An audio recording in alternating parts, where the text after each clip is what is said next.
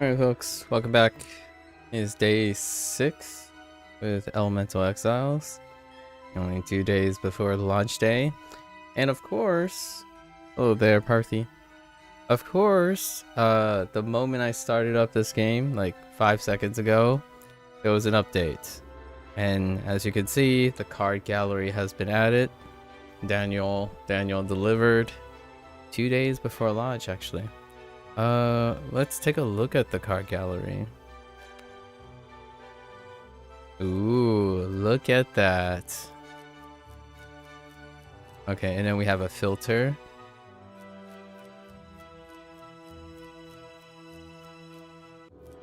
So many. Obviously, we have to temper our expectations. The card pool is a modest size, right? We have to keep in mind that it takes this from one person. And how many? Oh, I don't. Oh, here it is. Oh, and it even tells me how many cards are found. Nice. 150 out of 190. So 190 is quite a lot. That does include these wound cards, which are kind of a really big part of the game, actually. Quite a bit. So we have a total. There are 40 other cards. Interesting. Alright. We'll visit these cards every once in a while. Can I click on these? No. Okay.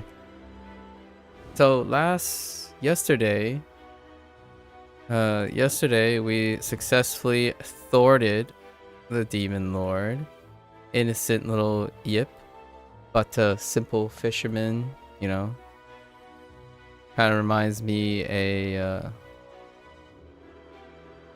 Murloc, right? It reminds me of Murgle, with a pointy stick. And well, with that pointy stick, he was able to liberate fishing, I don't know, the fishing market. Little guy gets a pass, and we unlocked Fred. And I think it's only fitting at this point to see Fred's story so that we can then contextualize all the other little peeps. So let's do Fred today. So Fred, the Demon Lord. We read this yesterday. Fred never asked to be the Demon Lord. In fact, he argued rather strongly against his appointment. But apparently, when enough priests interpret an ancient prophecy in the same way, they must be right. Yeah. He's trying his best though. Sure, his ideas for peaceful coexistence with non-demons aren't popular, but he's confident everyone will come around eventually. When rumors start spreading about a plot against him though, he seeks out one of his generals for advice. I'm sure we can work this out peacefully. I wonder which general that is. And his ability is fire damage is increased by 3, but each fire card played as a cursed fire card to your discard pile.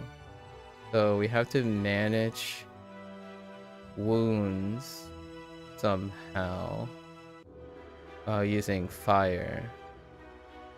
That's a fun little thing. Let's try it. Okay. Alright. And probably combo it with like nature. I doubt it's light. Wait. Oh. Okay. He does a lot of things.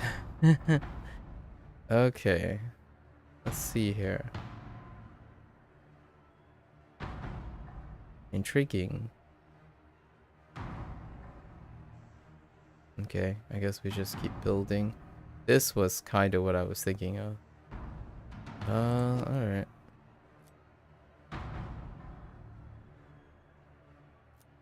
That... Oh no, that's pretty okay. We'll take...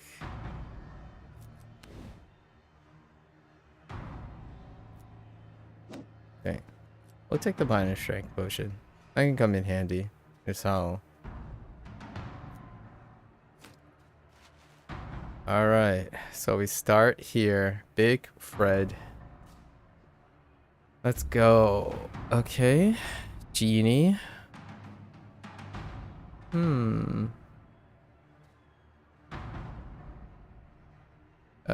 Free gives blessing.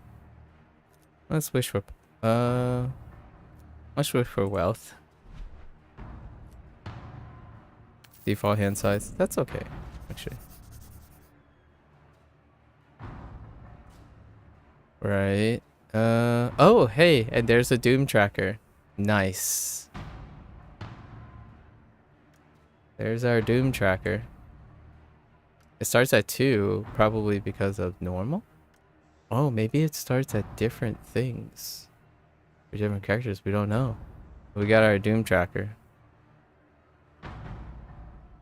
Oh, that general. Okay.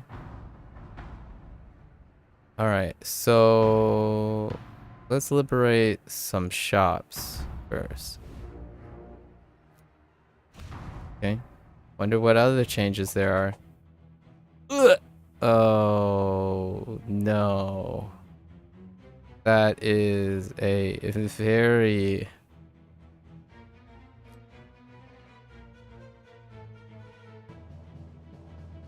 Oh my gosh.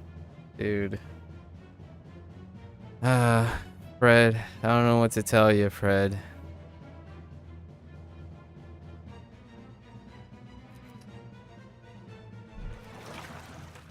This is...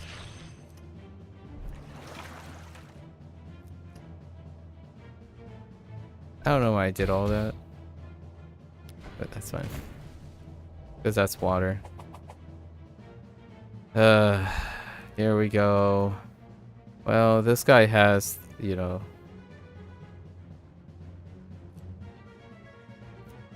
Yep, we're just gonna get slapped for 8 billion damage again. Dang it. I couldn't even take that guy out.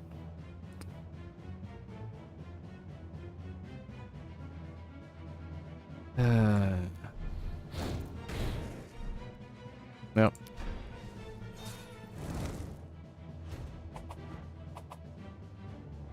Yeah, let's be prepared for that.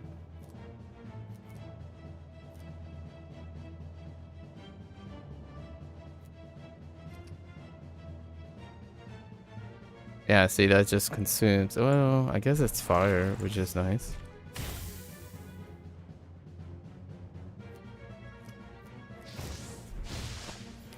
Yep, 15 damage to the dome. What can you do?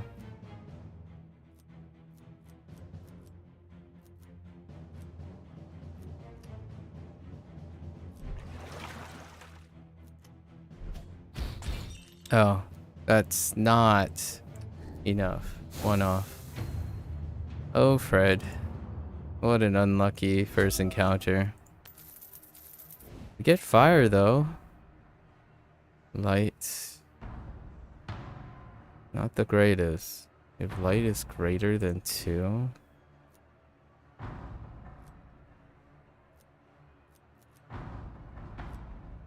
Oh, we need some wound management. With water block, probably.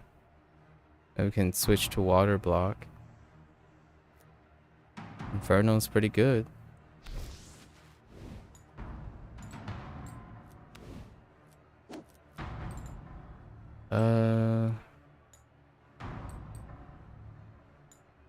Perhaps? Oh, let's take the water block. Let's get to here. Okay. Now there's a visible way of monitoring how the tier works.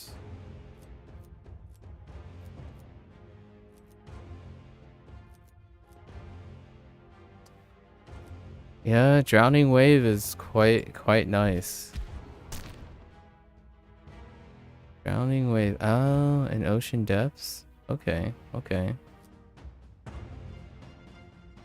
See how that works.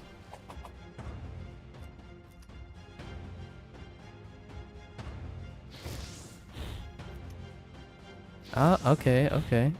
I buy it. I buy it. That's not bad.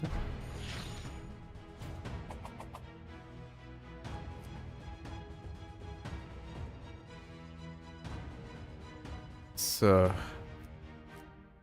uh,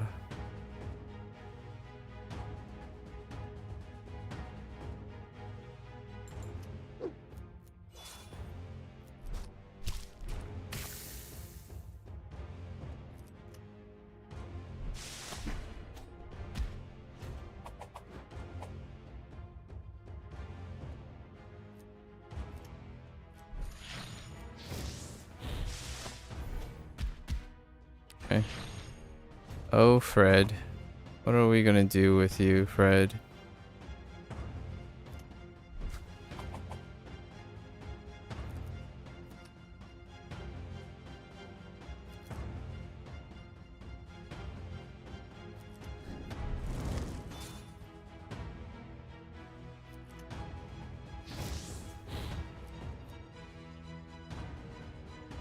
Oh, whoops.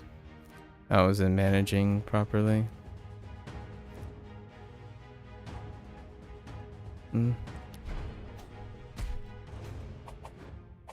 Not much to do past that shield.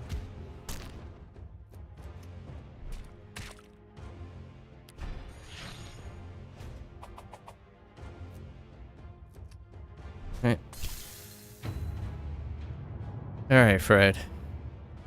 Let's see some good stuff.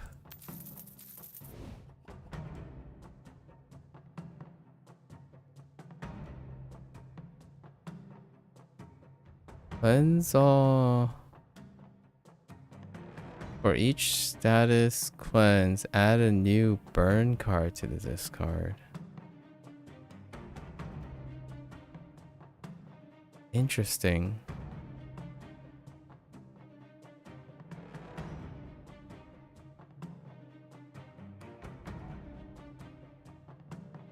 Hmm.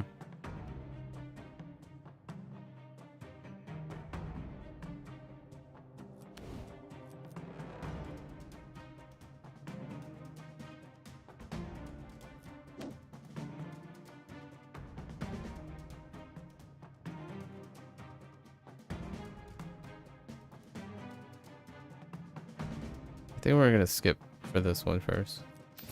Yeah. That's unfortunate. Okay, though.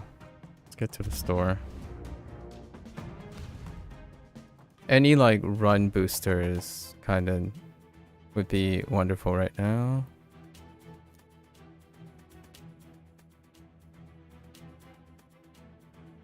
That sucks.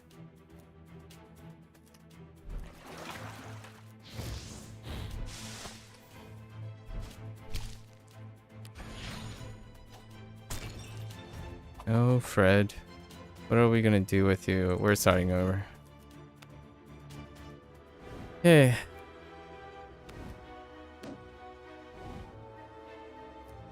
Okay. Let's see. Spiteful Scales. I like that. Okay. And they are... so we're gonna have to lean towards dark. I mean, we're already leaning towards dark. Let's try to get to door again.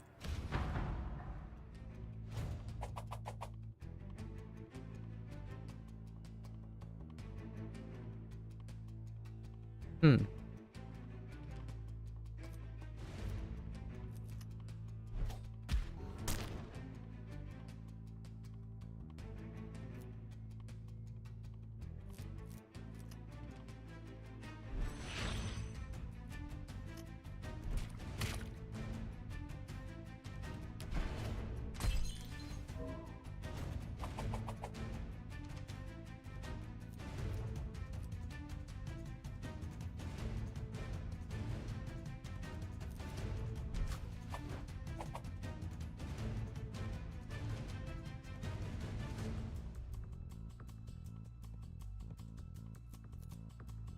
Joy of weakness.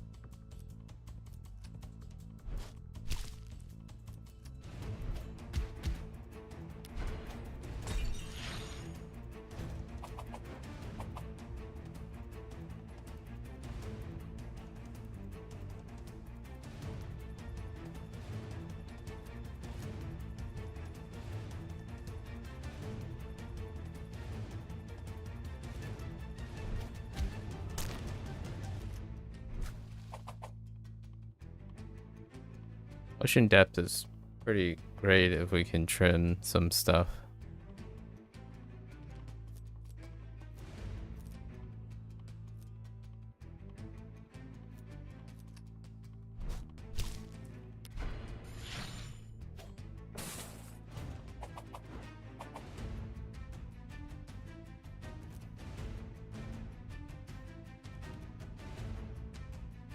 Our weakness feels like it lasts an eternity.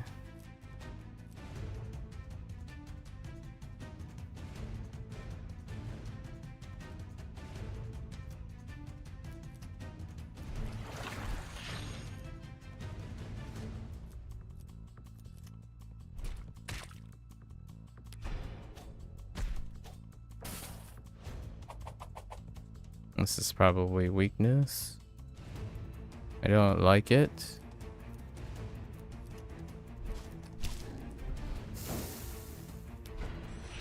So we're getting rid of it.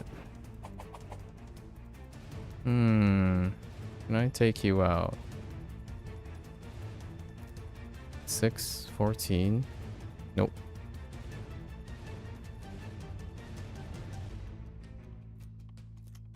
I think we'll just pass with a light block. Okay.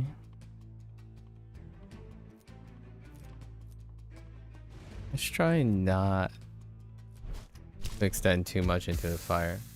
Oh, there, Munchie. Let's try not to overextend on fire yet, just yet.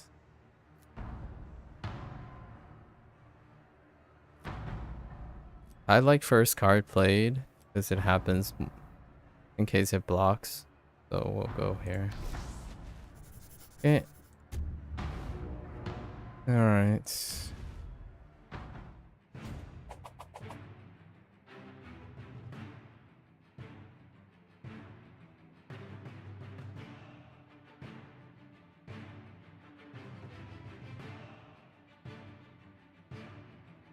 How has my Japanese studying going? It's been going. This is the last time we spoke. Not much time has passed. Oh. Every 3 days we learn new vocabulary. If I can take that guy out, which I can, I can use nature to block the water. Okay.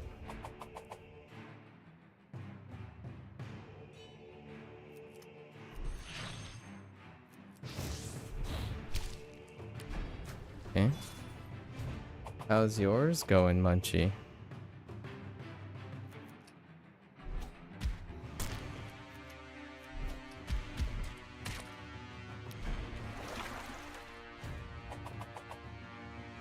I need nature.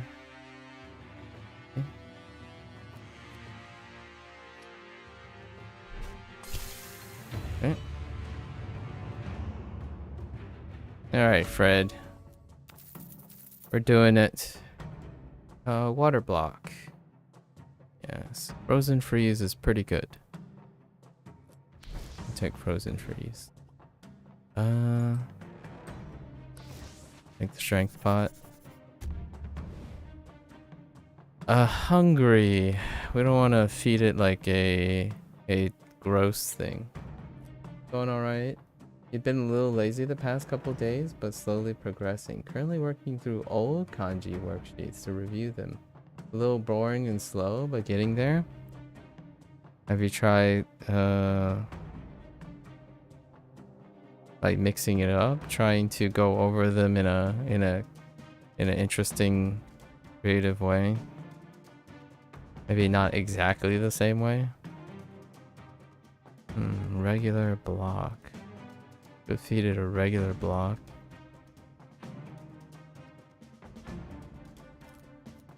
This is probably gonna get me.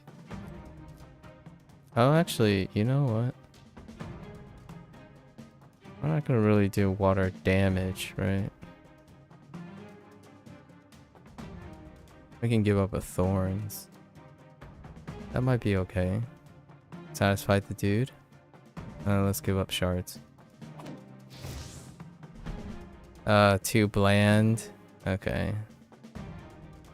Ah, 3 strength is pretty alright. I didn't want to end up getting something negative. That can happen. Oh, they're half-eyes.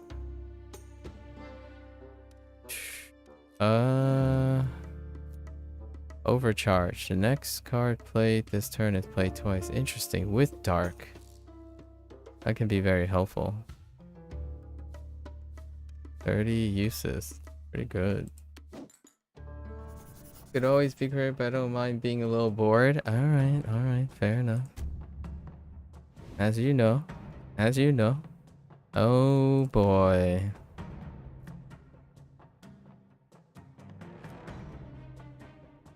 I have like 1 good skill card. I guess we're gonna try to sack a attack. Rip. I kind of like that one. Oh, that kind of sucked.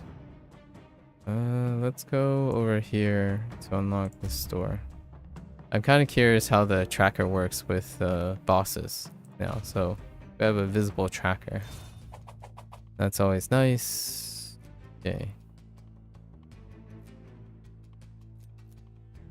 2 dart into this. Yeah. Okay. Have you looked into digital minimalism? Like the concept of minimalism in the terms of, are you talking about, like, I'm not familiar with that term, but are you talking about minimalizing a lifestyle by converting to digital, or you're talking about digital minimalism in the sense of UI design or game design? Like those 2 terms seem broad enough to apply to many things that I might have an interest in.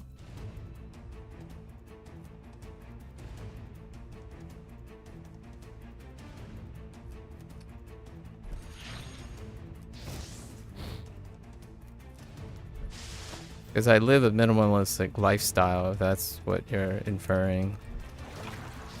And I'm pro digital when it comes to like managing my own quality of life. But I don't know if that's what you mean. Because I'm playing a video game which uses deck building elements. Digital minimalism could be referring to UI design and game design.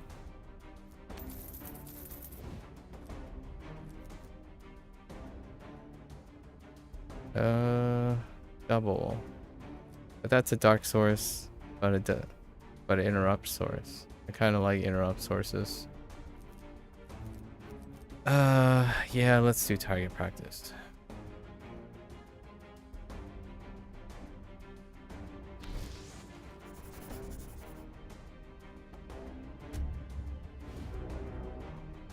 Okay, spider.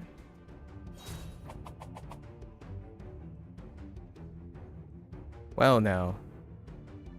All defense in hand. Well, that's something.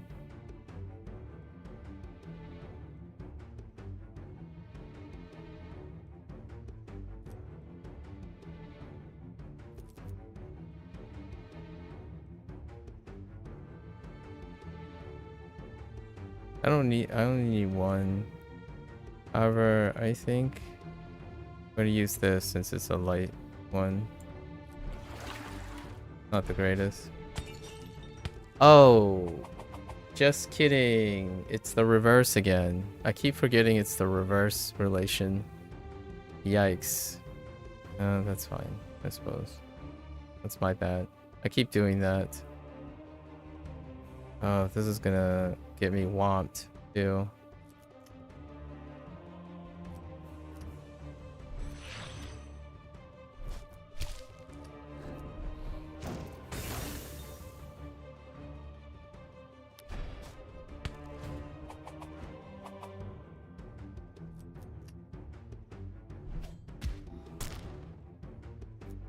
Kind of dart.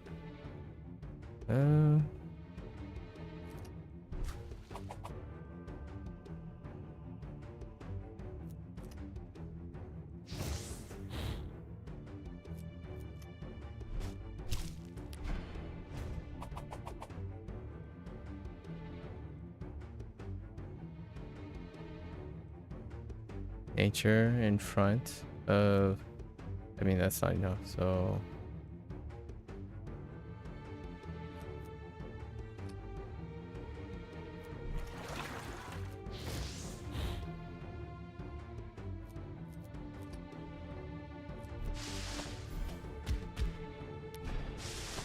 digital minimalism in the sense of digital intent, meaning you only use digital tools as well as tools. You don't indulge, own, or use digital tools that serve no value to you. For example, not having an Instagram or TikTok simply due to it not having enough value to you. Not necessarily about converting everything into digital. You strike me as someone who might be interested in that from our previous conversation. Awesome to hear that you are also a minimalist. I see. So, that's interesting. My answer to that, I mean, compartmentalizing categorization is very minimalistic in terms of how one rationalize and adapt to modern life. So I would probably say no, not necessarily. I do not prescribe to any form of digital minimalism, because digital intent means that you can only find intent where you determine it. So if you're saying you only use digital tools as well, tools, and you don't indulge or own or use digital tools that serve no value to you, you're predetermining if there is a value to everything. So like, does Instagram or TikTok have value to you or enough value to you? That's generated in a more like egotistical, selfish way of determining that. Well, anything based on the value system is not necessarily minimalistic, right? Like what is determined. So it doesn't have to be digital. Minimalism is probably a more accurate statement in my opinion. When you think of digital minimalism, it's suggesting a very selective bias towards the idea that digital tools are less valuable or need to focus on reducing. If you leverage specific ways of using TikTok and Instagram to produce value for yourself, that's an alternative. So that's digital maximalism. So in my opinion, I am interested in the concept of digital minimalism. However, for my purpose and my life, I don't necessarily minimalize or like embrace the minimalistic lifestyle because I choose not to maximize anything, or vice versa. The idea is I prescribe to ideas where you are able to problem solve. So if a minimalistic lifestyle or a specific type of minimalism aids in an overall quality of life improvement in my life, then I embrace certain elements of minimalism. Like, for example, coping with materialism, right? Things that I have this urge to collect and be a completionist. That's kind of more of a maximalistic tendency. So if I had to say, and you made another comment about like, it's not necessarily converting everything into digital. It's true. However, converting most things to digital or not digital is a problem-solving technique that you use to either aid in minimalist lifestyle or not. So these things are interconnected. So I don't necessarily want to compartmentalize whether it's digital or not. In the terms of the comment that you made regarding tools, like it again, not really restricted to digital things. Digital things may not necessarily be just tools. You don't only use digital things for tools, you also use digital things for quality of life. So I don't want to be too reductive in the sense that you only want to see digital tools as tools. some things digital is almost subjectively essential for someone's lifestyle. For example, career lifestyle, like bioinformaticians,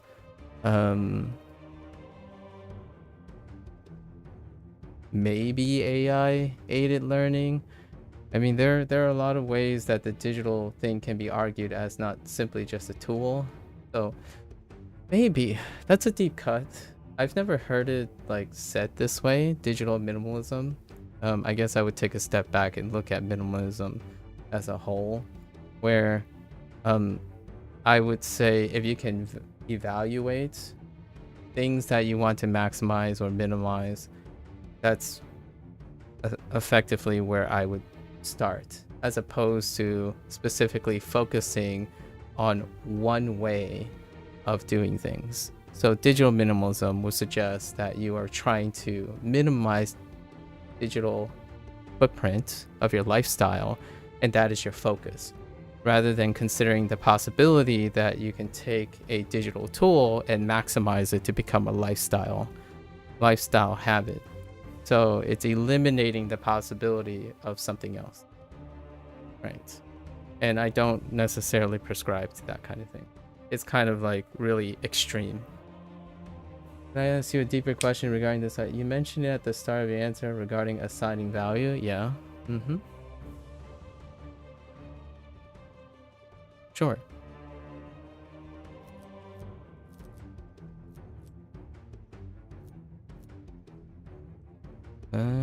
Water. I need fire.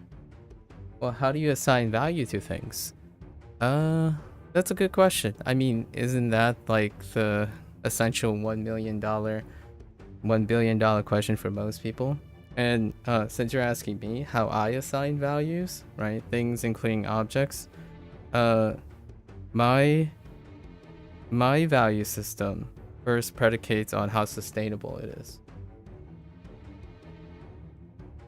My value system is, I guess, one of the first priorities is sustainability, right?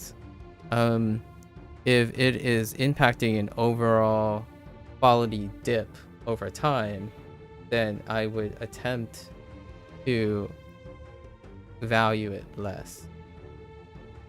Like, I guess this is like one of those like meaning of life things. Net positives. You aim for net positive.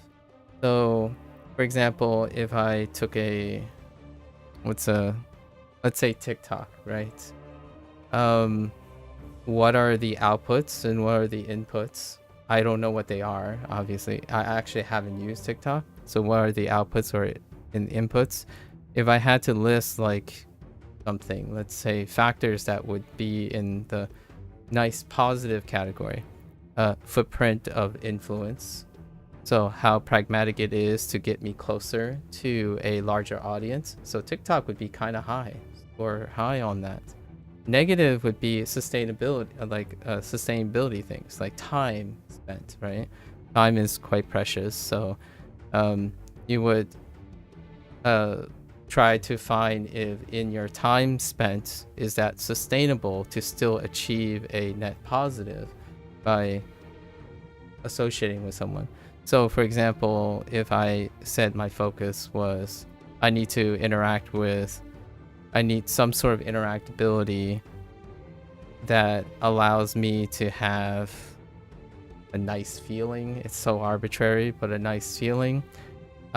Is it sustainable to have the time investment? It's very difficult, right? So there's usually though my top priority is if it's a source of empathy and compassion, then I can see a return on investment most of the time. However, my top priority often, on the negative category, my top priority is usually time management because of my past history with being stretched thin. So if I understand your point, it's all about the input and output of results. in an incredibly reductive way, certainly. Yes. Usually that's incredibly hard to measure. So, hello there, official Chapos. Enthusiastic. Did you rename yourself?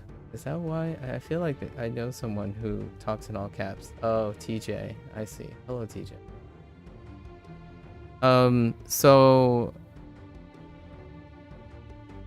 sustainability, not results. Yeah, sustainability. I think in the end, sustainability with a net positive, whatever that means, it's so difficult.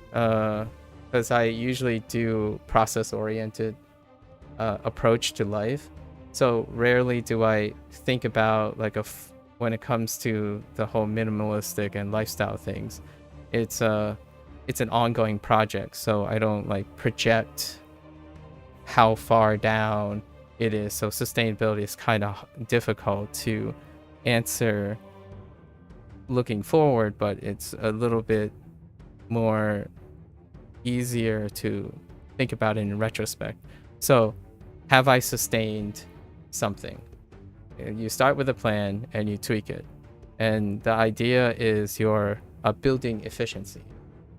So regardless if it's sustainable now, you're gonna improve the sustainability regardless. So every single day you find more and more sustainability.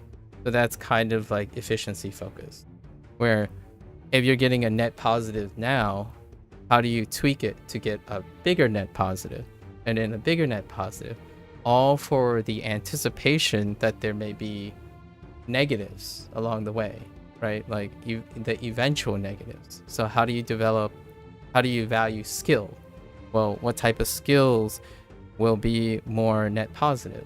Now, not necessarily trying to anticipate what will happen, or like there are things that are a natural part of life, like death, grief, depression, right? And you can build a lot of skills towards them. The idea is you're constantly building and elevating sustainability for as long as you can live. So regardless of how good you have it now, I'm always aiming for a higher and higher sustainability. And my typical goal for sustainability as like a safety net is to invest in people. So the value system that I have typically is very selectively biased towards what type of skills, what type of tools per se, what type of digital platform, what type of something that will inevitably increase my net of ability to interact with people. And how sustainable that is.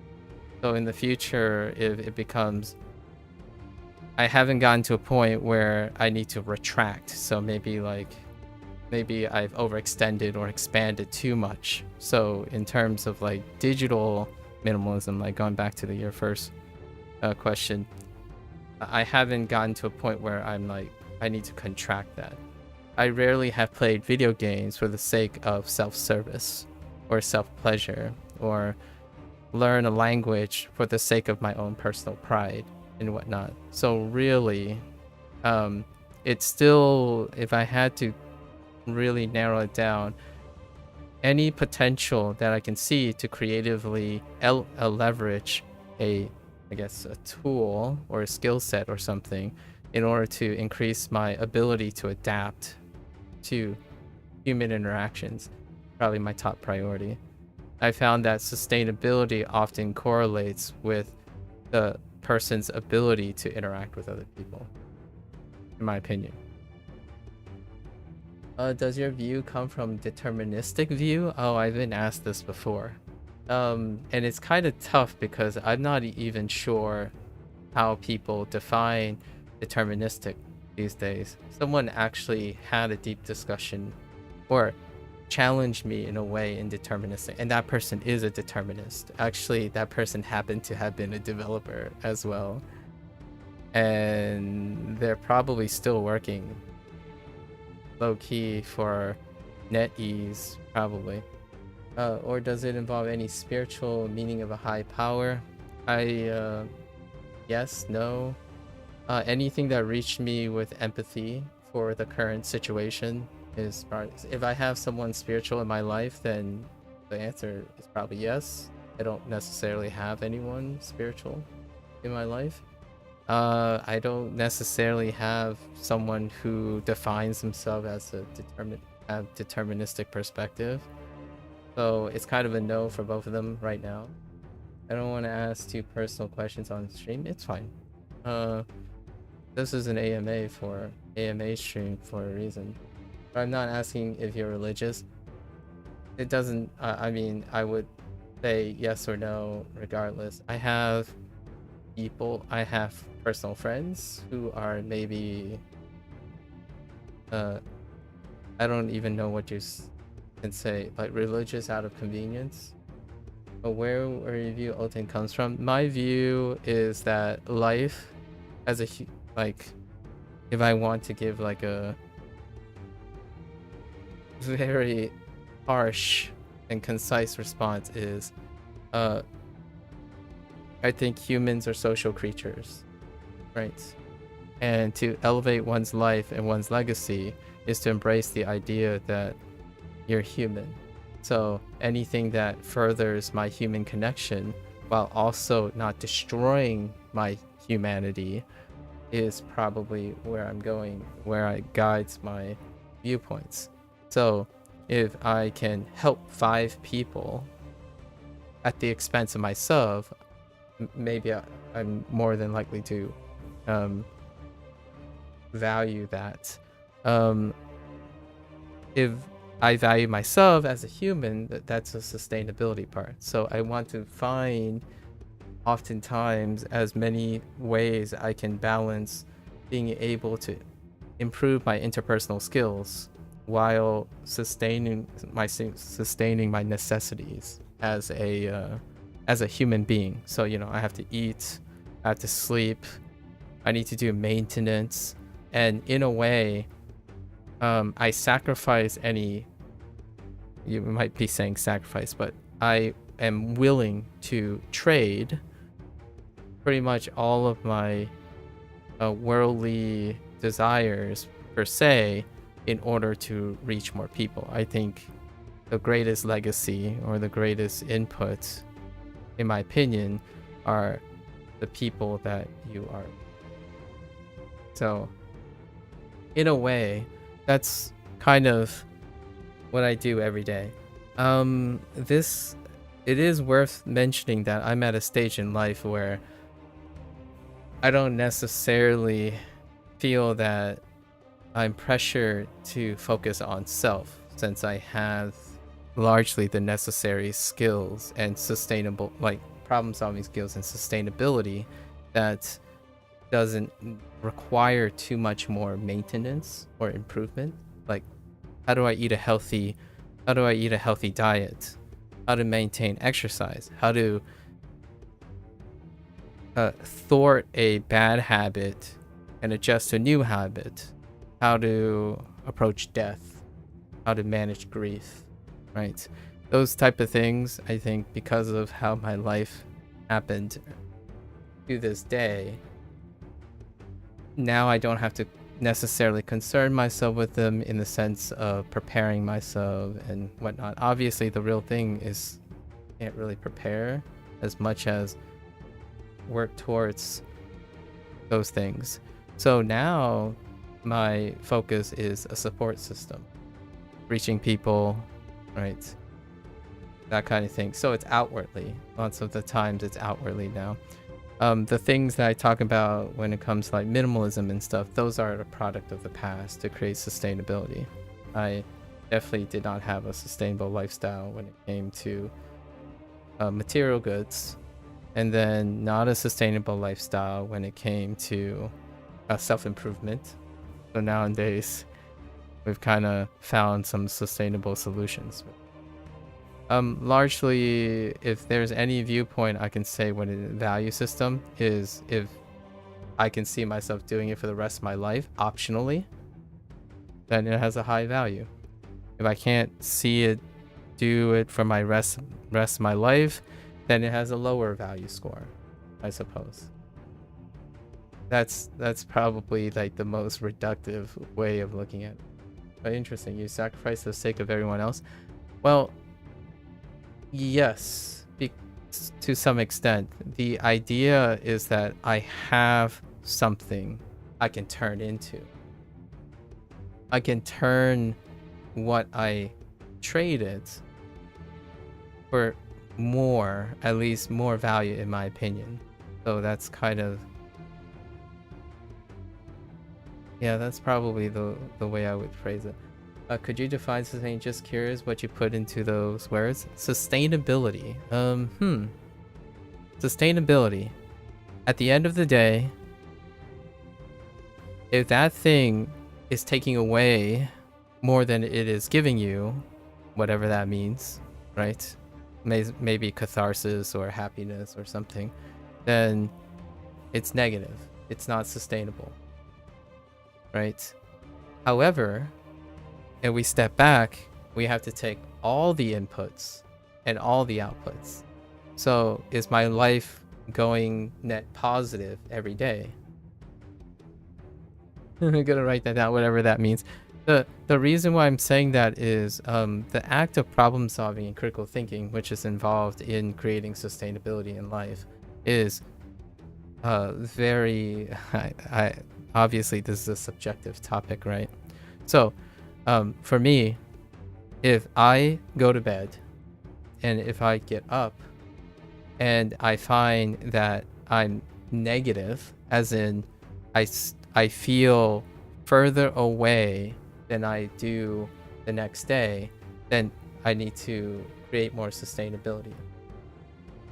So for example, if I don't look forward to tomorrow, there's a sustainability issue. And that is where all the value goes towards.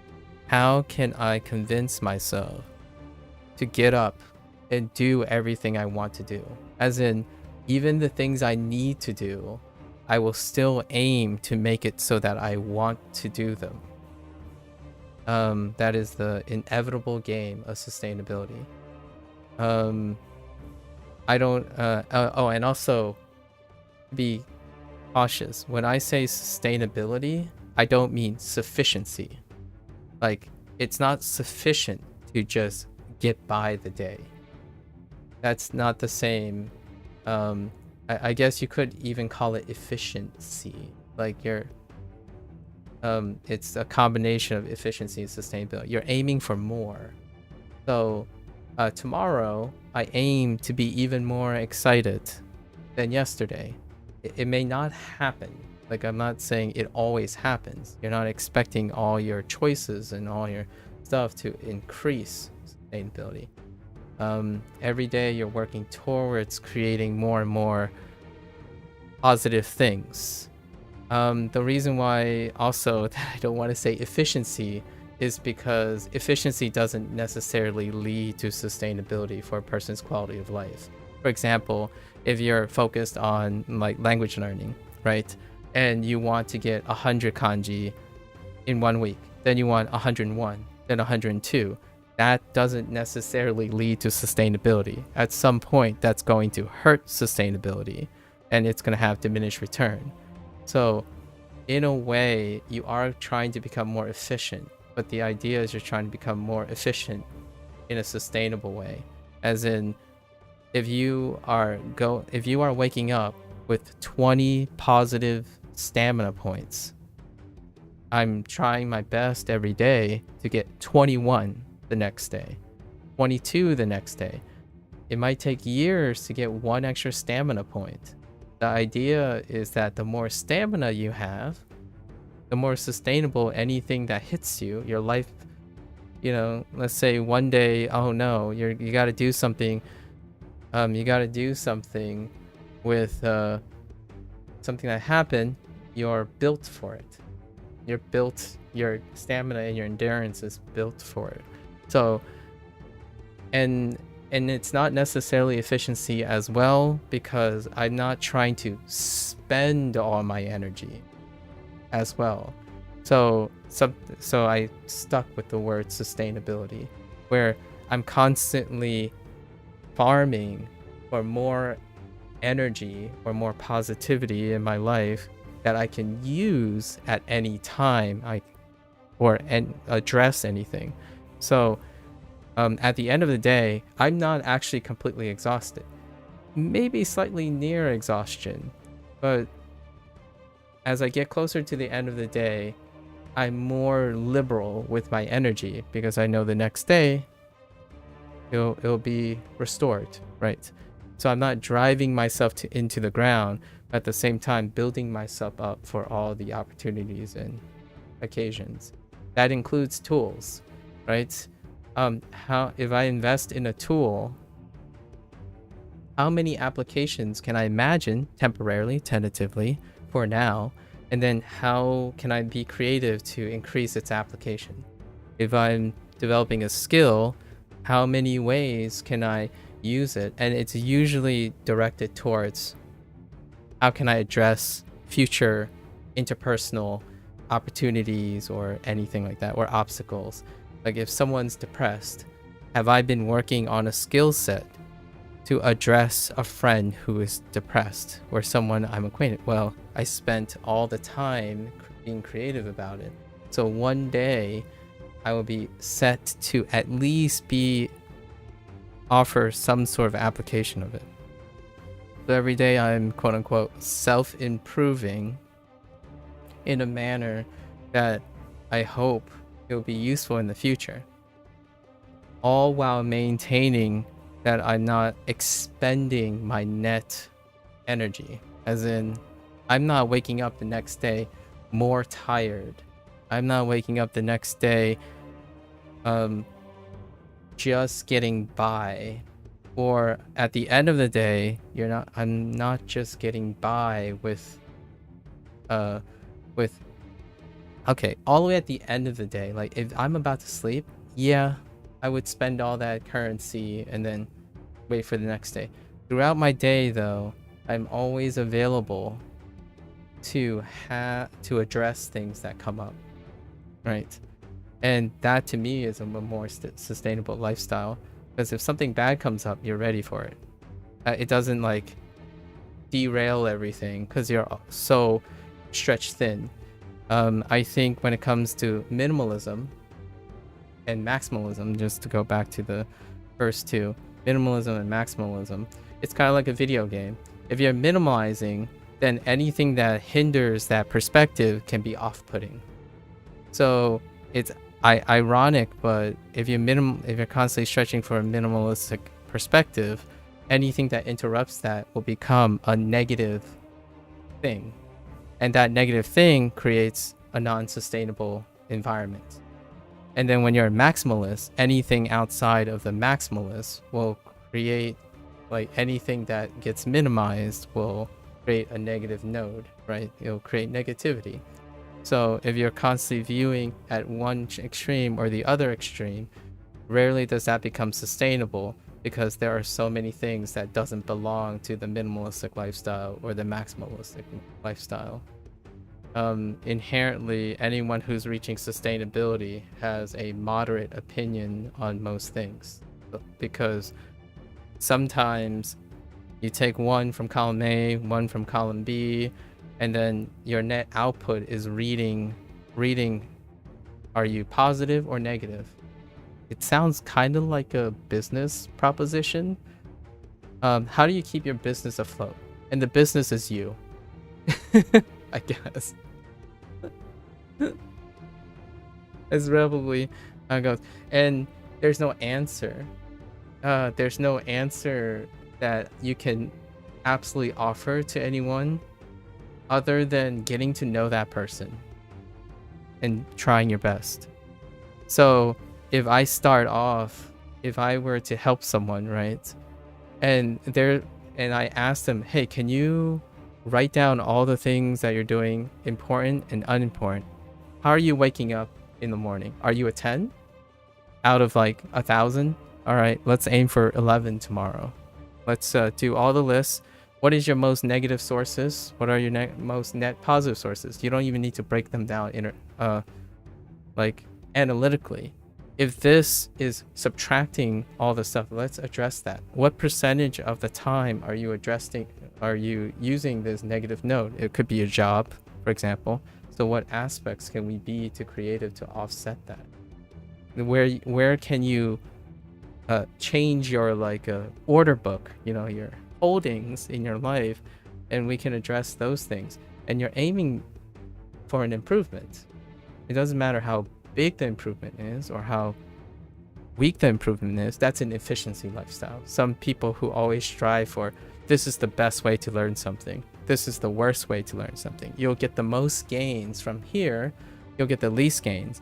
And oftentimes I do find that those people become potentially hyper-focused on the potential return on investments versus actually performing the actions to doing those. So you might disproportionately end up investing so much time in formulating the ideal methodology to approach something, and then overall ended up in the potentially same place, pragmatically speaking. Like, for example, a language learner that is process-oriented versus a language learner that's end-goal-oriented. You might end up reaching the same place. However, for me, I was net happy every single day along the way to that, whatever that arbitrary goal is. In fact, by the time I ever get to there, or if I even get to there, I would be looking at a goal somewhere else. And sustainability doesn't mean you look for a goal and there's an end goal. Sustainability is a constant moving flagpole. So you could call it like process-oriented sustainability. Whenever I improve one day, that goalpost moves. So that is the natural normative state mindset that I have. It's not, oh, if or when I get to a specific goal. That is more like a minimalistic and a maximalistic mindset. That's a mindset that's required for something like that. You can reach a satisfactory, optimal, minimalistic lifestyle. You can reach a maximal, optimistic lifestyle. Sustainable is, can I get one step further? Can I get one step higher? And another one step, and a one step. Oh, I took a misstep, now I'm down 2, but I'm still net positive, so it's still sustainable, right? And that arbitrary line is like some thing that keeps moving. So if it ends positive, I go to bed and I am happy. I've attained my goal. And then every single day I continue to go to bed a little happier. Sometimes I get a little sadder. However, it is never in the sense that I go to bed and I say, I can't do this anymore. If you are saying that to yourself, support system. Professional, hire someone that is paid to help you reach past sustainability. Like, you have to get to net zero and then build up, right? If you are negative, you are declining over time. And it is like a really, really depressing and disappointing slow death. And I do not like seeing people spiral or dip. And it's really hard to see when it's very slow. So those are the things I tend to focus on a lot of times. And I've already set a foundation for my own life where if I need to get a job tomorrow, I'll do it, right? So necessarily because of that, I don't have an urgency anymore to focus on self-improvement. What can I do with all of that? I can invest in other people, because there's always a chance something bad really, really happens and you get punched so hard, your sustainability falls off the charts, right? But those things tend to be temporary, hopefully, except death. Death is permanent. Sorry, that's a little morbid joke, like dark humor. But outside of death, what is the only other way, in my opinion, to get back to sustainability when that lifestyle fails. Forces you cannot control, forces you can't do, resources you don't have. So ultimately, my pragmatic approach is other people.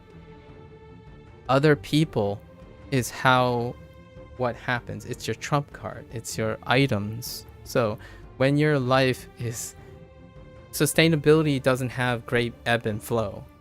So if you have a sustainable lifestyle, you're looking for small changes over time and small declines over time. It's to offset that, oh, I didn't realize my life was going down in the poop chute. And then fast forward 10 years and like, oh, it was just so gradual that I just got used to having a crappy lifestyle, right? And those things, if you're focusing on those things, there's a trade-off. One of the trade-off is you can't take on like sudden really big disasters and sudden really both ways. You can't capitalize on gigantic opportunities, and you can't, where you're not well equipped or practiced to looking and at giant opportunities, and you're not quite great at rescuing from giant disasters. So for me, I spend most of my time investing in other people, because largely those individuals would be my safety net for when these things happen. Like, if I suddenly fall down the stairs, I will have a support system that, like, sustainable lifestyles do not address that. Like, what happens when you suddenly get into a car accident or something? So largely I know what my lifestyle is like, and I also prepare for it in that way. I think when you start thinking about like extremes, then extremes are what you're going to get. And my lifestyle is not filled with extremes too often. Like I don't expect myself to suddenly become juggling thousands of people from interacting with one person, for example, just to keep it on task, right? So if that happens, then you bet I have people to help me already. Like, I already know who I can, approach for that kind of thing. So I don't have skills built for that. And I also don't have skills for incredible disasters. So that's often why professionally it's very comfortable to, when someone is incredibly depressed or like almost like incredibly having intrusive thoughts, you seek a professional. Specialists have mindsets like that. Yeah, specialists have many specialists, and they have their trade-offs, right? They have their trade-offs. To become a specialist, it takes a lot of checks and balances, like extreme checks and balances. Like, oh, I'm married to this job. Does that provide all the positive resources to offset everything you sacrifice to be specialized in that? I don't make decisions like that. So when someone asks me, how do I stay consistent with language learning? There's a chance I might be able to provide lots of adequate ways to do that. If you're saying, how do I learn Japanese in 1 month? Then I have no answers for you. I would probably defer you to someone who has that type of mindset. It would be very appropriate to find someone who's like studying 18 hours a day non-stop until their eyes bleed to hit that 1 month milestone or something. And with that said, I'm only answering and addressing the question of sustainability. On top of it is still ending up problem solving and critical thinking. Yeah, never heard the name of this game, Slays? Oh yeah, because the game is gonna be released in 2 days, Slays. It will be released in 2 days. Yeah. I disagree with some tiny things, especially that adding happiness for whatever that means, as I believe you can't do that yourself, but it's still a great answer. Thank you for sharing. You can't do that yourself. Yeah. I can see that. I don't know if I'm suggesting that you can add happiness yourself. So maybe I might have misspoke somewhere, but I did not indicate anything about adding happiness for yourself. It's all interconnected. So investing in people, it's all interconnected. I hope I didn't give that impression that you can do anything yourself. Rarely can you do anything yourself. I think people who, in my opinion, who view digital minimalism and digital maximalism, or like whatever, that type of thing, they typically have the mindset that they can conquer the world themselves. They always have the answer themselves. I'm very much dependent on other people. Like, in fact, I would be very, very, that's why I keep saying support system. Support system, support system, support system. And everything I invest, I reinvest in people. Being human is effectively suggesting that you can't do it yourself. I think that's one of the core principles. In this day and age, I think the heavy reliance on parasocial relationships may create this warped perspective that you can do everything yourself without the feedback of another person. And rarely do I feel comfortable in suggesting that is something sustainable.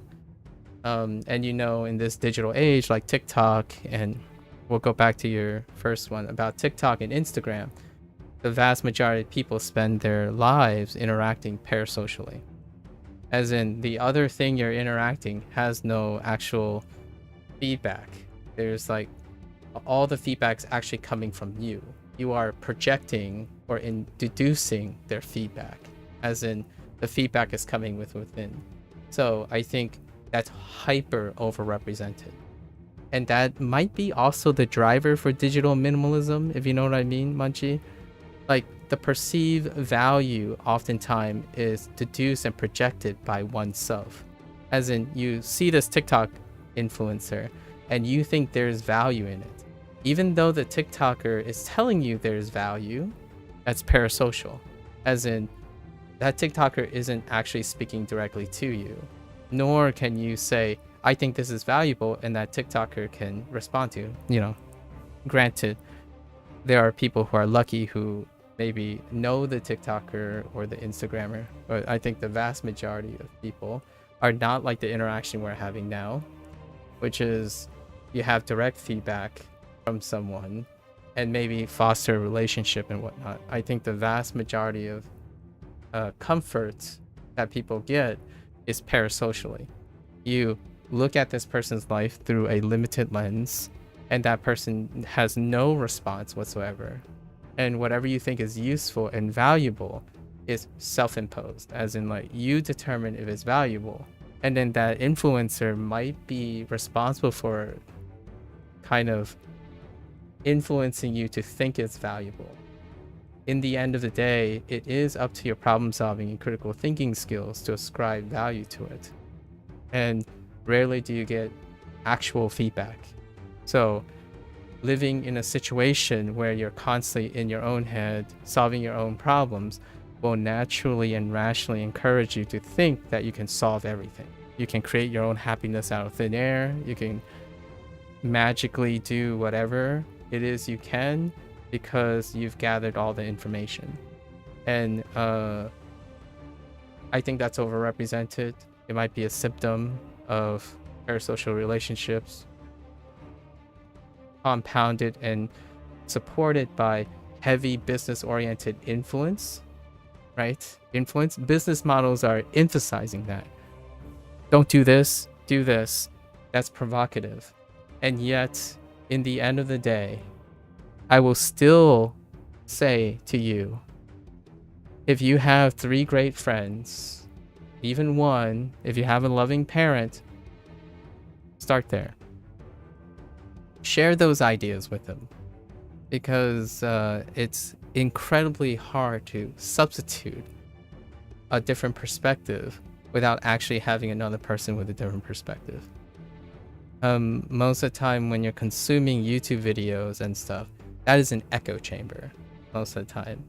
And that echo chamber is whatever you want it to be, because no one is actually telling you that, hey, oh, don't get my words twisted, or hey, you know, I like that you love this video, but may I, you know, and then you're directly talking to the person, right? And it's not like I'm saying this can be achievable. It really can't be. When you're talking about an influencer who like has a target audience of 1 million people, it's ludicrous to think that that one person can interact with all 1 million people individually in a level that will provide enough feedback. So as a human being, as a person who understands the human condition, form relationships. That is a great counterbalance. Interpersonal skills are paramount. The heavy reliance on parasocial relationships, like TikTok and influencers, remove the need to develop interpersonal skills. You no longer, like, oftentimes it's unpracticed on how to ask questions, how to provide feedback, how to trust someone even. You know, that's kind of crazy. You can only trust yourself for a lot of people. Like, even to the point where when you meet that influencer and you talk to that influencer, you don't even trust that influencer's conversation. You trust what was presented behind the lens, as in you like the curated version of that influencer, as in you realize that the real deal, when you talk to them, turns out it's not as sensational and crazy as what you see behind the lens, and largely because that lens has no feedback for you. It is a projection and a reflection of yourself oftentimes. Video games do that too. If you play a video game, you are projecting your ideal self. You are trying to entertain all the ideas from yourself. There are exercises that I like to do that I can exemplify why my mindset is a bit different, per se. Is the idea that I get to talk to Daniel, by the way, when I play this game. That is one of my main... Why am I playing this game? If someone asked me... Someone literally said this to me the other day. Say, why don't you play a more interesting game? And my thought was, what do you mean? Like Roblox? Fortnite? Or like any other 1,000 unreachable, influenced community members and whatnot? Like, I'm playing this game because I get to talk to Daniel. Like, Daniel emailed me, gave me an advanced copy of this game. There's no solicitation whatsoever. Like, I didn't say anything. I'm not like here saying, hey, sponsor me or something like that, right? I do joke about it quite a bit. So how valuable is that to me? It's absolutely valuable. Any other day, I could sit here and form a parasocial relationship with any other content creator or any other viewer by doing like playing a FromSoft game or something, and you would get those tenuous parasocial relationships. But I don't think it circumvents what is absent often. And in a lot of people nowadays, what is absent is truly an interpersonal interaction with anyone. I think the vast majority of people now in the digital age, again, I think it's a motivation for digital minimalism, is the idea that it might push some people towards the value of human interaction. And it doesn't have to be offline, right? Discord is a tool, but Discord can be leveraged to form human interactions. You can start with texting, then you can start with emoting, you can share artwork and whatnot. So the tools that I have today are the tools I'm leveraging specifically to encourage people to not necessarily just rely on one thing. That's like getting all your catharsis and your protective advice and stuff from parasocial relationships, and occasionally splice in, you know, interpersonal relationships, the ones where if this person disagrees with you, you can talk about it. You can't do that with an influence. I mean, you can type something, like type a YouTube comment, right? And spin your wheel and say, oh, you might get someone, right? Actually, honestly, that's still more, where I would say something like, okay, I respond parasocially to something. I would type something, and then if someone responds, I would probably use any of those people to spiral up a conversation. But you know, in this day and age, in a digital age, the response just stops there. It's like, I just want to be heard, and that's it. There's no like, oftentimes there's no follow-up, there's no discussion, right? Like, you and I are trying to have a discussion, but at the same time, I'm obviously the one with the mic, and it's still unbalanced. But this is still more. It is, in my opinion, still more than saying something and then pretending like you're heard with no actual feedback. And then when there is feedback you don't like, or feedback you're critical about, or feedback that you like but you don't want to invest in the effort because you already know you're right, that is avoidance behavior. And ironically, it could be sustainable for the rest of your life as long as you're happy about it. Like, I'm not here to, like, there are different ways people stay sustainable, like happy wise, right? If their interaction is always one-sided, then I guess so be it. I'm not gonna, you know, step on anyone's toes here, or try to step on anyone's toes. I actually do, like you said, like you might have suggested, being human requires human interaction. And I hope that illustrates why I play video games publicly as well. If I can't interact with a friend, and I don't have friends around me who play video games or have time to play video games, then I sure as heck going to leverage what technology or what tools I can to make them interactable. At least this is my personal lifestyle choice. So why yesterday someone asked a question about language learning. They I think they innocently came back and asked me, oh, have I used my language, my target language, publicly yet? And my first response, it was a little bit direct because I was kind of, I wasn't thinking about it. My initial response is like, you mean like every day? Because I don't see the internet as a personal space, right? I'm learning language in the presence of people. So I want to interact with those people. When I'm doing something in a public space, the internet is a public space too. A lot of people think it's a personal space, like just out of intent and personal. Like when you're watching YouTube, it's you and that content creator, right? But it's just you. Really, it's only you. There's that content creator has no awareness of you outside of potential number, or if you're lucky enough to interact with that person.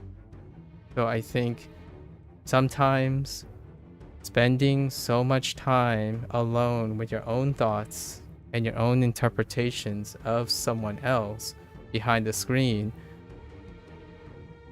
when you're down and you're upset, or you don't know how to solve a problem, or there isn't anyone there, right? And yes, some of the content could be helpful. Like, I love content creators who still try. It's not like you shouldn't try, but try. Like, oh, so you can read comments like, oh, thanks to your content, it keeps me motivated and stuff. And then that's great. That's still a positive. However, if I hear that from someone, my first thought is, if I had the time, right? But these influencers would not rationally or realistically have that time. My first thought in that position would be, I hope they have other people. I hope I am not the only source. Like, I hope your source to be motivated and happy and sustainable is not a parasocial relationship with me. That creates an obligation. It also creates a potential pitfall when that fails. So it's a very tenuous path. Like if someone says, you're the only reason I learn language, my first inclination is like, what happens when I fail to do that? I would be the source of negativity without even knowing that I'm the source of negativity. As in, like, one day I'm going to stop language learning or stop producing the content for this person, and that person will be upset. Like, dude, why aren't you going back? Like, I used to love the old you, and I'm like, it's not the old me or the new me. This is me. I'm a person. The first thing when we have a positive rapport, I would probably say, or just rapport, that's redundant. When we establish rapport, the first thing I would go out of my way to do is to diminish dependency. There's an overrepresentation, almost a business-like, predatorial, not necessarily out of malice, but cutthroat way of creating dependency. A successful content creator is creating dependency where there isn't, in my opinion, because it's good for business. And I'm not saying it's a bad or a good thing, it's pragmatic. Businesses create a dependency, a sustainable dependency, even that, ironically, for their business, right? They keep you latched onto things, keep coming back for views, that kind of thing. And I always jokingly said that I'm a terrible content creator, which I don't really qualify myself as a content creator. I'm a hobbyist who shares experiences, right? So my first inclination is, if I see you once and you say you're depressed, but my, talking to me helps a lot, right? If you are truly wanting to tell me, trying to explain to me that I helped you a lot, is that the next time I don't see you for 3 months, and then you come back and tell me how much your life has changed. Because that is a true demonstration to me that I've helped you in an indirect way or maybe a direct way, and now you're healthy in creating you can also choose to have a relationship with me. That's fine too, provided time permits and stuff. Generally that's not very ideal, right? However, if you're helped, you would seek other relationships. You would attempt to maximize things as opposed to like diversify. It begins to sound like a business proposition again. You would try to diversify, and that is kind of how I feel about the digital age. And I totally understand where you were coming from about the whole digital minimalism. That's it's kind of like a keto diet, if you will, Munchie. I know this. I'm saying this in a very serious way. It's a band-aid. It's like a very extreme response to an ongoing, very concerning, extreme, overrepresented case, right? And once that is addressed, the idea to me is, if that's helping, you would slowly encourage that person to find a more sustainable lifestyle. As in, okay, the keto diet works for now. Now let's try and work on your decision making so that you're not always on that keto diet. Let's see what you can learn that works in that keto diet, and then make it not a keto diet. Make it a thing that has lots of options, right? Because the more options you have, the more likely you're going to be consistent and sustainable. Which doesn't make you, better at suddenly you're in a car accident or suddenly you gain 100 pounds.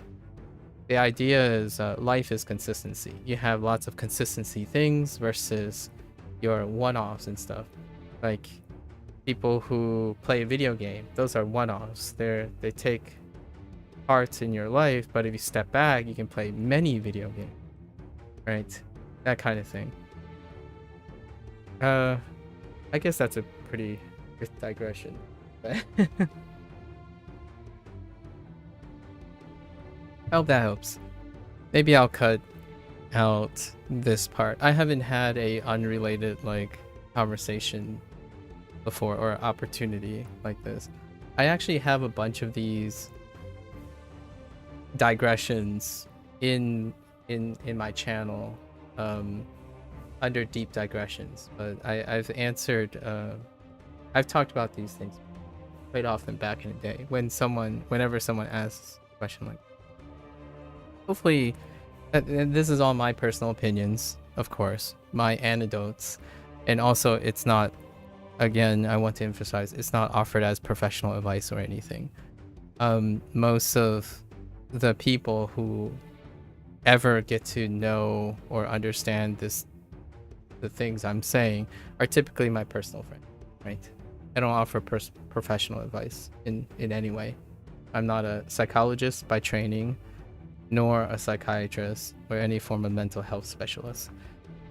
I was a biologist, and I dealt with things that aren't humans or other humans. Nowadays, though, I guess I do interact with human beings. Yep, that's the best attempt. Investing forward, as you say. You ask a question that's really brilliant, and I'll give you the time of day, right? It doesn't derail anything I have planned for today, obviously. Otherwise, I wouldn't choose to do it. I would probably excuse myself courteously and hope that the other person understands, right? If they don't, that's fair enough, right? There you have it. All right, let's get back to this. Okay, so how do I prevent myself from taking face damage? Well, I can't take the person out, so okay.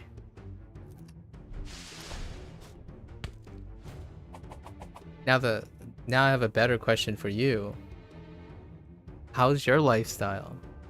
May I ask if you have the time to spend expressing anything you're willing to express regarding all those topics that we have recently discussed, or that I more or less explained from my perspective. Now I'm kind of curious about yours.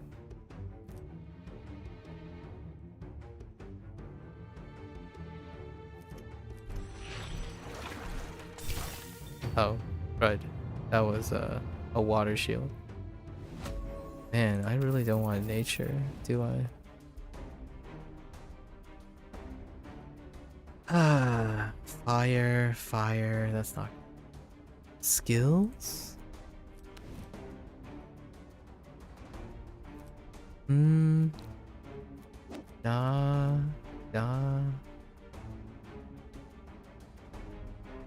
It is better than less wheel.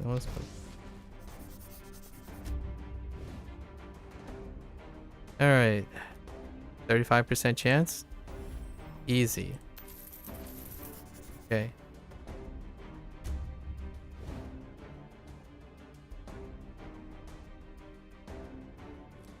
Minor champion blessing.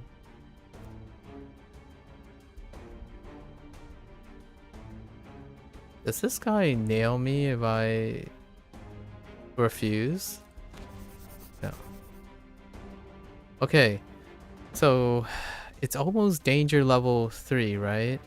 So what if I just take out a boss now? Now I'm kind of curious. Or take out a... Let's take out... Oh no. I wasn't planning properly. Okay.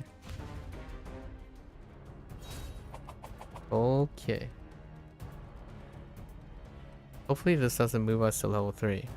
I'm kind of curious how much a boss contributes to the meter. And if there's like a danger level transition point, like if it's quantized there, so you can like overflow some things. That's kind of how I thought it was happening at the moment.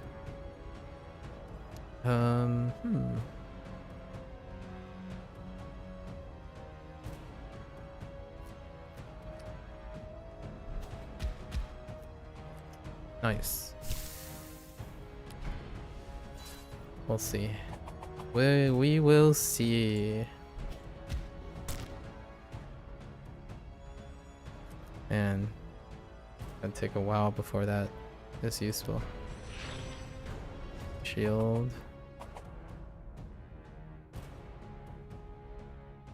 Water block. Nature.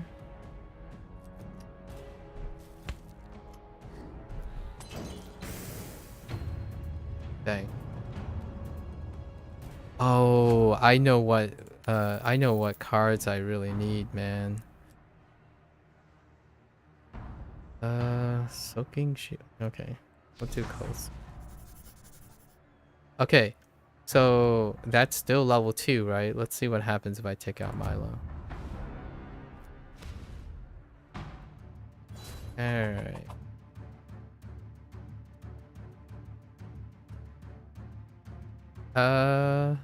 Hmm.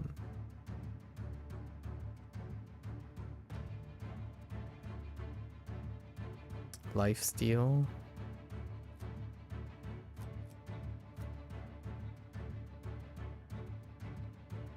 I really want to play...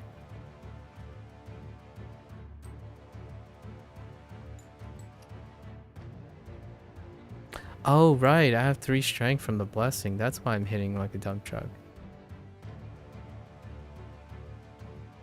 This is kind of the safer play, so I'm just gonna go with it. Oh, this is probably weakness. Don't weakness me, please. Okay, it's vulnerable. That's fine.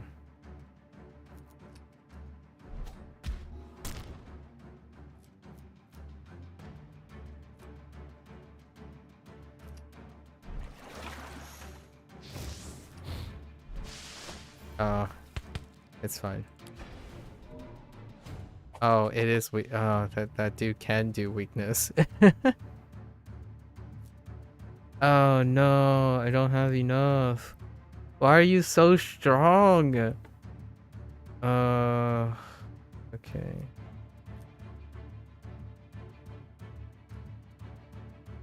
Guess it's not a...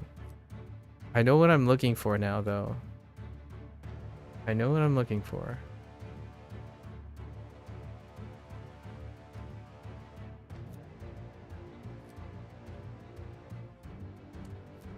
That's such a shame.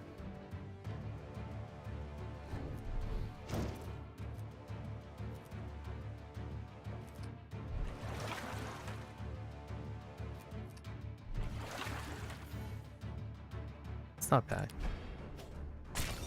It's got a life steal. I'm gonna get a bleed, of course. Okay.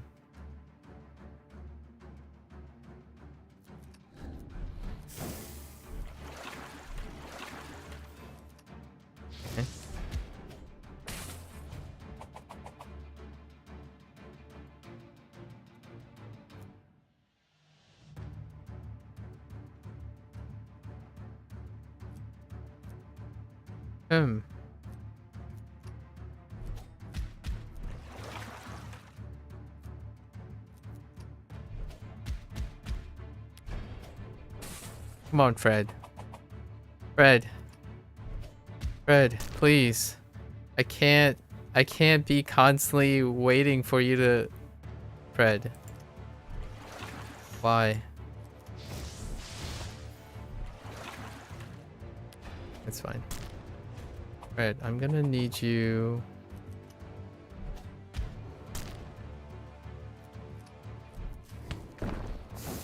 Alright. I don't think I needed to take on that cursed flame. Frozen Scales. Frozen Scale is pretty decent. Endure? Oh, heck no. No Endure. Water. Nature block. Direct aim. Okay, so... That increased the danger level. But I don't know if it's like a fixed amount. Huh. What is this? Nature block. Water block. Default energy. Hoo-ha.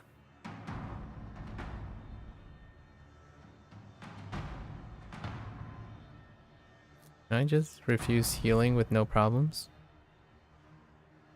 What? You'll refuse free healing? That's not free healing, you little butthead. You obviously need... Oh, and I see how it is. Another superstitious fool. I mean... No? For a second you think he'll attack, but he just glares angrily. Okay, maybe there is a chance that guy will just like bot me on other times. Off with you then. My talents are not to be wasted on the likes of you. The healer storms off in a huff, leaving you to stare after. As you consider the dangers to come, you wonder if it's better off accepting his offer. I mean, am I gonna get bopped for this? Probably not, right? Oh, heckin' goat. Ugh. Alright, let's just pet it. Yay, I lost 8. Wait, is that track increasing? Hold up, hold up, hold up.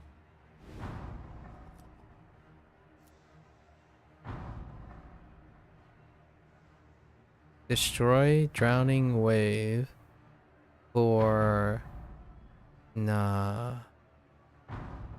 Destroy coal spike for... Merciless flame. Nah. Oh no. Please don't hate me. Shocked that you don't want the cards. Well, if you can't spot a great deal when it's right there in front of you, that's your problem. Just don't come crying to me when you lose your next battle. They abruptly spin around and storm off in a huff. Okay. It does increase. Oh, okay. So, okay, so narrative encounters do increase. Interesting. It's good to know. How the heck do I get around? Okay. Patch notes. I'm starting to desire some patch notes.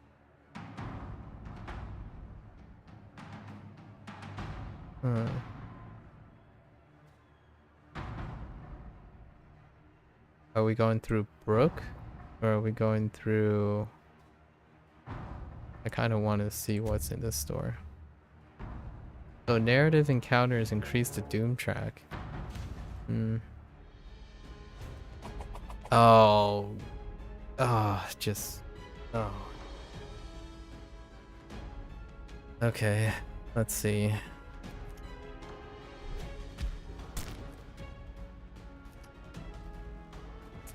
And it's water. I have largely water block. Save me. I want to get rid of this guy.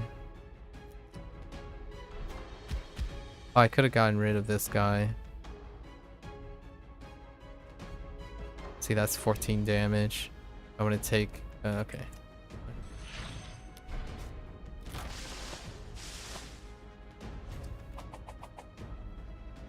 Ah, a rip.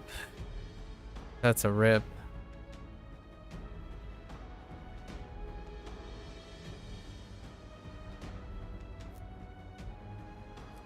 I don't have a nature block either. And this is water. Yeah, that's a big rip.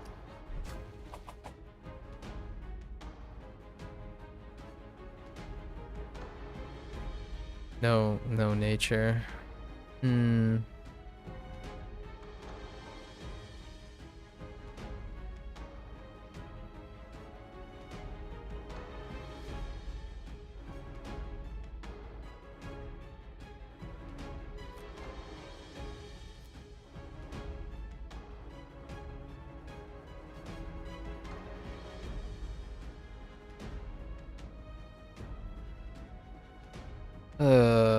Okay.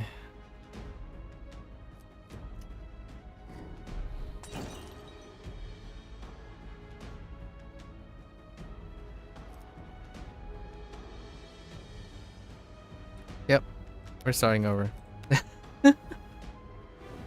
No. Okay. One last time. I guess I'm running out of time today. Gotta avoid.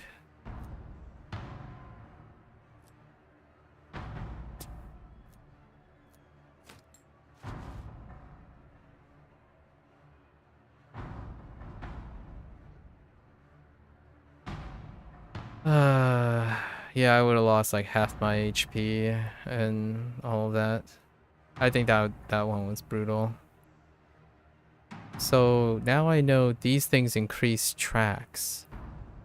So now I'm not even sure if I want to do that.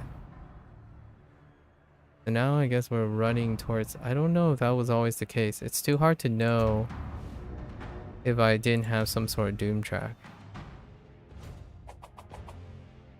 I at least now know when I'm capped, though. When I get capped.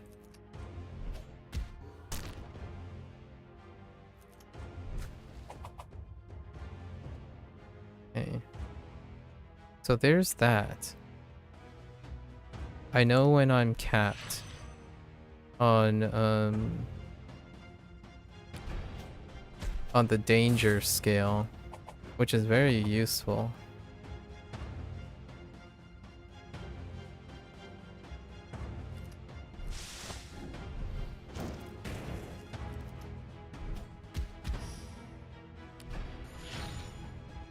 Okay.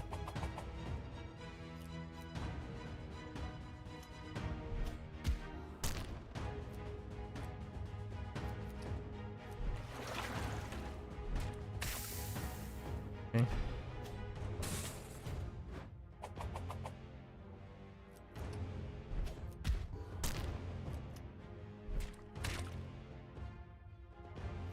Honestly, I might just make Fred not use fire spells at all.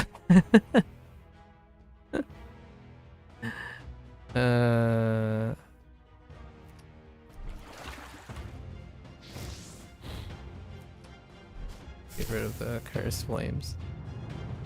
Or Fred. Yeah, you have so much. Oh, I do really like Crushing Chop. This is kind of nice too, though.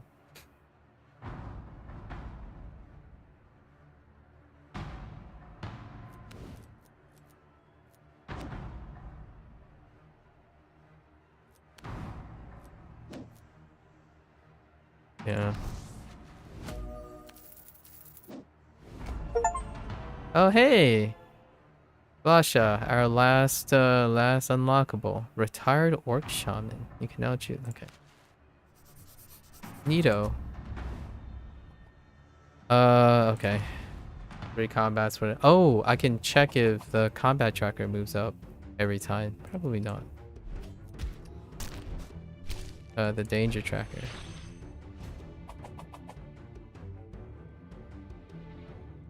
That's awkward. This does give me the bonus.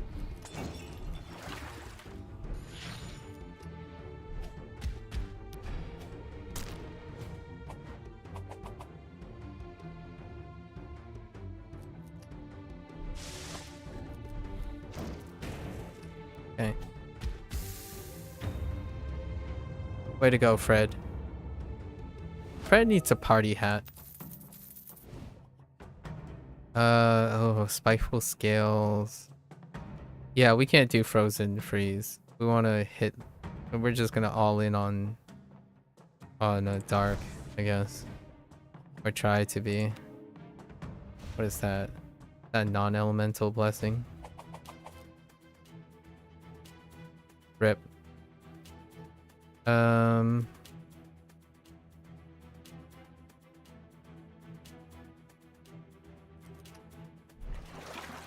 Speaking of defending, yeah, it's non-elemental defense.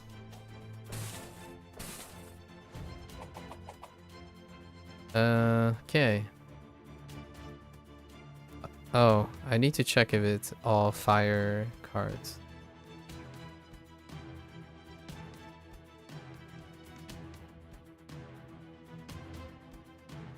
How do I... I'll pick this guy.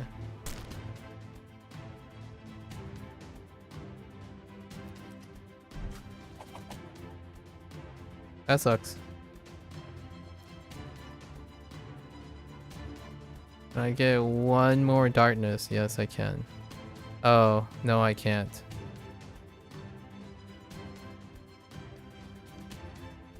Ugh.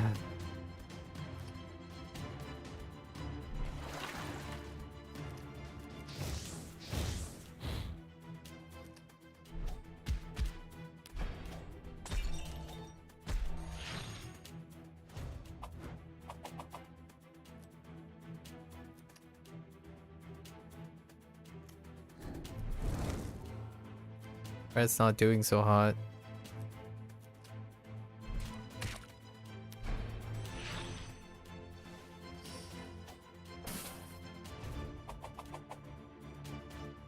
That's a yikes.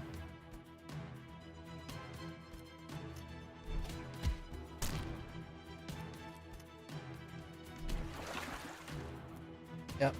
That is a big yikes.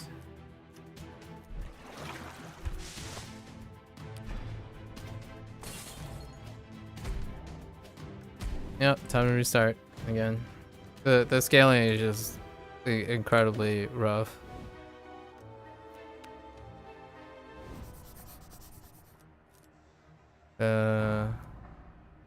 So we don't go into attacks.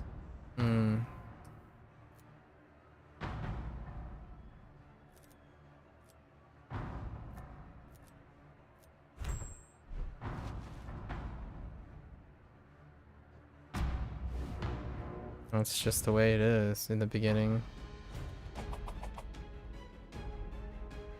I guess this is just how that works. I feel like for the most part we're constantly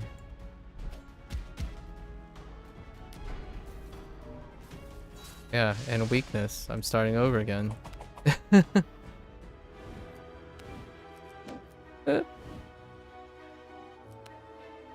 Wait, you know what? Hold up. I wanna see something. Let's start one. Let's say let's start Yip, right? I see. Yip. So they start at a danger level 1. Yeah. So they start at danger level 1. And Fred starts at danger level 2. I'm like, interesting. Yeah, so Fred starts at a higher danger level.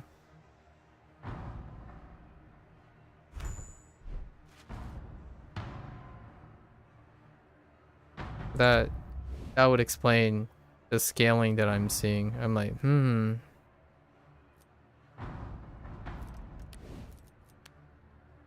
Interesting. Interesting choice.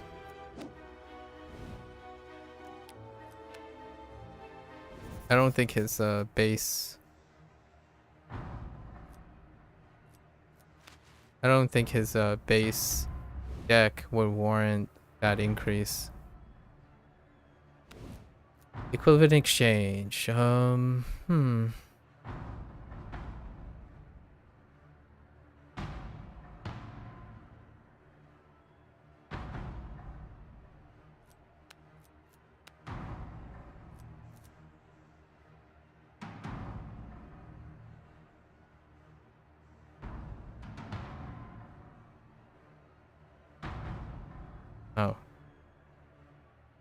That's not great, is it? Wait.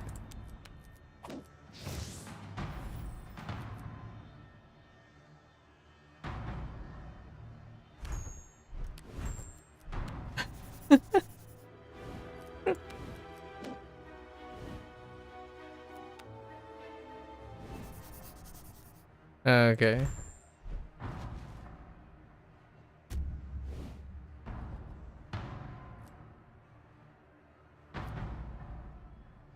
Sure. All right. That's good. Donate shards. For water? No. Am I gonna get...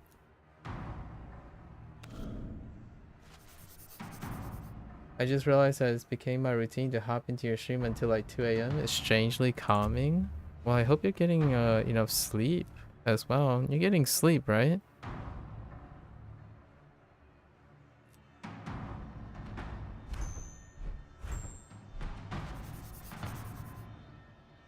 That water block thing is gonna be annoying. Hopefully you're getting some sleep as well. You're getting sleep more than 8 hours? Excellent. Excellent. You're also having time for your studies, yes? Yes, yes.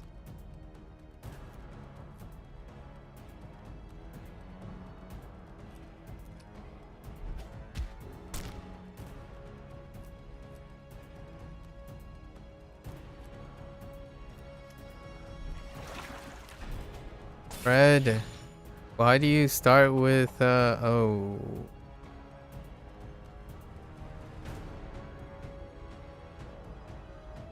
Okay, guess that's above.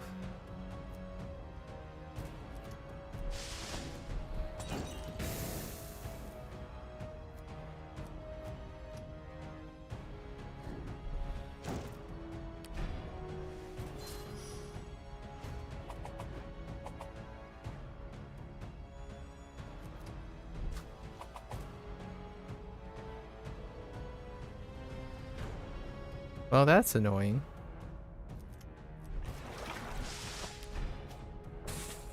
My life is wake up, go out, study, sleep. Okay. Because your school hasn't started yet? Oh, when does school start for you?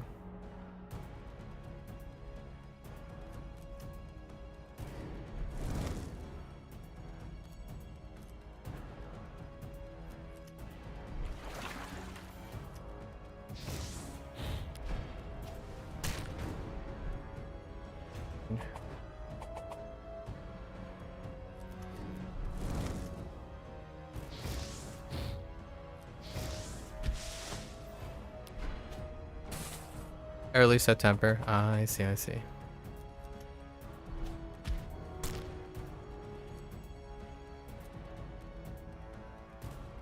Hmm. Oh, wait. Okay. Oh boy, Fred. Fred, listen, Fred. I'm gonna need you to get something very, very nice right now. That's not very nice.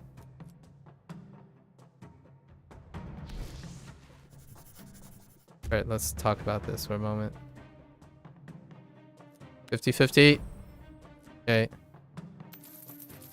Alright. We got the 50-50.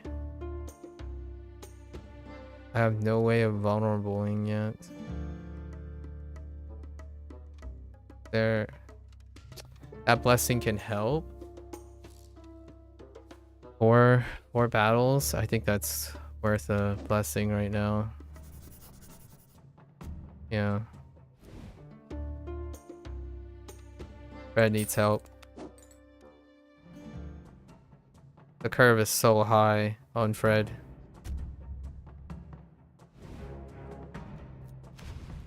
Maybe we should have picked someone else.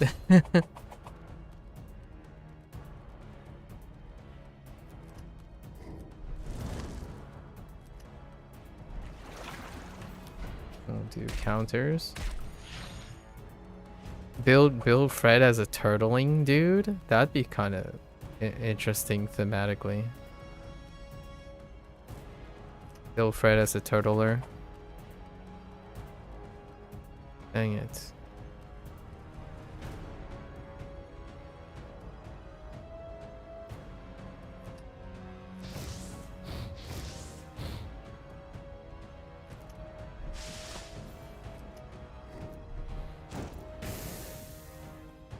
That's the best I can do. I'm still gonna get a bleed.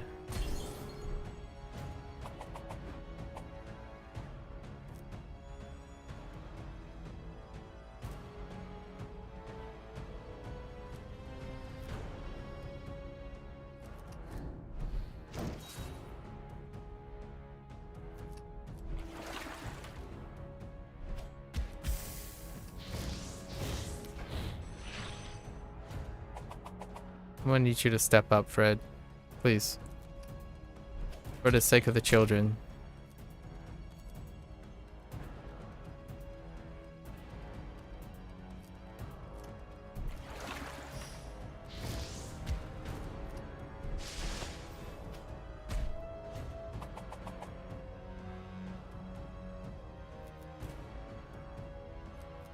I'm going to stop using that for the energy to...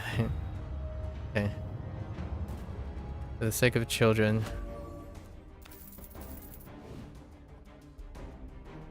Spiteful scales. Oh, actually, I need more dark source, right? That's not bad for dark source. I feel like we're just gonna end up going a turtle counter or something, which is very fitting for Fred's situation. So we need to scale up without fighting bosses. I don't know how I feel about that.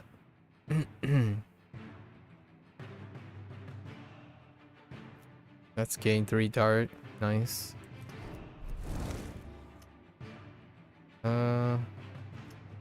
Well... Yeah.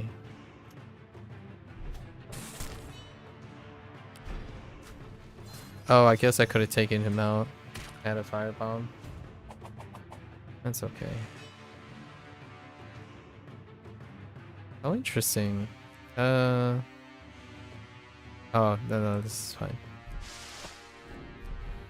Oh, I didn't need to expend that. I could have used this instead. I think I could have taken both of them out. That was a misplay.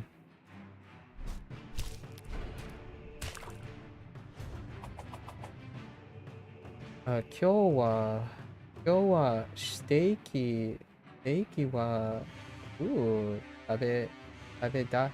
datta. Maybe. I actually don't know the plain form past tense. But I can today you ate steak. That's kind of nice. Yeah. I only know the formal form. So in past tense. So tabemashita works too.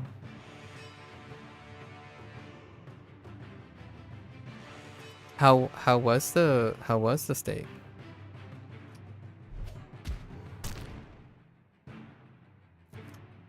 Let's try to be greedy here. Yes. So we can get rid of our wounds.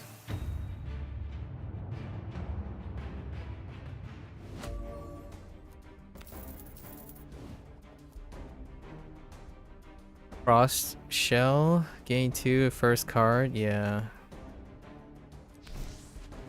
Maybe we can form like a counter or something.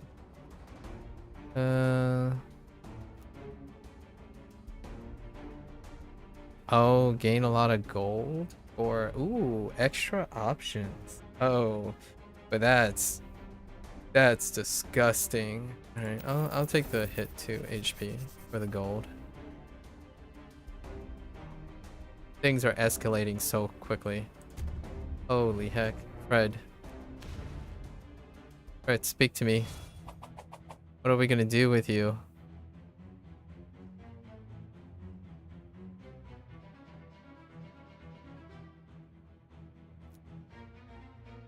No nature card.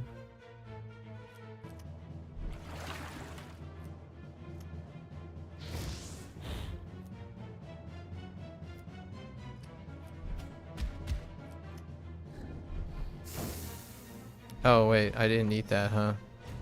That's awkward.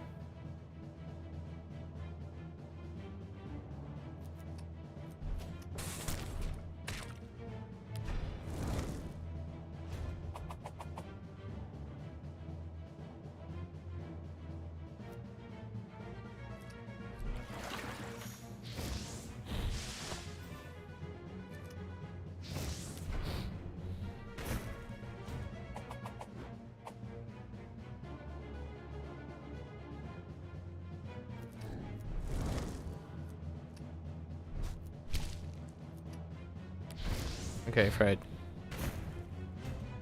I guess, The thought behind Fred is that his deck has great synergy from the start.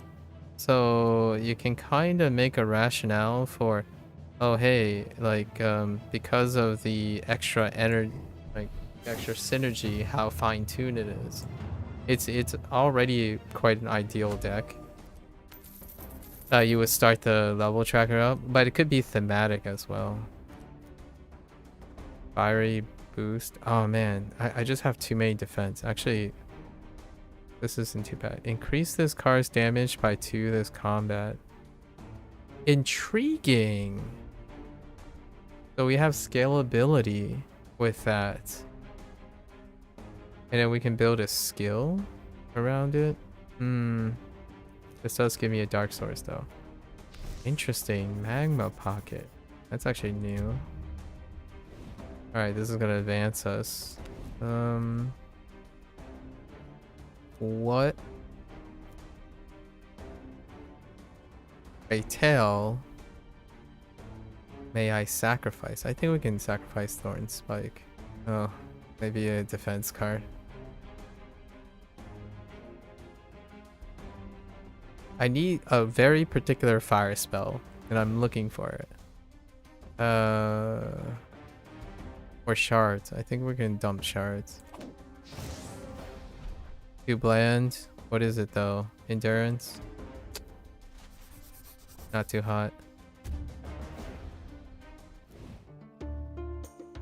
Right, we do got monies. Yikes, more defense. Yikes, even more defense. Oh. But the blessings are kind of okay. So we're kind of pretty strapped now, right? Because like I don't... we've already advanced a level. Danger level. So that's going to be kind of tough. How many sources of non-elemental? I think we're going to take this. To bolster... we're going to take this. Just to survive this lift up. Let's refuse and combat. Sirloin steak is... oh, sirloin steak. I don't know what those mean. Something expensive, maybe.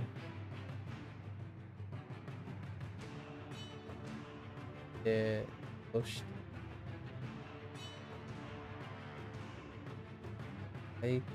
Oh, that's how you... oh, Daikyo. Alright. Daikyo da... what does a soshite mean? I know what Saikyo means. Okay, that's cool. Those combinations. And then oishii desu. Got it.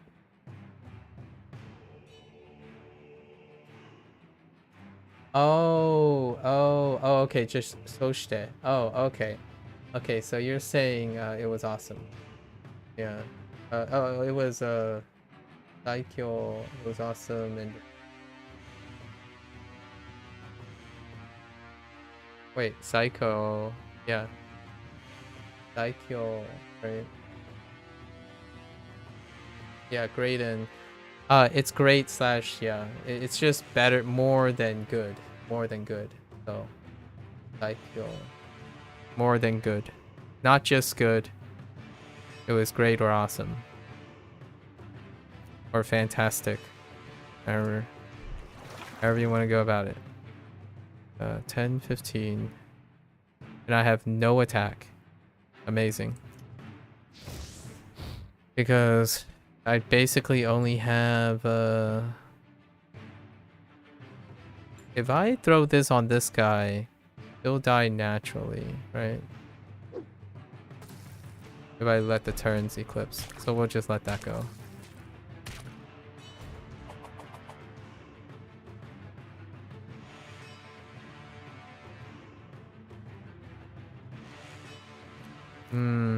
I think I can take this guy out too.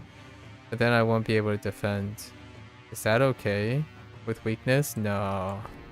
Not okay. Not okay. Oh no. But that was fire defense anyways. So dang it. Wait, actually.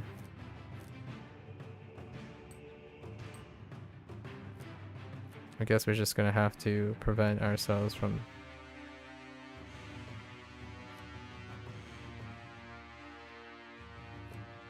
Yeah, we're just gonna have to prevent ourselves from taking more damage.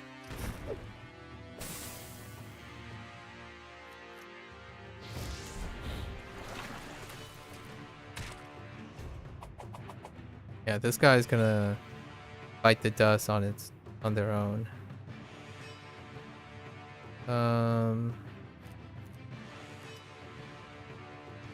Not taking damage. Oh, that's fire source. Ugh. 6. That sucks. I think we're just gonna pass. Of course, weakness happens anyways. Alright.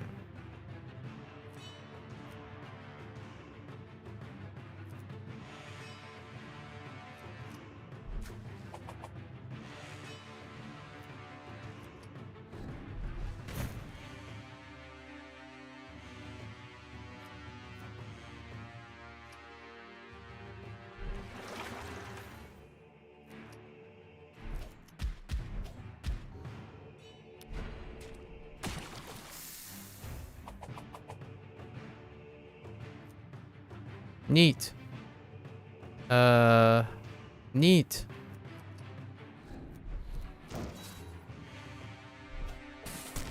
Okay.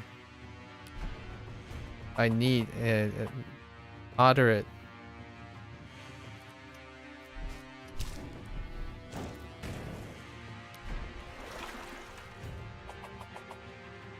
Okay.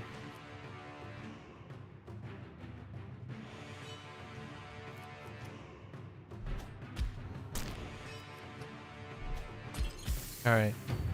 I was like, meh. I misplayed. Cost me 2 items.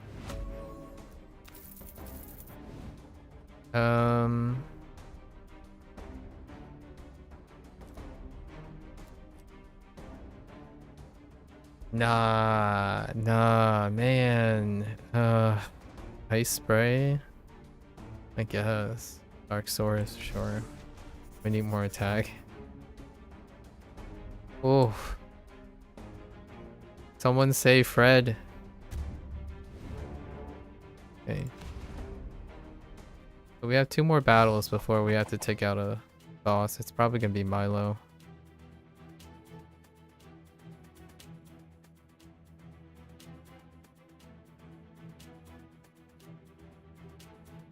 Because I have 3 endurance.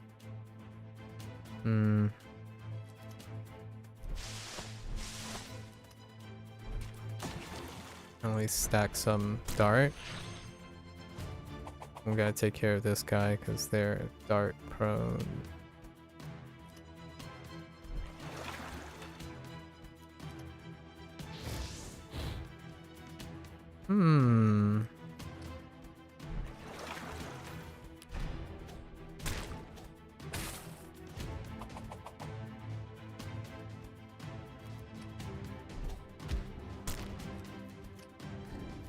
Magma Pocket is amazing as a skill. It's a shame I don't have anything. Oh, we have a lot of Dark Source, so that's fine. Fine and dandy and all.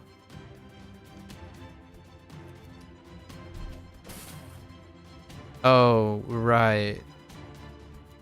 Just kidding.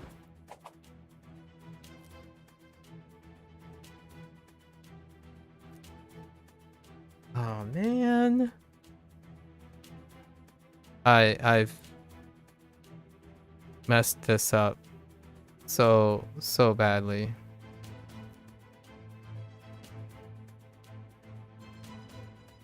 I mean, if I'm gonna take damage, yeah.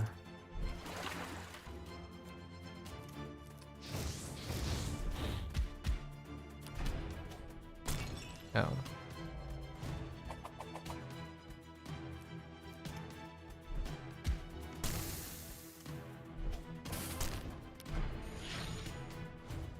Red does present an interesting challenge in terms of like juggling stuff. I quite like it actually.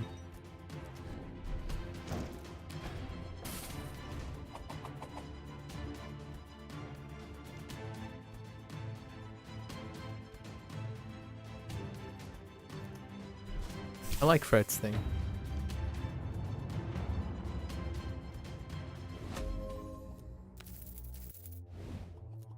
Fortitude.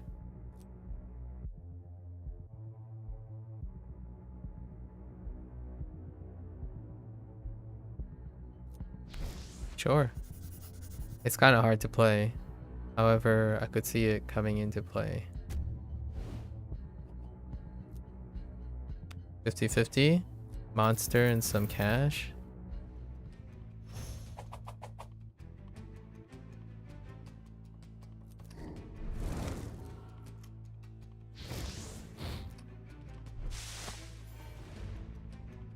Oh, right. Slimes. Slimes. I'm still gonna prioritize the little guy. Of course it's vulnerable without unblockable vulnerable.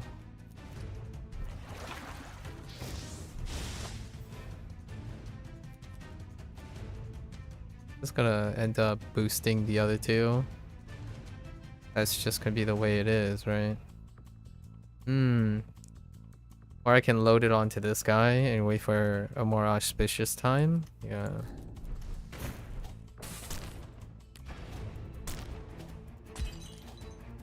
Okay. Because that would have hurt. Like a lot. A lot.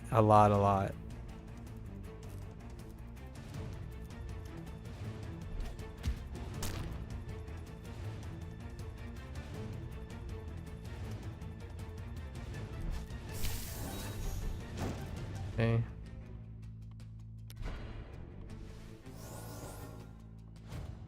Alright. Well, that sucks. So, wishful thinking? Nope.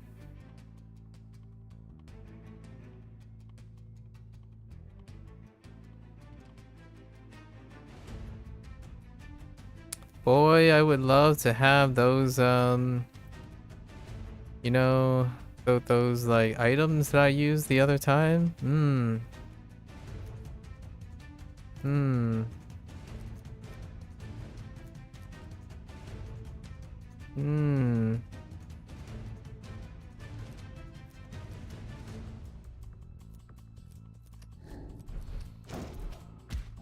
Yes, sir, Bob. Those items would have been fantastic right about now. This guy's gonna be such a chonker. Hold up. Actually.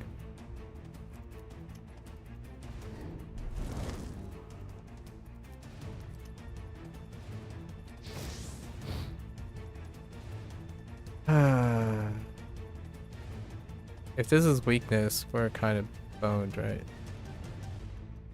Guess we're just gonna go after.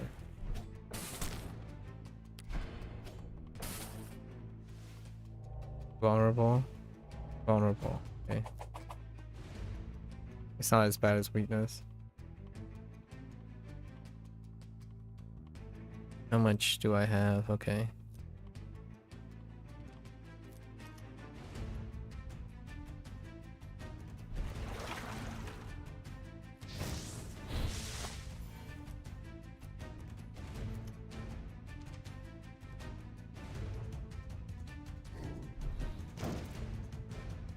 I should have taken that guy out. Maybe. It might have ended up netting the same amount of damage.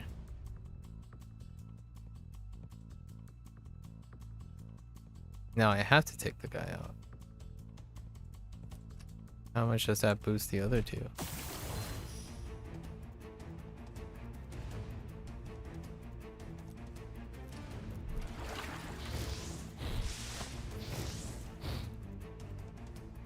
That's awkward.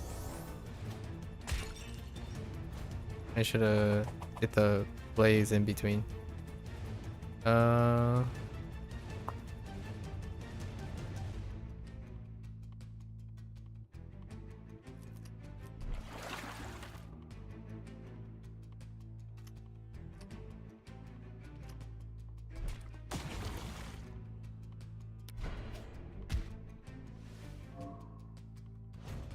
Second weakness. What is this? Okay. Well, this was bound to happen, right?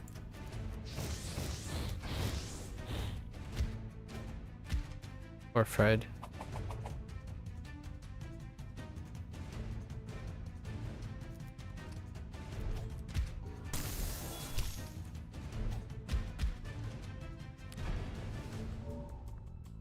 Of course it's weakness. Oh, there's that.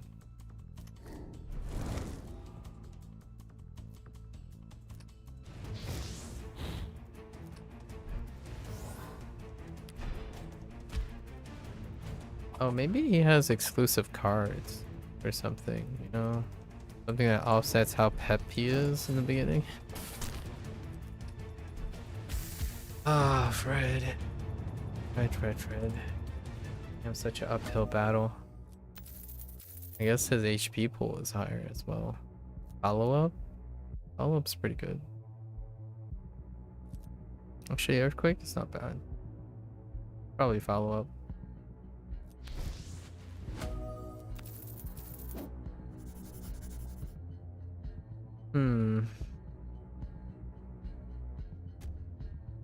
Oh, this is the last turn, so we have to decide who are we taking out. We're probably taking out that Reaper guy.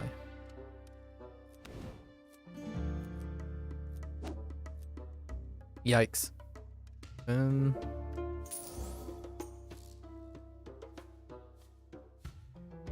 Maybe whatever bonuses I can get.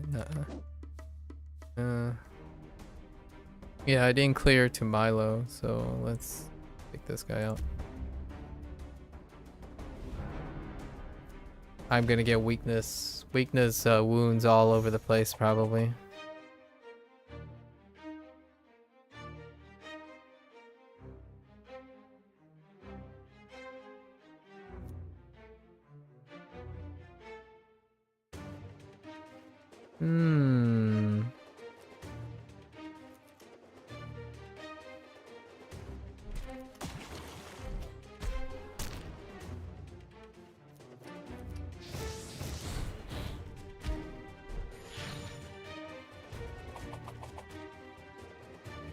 Yep, all defense.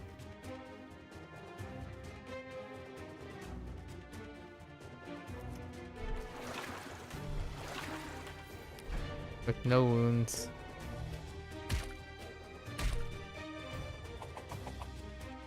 Gonna lose by attrition.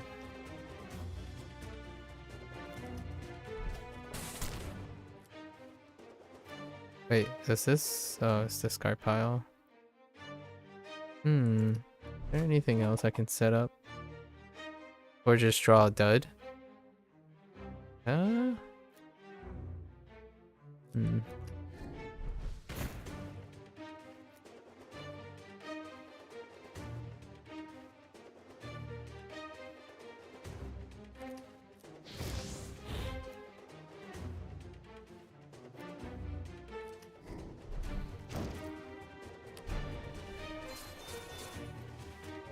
More weakness. Oh, wait.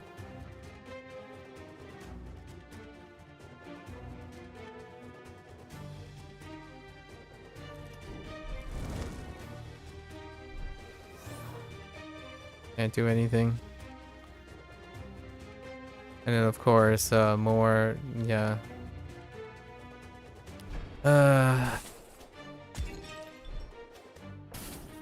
I think Fred's starting level danger level is potentially overscaled.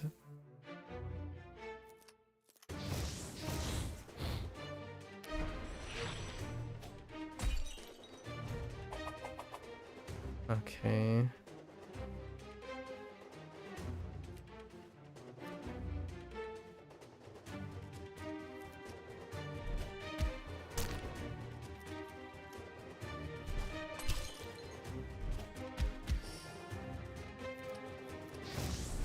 I'll take the energy for that.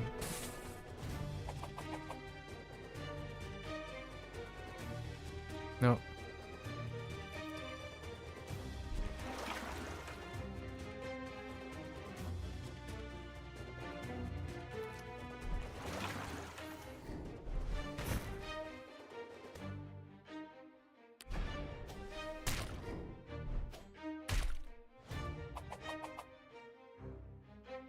I guess we can kind of cleanse things in the future.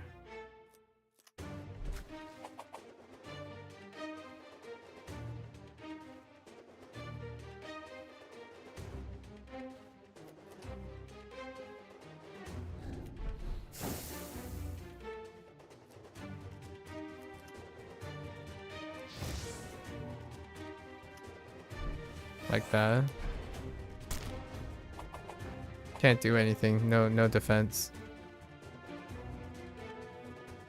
So I might as well use this too.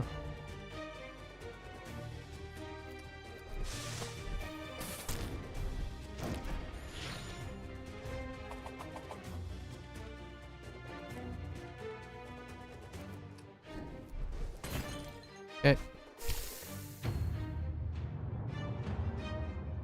Fred. Light. Oh. Discard up to 3 cards. Ugh. Oh. But photosynthesis is okay. Yeah, sure. To offset the high defense. Sure.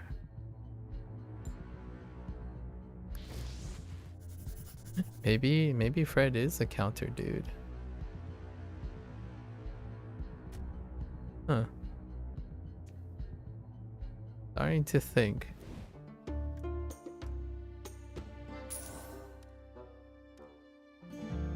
Ooh. We should buy the Sundering. I should have bought the Sundering.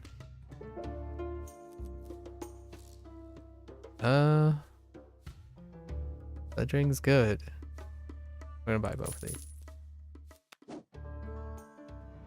It's looking very unhealthy. We're gonna get down here to this dude. No fire body, please. No elemental. Okay.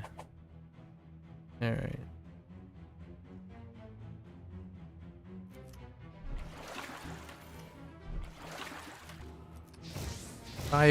Fire back combat is fine. I'll take fire combat. Ooh. Eee.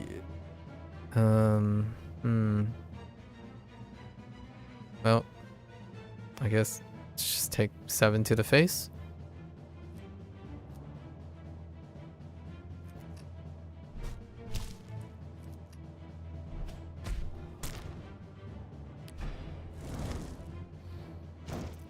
Imagine having half the deck being defensive and you still couldn't get one.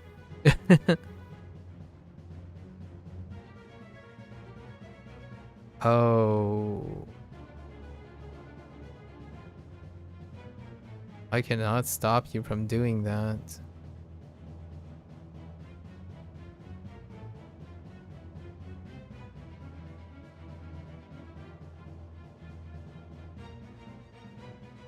I kind of want to leave room for defense though.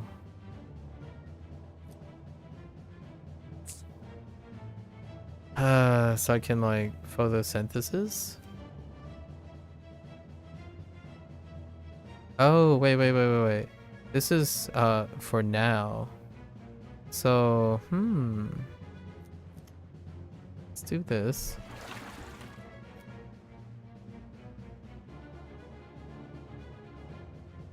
Raw.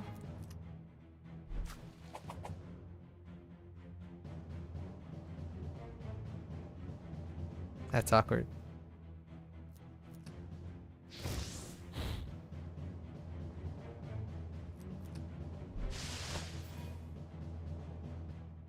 I needed like one attack, one additional attack to so I can take the guy out. And now we're back to we pedaled backwards.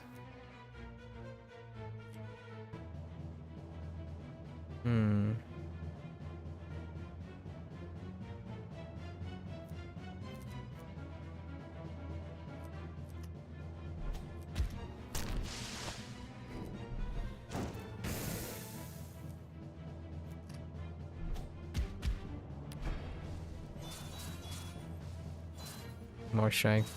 More strength. Oh my goodness.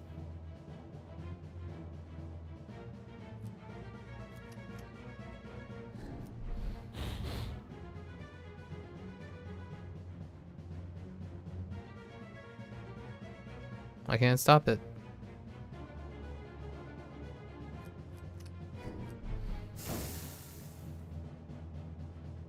Wow. Amazing.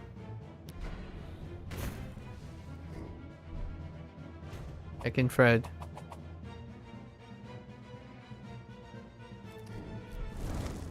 Still can't stop it. Still gonna take damage. Dude, Fred. I can't emphasize how bad Fred is right now. Okay. Take the energy. Any damage at this point is like no. Can't take this guy out. If I don't take this guy out, it's over.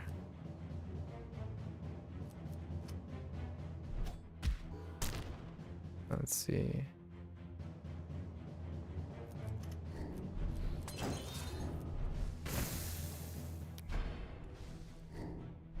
Of course. I mean, that one's okay.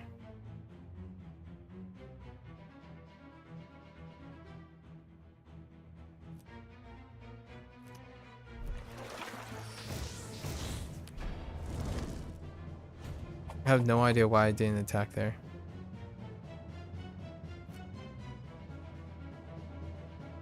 I legitimately have no idea why I didn't attack there.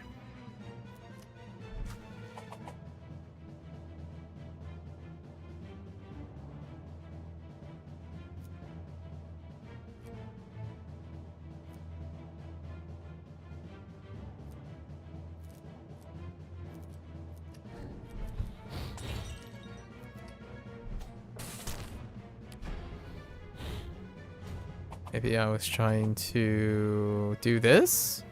No.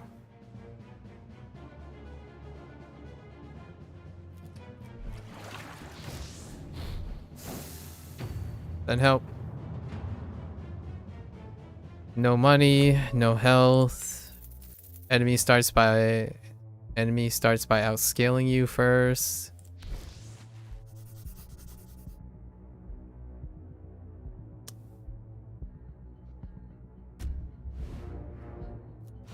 What can you do? Guess we'll try one more run after this, maybe.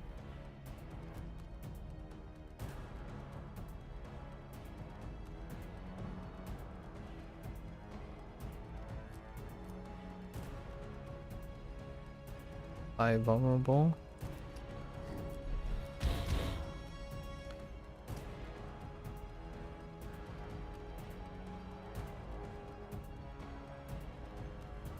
I didn't look at counter.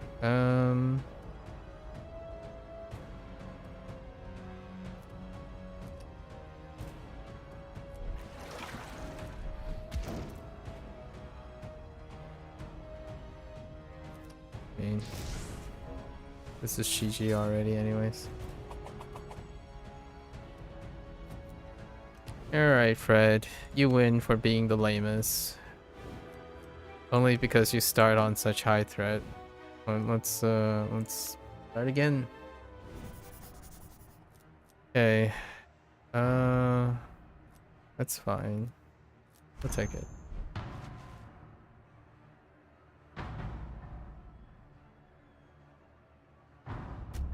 I think he's just stuck on the same path too.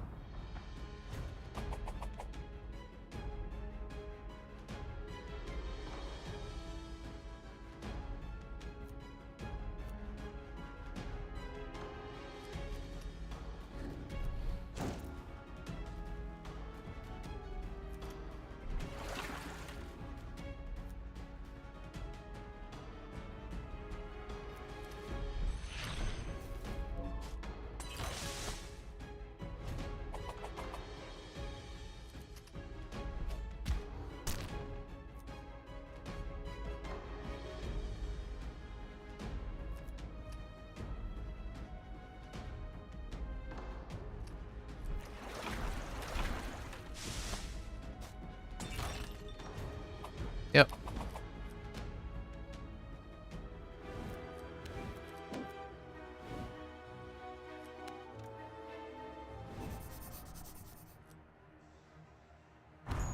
I might actually turn down the scaling for Fred.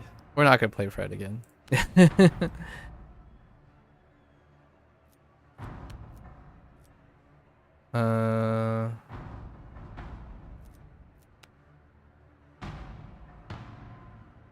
Like, for a while, I don't think we're gonna play Fred. There's too much mulliganing.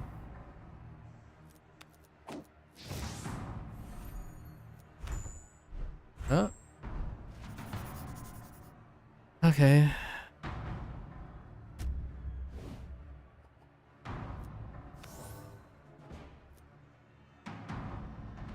Alright, with 3 vulnerable. I mean, that kind of sucks.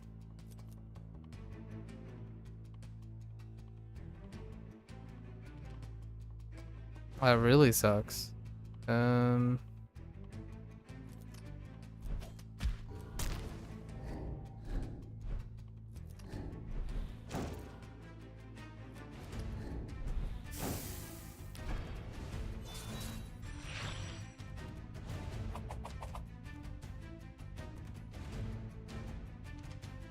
Like, you don't have to. The enemies don't have to defeat Fred. Fred just defeats himself.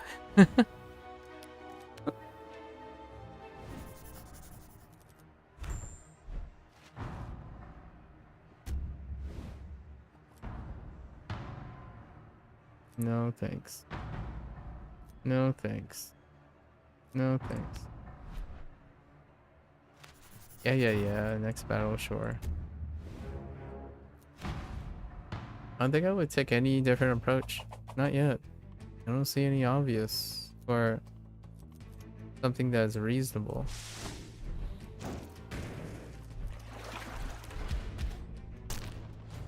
The beginnings are right and dandy though.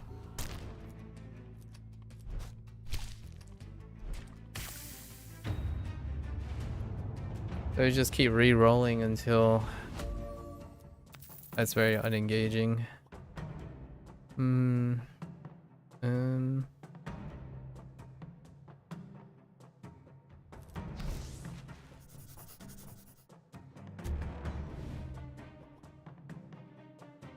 Use a water card to destroy? Feels bad, man.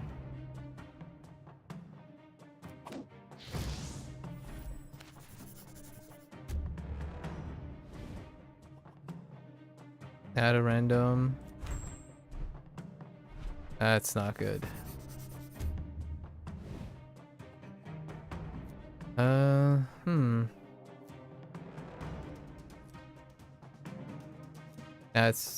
That's pretty bad too.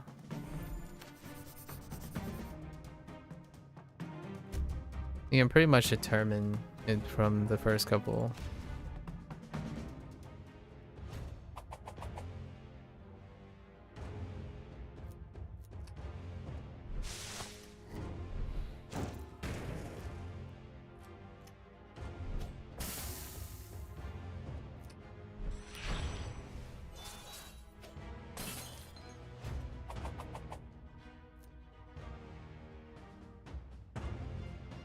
I mean, it's okay.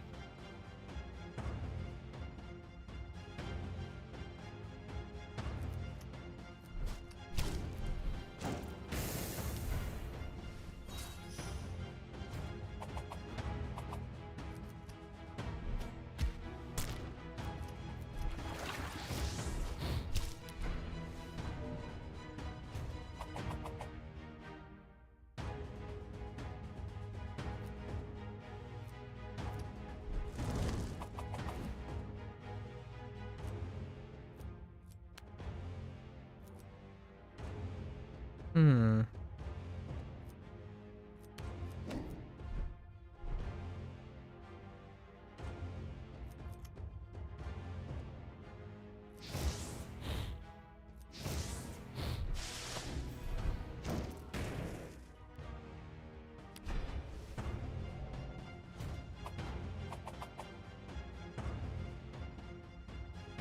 Dang it.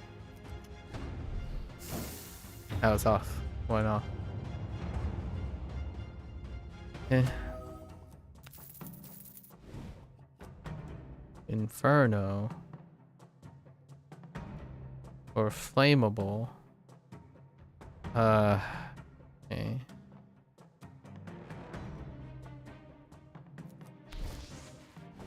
Probably flammable.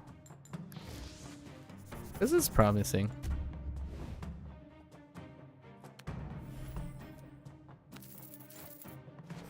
That's pretty promising too.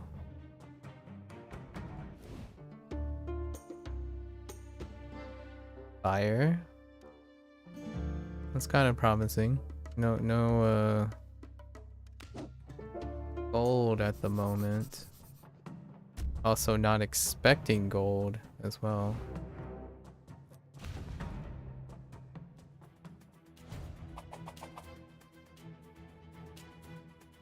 Joy.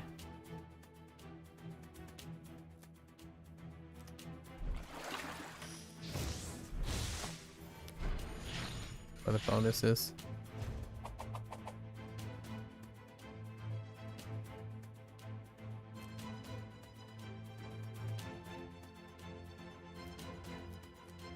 Maybe I can get lucky with a draw.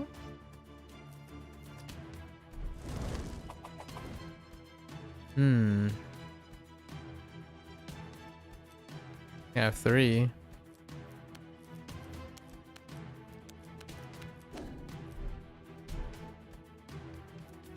Oh. 3, not 4. Your pep?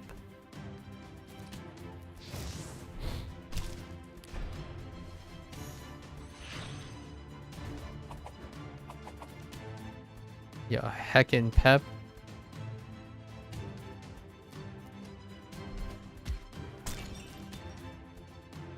No dice.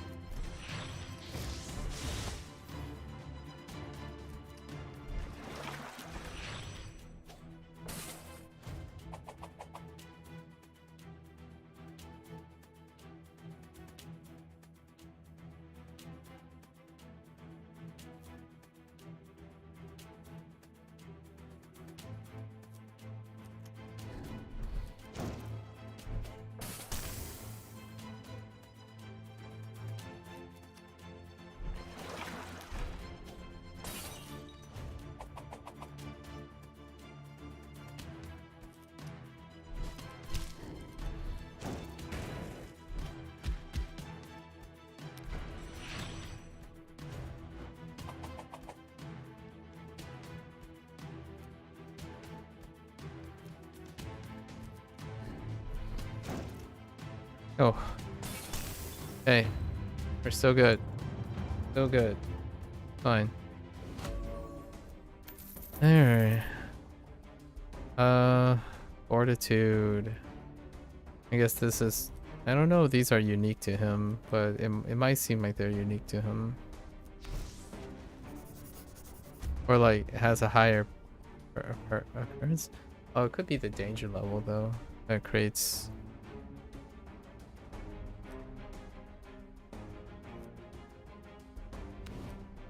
choose a fire to destroy. Feels bad, man. Hey Maku, your channel got recommended to me last night because of your Japanese Duolingo journey. How do you feel about about my Japanese course since you are over 180 days now? It keeps giving. Recently we had a change in pace. If you were following along, perhaps. Duolingo, the Duolingo course, when you get to section 3, unit 35, after you get to unit 35 in section 3, it switches over to introducing kanji, largely kanji over and over again. So after 180 days, it's like about 15 days ago. So the pace has changed differently now. It spends like the first 150 days or so very, very modestly introducing kanji while emphasizing hiragana and simple sentences. So now the pace has changed. So it's been pretty, if you're talking about feelings, I guess, it continues to remain refreshing. Pretty good. How about you? What's your experience with language? Amish.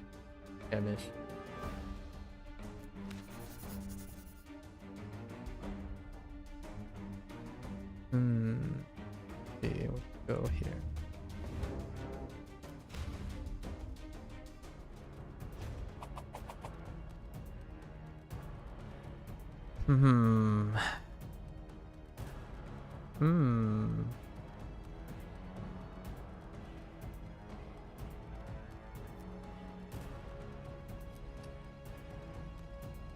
Oh, they're strong against dark? Why? Why you do this?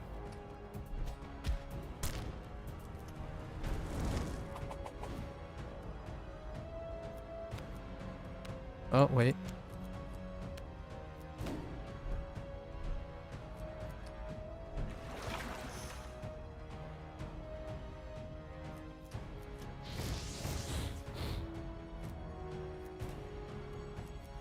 Rip. Oh my goodness. I guess I should have done a double. Oh, there's some more bleed. Alright, there's some more bleed, Fred.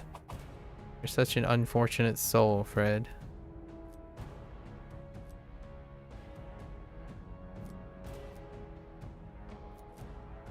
What are we gonna do with you?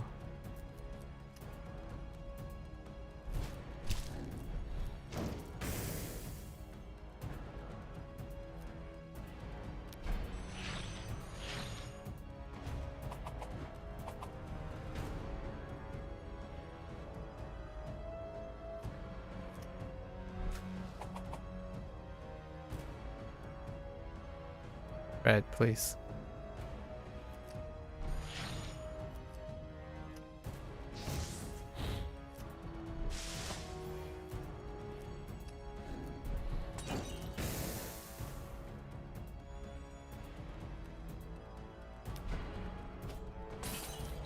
No.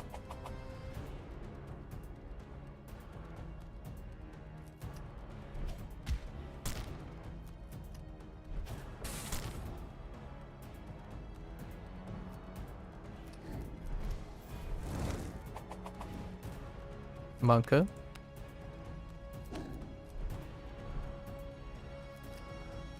Oh. Oh, it's not so great.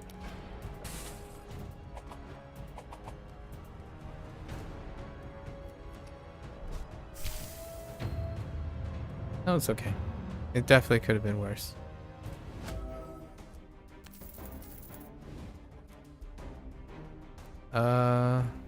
Guess that's gonna end up setting up some stuff. Still got the minus fire damage. Oh. I ramp up. Let's take this, right? Because we don't want to take more damage. We're gonna keep pushing forward.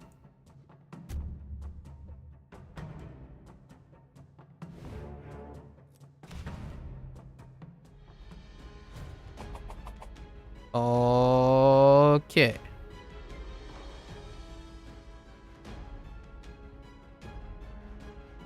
Alright, let's not like mess this up here.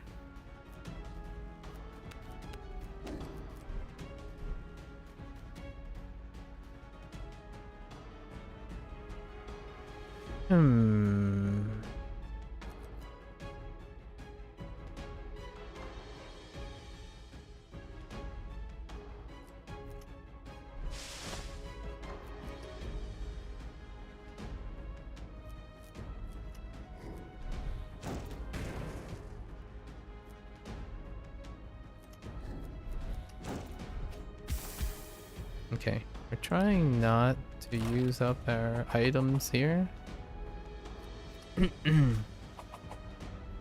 Of course. That's how that works out.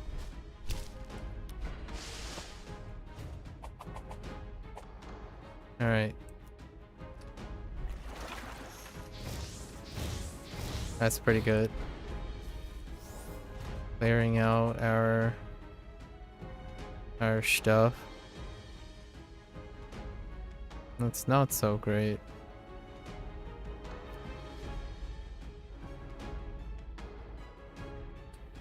Duolingo I find to be a good at-home or an outside-of-school secondary app for most English native to European languages due to the language being similar. Oh, okay. For Duolingo, also your avatar is kind of grr. I like the avatar.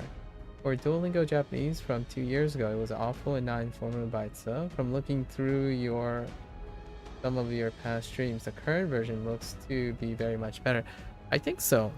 That's the impression that I got as well from all the people that I've interacted with who've since moved on from Duolingo for the very similar reasons.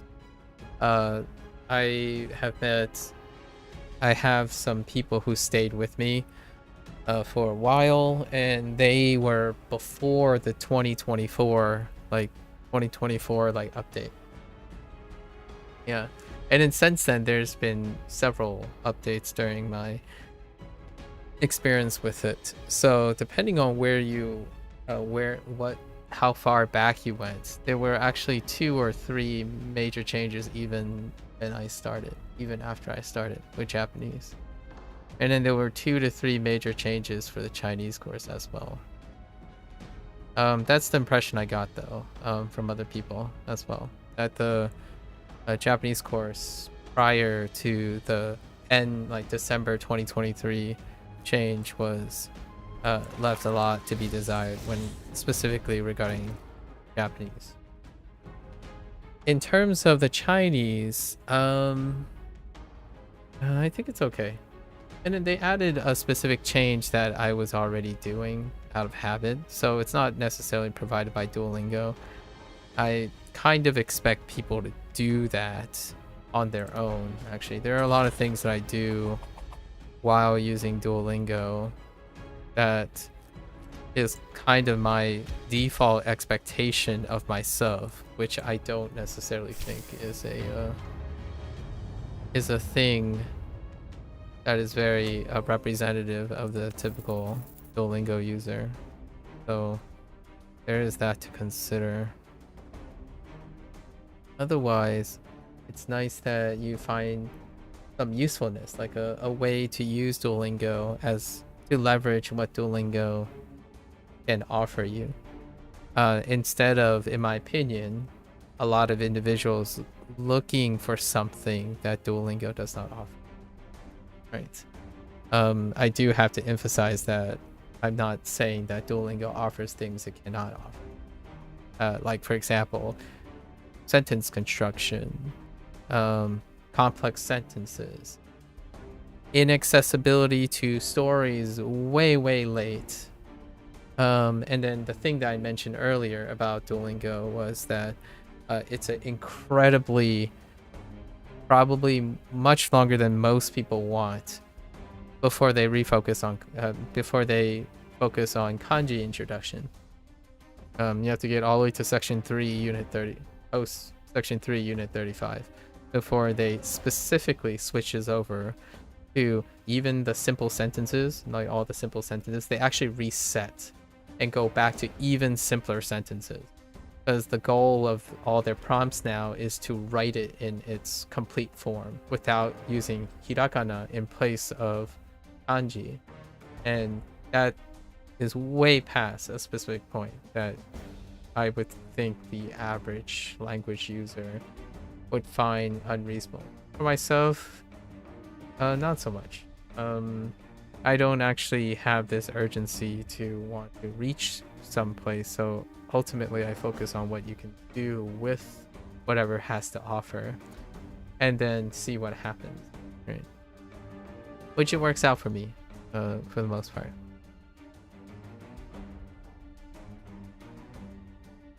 Yeah. Let's see.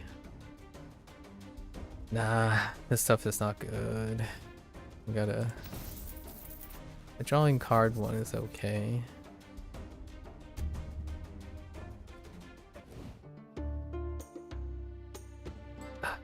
Oh man.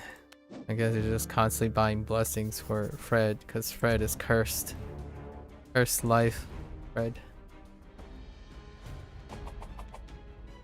So what else do you do outside of Duolingo? And what European languages are you learning?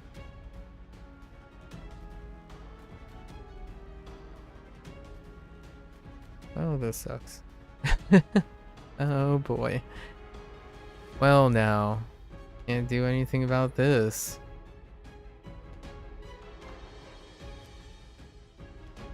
Nope, you just take it to the face.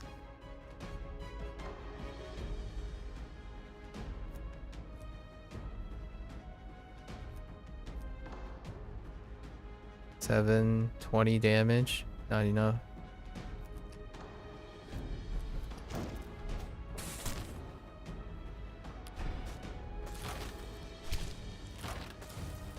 Yeah, Fred is so cursed. Maybe that's the theme that Daniel was going for.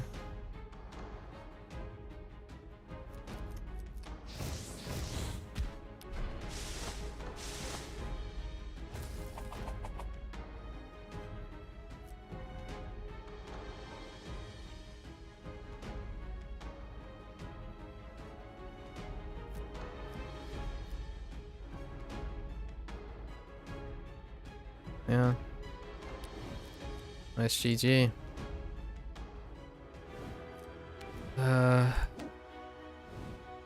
I really dislike Fred's scaling. Like the Duolingo wise, I mainly use it for high school for Spanish like 8 or 9 years ago. Oh wow. Okay. Currently you're studying Japanese using the Genki structure? Okay, with an online instructor. Solid, solid. 9 years ago. Wow.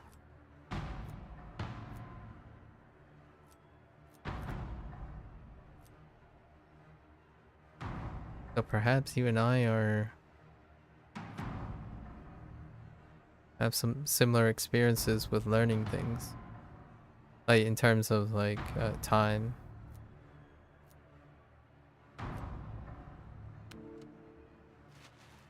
Hmm.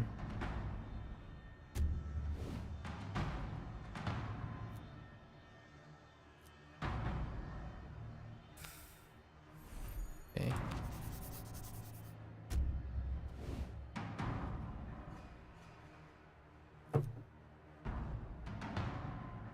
Double my gold.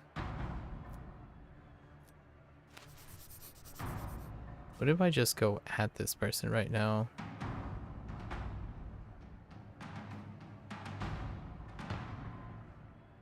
Let's see how much.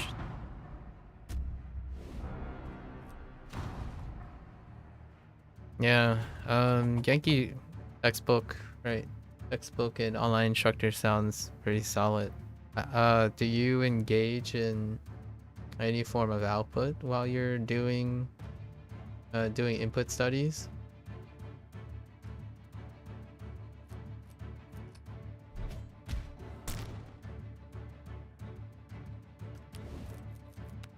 Yeah. I think we're gonna probably wrap up for this. Fred having starting at level 2 danger is kind of absurd. Unless you're farming, yeah, see.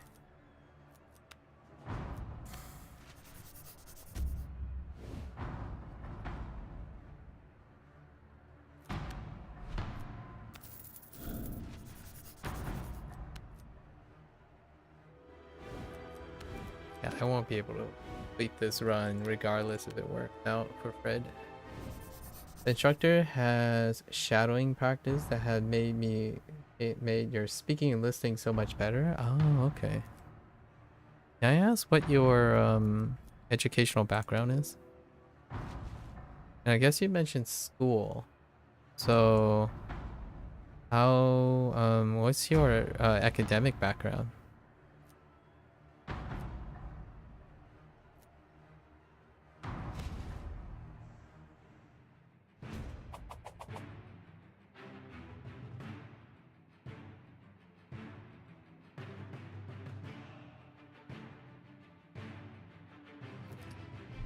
Yeah, I think I'm just over Fred.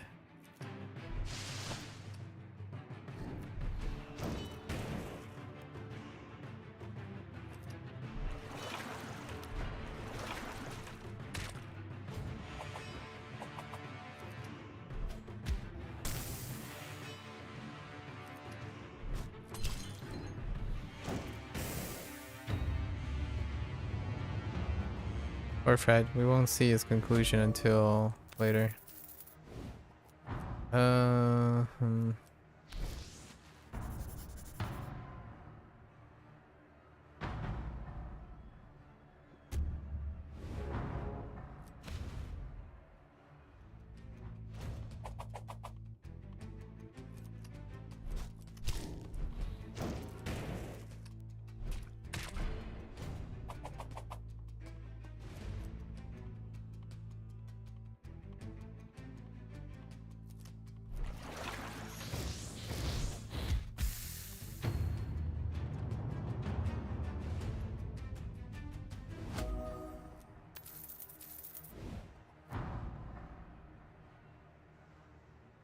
Hmm.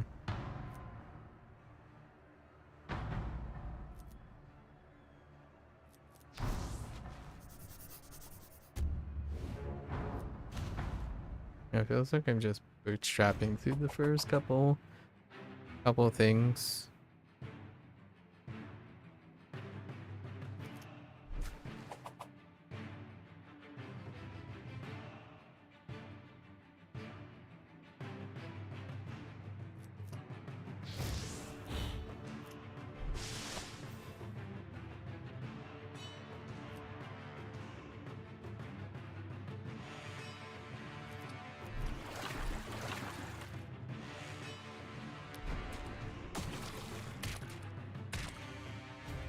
Oh, right, nature.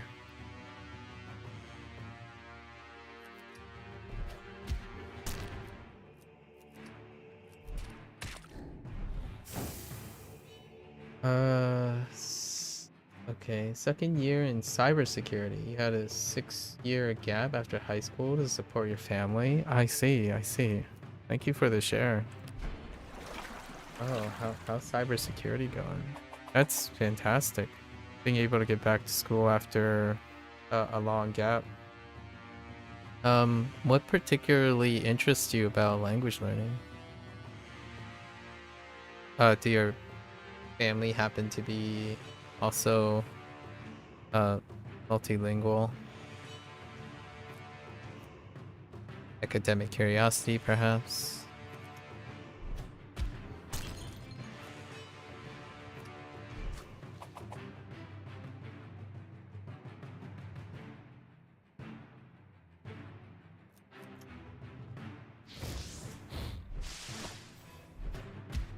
Your current job has to be working in Japan 4 to 6 months out of the year. Oh, wow. That's awesome. Working out of Japan. Why? Yeah, I've heavily considered moving to Japan full time. Ah, okay. Because I was about to say, like, that just sounds like, at this point, you have a source of, you have a, you have a source of a direct form of immersion. So building an acquaintance over time is very accessible to you.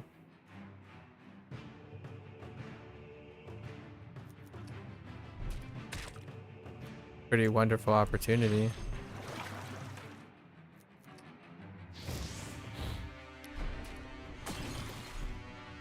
Hello there, Oxtino. Welcome back. Half Eyes. Hello, hello.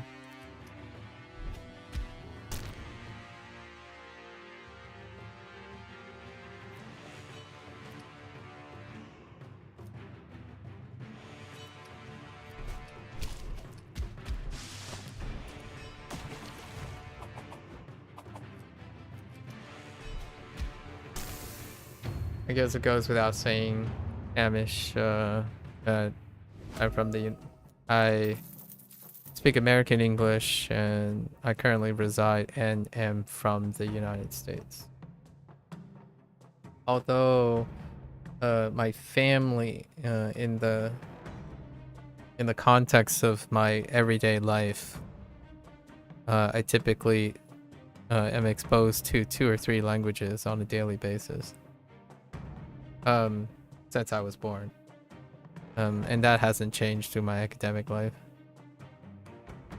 Granted, that is not, that does not substitute for active learning, right? Like active comprehension. So this happens to be a time in my life that I have some time to do so.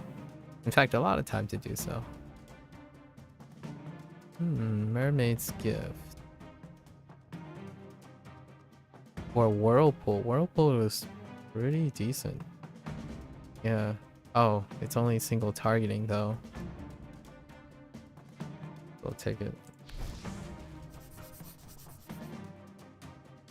We're going the defensive route. Can I do Shashingo in 2 hours today? Oh, that's gonna be tough. I also have new units, so this is gonna be the last. I also have new units in Duolingo for both Japanese and Chinese today.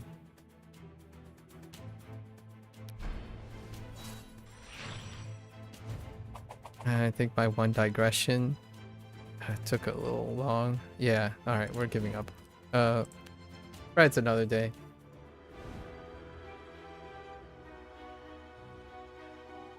But it is great for phonological awareness. Are you talking about Duolingo? Oh, you're talking about the immersion thing, the thing I was talking about. Yes, it is very excellent for phonological awareness. Oxtino. That's largely why I have to mention it as a disclaimer. Because a lot of times there's this obvious, a very reasonable assumption that someone who's learning a second or third language, like literarily and stuff, have less phonological awareness. That's a great way to place it. I like that tone. I like that term. I haven't considered putting those two terms together. All right, folks. Didn't quite do a lot in Elemental Exiles. I think Fred is an interesting character. I think the idea that it starts at danger level 2 is kind of overscaling a little bit. Fred's deck isn't that great, in my opinion. We kind of got close to getting to the personal quest. Probably the most one-dimensional right now and one-track thing. We'll probably try a different character next time. Fred will be on the back burner. I told myself that I would use a different character each time.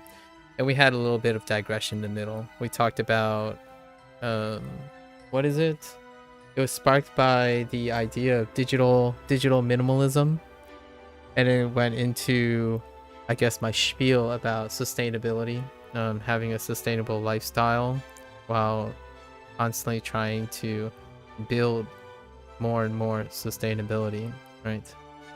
So we'll come back to this It's ho-hum. I think Fred is lukewarm at the moment. All the early moves are more or less just predetermined by RNG at this point. I don't see anything dramatically that will affect Fred's scaling. So it could be a really refreshing take on like bootstrapping for something lucky and whatnot. I think Fred is kind of a weak side, probably much more so than the others, because it doesn't feel like you can get on your wheels. It is thematically different though, so as a like a spice of life thing, you can kind of feel like if mulliganing is your thing. I can see myself trying to do the completion run with Fred by mulliganing aggressively. Anyways, I'm gonna switch gears now. So thanks for chilling. This game is going to be launched in 2 more days, right? I plan on completing all the Steam achievements, as I typically do with games like this. But that involves clearing every single one of these characters. That's the remaining thing. And then 3 more locations. It looks like 3 or so locations. Right? It's nice that the game got an update before the launch. Card gallery is much appreciated. And it looks like we discovered like 15 new cards. There must be some cards that are unique to each character. Looks like a fun game. Big fan of Slay the Spire. There's going to be comparisons drawn for sure with Slay the Spire. This game did take a different approach when it comes to like how to what the core mechanics are.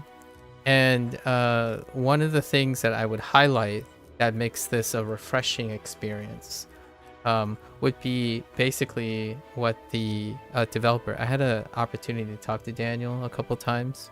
Daniel, the solo dev behind under the Final Game Studio, which is the person who made this game. The core does feel very different. It's effectively being incredibly disruptive. And most of the time, you're not. It's a scrappy game. So your idea is to understand value picks, how you can maximize the value picks, and then occasionally, opportunistically, select cards that will work towards the theme per se of the character as much as you can. It definitely takes a different approach in conditions. Almost all of the fun little things come from how each card has a conditional bonus.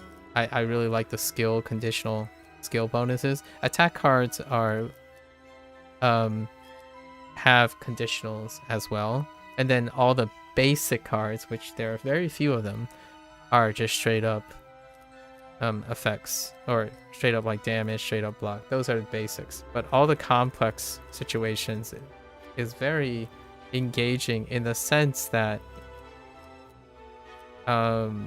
you're not aiming for your ideal archetype. So this is more definitely catering more over scrappiness and your awareness of it uses the triangle, which is like nature, fire antis nature, nature antis water, and then to fire. And then you have physical, and then you have light alignment and dark alignment. So it's pretty nice. I think it's very refreshing, and it definitely distinguishes itself from the many deck builders that I have played in the past. And approaches, it might not be for everyone who's looking for something like, per se, directly contrasting to Slay the Spire, but it does have that feel. It does give you that sense of reward. And right now, I think Fred's early scaling might involve re-rolling a lot, which that would be just Fred's theme. Fred is the Demon Lord. Spoilers. But Fred is the Demon Lord and misunderstood Demon Lord. And I think it's very thematic that he has a higher uphill battle than the other guys. Anyways, I'll be back tomorrow with another session of this. And we're going to try a different character next time. and I'm going to be switching gears. So thanks for listening to this session. Let's swap it up. Okay.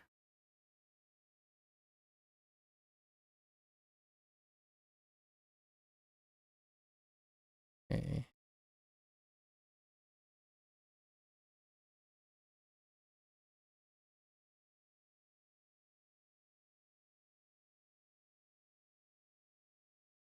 All right.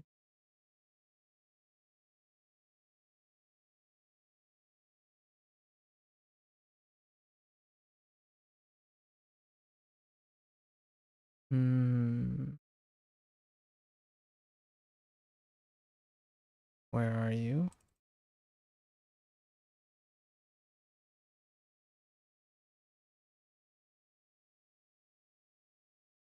I start.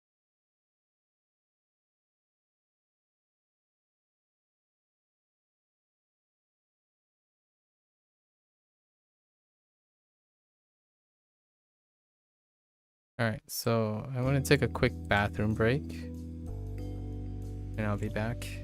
Thank you, thank you.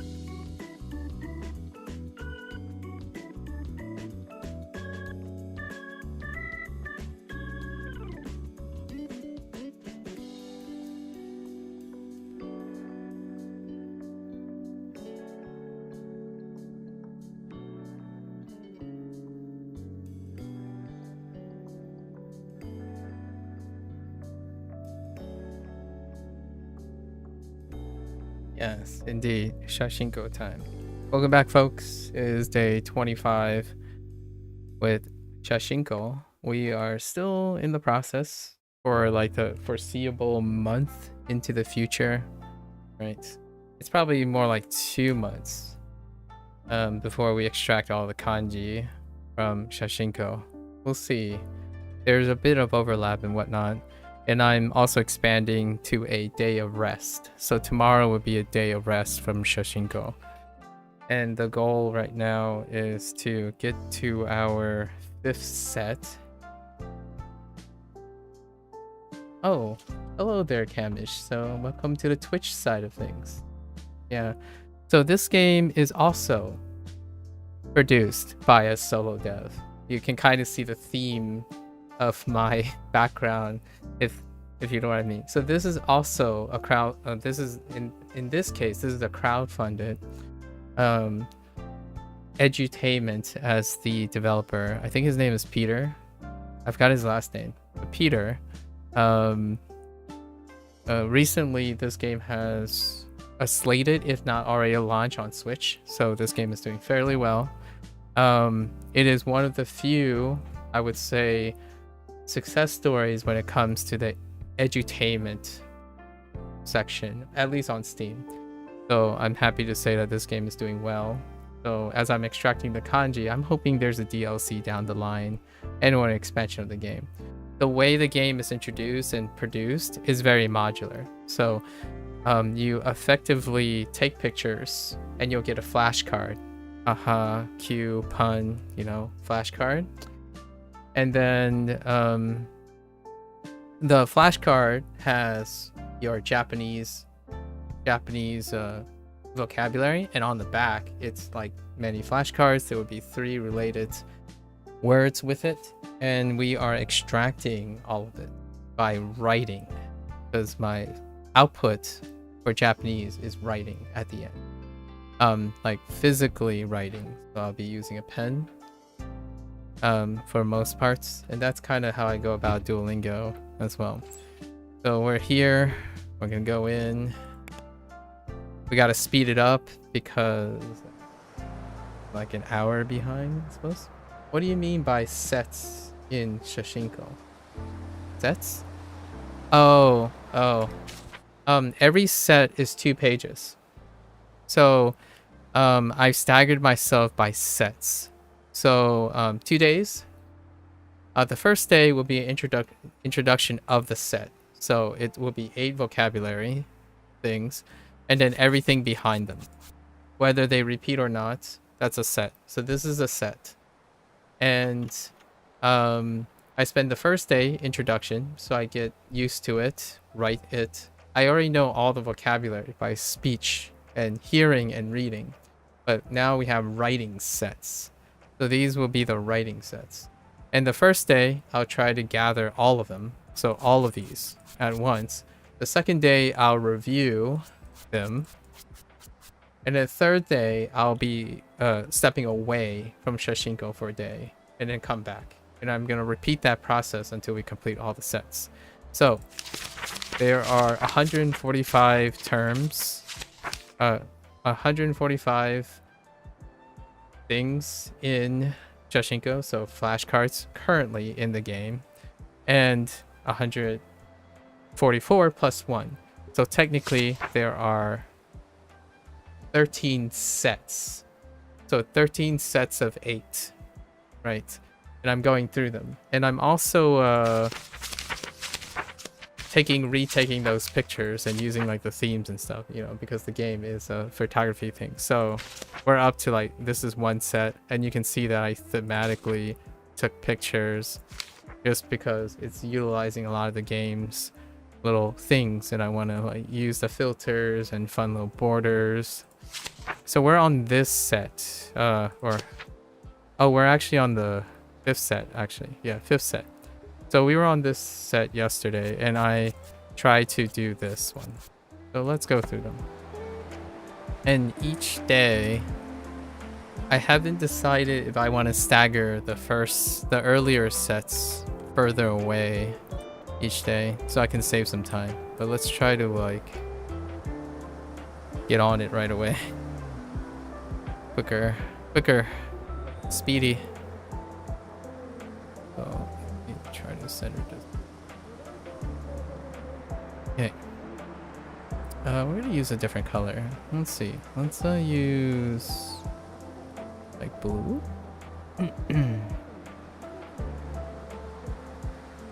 Yeah. All right. So let's quickly go. Go.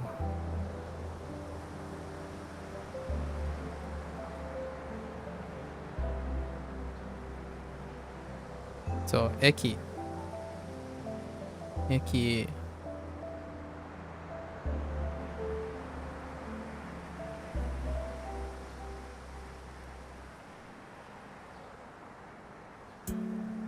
Kairu. I didn't mean to put those little tails, but that's fine. Kairu.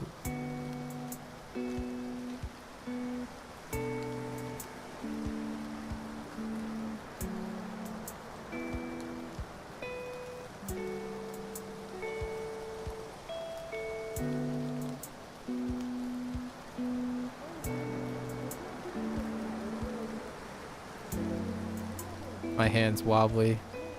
Still, it'll firm up in a bit.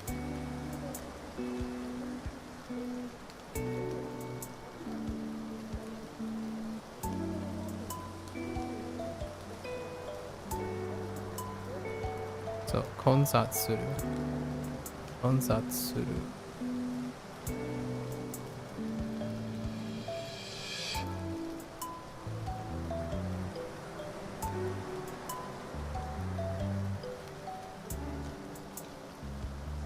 便利。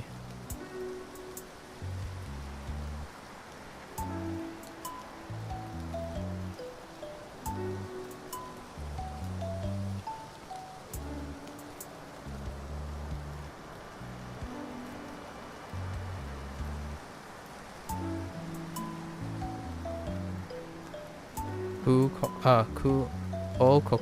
王国。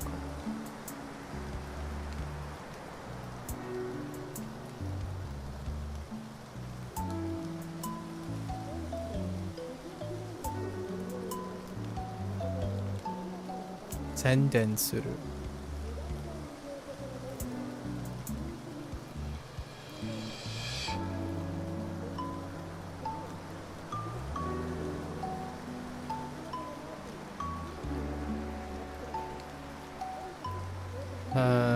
Yes.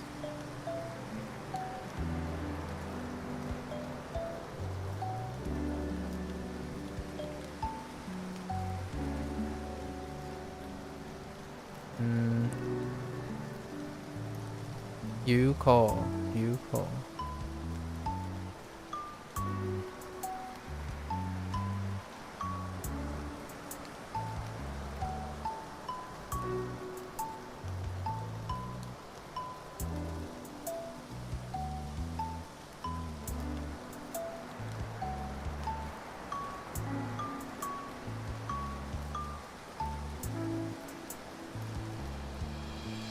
Ugh. My hands so rusty. Mediocre. Mediocre.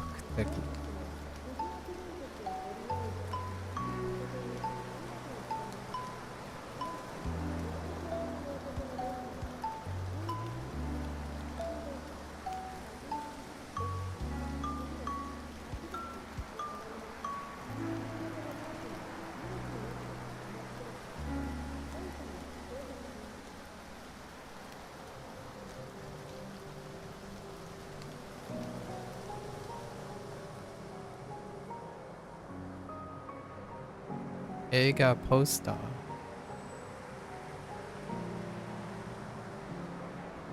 Just Ega pasta. Sorry. Let's see.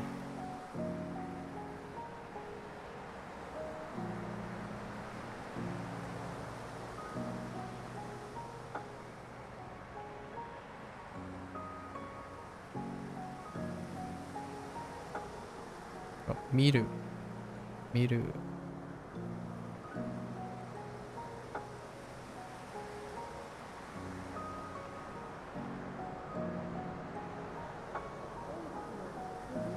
Enjiru. Enjiru.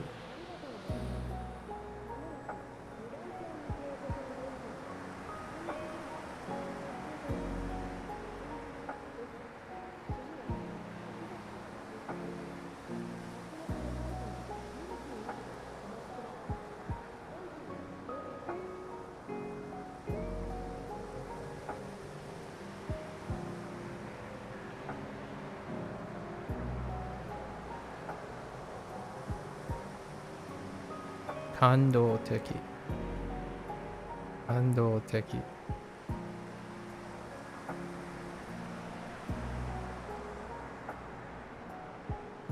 Oops.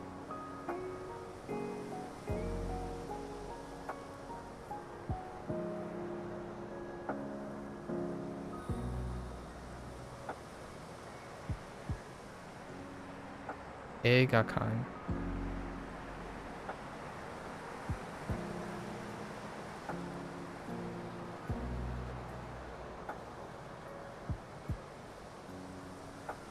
Miruken?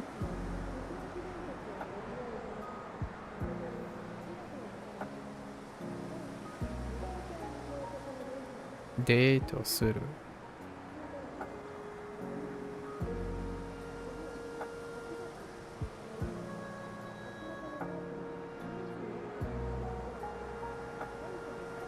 Aryoku. Uh, Akuryoku. Akuryoku. Okay. Let's swap it up. Okay. See if you can find all the stuff that I'm writing. Feel free to follow along.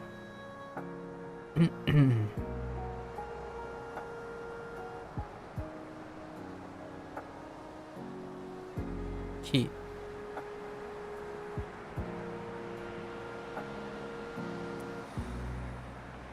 Kiru.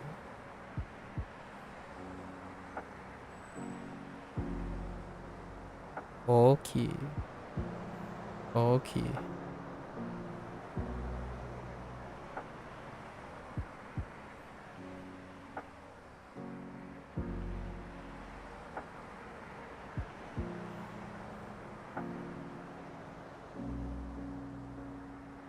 Oh, just kidding. That's not it. Just kidding.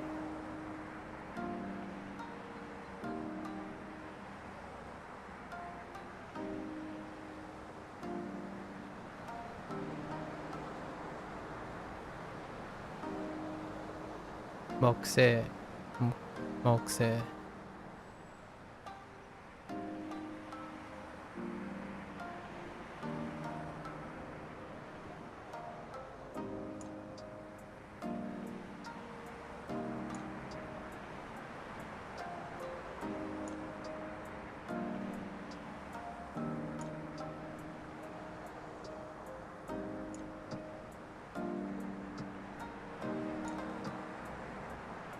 Shingoki. Shingoki.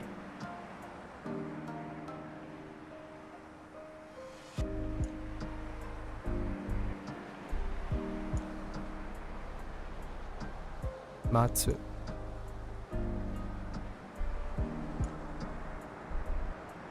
Iku.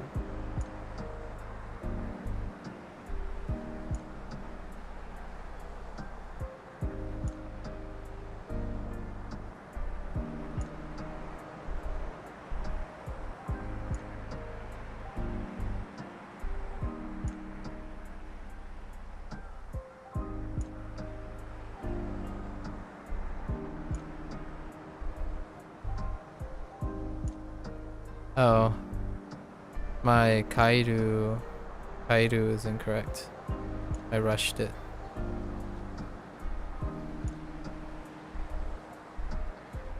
It's fine. We went back to correct it because this radical reminds me. Let's see. Okay. Jutai. Jutai.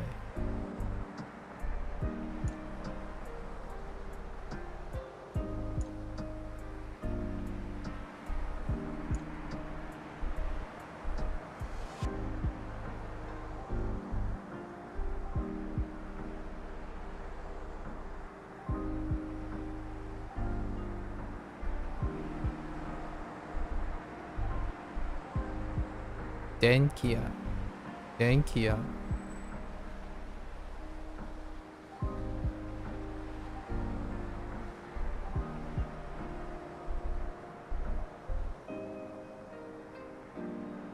Akai.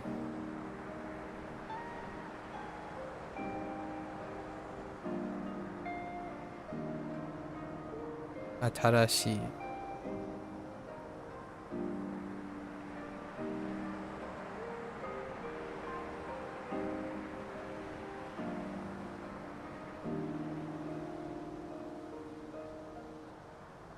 Copy. Are you learning kanji structure from Duolingo as well? I'm extracting kanji structure from Duolingo. So I've taken the approach of just looking, serendipitously discovering patterns on my own.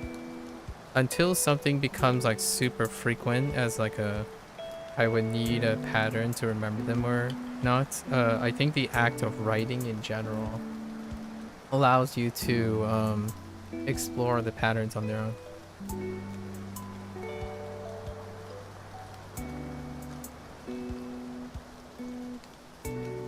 I do the same approach in Duolingo. As in, like, I write it, I look at it, I try to make stories out of the structure. They don't have to line up with what they actually mean per se. Like, I have other different attachments and stories and mnemonics attached to radicals. So, it's not to say that it would be kind of fun to go through like a radical book and look at like the historical meanings of them.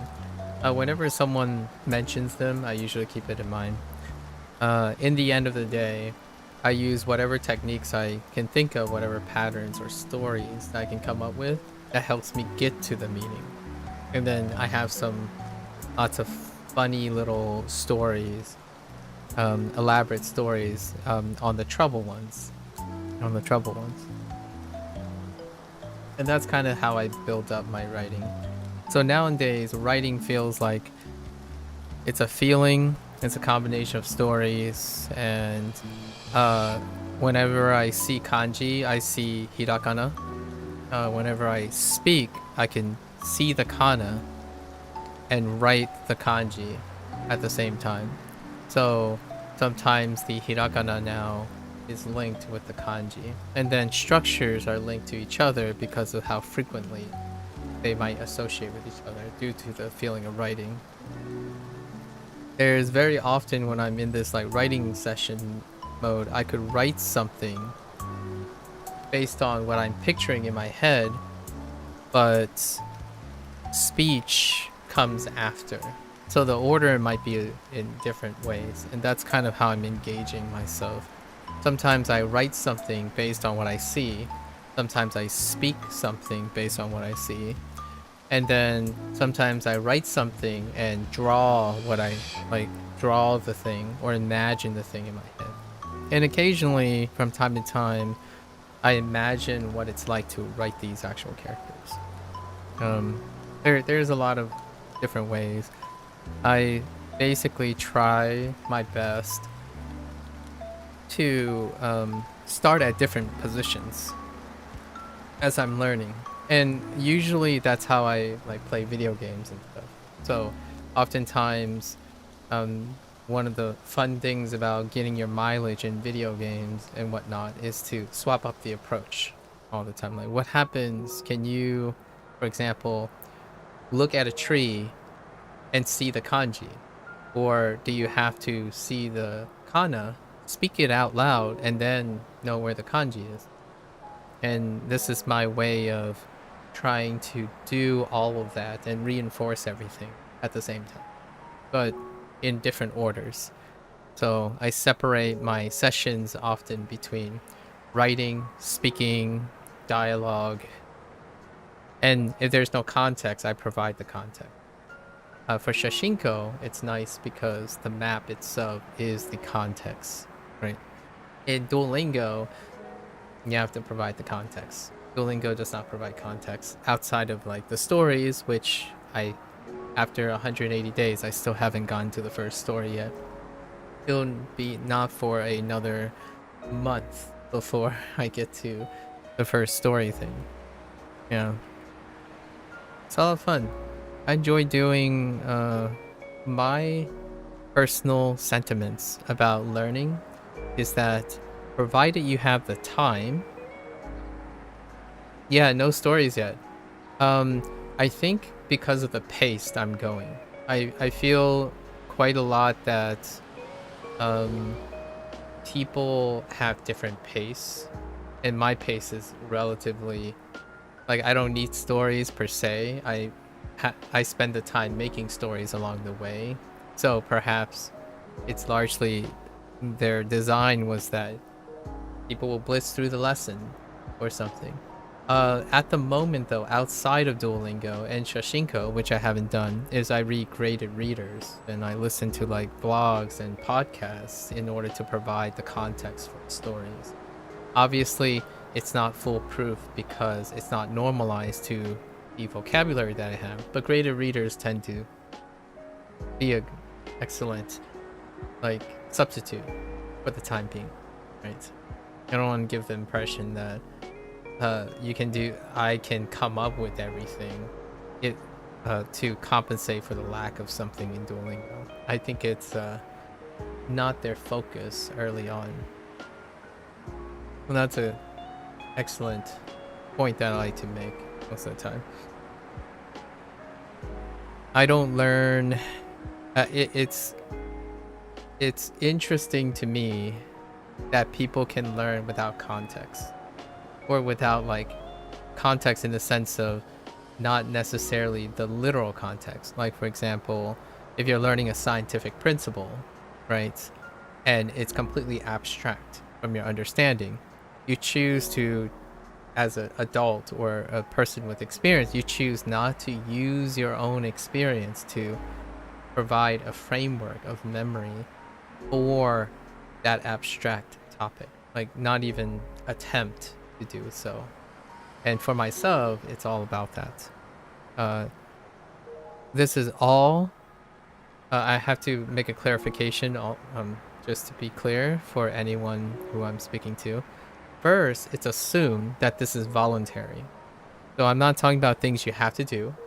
And then also that you meet 3 resources most of the time. You have the time, the currency. Like, it's basically currency. So currency is either time, money, and like energy or motivation, right? Those are things that I'm assuming are in place before saying anything.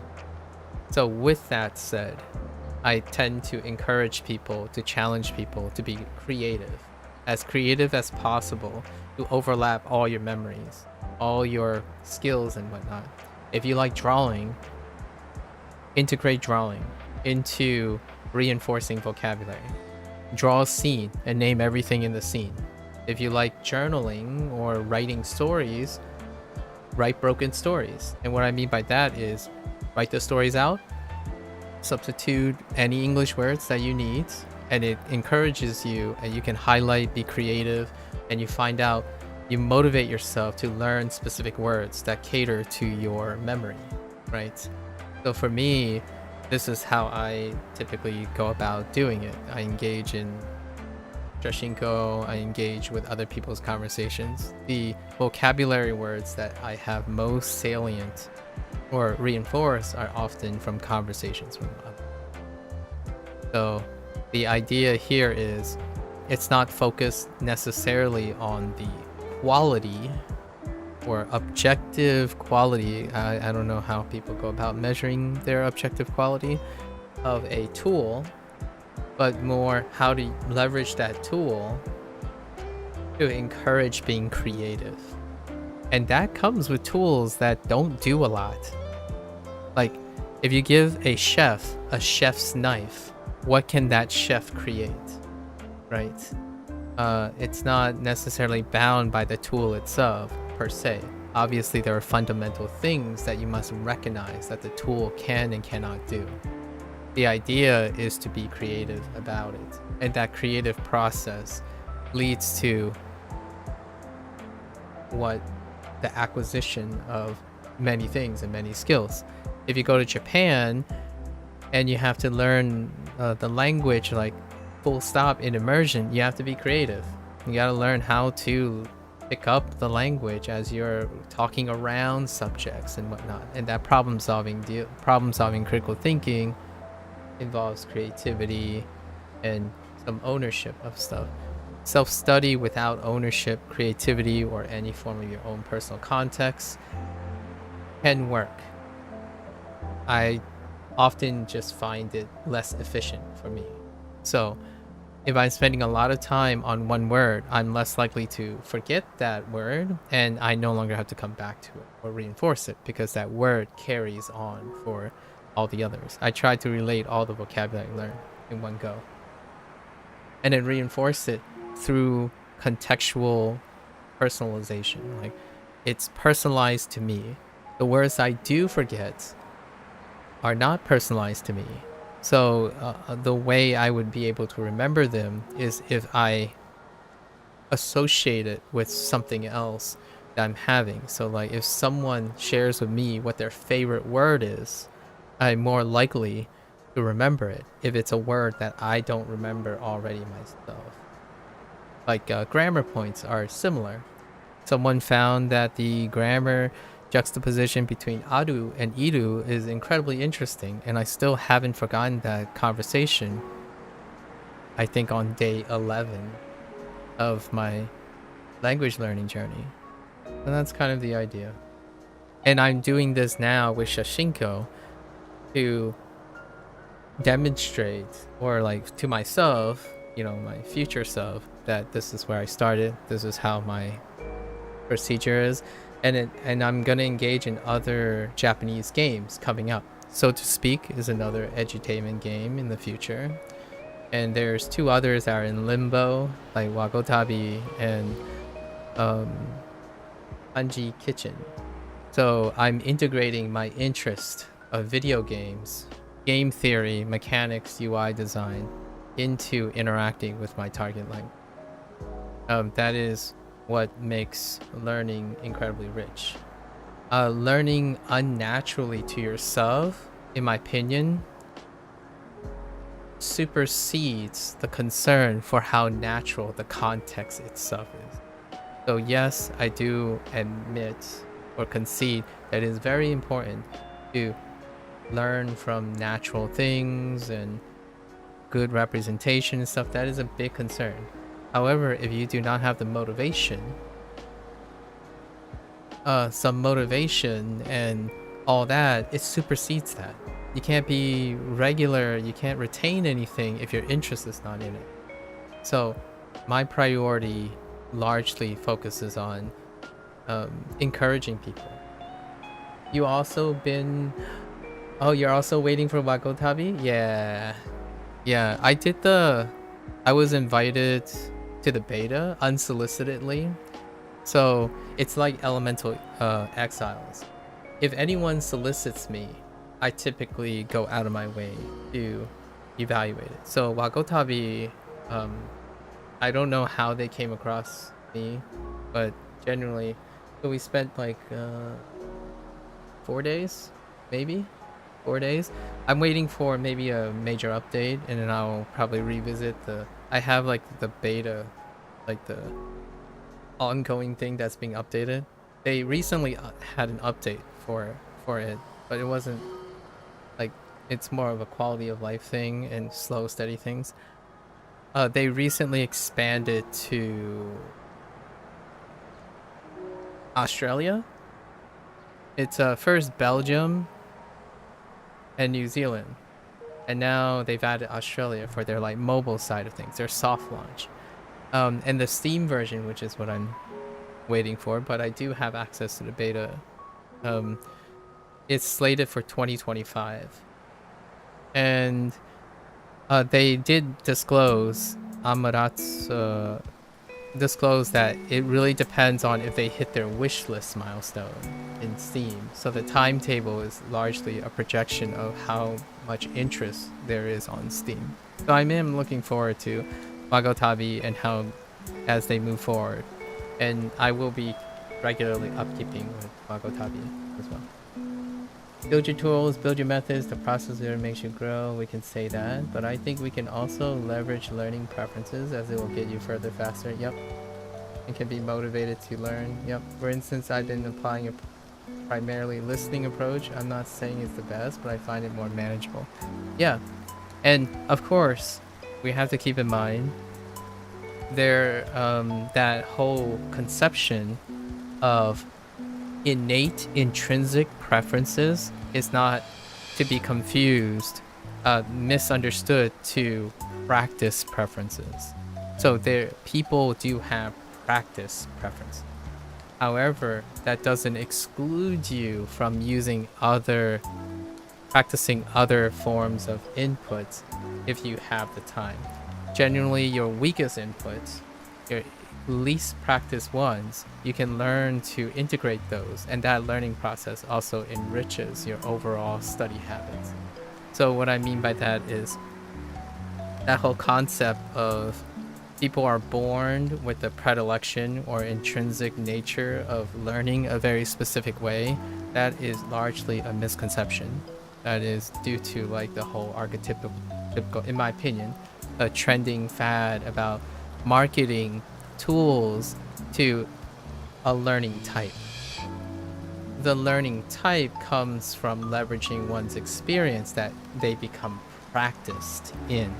So if you do spend a lot of time engaging listening, the listening will become preferentially stronger due to practicing.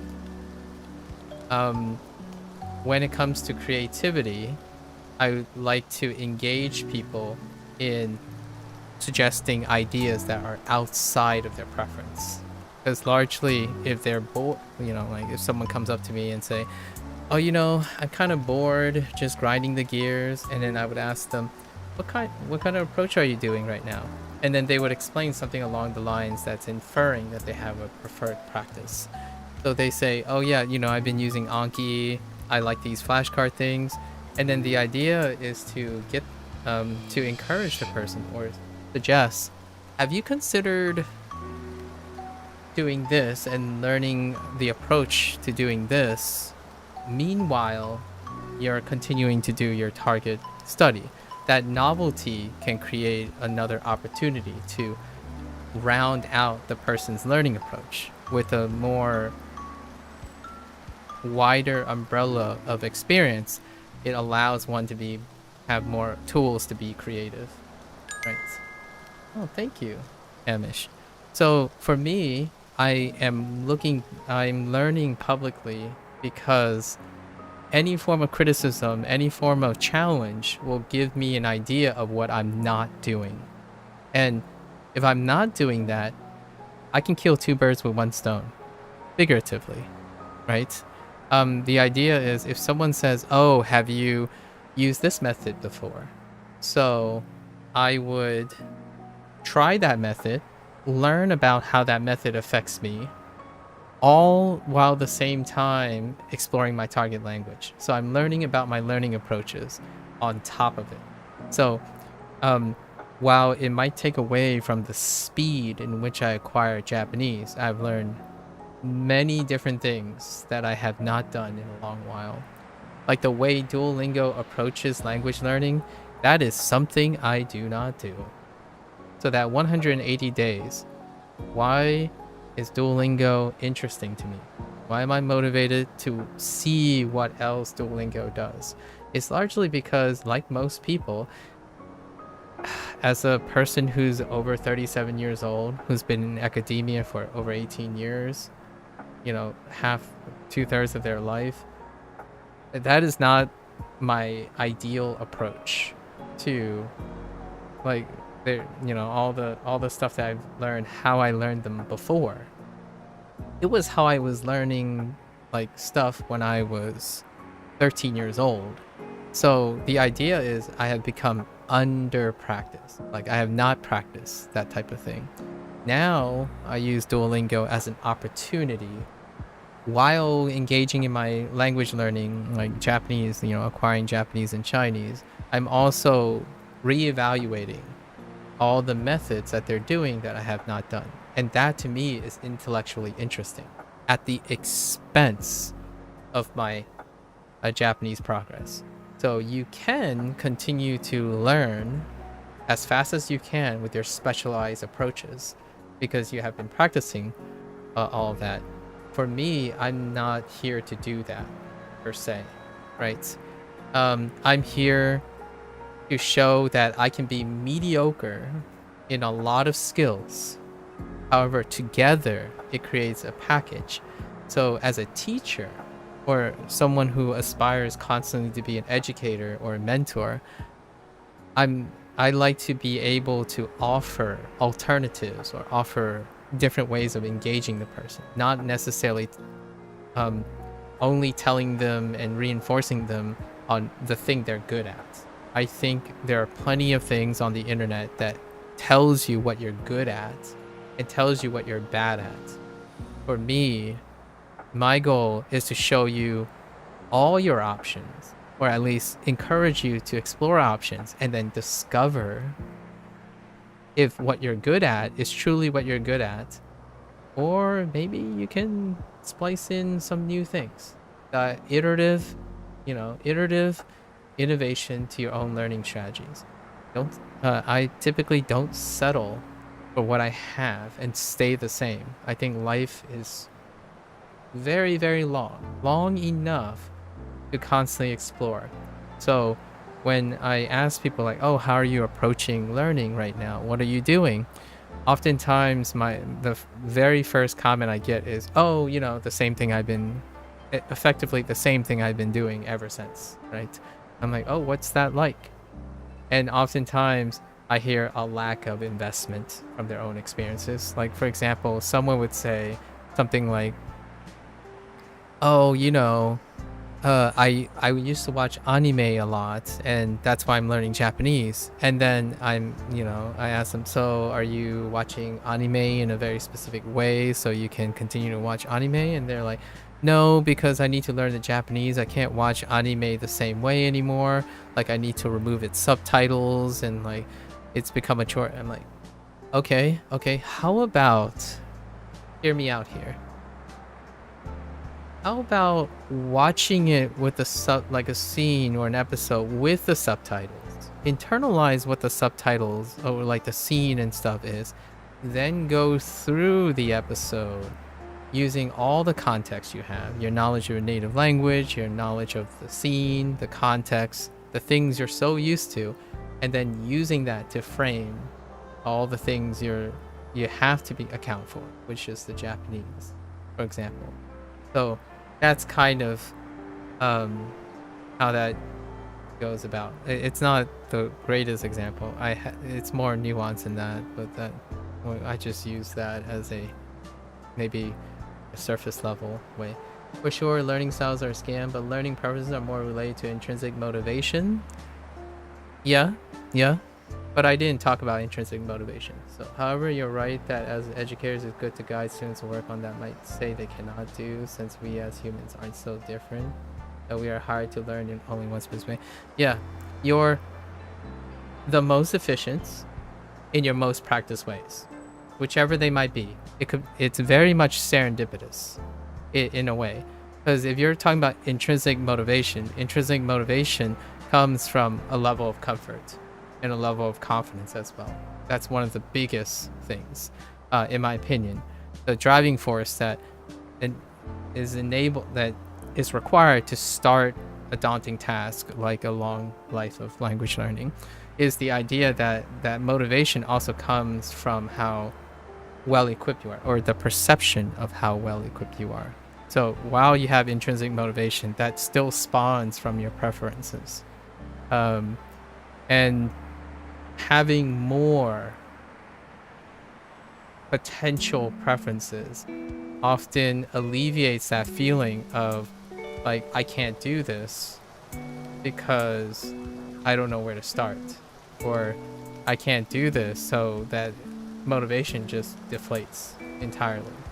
So not only it's great to think about it in the moment, right, as well, but we also have to consider how well someone even starts something as well. All of that, all the things you said and more, obviously. And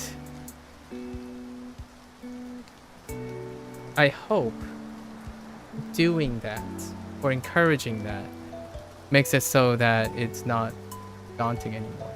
Like, I really don't require, like, here's another extra thing. A lot of times people think, or like, people give me the impression that they need to build up motivation to do something, right?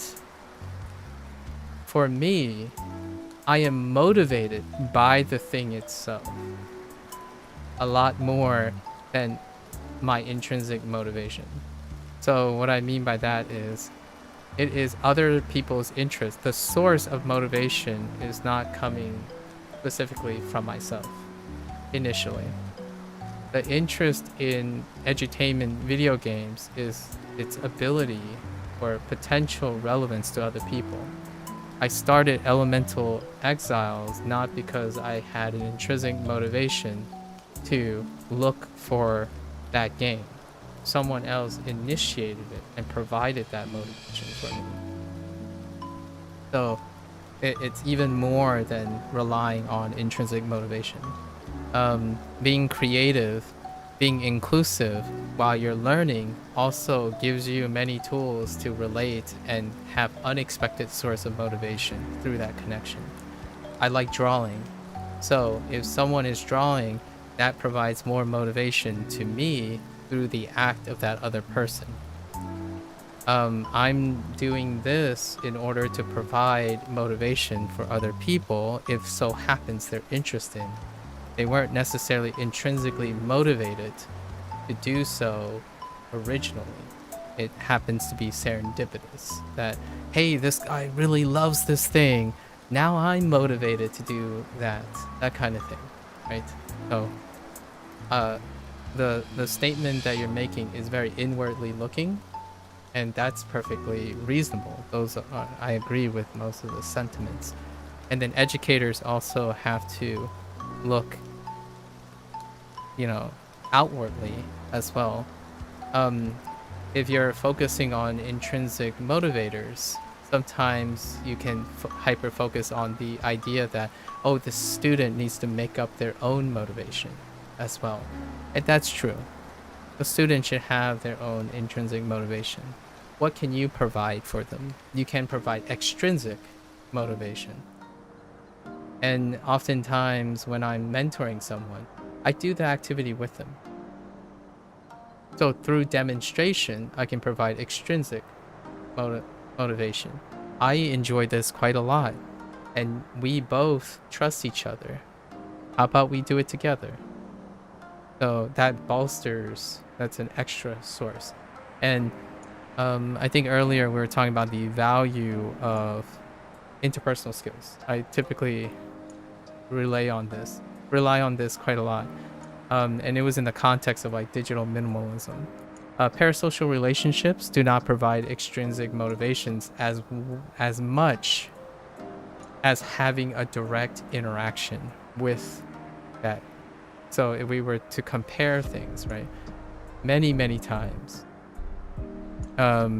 intrinsic motivation is the major source. When you're watching a YouTuber or a content creator, even now, not necessarily in this very specific, like if you're watching one of my videos or something, that might seem a bit extrinsic, which is great. Like if you're motivated by what I'm doing, that's awesome.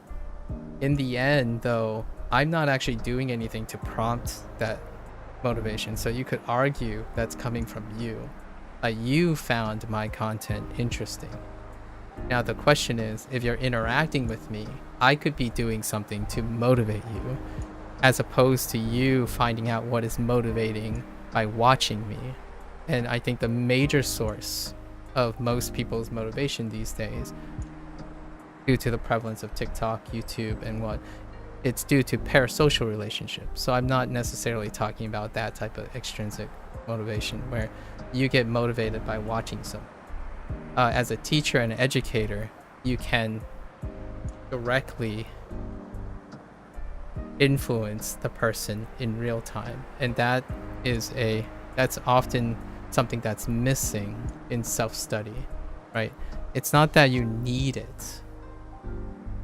It's nice to have, like an online instructor or a friend in Japan or something, someone else, like a fellow language learner. I think that resource is far rarer and can be quite magical. So I hope through this I can encourage other people to find it very, very healthy and manageable to perhaps sacrifice or trade off some of your time focusing on what you can do best for yourself while investing in some people who may ultimately create emergent properties for learning. And I have to thank probably Lotus the most at this point, that my conversations with Lotus is non-stop educational. Like he has this way of understanding that I don't know everything, right? Like that, to learn things, right? You might be saying, well, yeah, duh, no one knows everything.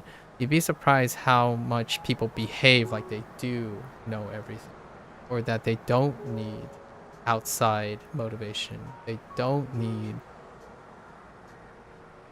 interpersonal skills when learning. That's my personal opinion.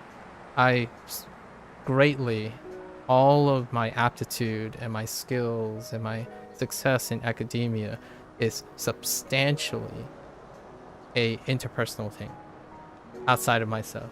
So I can't divorce that from my learning as well. As much as I say this is self-study, it is nowhere in even close to self-study.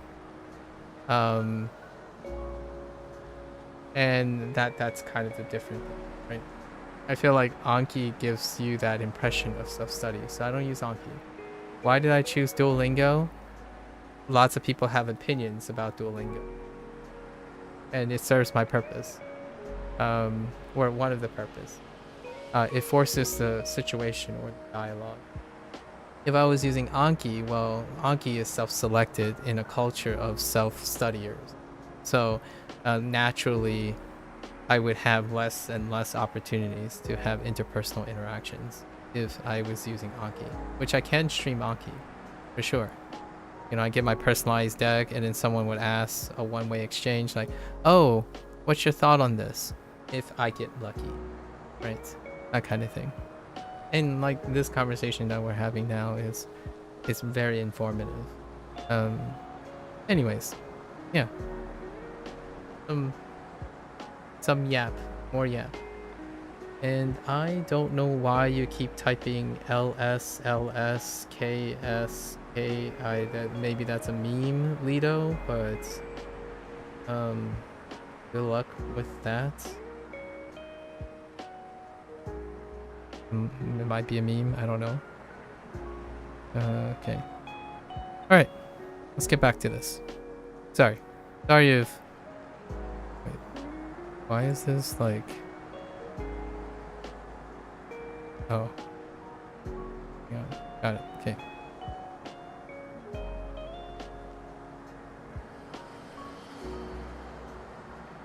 Oh, and for the record...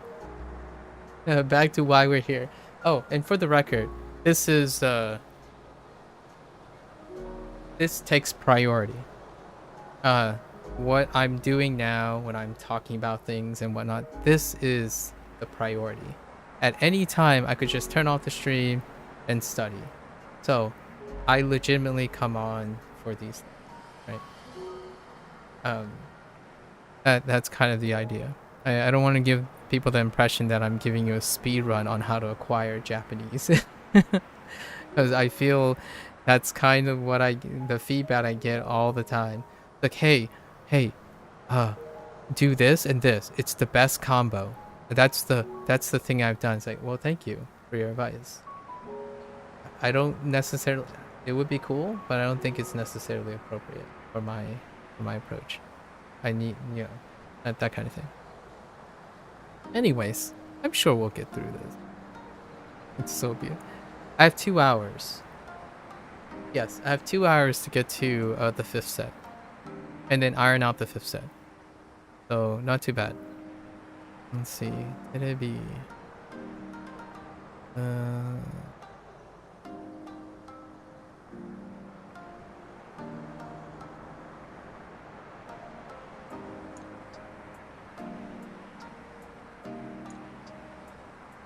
Again, I want to emphasize, sometimes I don't know what I'm talking about. I'm not saying I do know everything. I'm using all the knowledge that I currently have, or all the experience that I currently have. If some expert comes along and say this is not the case and whatnot, that's understandable. And I'm all ears for that type of thing. The idea for me is that in the future, I can look back on this and see my inexperience and be able to understand and show how much I've grown as a learner, right? Or as a self-learner, or however this goes. I am fully aware of my incompetence, right? And I'm not uncomfortable with that. That's the whole idea. I am a learner by trade. In academia, in nowhere in my entire life have I ever felt that I could say I'm ready for everything, I know everything, I'm more competent than the next person. In fact, the thing that drives me as a learner is being incredibly comfortable with the idea that I show and do my best in the present moment and reflect upon it at a later time. Growth is only visible when you're not trying to hide it, in my opinion, to yourself, obviously. For me, I'm doing it publicly. So I might sound like an incompetent language learner, secondary language learner now. That's there for display. I might say things that are ignorant. I might say things that might not check out later, and lots of critics will see it. The idea is, what will I look like and what will I sound like in a year when those critics interact with me and give me feedback and all that? What will that look like later? And I am fully confident that I accept the responsibility of my incompetence now, because I'm constantly doing things I'm incompetent in. That's the whole, in my opinion, the whole purpose of being a learner.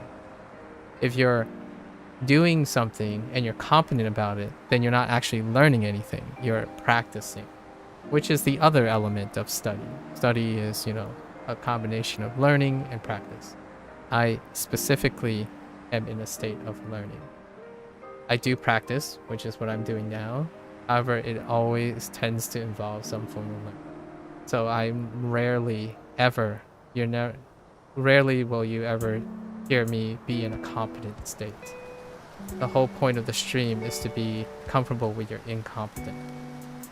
Otherwise, you're not going to be a very great learner, in my honest opinion.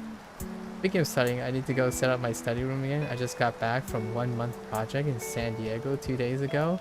You have a very you sound like you have a very exciting life, moving back and forth and whatnot. Is that great? Like, how are you, do you enjoy being like back in the US and then going to Japan and then back, or is there some like feeling of nostalgia? Like, how does that work? I'm not that mobile. I probably have moved like every 5 to 6 years periods of my life, but not like one in which it is like an annual cycle. It's cool that you have a study room as well. I kind of just study, sleep, and eat in the same place. That's a cycle from a like the trendy psychological approach. That's not quite ideal. However, the one thing I can counter argue is my current space is constantly positive. So where I eat is a positive experience. Where I sleep is also a positive experience. So ultimately it's okay. However, having a study room, you can compartmentalize those things, which is kind of nice. I don't have a study room or an office. My bed is right there. Like on the ground.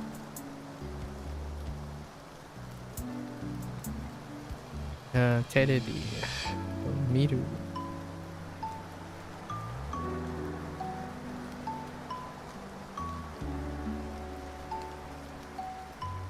Eh? Skeru.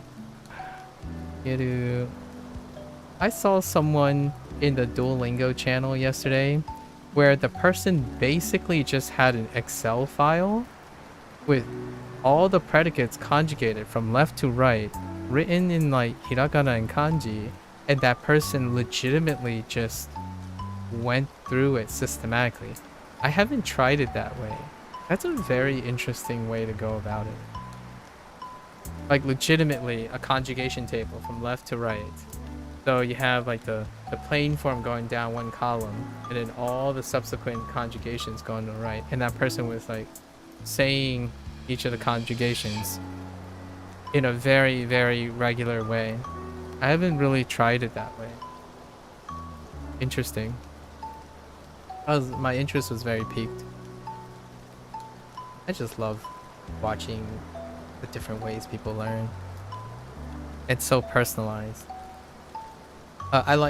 Granted, I'm not saying everyone has these things.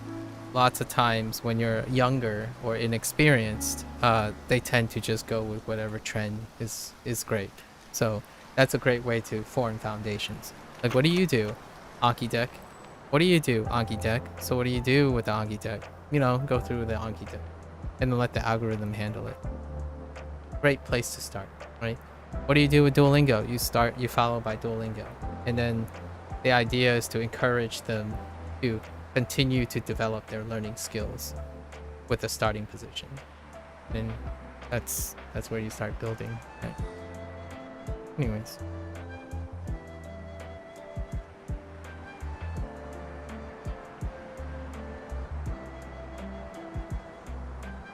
Kesu. This is our first set, and we're good. We're good. So this is our first set. 1 of 5. 25% the way there. Let's double check on one thing. Whoops. I want to make sure I'm not... Yes, we're fine. Okay, so that's the first set. Now let's go to the second set. Got 2 hours. 2 hours. Whoops. I don't know. Okay. Alright, second set.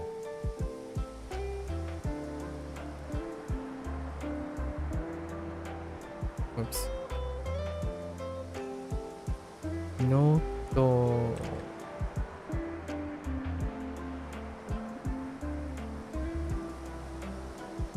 Pasokon. Noto pasokon.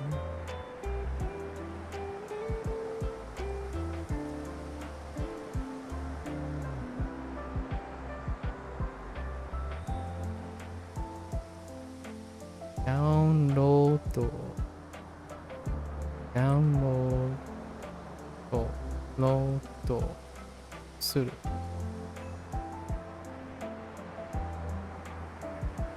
You find that the traveling part makes you grow and develop your character better? Interesting. I like that. I will always have my room in my house even when I'm gone, so I don't get that feeling that I'm like a traveling nomad. Fair. So you have like a place that you feel like you belong in both. And more like I have a main house, yes. And then secondary home elsewhere. Everywhere. That's wonderful. That's a great cogent response. You checked off a thing that I tend to ask about, which is a feeling of belonging while not feeling, you know, you have a place that's called home while navigating that. Nice. Nice. Where is that actually? Is it here in the States or in Japan at the moment? Like where do you gravitate nowadays? I haven't had the opportunity to talk to someone who has that type of lifestyle. Outside of like people who travel for business. That's probably the closest thing.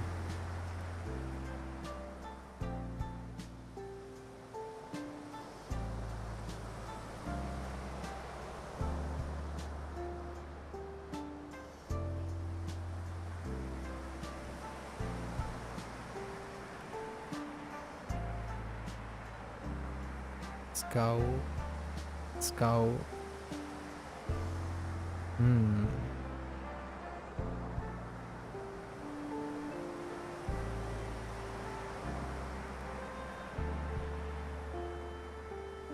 Okay, Makeru.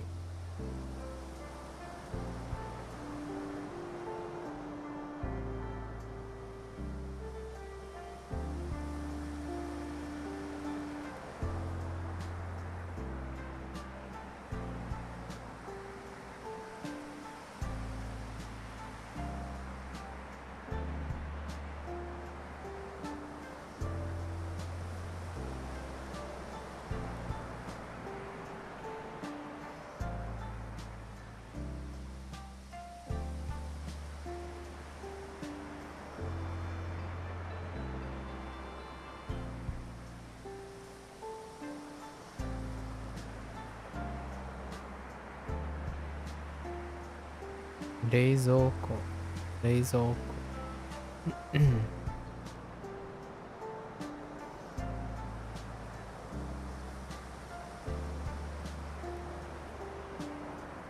冷たい。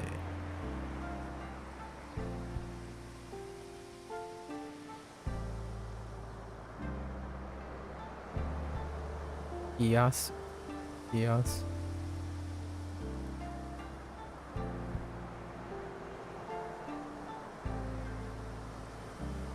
入れる。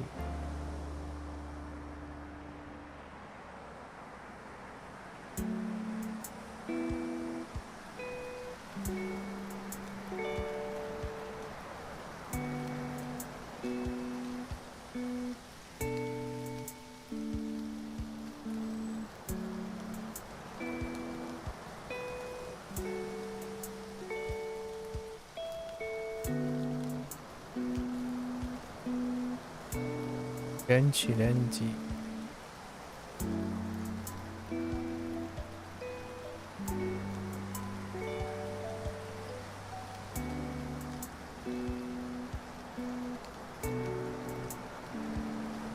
温める。So you live in a small town close to Seattle, Washington for geographical reference, okay? Your family is from here and my work is mainly here as well. Oh, okay, okay. Seattle, huh?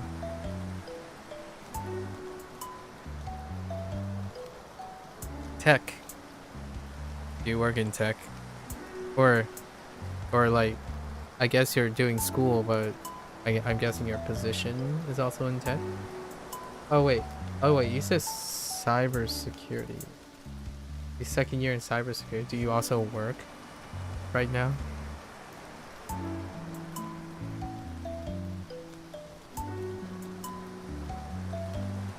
In that?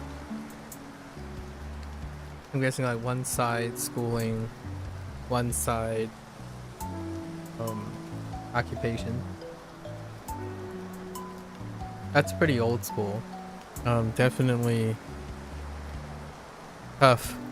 You remind me of someone who is actually, my job has nothing to do with tech. Oh, you're a shipwright? Oh, okay, that's a curveball.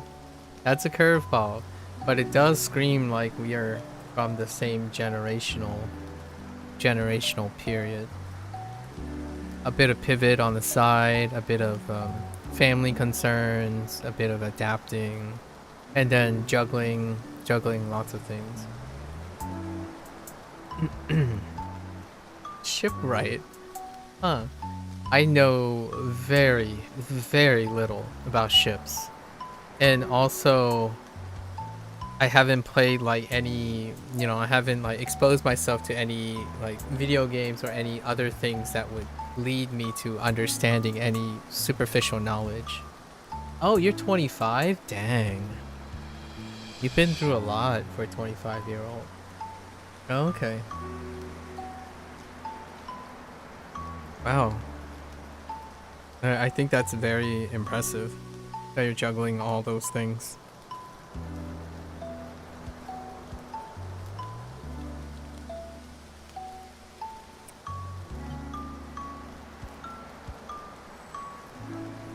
The reason why I say that is you don't hear that very often anymore. It's kind of tough. I'm sure you've become aware of being that age and juggling financial security and all that stuff has become quite difficult. I guess that does explain your consideration of moving to Japan. You will be away from family though. I don't know how much of a family person you are, considering that you put off a school gap to support the family. I imagine you're pretty close with your family. At least that would be a safe presumption. Yeah, that's a tough decision. Not the name. Probably something you don't say lightly when considering the whole Japan thing. Unless your family wants to join you. That'd be interesting too.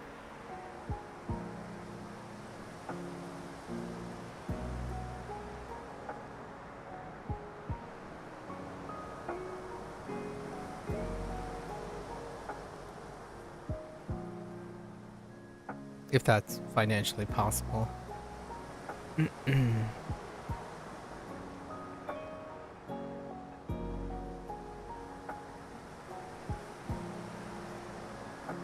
We have Akeru.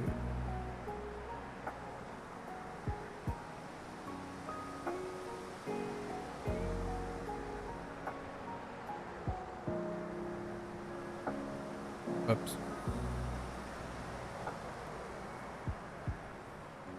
Shimeru.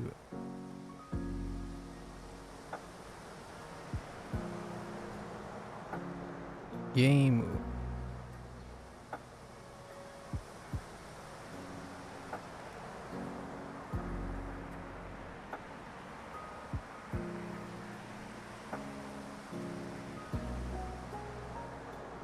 Anoshi.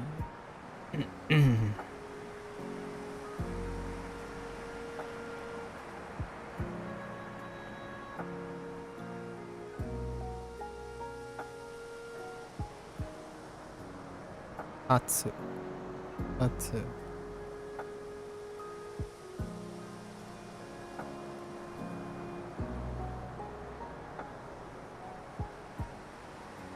Makeru.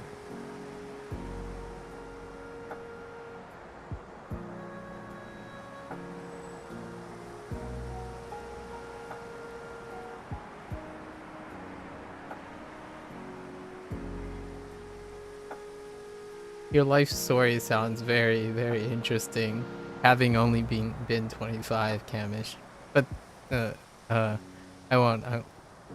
I hope none of these questions are too personal. I'm just genuinely very interested in how younger adults are, like, the different stories that people have.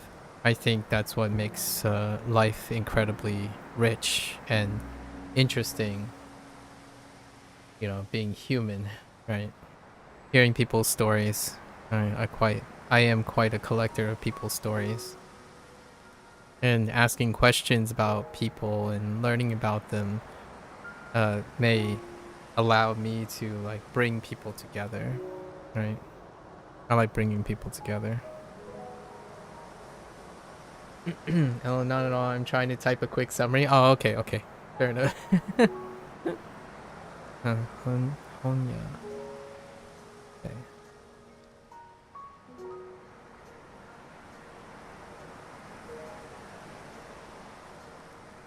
Obviously, no pressure to be comprehensive. Plenty of opportunities. At least I hope that we both live fairly healthily for the next couple years or more, right? Kau.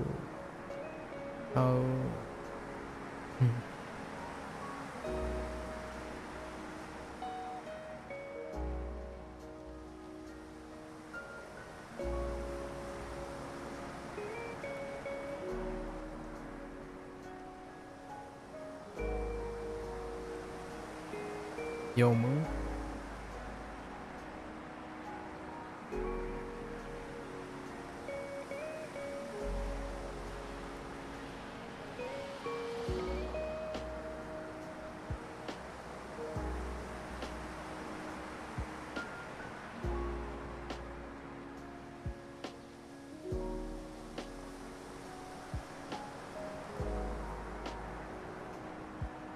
Shizuka.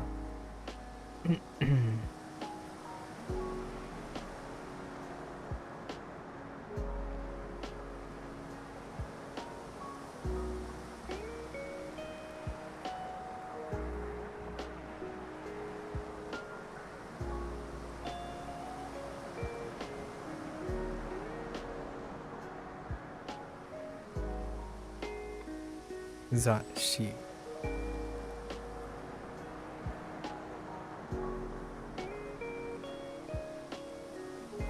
I heard lightning. So If I suddenly just disappear, it's probably because my ISP or the power flickered. That is a occurrence that has happened recently. So no panic. No one picnic if it happens. I'll come back on whenever possible. And if I don't come back on, I hope everyone has a wonderful day and probably the rest of their lives if we ever see again, you know. Sorry. Had to throw that out there because it's happened a couple times already. Let's see. Oh, she.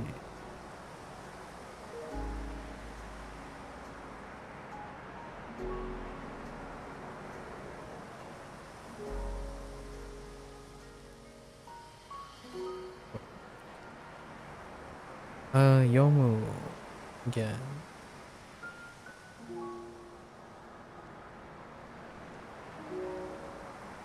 Atarashi.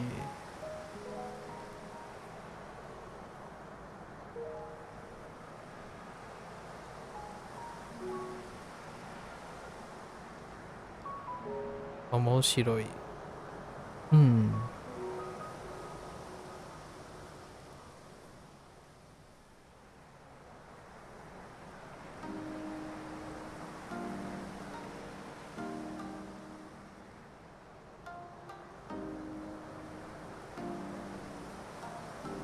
Uekomi. Quick summary. The summer after high school, my father lost his job, so I was doing fast food and retail. Oh, I see. Then after a year of work, I was able to get myself a shipwright help. Oh. Your dad passed 3 years into my job, so my mom got his life insurance money. And she is fully financially stable for the rest of her life. So I bought myself a house with my saved money, and I've been volunteering for traveling projects. Sorry, my condolences about your father. I'm glad to hear your mother is stable financially. I hope she's also emotionally been able to work with that as well. And yourself, of course.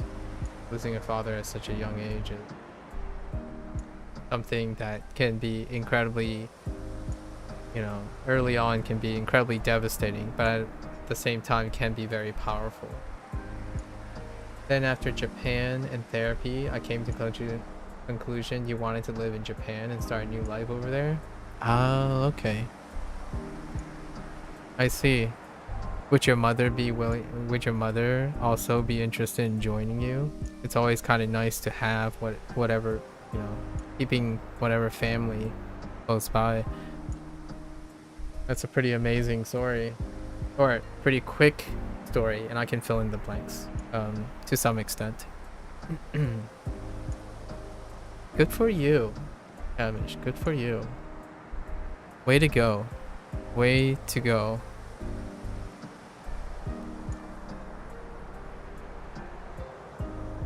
Thank you. Thank you for sharing. You have a long life ahead of you, hopefully. Right.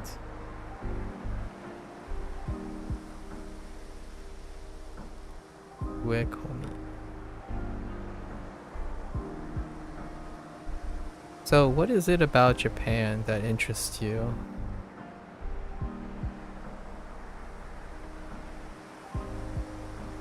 How'd you get interested in Japan? Your mom says she will only visit me for Hawaii or Guam assignment. What's your mom's like perspective on Japan? Hawaii, I mean, Hawaii, it's got like a hybrid feeling going on. I do know a Hawaiian for some time now over the internet, but well, why not Japan for your mom? Shizen.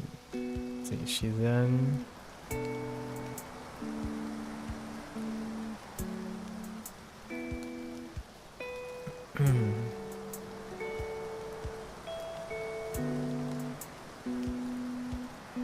awfully specific for Guam and Hawaii.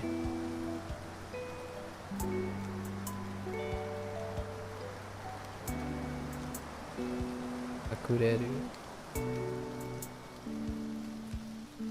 Akureru.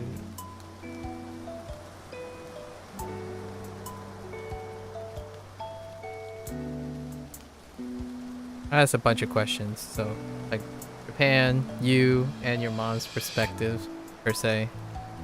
Love to hear.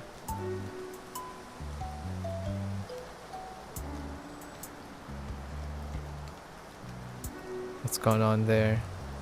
I'm missing one. Onya. Oh, Chizu. Chizu.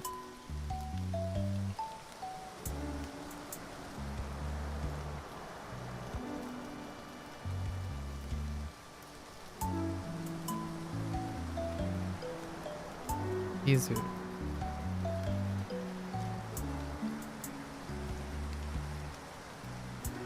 Miru.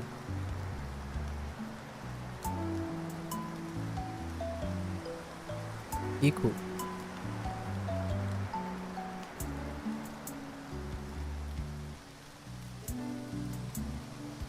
Sagasu. Alright. Nope. I'm pretty confident in my strokes there. So that's set 2. Let's move on to set 3. Okay. 40% the way there. She only wants to travel if it's like tropical vacation area. Japan to my mom is like any other Asian country from her point of view, since she is from a rural area. I see. You should totally convince her to go to Okinawa though. You know, Okinawa. I think that can be. Wait. I don't know. Obviously, I don't know your mom, but this is for humor. Tell her like, what do you think of this place? And then you just give her like a bunch of pictures of Okinawa, and then she's like, oh, it looks very tropical. And then you say, you want to go here? And then, you know, you travel there. It's like, welcome, you know, and then you just don't tell her. I guess it's kind of hard to cover up, like, where am I going? It's like, Okinawa. Like, that sounds Japanese. Like, no. It's an island in the Pacific. I could see, depending on like how close your relationship is with your mom, I would totally pull a stunt like that. Just I've been watching too much YouTube clips, I suppose, and like influencer life, but I can only imagine how this like incredibly romantic gesture where a loving son takes their mother to a place despite her opinions. Okinawa with photos is an easy sell, honestly. Yeah, Okinawa, when I'm thinking of like someone who really likes tropical and islands, Okinawa is incredibly beautiful. It's a great place to visit, obviously, for traveling. And then you have that tropical vibe. When she mentioned Hawaii, I thought about Okinawa when it comes to the intersection between Japan, like a Japan alternative. Or you can be super cruel and just take her to Hokkaido during the winter festival. What I'm gathering is your mother likes warm climates. The warm climates, as opposed to like the opposite, you know, finding the beauty in doing warm activities in cold places. Like Hokkaido during winter festival would probably sound like something like your mother would give you the stink eye the whole time. Like, why is this fun? Like, snow. Snow. Very, very cold. And also delicious dairy products. And not sure if you guys are what your dietary things are, but meat, like lamb meat and stuff. Sorry, I'm like haven't ever been to Japan.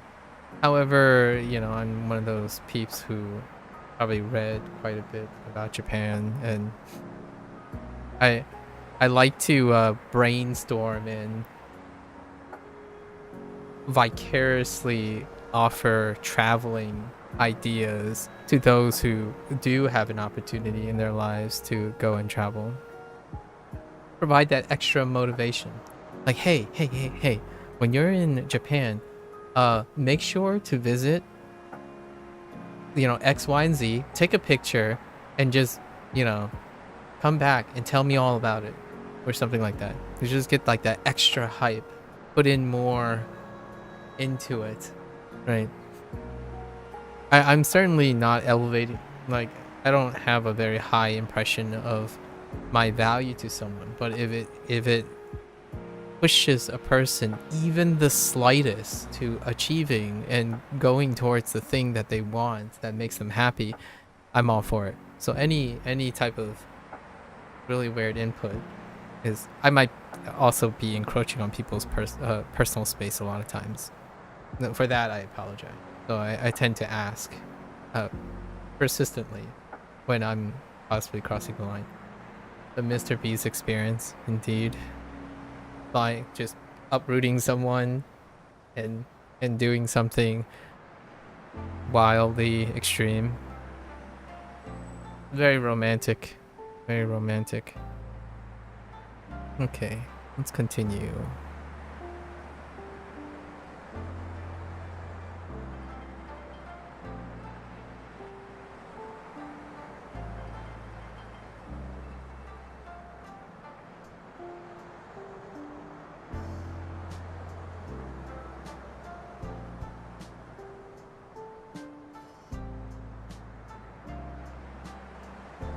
Koushu Toire.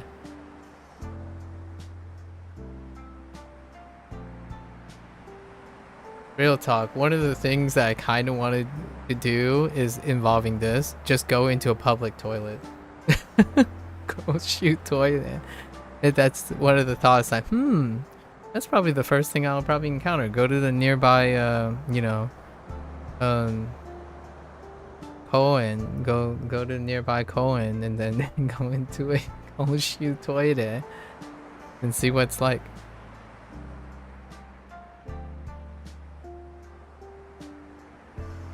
Weird, I know.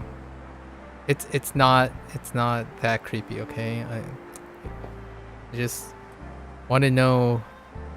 Want to know.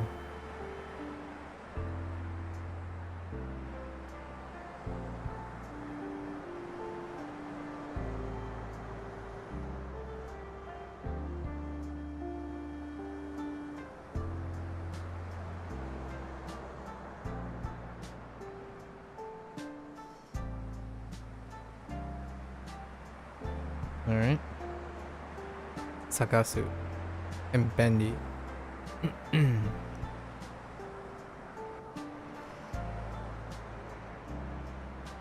Anna.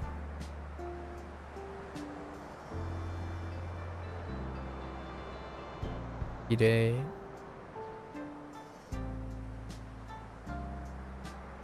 Oh, missed my stroke there.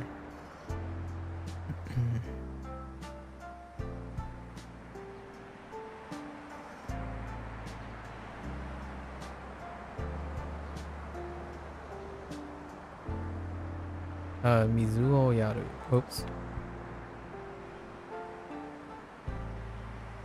Mizuo Yasu. Mizuo Yaru.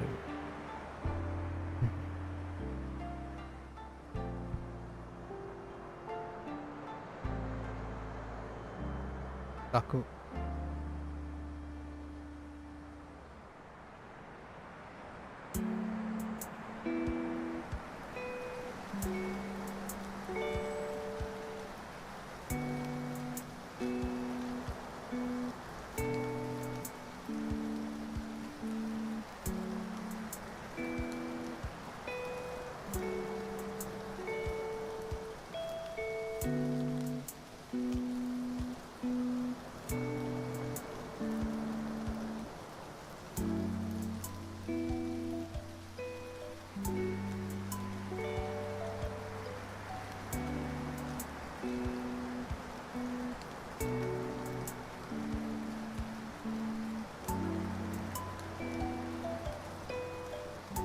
Jito Han Baiki. That he is too clustered. That's fine. Jito Han Baiki. I always wanted to go to Japan as a teen and young adult since I was a moderate fan of anime. When I got there, the food was amazing, the streets were clean, and everyone was very nice. Alright. Then I became good with friends with a coworker. Alright. Got introduced to his Japanese friend group. Got really attached to the life I had there. I see. After 4 months, I got comfortable being away from the US. I have the feeling where you have been there long enough that it was the new normal for you. Ah, well, there you go. It's interesting how life works out that way. I can definitely see that that is definitely a bit. You kind of answered 2 or 3 other follow-up questions I had. Well, that does sound like how possible is it for you to make that transition to being in Japan?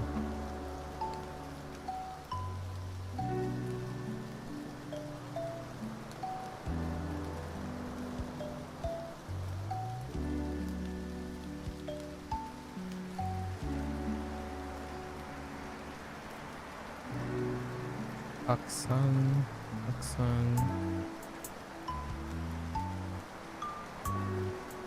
Yasui.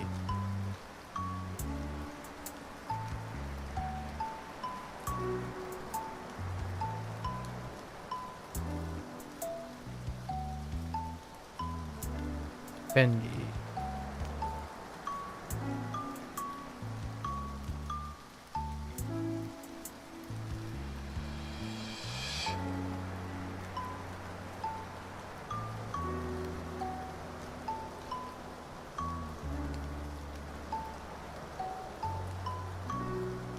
Nomimono.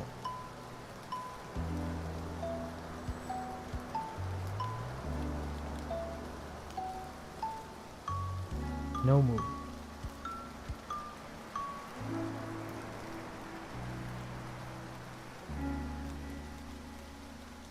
Sosoku.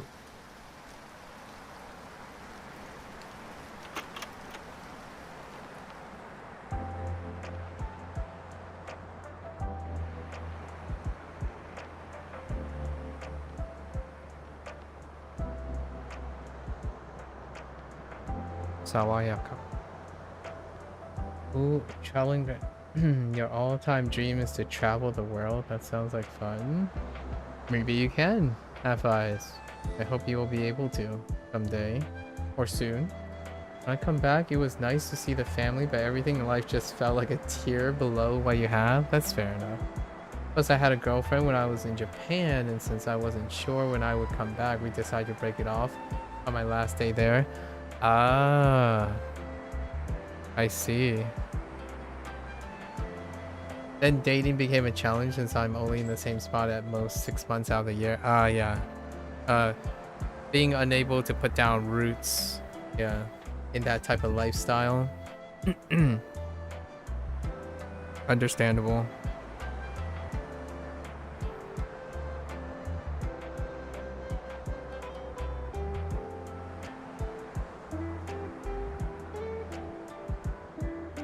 So when, I guess now it's a foregone conclusion. So it's not about if, but when are you gonna make the transition to Japan, you think? Any ideas yet?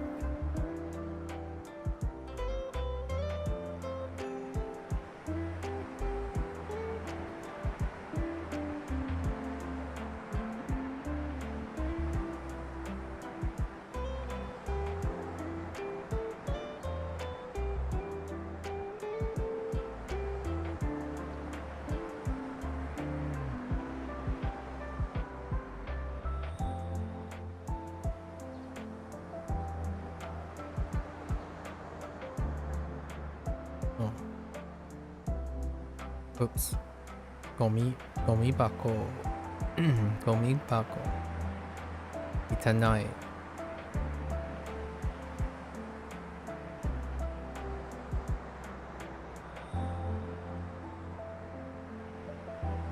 Eat pie.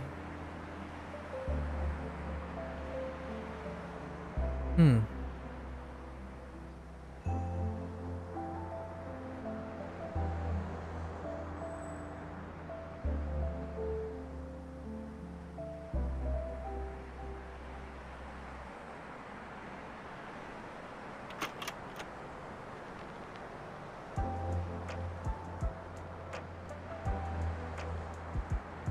Recycle. Recycle する。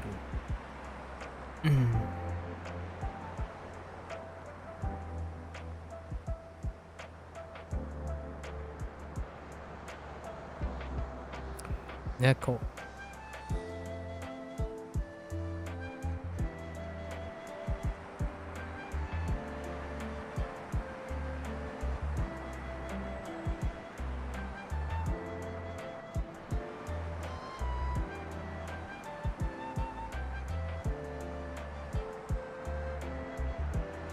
ずる賢い。ずる賢い。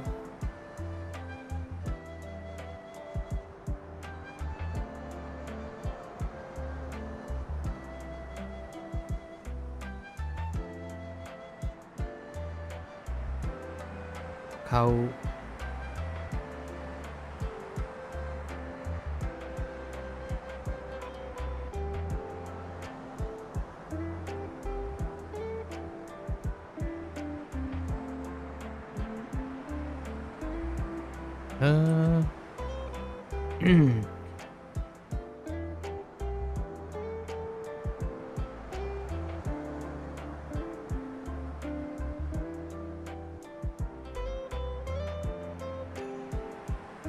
Hawaii.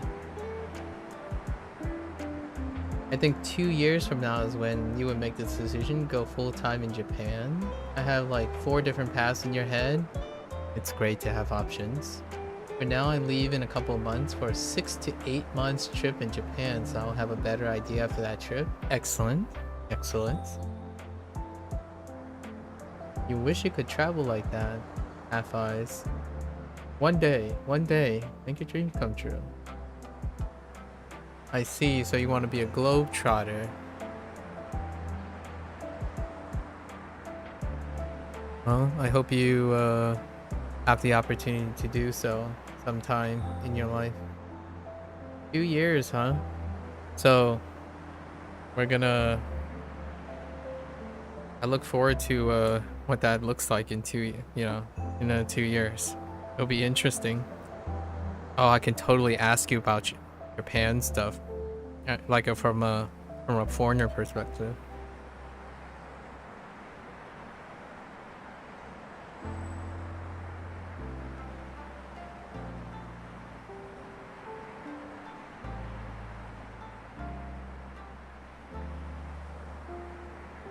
Right this moment, I've met a silly goober who is currently visiting Japan. And one of the main activities this goober mentioned was climbing Mount Fuji-san. And I have yet to hear back from him. I don't know how long he's gonna be gone. I think it's like all of August. Traveling is good even outside your city. Indeed. I've moved around a couple of times in my life because of academia. So, I'm no stranger to moving around. Probably, and I've studied abroad once in my life. Just once. I studied it abroad in New Zealand.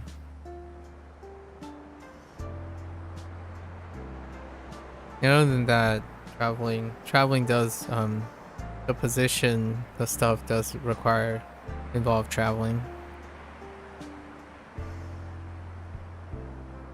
Not as of late. The thing that I keep most consistent is a anime convention called Otakon, or Asian pop culture convention called Otakon every year, which I just happened to coincidentally. It occurred at the beginning of August, just 3 weeks ago. I'm doing that for the last 17 years as a palate cleanser.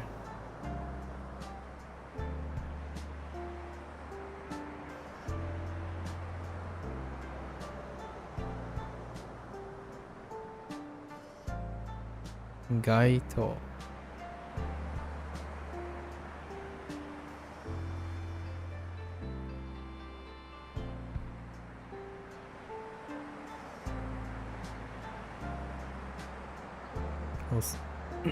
Hosoi.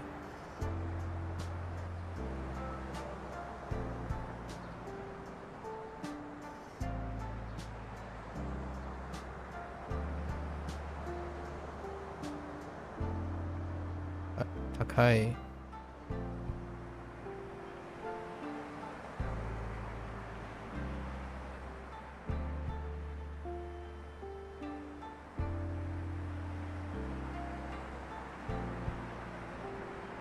Akarui. Akarui.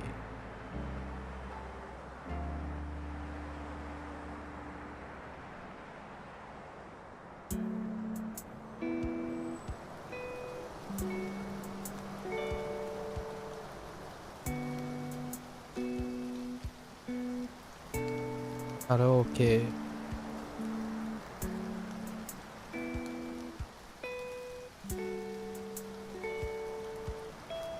Warau.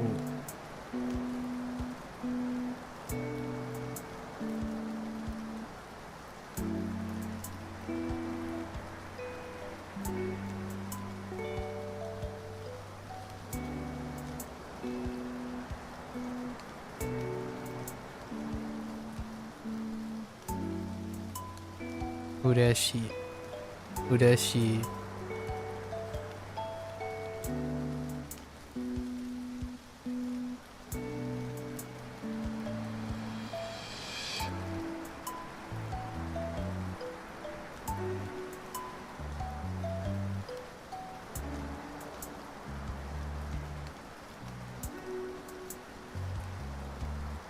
Utao.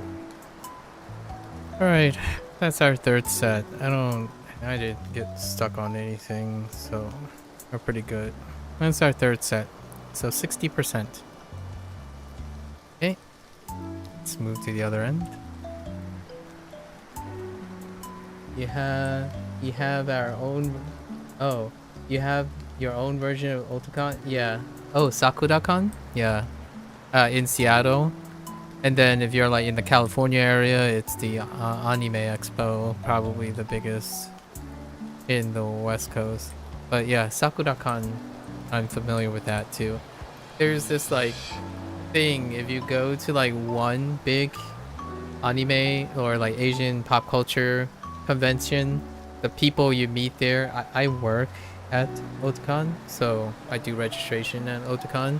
So after a while, all the people kind of discuss other conventions and their like organizations and volunteering all the time. So it comes up quite a lot. Yeah, Sakura-kon came up every once in a while. Yeah, not so much Anime Expo, and then there's like smaller ones like Katsukan and whatnot. They get thrown a lot around. Once you go to a convention center, or a convention, you kind of hear, like, where are you going next? Where are you going next?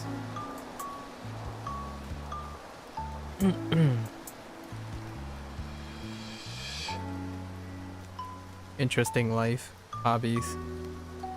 I like working, so I know how this sounds, but I go to conventions to work and like interact with people that do things for other people.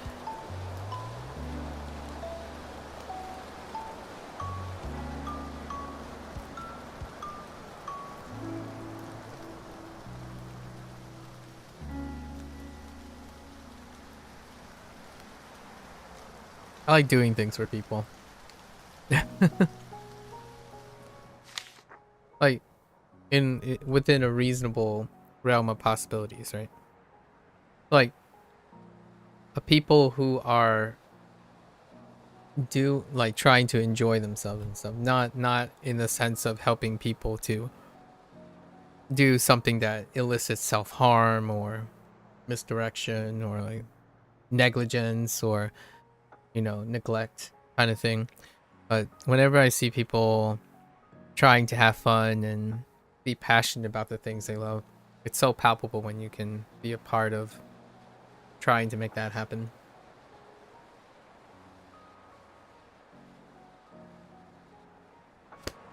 Oh yeah. I don't know why I keep bringing up the book. Okay. So set number 4.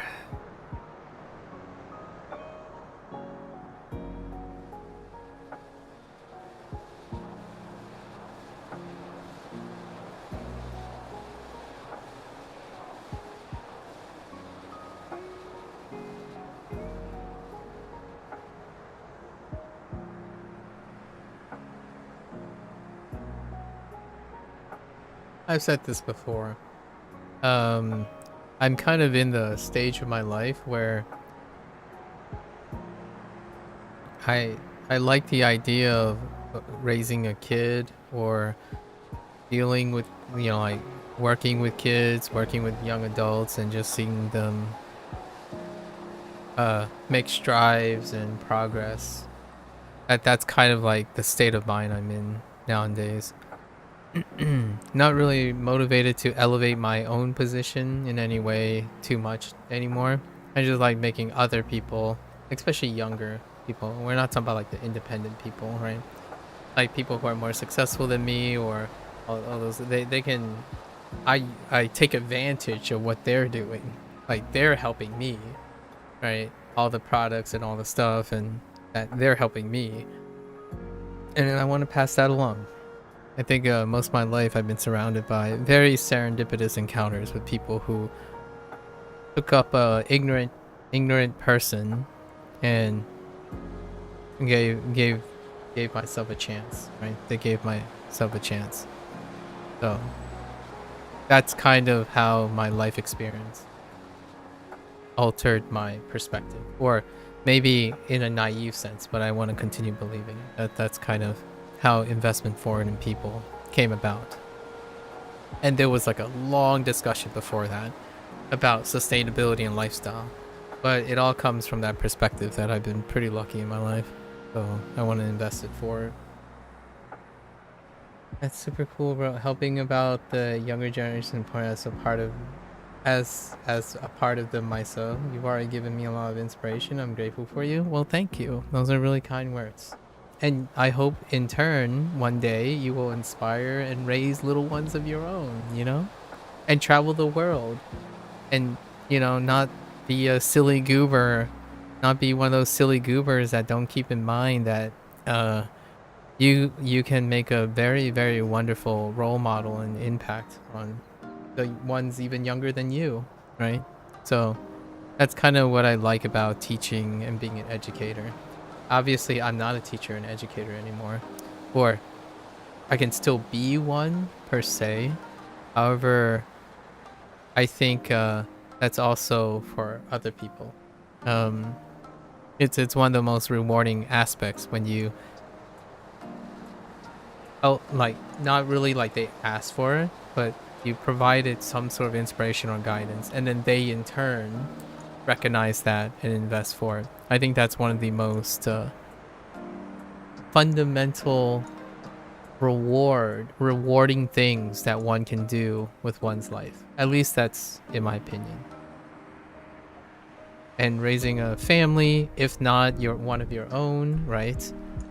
Like surrogately, the friends you make along, being part of their family, etc. However it looks, it can look very different in many different ways. And just having this continuum of humanity it's kind of like something written in the movies or in the TV shows. I kind of like to continue to believe that. That's how the internet started, honestly. In a way. I'm not so sure about how the internet is now. Or, okay, I have thoughts and whatnot, and I like to try my best to offer a different perspective. I do get a little concerned and disappointed when my algorithm has more things about what you can't do versus what things you can or try to do. Oftentimes that's a little bit concerning.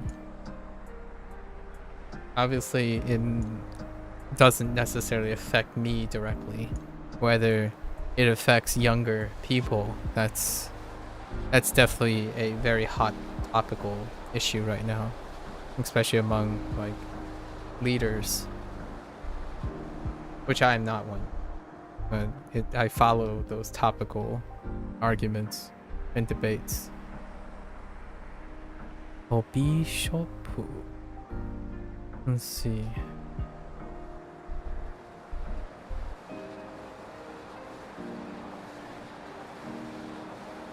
Scooter. Scooter.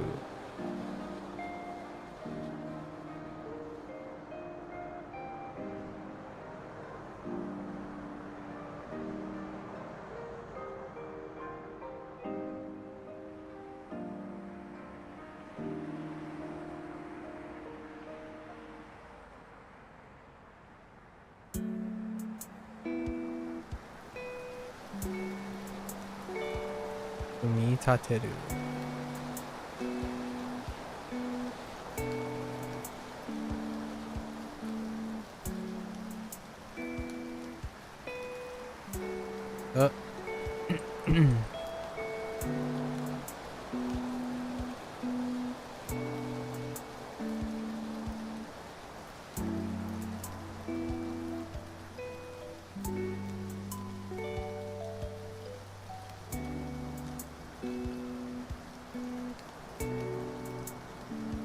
Chumi. Chumi.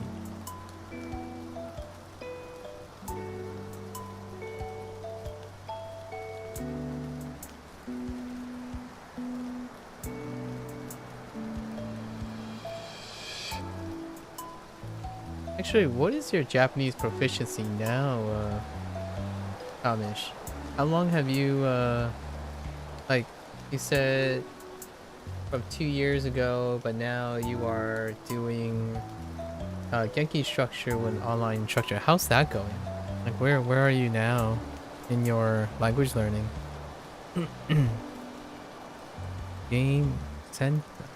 Not that it'll be really all that relevant when you make the 2-year move, because living in a place that is that will inevitably correct like work out itself. Game center. Okay.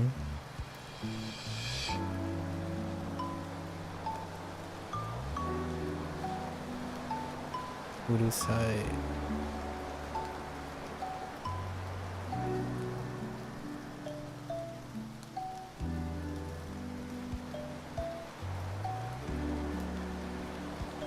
Anoshi.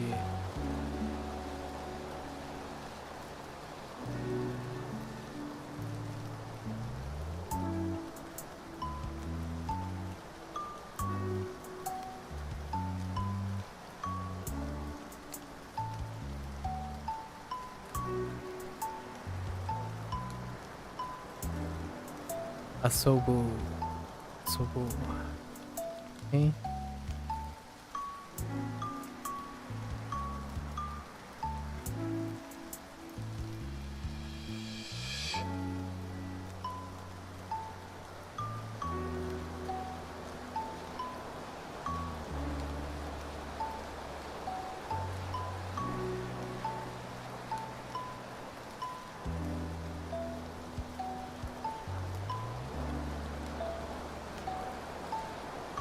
Jitensha. Jitensha.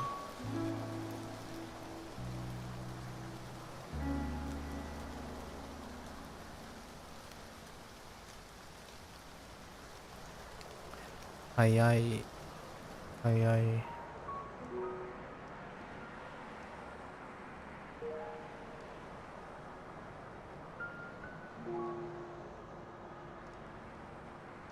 Oh, yes.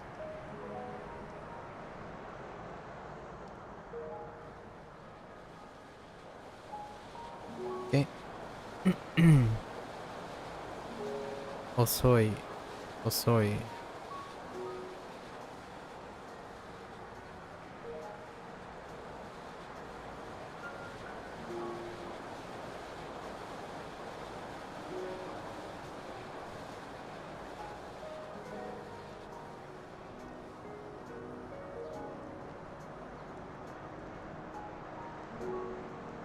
Noru.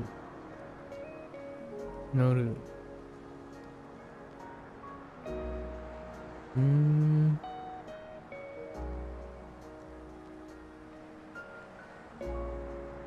Uh.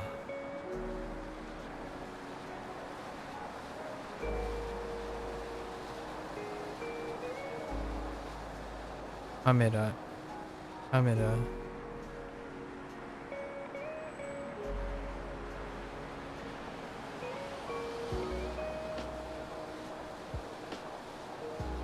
Toru.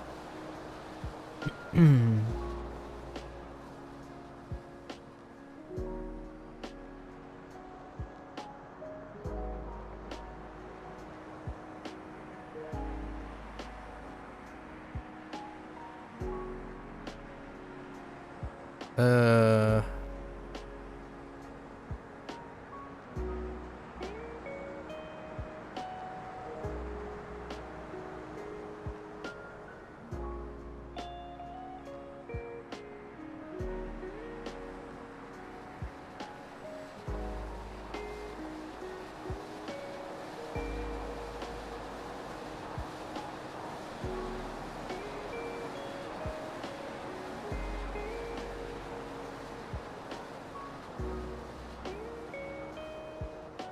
Sashin.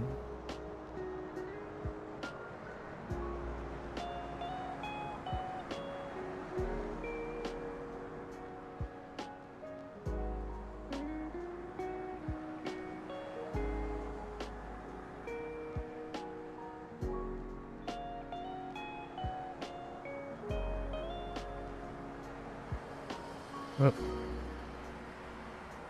No one saw that.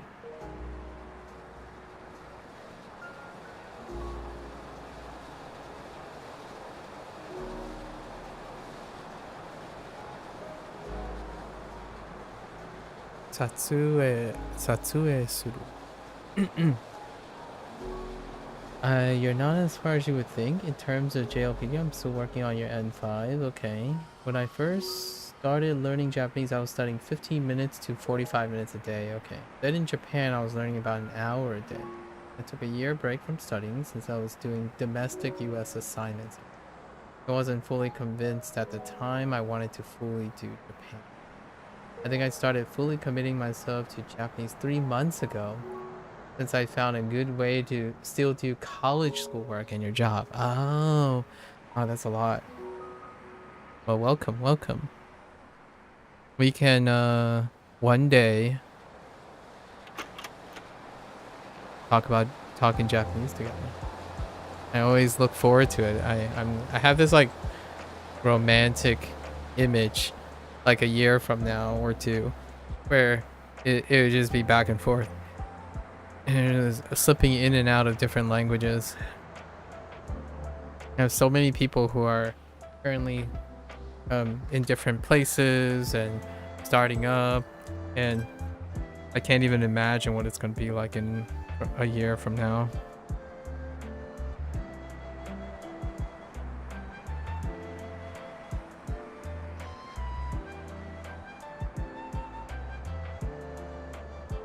We'll have to talk about Japanese, like the language,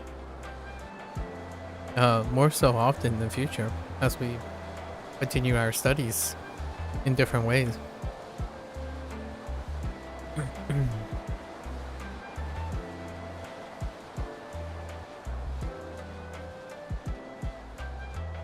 Camera. So where are we going from here?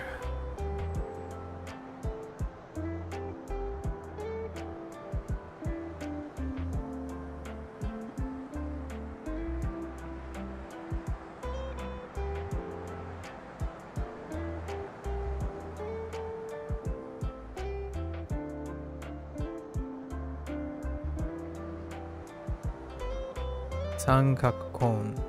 Sankaku-kon.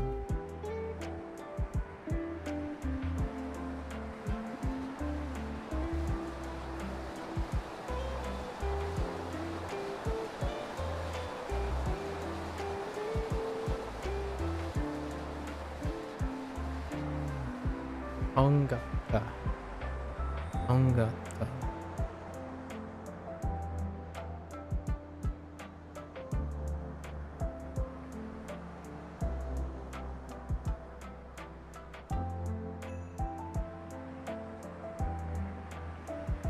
Koji. Koji. That's kind of a slim Koji. Okay.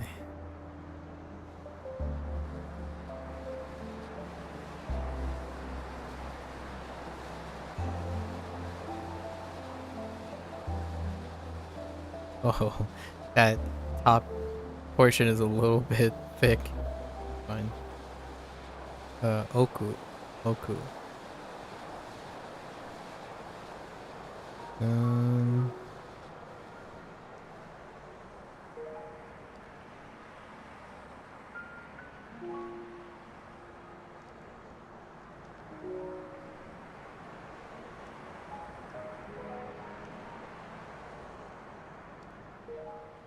Chojin. Chojin.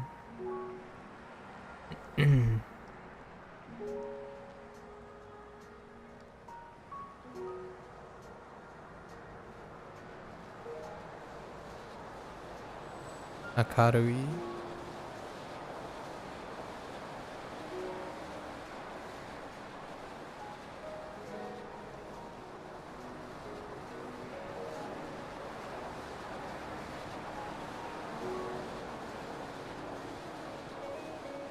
Karui.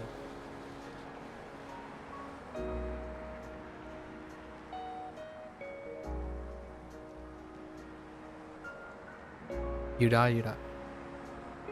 Your next milestone should be about 2 months from now. That's when you should be able to pass the JLPT and 5. Keep up the great work. I look forward to hearing your progress. If there's anyone that you can like humble brag or even celebrate, I'm definitely here for it. I don't like hearing people spam me. It's kind of like what Duolingo does, the feed. I kind of like being spammed by people's accomplishments. Keeps me motivated. You know, be part of a thriving community of excellence, or some sort of like construct of that.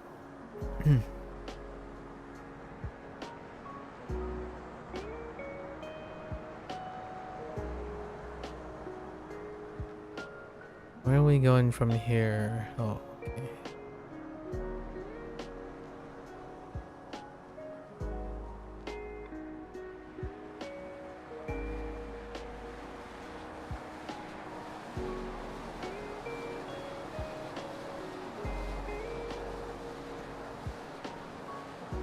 Botoru Kureito.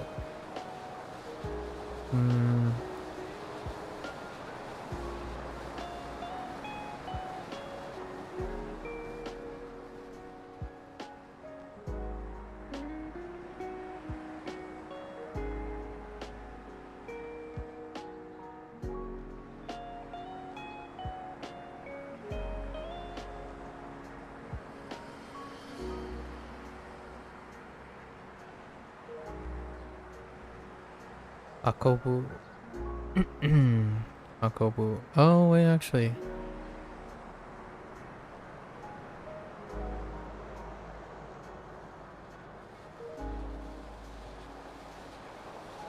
Actually, I might have been... I'm gonna have to double check this one.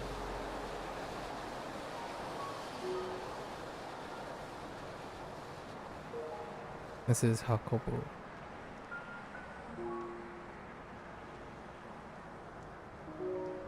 That feels right. I think. Hakobu...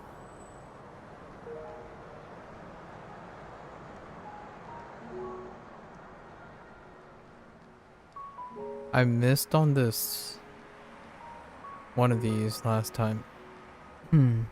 Yesterday.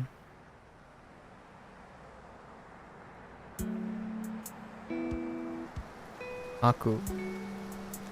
This one.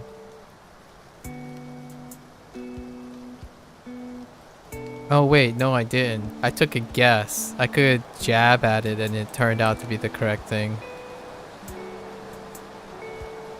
Which I think it was this.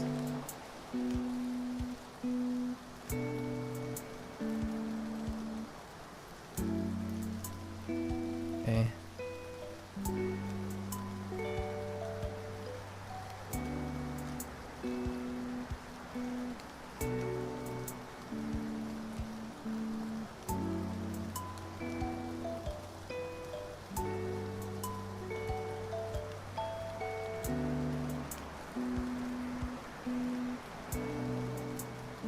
積み重ねる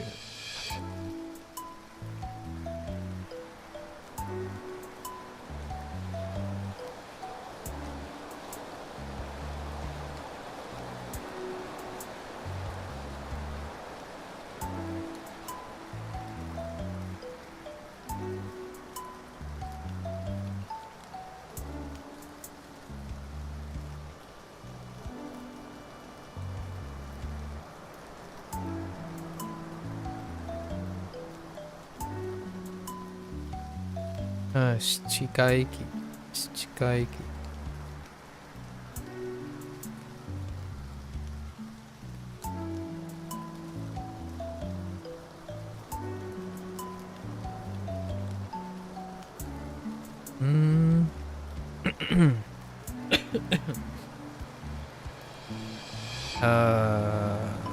Oh.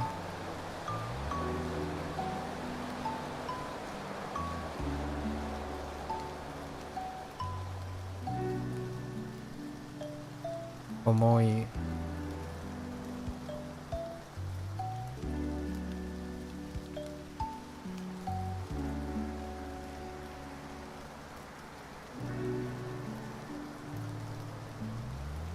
Oki.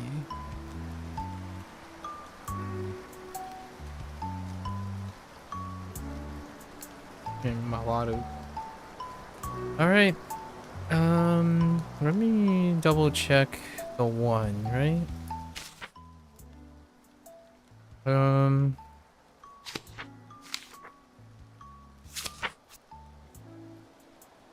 Son of a bee sting.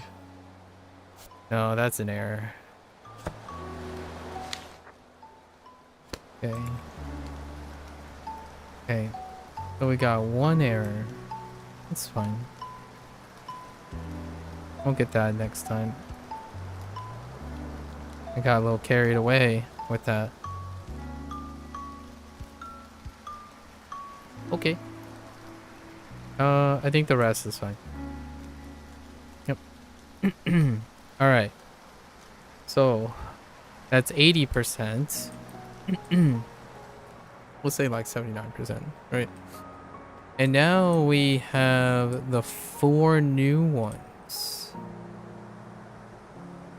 And then we'll add the other 4. We got 50 minutes. 50 minutes. Not too bad.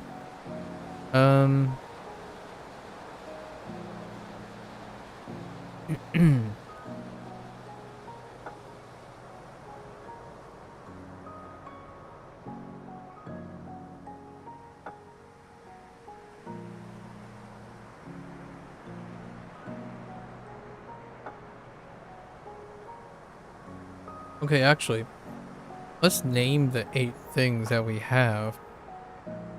Because I don't think I remember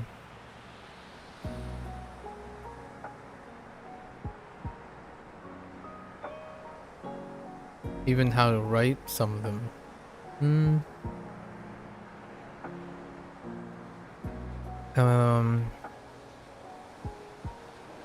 Okay, we have...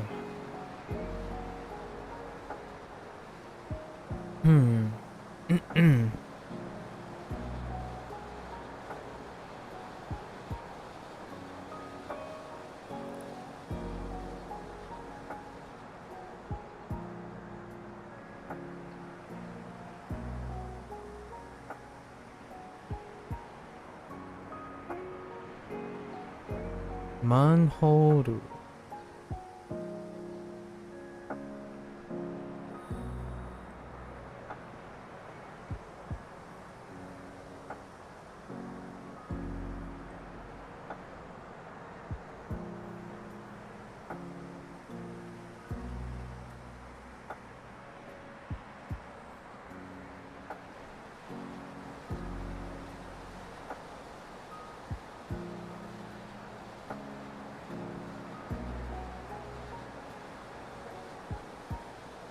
Izakaya.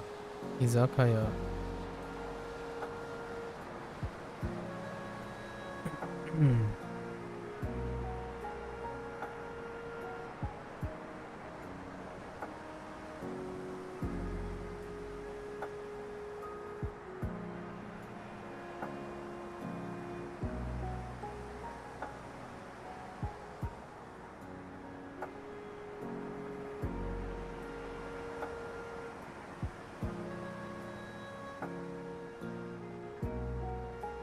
Tabemono. Tabemono.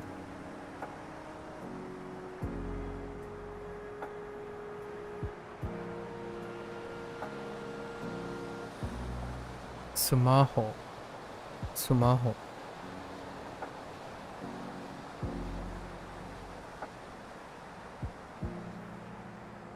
Those are the 4 that we really ironed out. Man, the next 4 is kind of loose.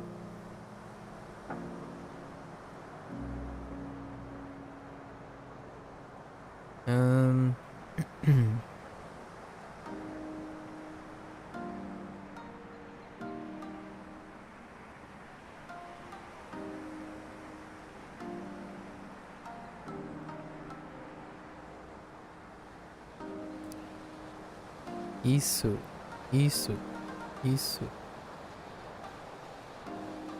And this one's kind of loose. I'm gonna skip this one for now.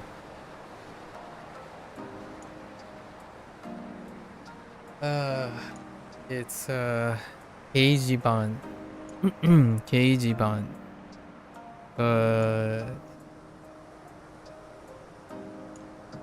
Nah. I got like loose things here and there.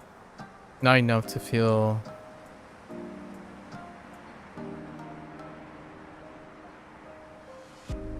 No. Not enough to feel it. So Keijiban.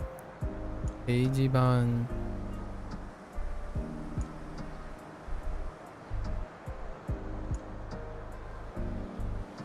Oh, actually, okay.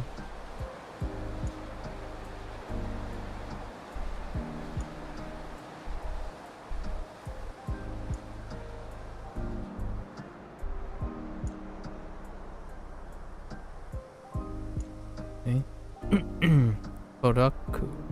Koraku.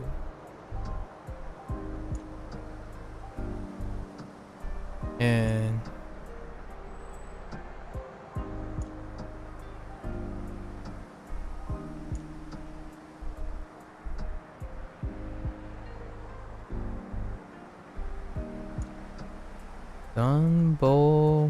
Danboru Bako. Danboru Bako.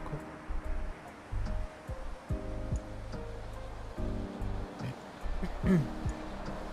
Maho is always a funny one to you. I know, right? Instead of using Denwa.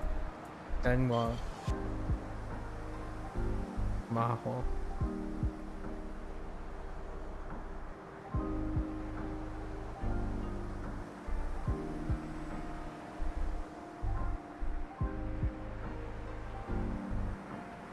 Yeah, I have no idea what Keijiban is.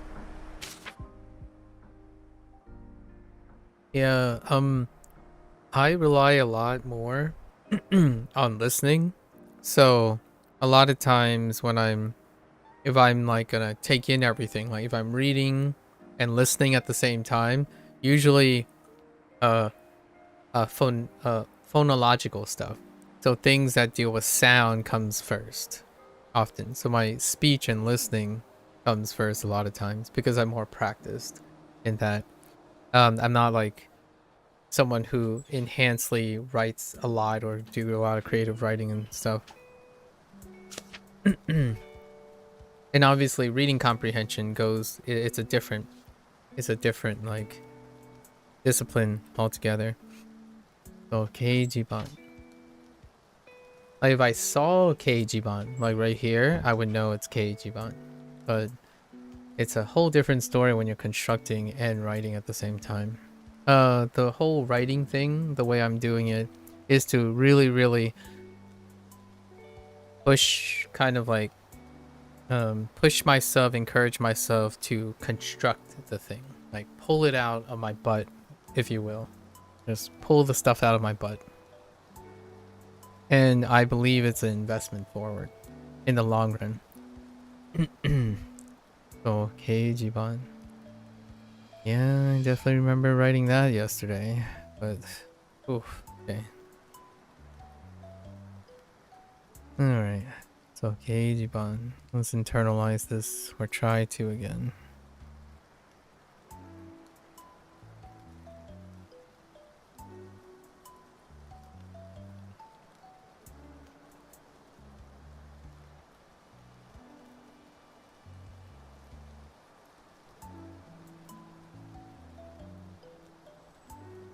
Okay. Alright, let's take a look. Whoops. Okay.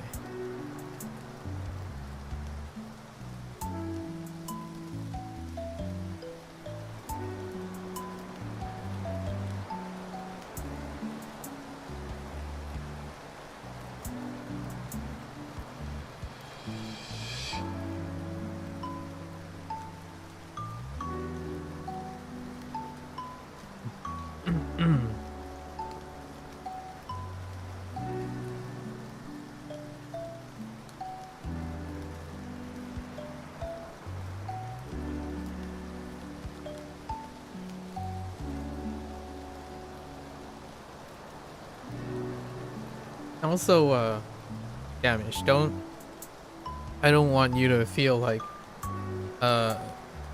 you're interrupting me, right? I think that's also worth mentioning. I'm here to be interrupted. Otherwise I'd be just dying on my own, right? So I derail all the time. It's like the theme of this. When people see a lot of times, you know, not everyone has the time to watch like 8 to 10 hours. Honestly, I'm like studying like half the time. Because whenever someone mentions something interesting, I'll be talking about it for like an hour or two or something. Here and there. Happens a lot. I'm the yap champion. According to the kiddos. I yap a lot. And that's what I'm here for. No, not at all. I kind of figured when the derail was like 30 minutes, that's just how it goes here. Yeah, okay.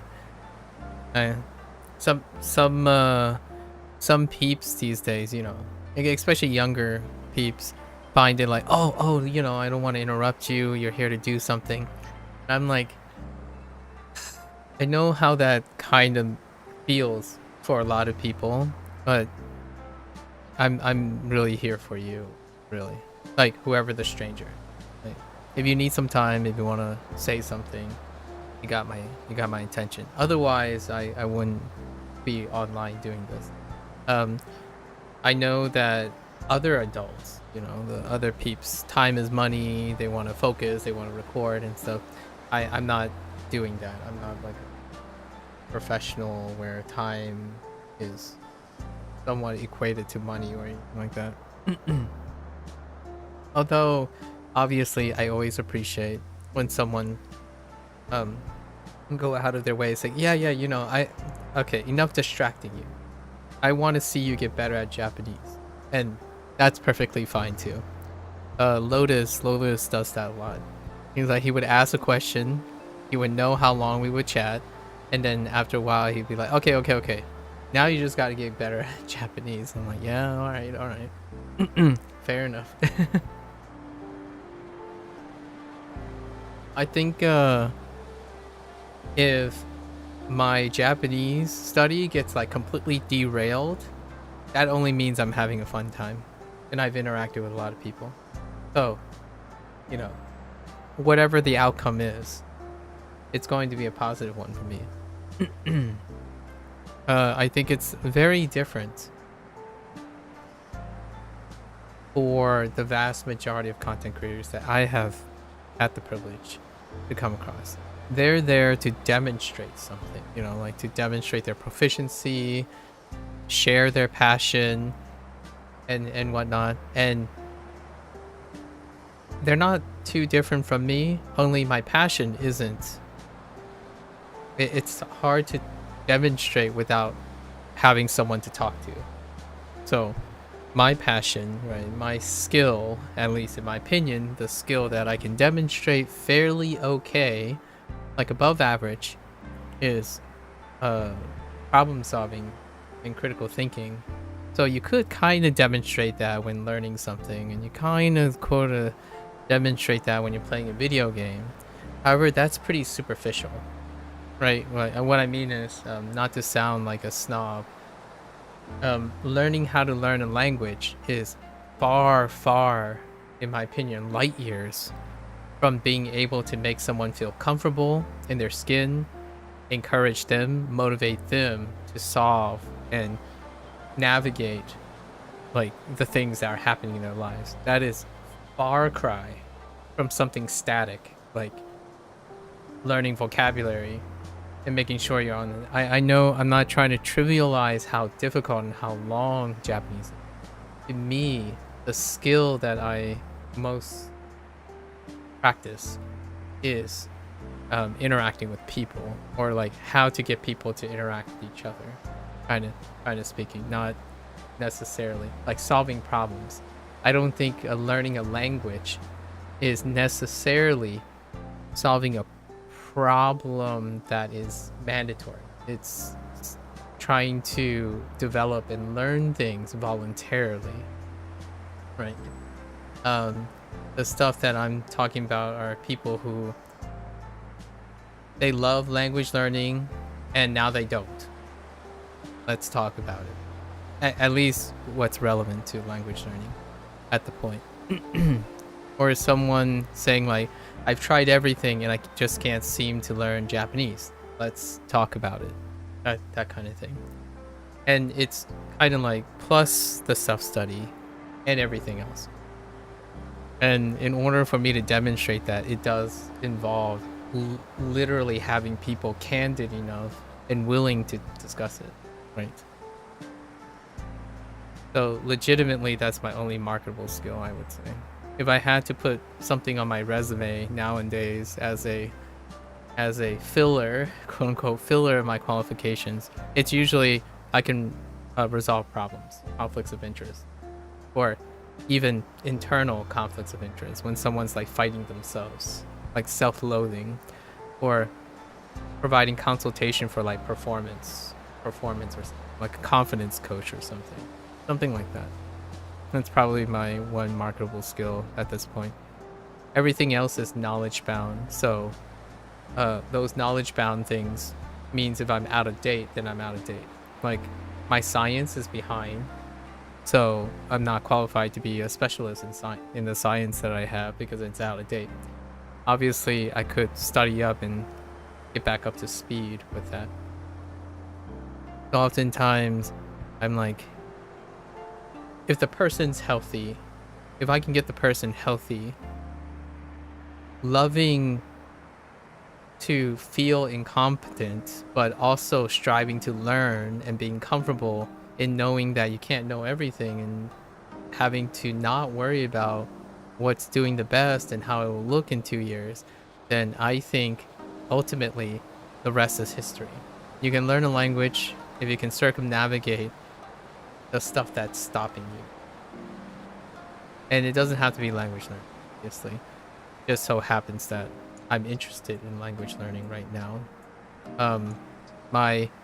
My plug is, if you can do this with language learning, you can do it with many other things. And hopefully you can also do it with life skills, like overcoming social insecurities, learning how to navigate political office problems in the work environment, right? How to negotiate, how to read conversational subtext, largely in English because I have no subtextual understanding in Japanese. Perhaps maybe in the future I might have some inkling of it. Although you can definitely understand someone without a spoken language. You can definitely use nonverbal cues and whatnot to accent and understand where it's coming from. Things like that. Sorry, I was buying my time. Oh hey, look, it's the daily bot. Nice. I was beginning to wonder when I was gonna get my daily bot. Sometimes I get 2. If I get lucky, I get 3 sometimes. Hello, daily bot. Yeah, goodbye, daily bot. It's 1 per day on average. Good old daily bot. Alright, so let me engrave Keijiban again.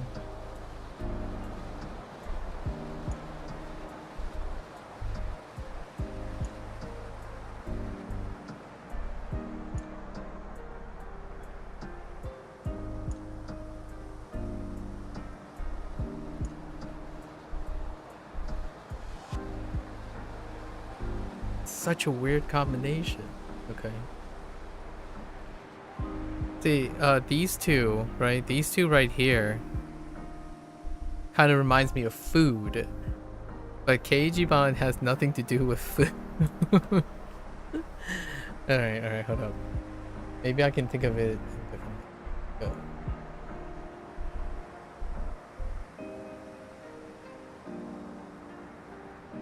Alright. Okay, let's see if I can remember anything from yesterday about these four things.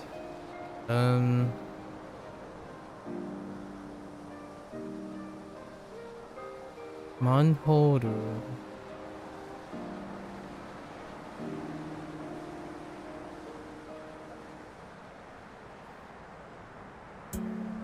So we have Hinzoku. Hinzoku. What the heck is Zoku?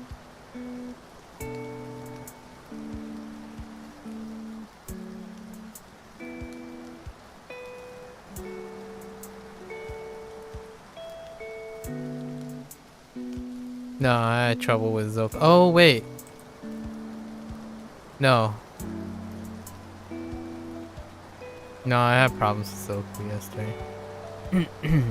Manhoru.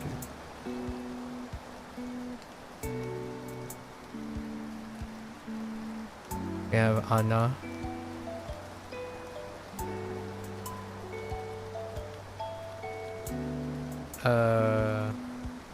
Oh.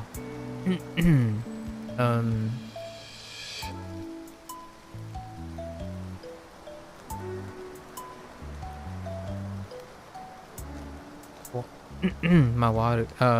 Marui. Marui. Izakaya.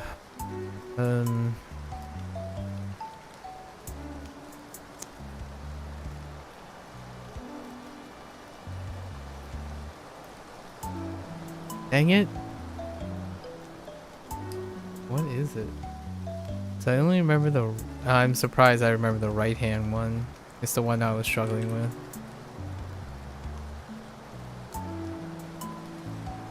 Kanpai. Kanpai. Oh wait, I remember it. Just the sound makes me remember it. Wait.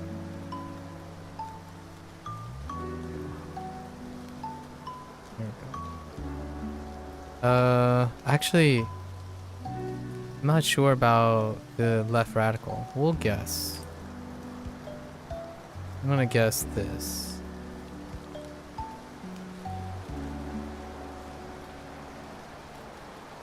It might be a different radical though. Just looking at that makes me think it's a different radical. It's okay.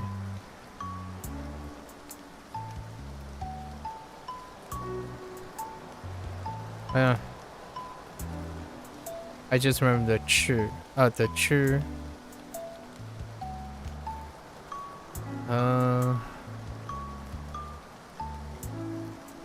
Oh.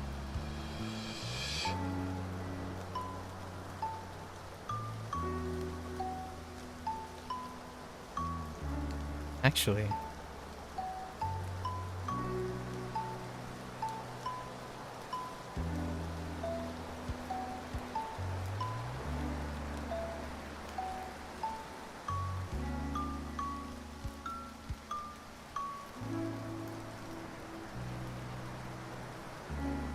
So Nomu and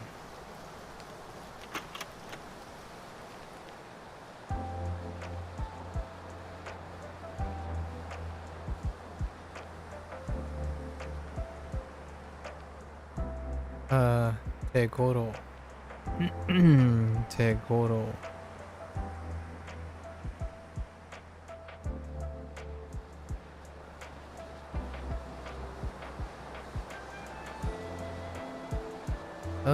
대고로.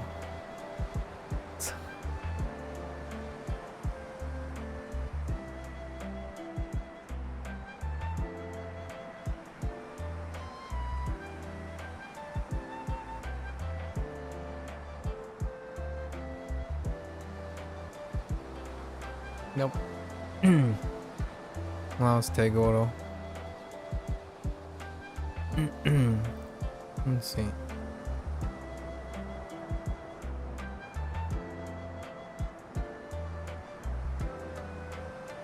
Yeah, Taberu.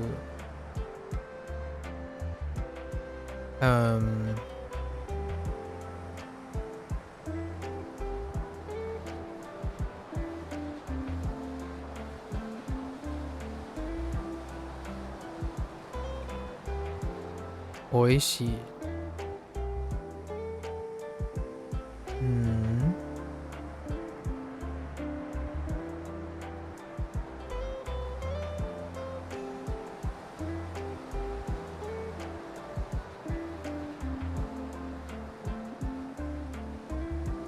Arai. Sumaho. Sumaho. Sumaho.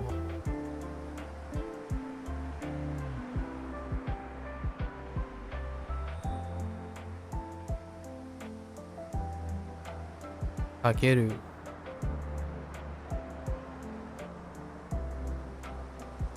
Oh no. I only remember parts of it. Wait.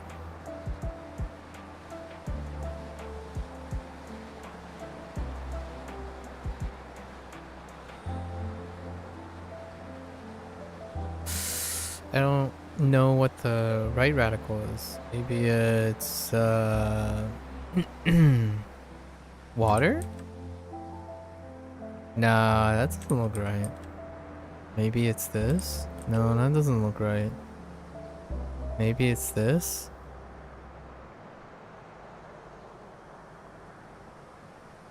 Let's just use water. I don't think that's it.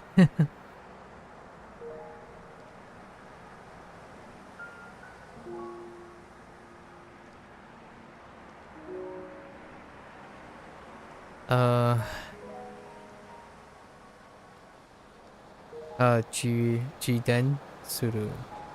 Jiden, yeah. Jiden suru. Jiden suru. Jiden suru. Jiden suru.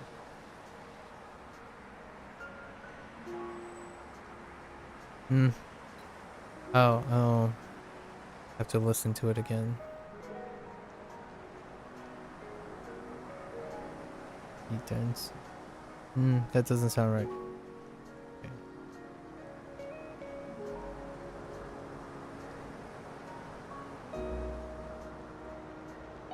Okay. What is it?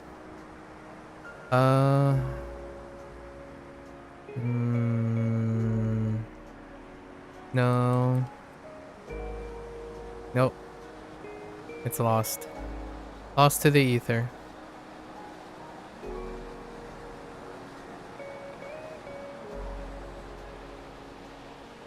Dianhua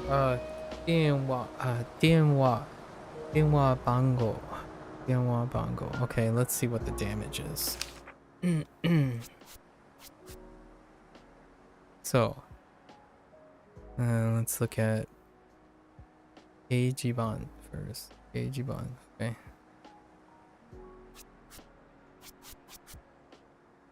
Oh no, I wasn't. No. I wasn't close. That's not what I was thinking. Oh, it's that radical. Ugh. Tegoro. Oh, wait. It didn't have a radical. Oh, that would explain a lot. This thing didn't even have a radical. It just stood alone. Huh. Okay. And... Inzoku.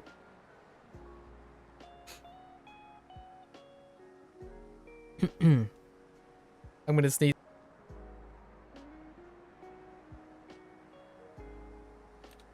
Sorry about that. Hmm. Um.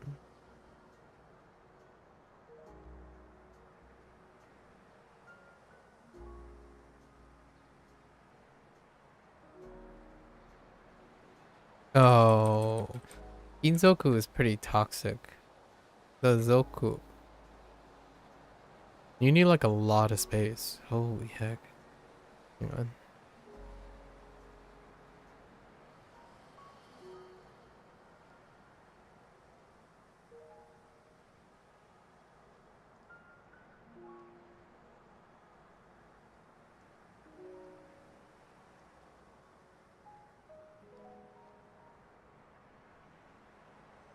So Kinzoku. And Tegoro. I saw it. I saw it.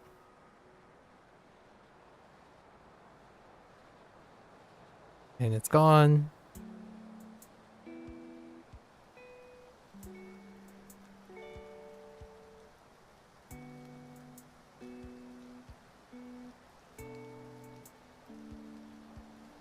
Okay. And then what was... Oh.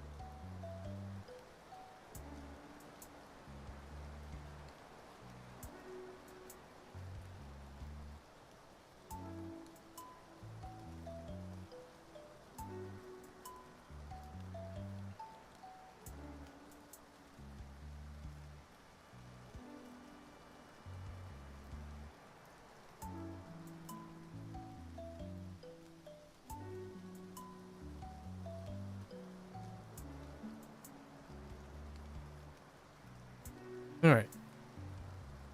Okay. Okay. Inzoku. Try to get the first 4.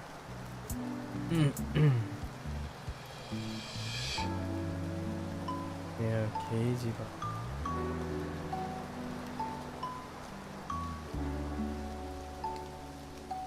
Keijiba.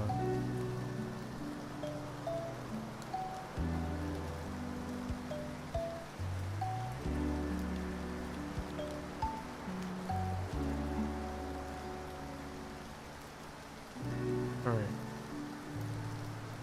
Inzoku.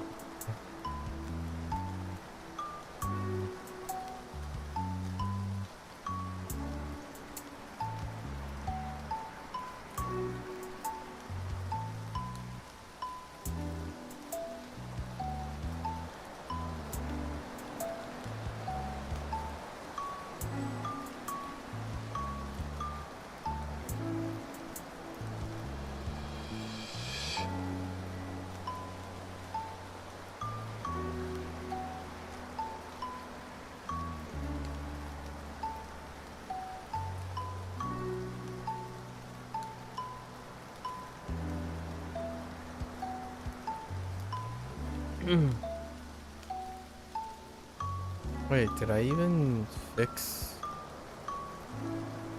No, I didn't. What was Oh,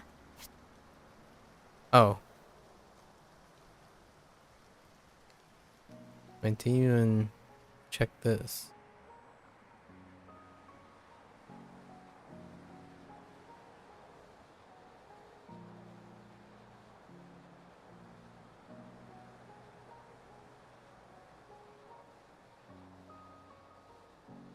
Okay.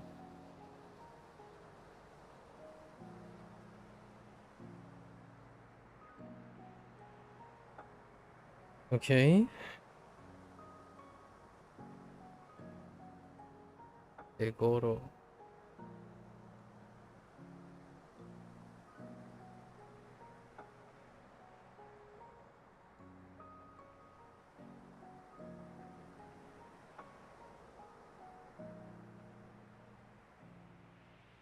Okay.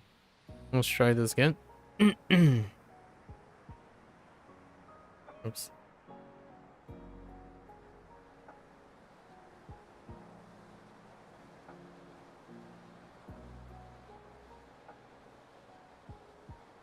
All right.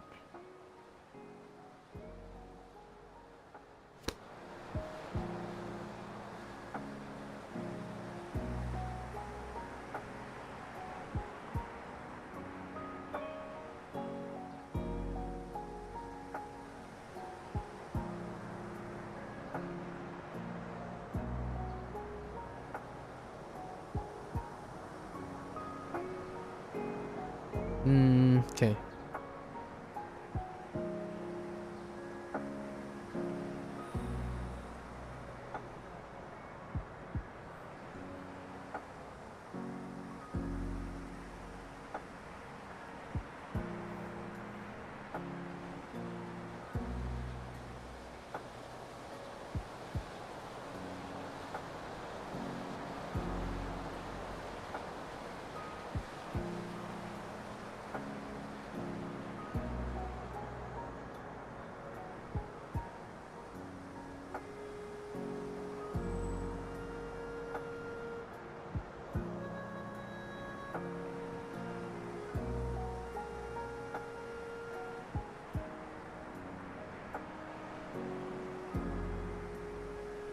Inzoku.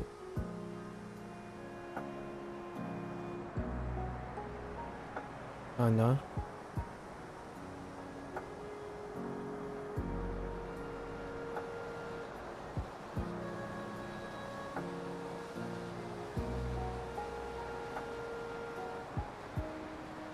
Marui.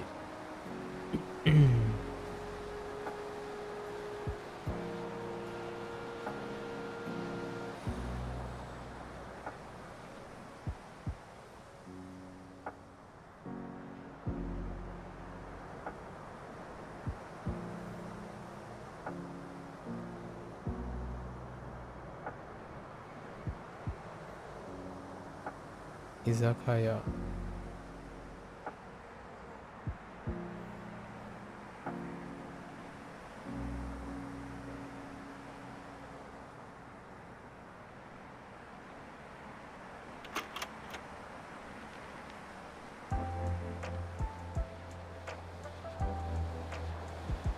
乾杯。乾杯。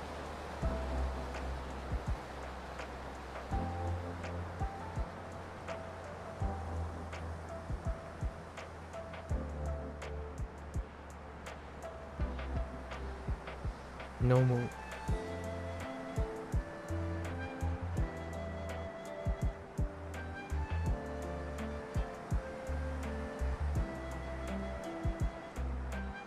手頃。手頃。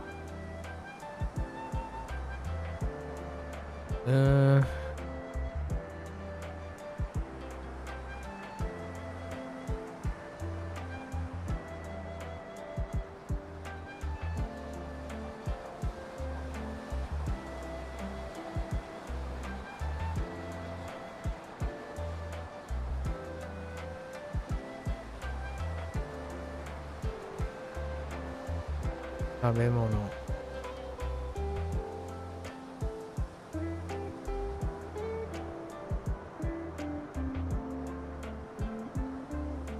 食べる。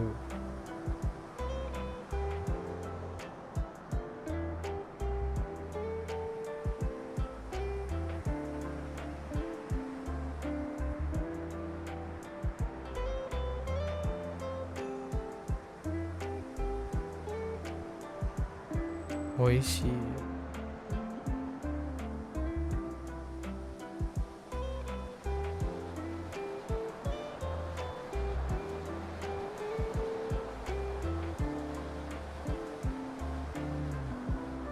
How do I...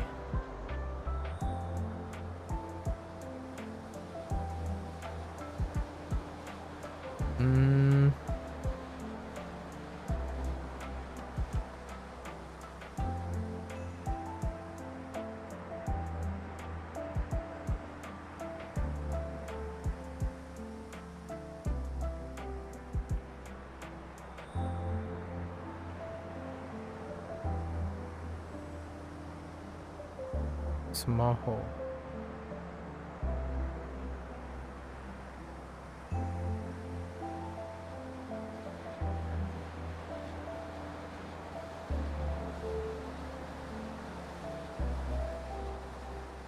Akeru.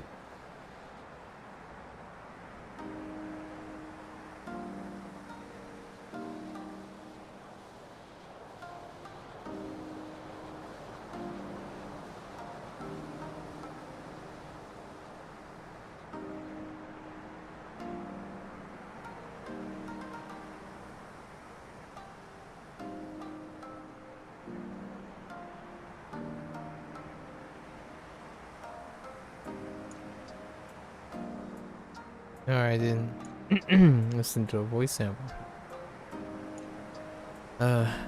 Juden suru. Juden suru.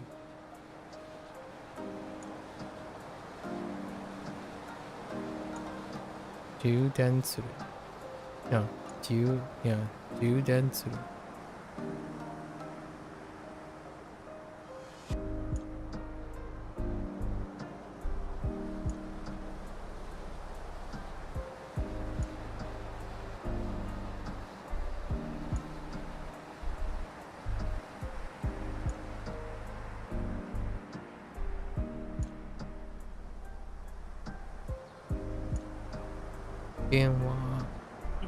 Denwa Bongo.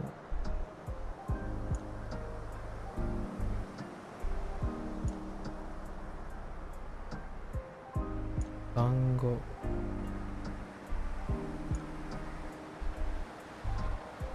Okay. And we should add the other 4.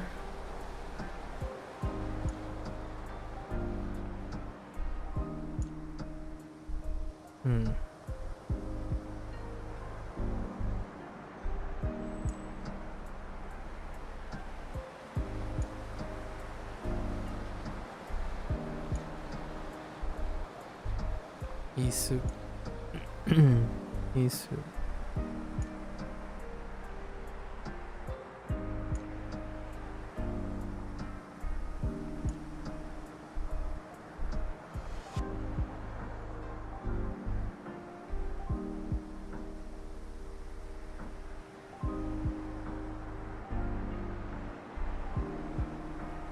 Uh-oh.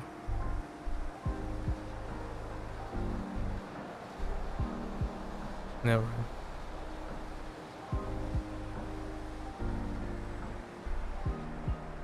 Keijiban. Keijiban.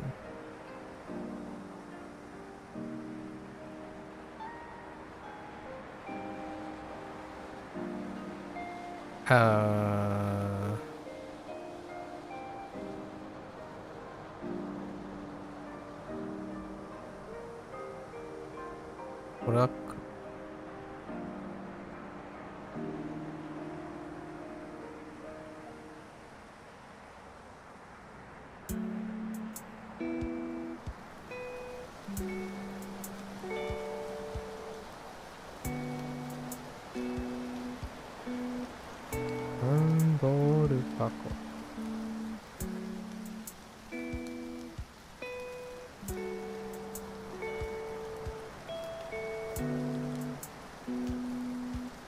Gonna head out and finish up prepping for work tomorrow.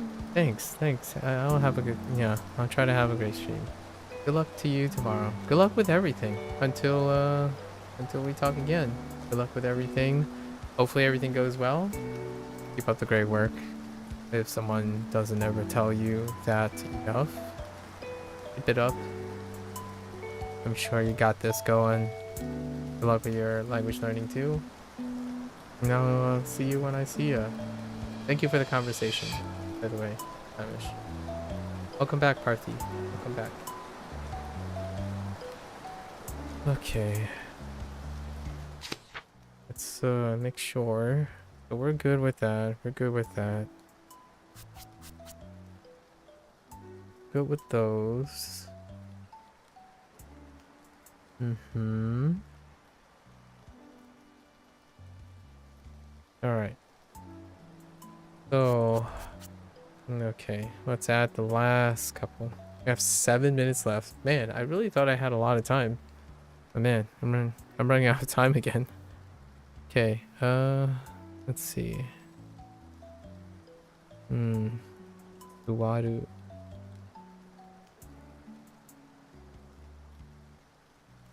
Oh, it's using Duo. Duo.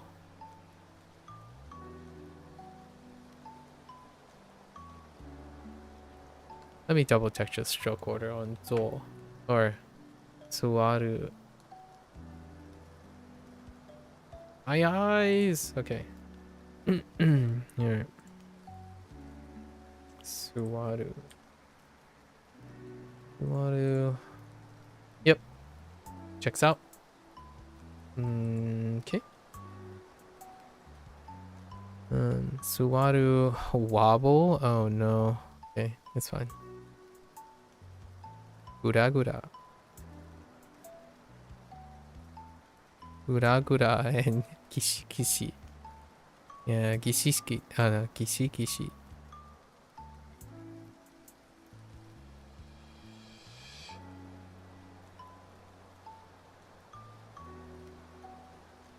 That's fine. Those are freebies. Gura gura and kishi kishi. Kishi kishi. Inform. This is the same character as Senden. Den. Senden suru. That's Shitairu. Shitairu. Okay, shitairu. Alternative. Read. Shitairu. Atadashi. Really? I guess. I see what they mean by atadashi. Atadashi. Like what's like new postings and stuff. Atadashi. And then yomu. That's fair. Fair enough. We got some freebies. Not that. Very desirable. New vocabulary is still new vocabulary, right? Old vocabulary, practice. Unten suru. Oh, interesting. It's the same ten from jitencha. Okay. And then is the same from hokobu. Hakobu. Hakobu. So it's a combination of hakobu and like carrying, driving. Okay. Yeah, I see. Like carrying someone by moving to drive.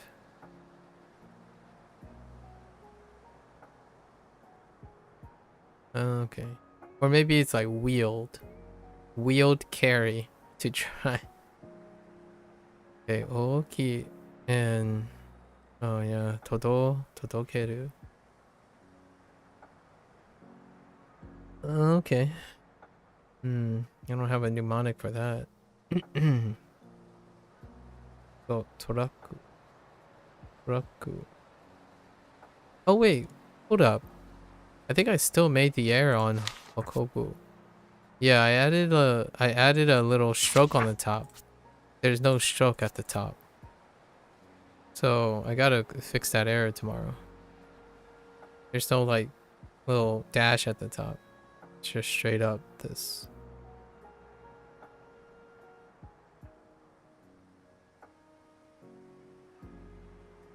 Okay.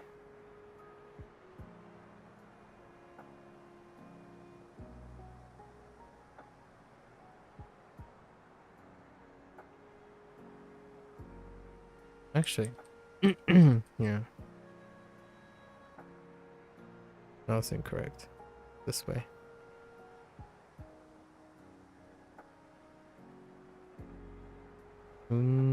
Untensuru. Untensuru. And we have Hoki. And Todokeru. Todokeru. My guess is like this.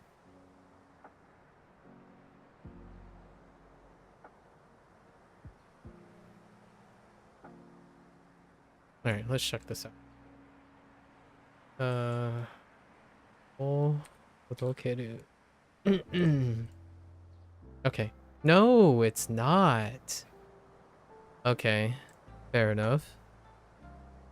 They do the verticals before the horizontals. So, fair enough. Odokeru. Then we have Danboru Bako. Danboru Bako. Yeah, Tsumeru. Okay, Tsumeru.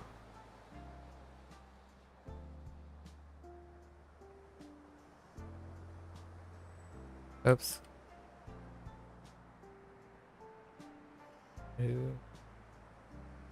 Meru. And then Hakobu again.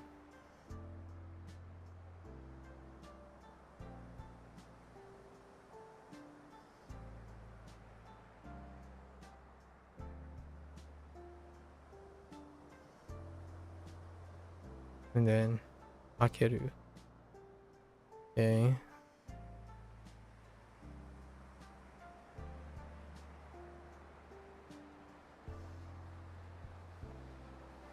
Alright. Take a look. So let's double check on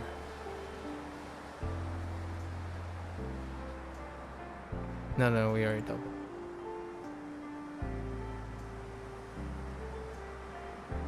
Alright, we're falling behind. It's 8. It's 8 already. Okay.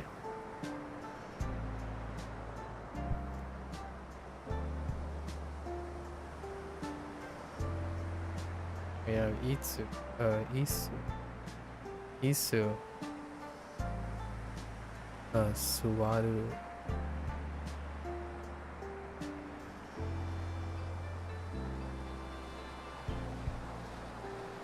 Actually, let's check Suwaru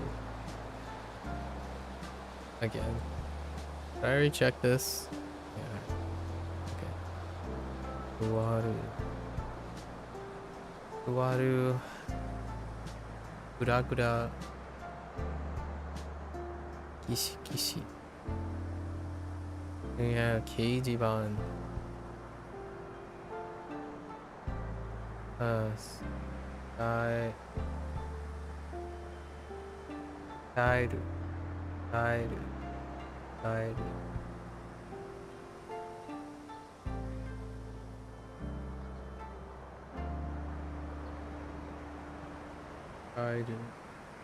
Tairu.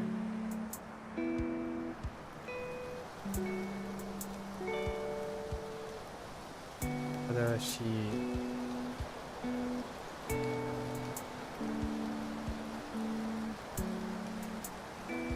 Yomu. Self-explanatory.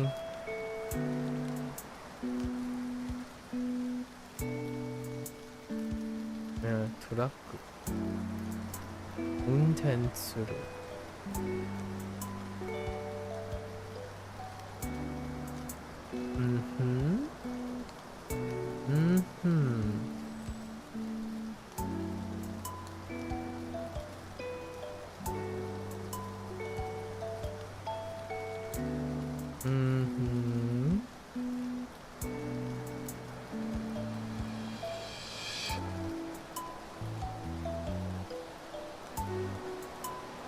And then Oki. And Danboru Bako.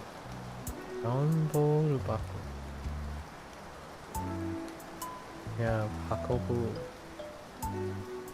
Right. Popu.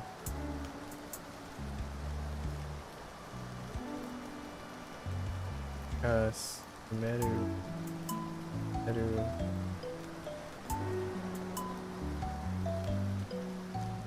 Meru.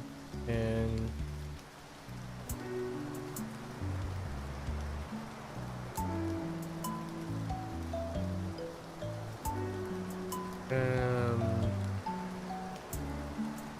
Akeru. I think we got this. We got this. All right. Let's start with the bottom floor. Right.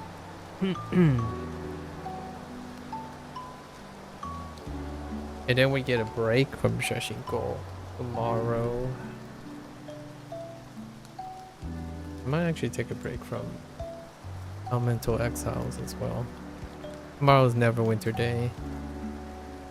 Okay, start with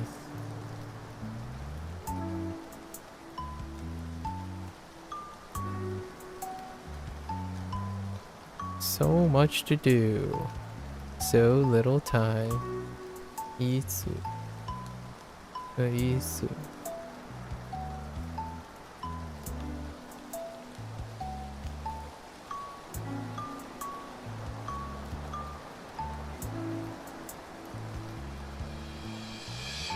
Tsuwaru.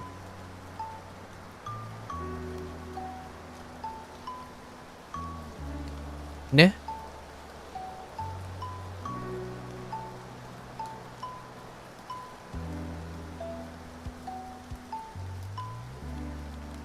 What the heck is what are the other things? Tsuwaru.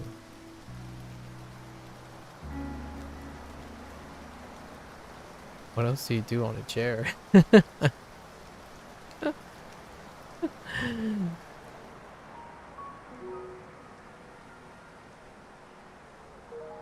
I honestly don't remember anything else you do on a chair. You just sit on a chair.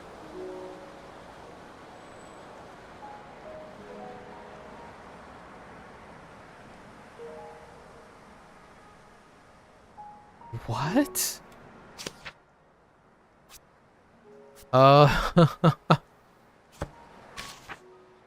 So much for freebies. You know, we were describing the chair. I can't remember to describe the chair.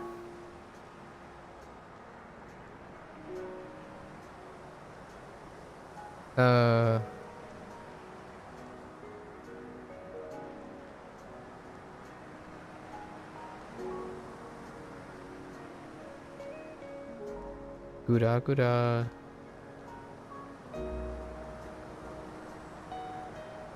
That's hilarious.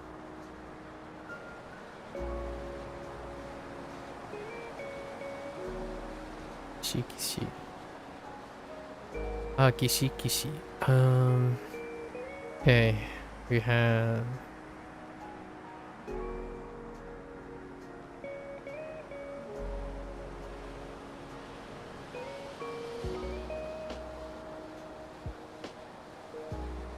Whoops.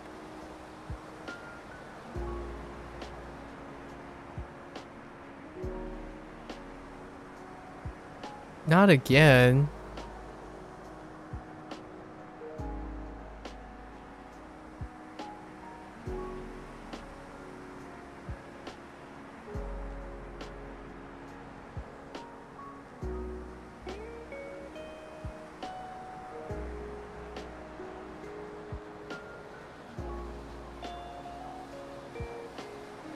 Oh.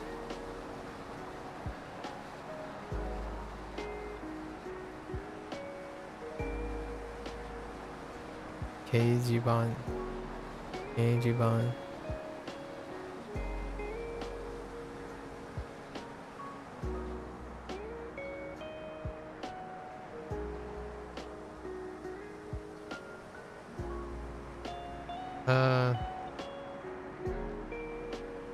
No.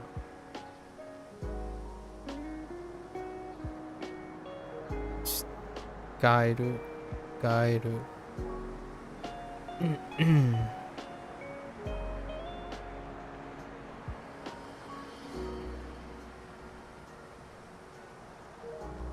Tarashi.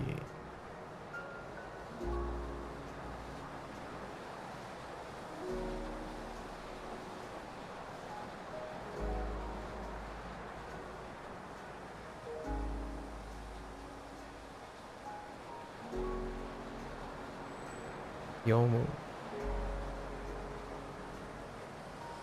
Okay. Okay.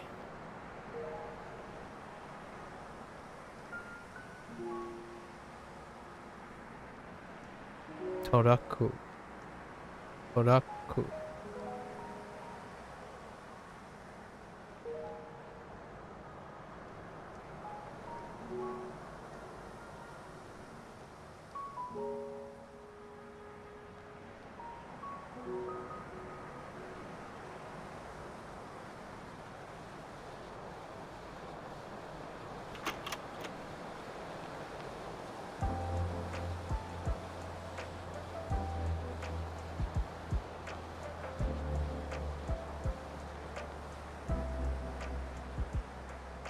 Untensuru.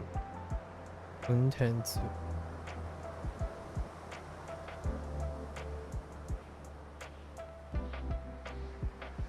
Okay.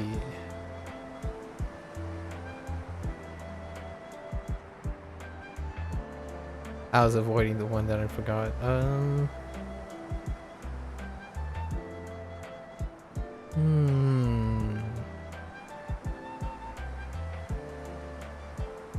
Odaku.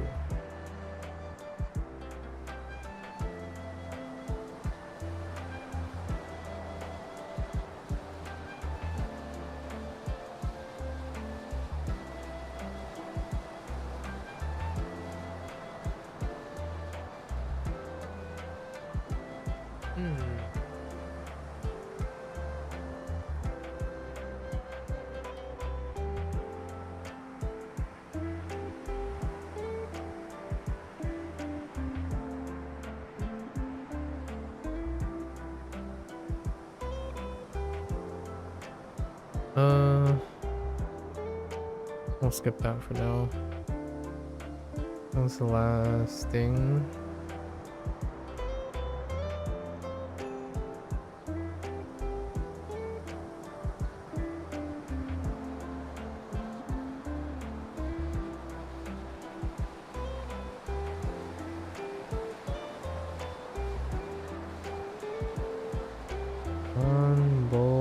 Bako.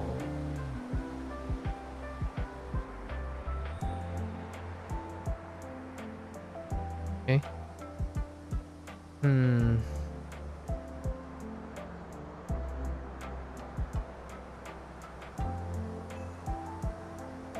Dang it. Oh, wait.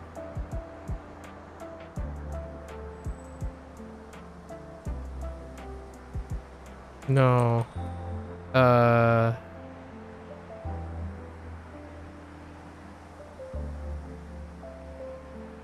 Wait, it's this?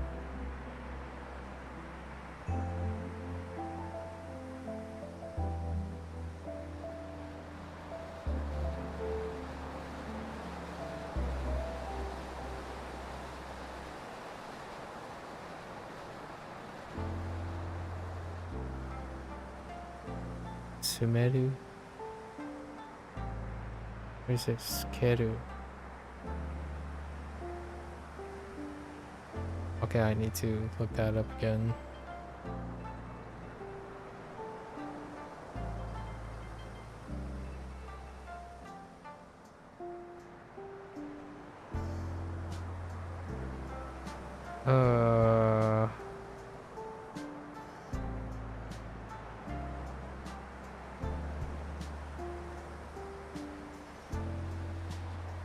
There's Akeru and Hakobu.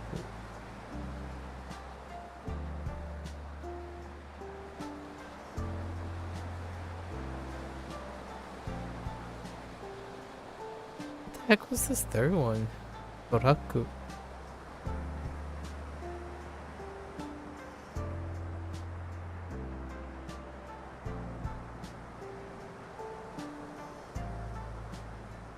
No idea.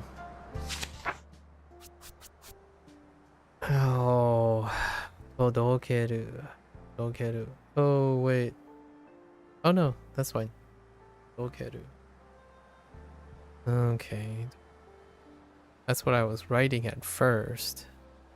For a different word. Okay.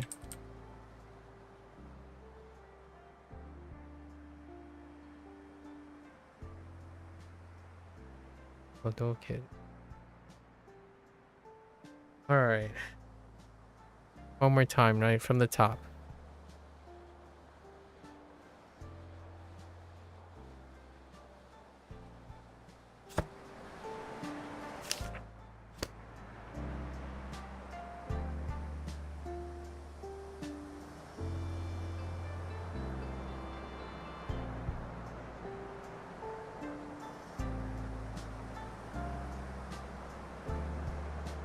Isu.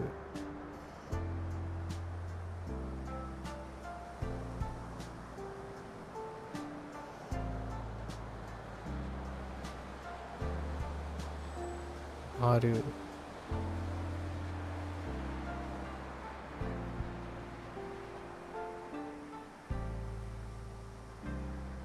Kuda kuda.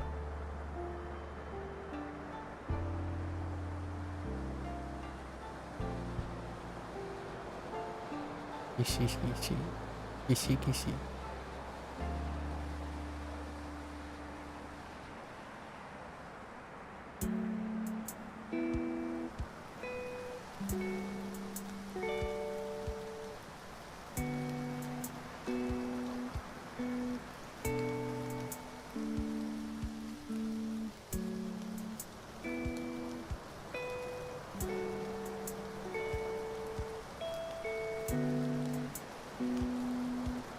Eijiban.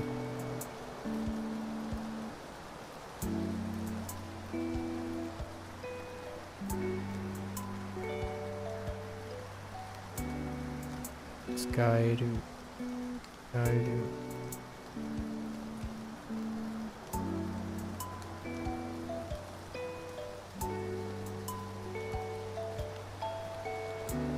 Atarashi.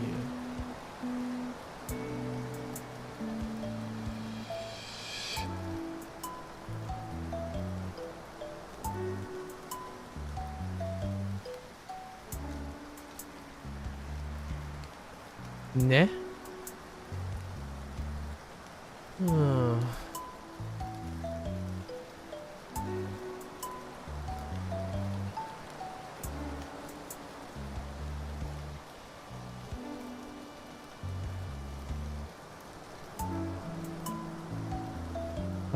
Just dropping things all the time. Oh.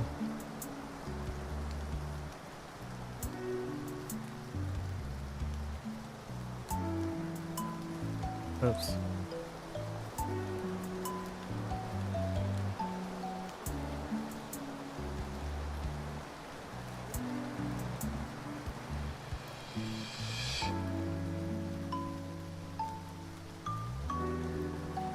Yomu.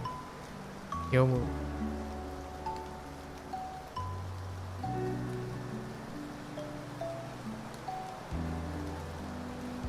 Oraku.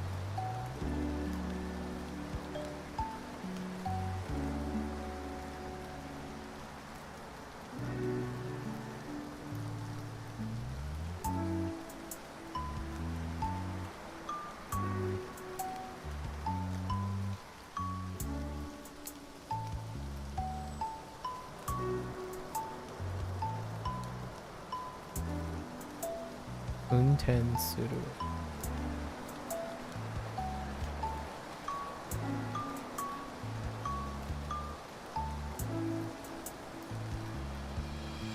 Okay.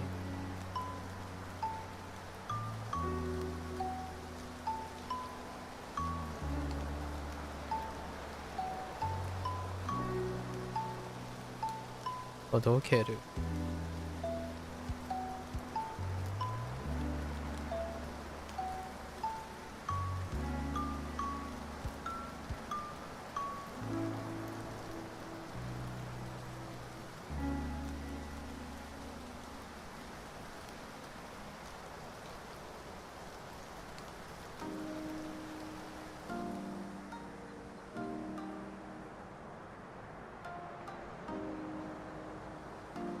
段ボール箱。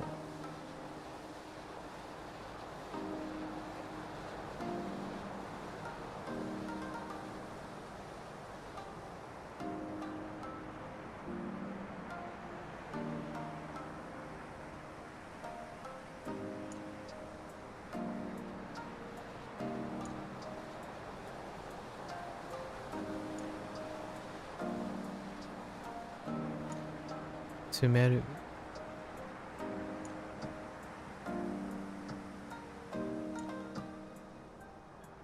Is it kameru? Kameru? I might be reading that incorrectly. It might be kameru. No, sumeru sounds nicer. Oh, we'll find out soon enough.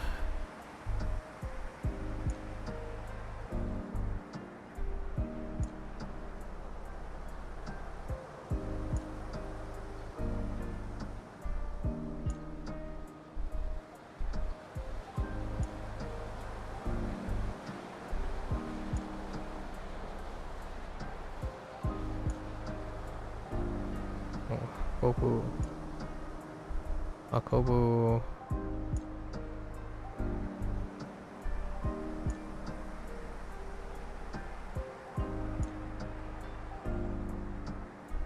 Akeru. It's at the other 4.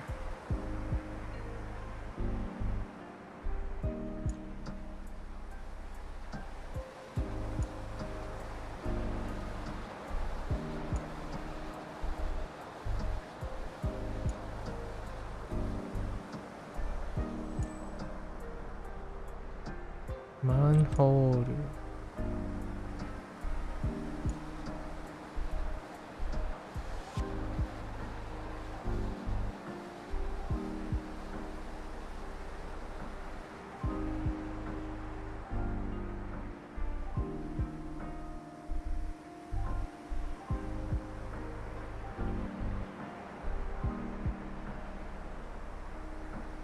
Kinzoku.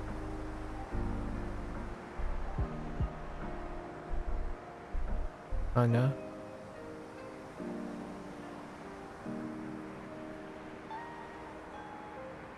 Marui.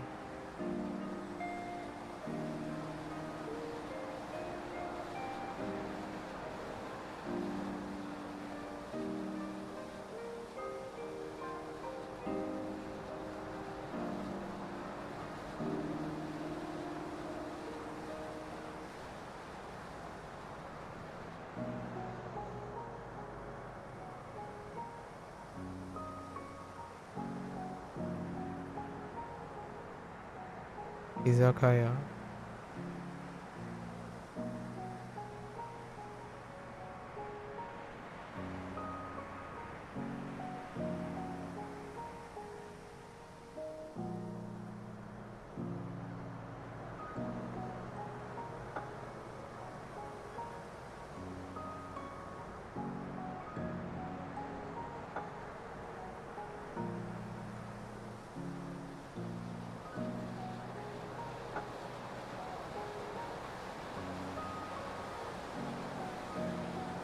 Kanpai.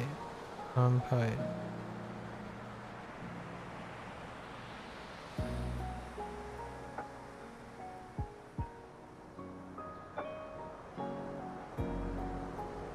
Nomu.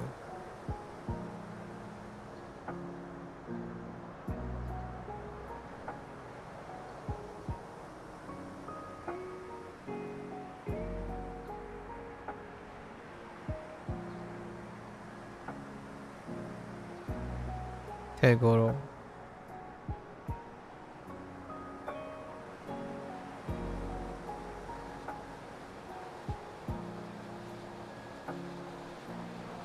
Hmm.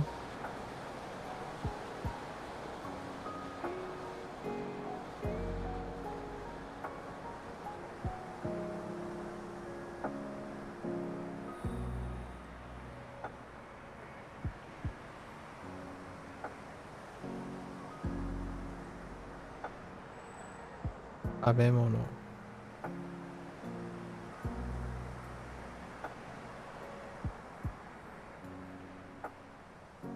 Taberu.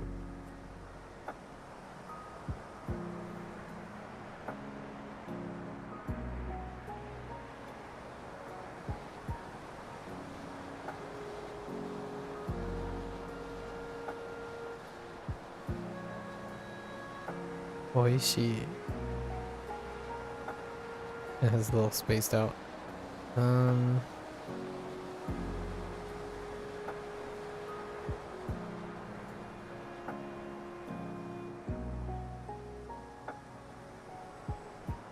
Arai.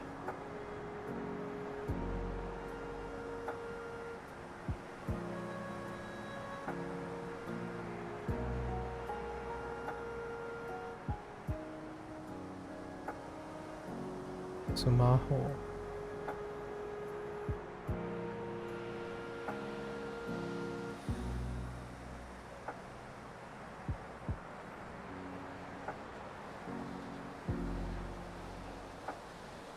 Kageru.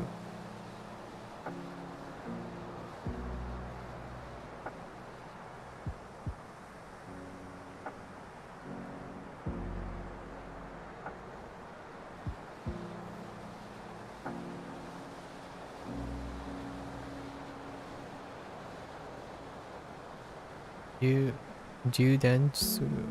Judensuru.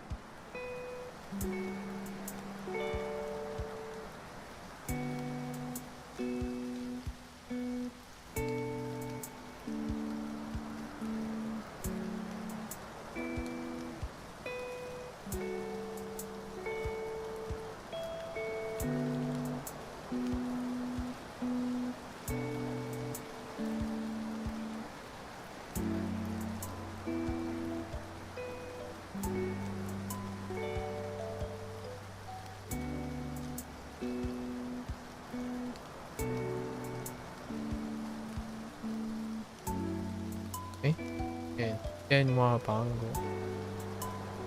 Okay. I want to check. There are a few things I need to check. I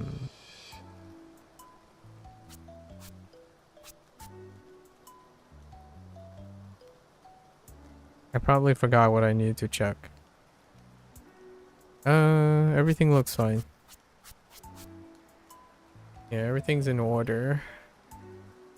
Alright, so that's a wrap for Shashingo today. So now tomorrow I take a break, right? Take a break from the SRS, from Shashingo. If we can remember this stuff. I think if we come back, right?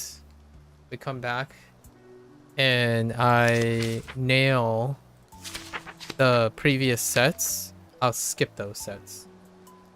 Any set that I drop something, I'll continue to do those sets. So I think we can drop some of these sets. And then every new cycle, every new set, I'll go over it again and see if they stick, right? And that's kind of our schedule for extracting. I mean, with this, we're close to a third. No, not really a third. The next set will be a third of the way. Although some of these sets are going to be a lot easier than the others because there's lots of repeats as well. So once we get like some foundations, ooh, honestly, there's quite a lot of kanji in. Alright, so let's pet the cat. Alright. Let's go and Inu-chan. Inu-chan, and then call it a day for Shashingo. We're 30 minutes over. It's not too bad. Hello there, little guy. Alright. Alright, that's wrap for Shashingo. We did it. Got it done. Moving right along. We had a take-home message for Shashingo too. And I think the take-home message is largely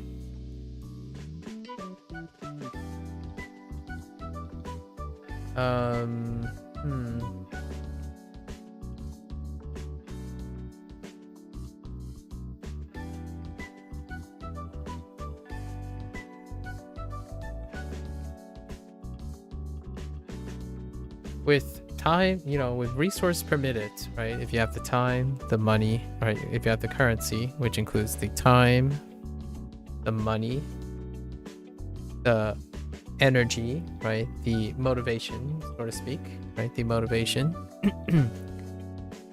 It's great to try to aim to be creative. Make room for more creativity and expand your inputs. I think it goes a long way to be able to curate and work on learning while learning something, in my opinion. And in the future, those types of skills really go forward. So what happens, when you learn another language and another language? I get that intuitively over time. When you learn your first language, some people will say like, oh yeah, learning a second language, learning a third language is not so bad, and so on. It can be even less than that, right? The more you develop your skills in learning while learning goes a long way. It's one of the fundamentals in my opinion. It's proceeding before that. So learn to keep yourself motivated. That's good. Record and talk about what keeps you motivated in your second language, and then transcribe that and continue to iterate on it for your third language, etc., right? I think there isn't necessarily, okay, this is like a weird way to look at it, but I think there are enough strategies and creativity for a lifetime. So personally, resting on one's laurels and become complacent in one's way of thinking and whatnot can be useful when you're doing the grind, as in like when you're working something that you have to, maybe you're not voluntarily doing it. That's perfectly reasonable. Like I maintain my fitness, right? It's maintenance. I haven't necessarily iterate on it too often. It's spaced out pretty often. Like every 3 months I would iterate on something to keep my motivation running. However, when you're voluntarily doing things, it's even more encouraged, in my opinion, to explore and be creative. What you set in motion now is a great investment in the future. I think tasks become progressively less daunting that way. If you love learning and you constantly continue to learn, the more strategies you have in your pocket, the more you keep thinking like, oh yeah, no worries, whatever I got, I'll make it work. That kind of feeling earnestly comes from piling on and on whenever opportunities provide yourself, right? Whenever the opportunities show themselves, it's a great way to do something extra. Yeah, you can sacrifice a little bit, like 10 minutes, 15 minutes here off your inevitable life skills in learning a language for an investment in another skill that will continue to pay back in dividends, in my opinion. And certainly there are going to be ups and downs. That's kind of the refinement process. You're going to try some things, they might not work, but you'll take what worked as part of them and what didn't work, and then use it to continue to hone your experience. I think there's a whole dimension of understanding how one learns that is context independent. As in, those are skills that don't only apply to language learning. It doesn't only apply to Japanese, right? So understanding that makes one an active learner. I think there's a difference between someone who wants to learn Japanese and someone who likes to learn things. Learning Japanese can be incredibly specialized to the point where you can have things like, oh, I rely on this tool and it's only accessible because the Japanese community supports this tool. Like, for example, now you're going to go around and look for a tool that's exactly like how you learn Japanese, and you hope there is such a tool. If not, you're going to go and try to build it on your own, and that's diminished return. Personally, I like to explore all these things, and in the future, like Chinese, for example, is there going to be a Shashingo for Chinese? Probably not. I mean, maybe some substitutes, but the substitutes are due to your creativity. Oftentimes, you're not going to have an identical experience most of the time. And learning how you can pivot and adapt to that is great. Do I have to use Duolingo? No, absolutely not. Do I have to use Anki? No, not really. And then sometimes when you move to another language, they're going to be different. Even in Duolingo itself, the languages are supported differently. I imagine Anki is the same, actually, because the pool of creators for the Anki decks in the Japanese language learning community, or whatever, the Anki community, right, is still going to differ from the Chinese one. So, and learning to look and refine and do things when it's not all there. Personally, I think it's a really wonderful skill. Would it be necessary to be successful? Absolutely not. I do not believe it is necessary. I think we live in a day and age where there's wonderful creators, wonderful people who make tools for basically everything. There is got to be something to say about very specialized tools. They typically are narrow in focus and they have one use. So it's kind of like buying that kitchen gadget that some person says is specifically designed to do this one task. That's kind of how I feel sometimes when people go about their studying plans. They specifically hone in on the idea that this is the one-off that they're going to do. They're not going to do anything else. This is the one-off. This is the best. Nothing is going to change your opinion about it. And that will be fine. As long as I hope you make it to the whatever your goal is. Right? Hopefully you don't get bored. Hopefully everything works out. If you're not one of the people that are getting bored, by all means, go for spinning the wheel, right? On the other hand, for those who might be interested, this is personally how I find that I get up, I get excited every day, see what is there to do. Maybe any little thing can just spiral me off into wild ideas. There are trade-offs too.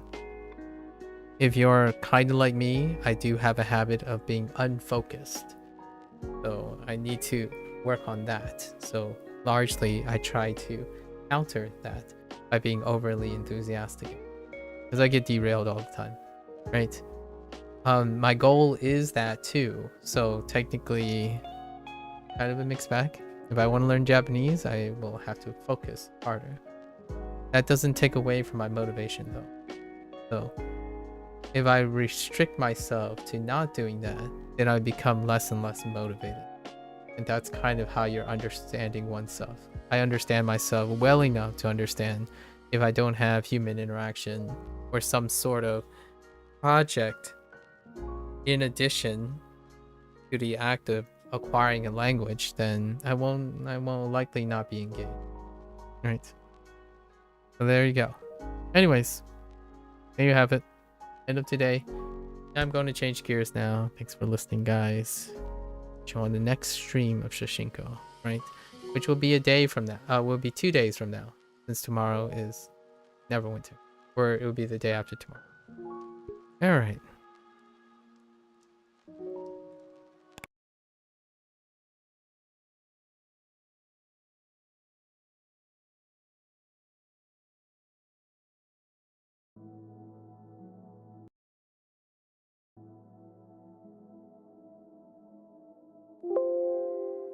Oops, sorry.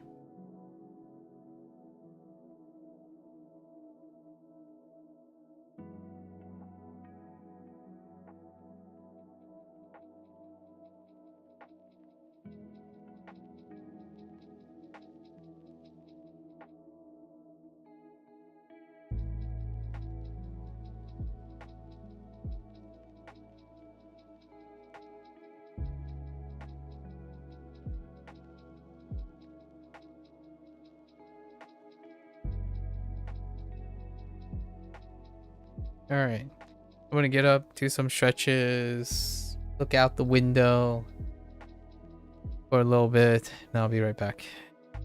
Thank you.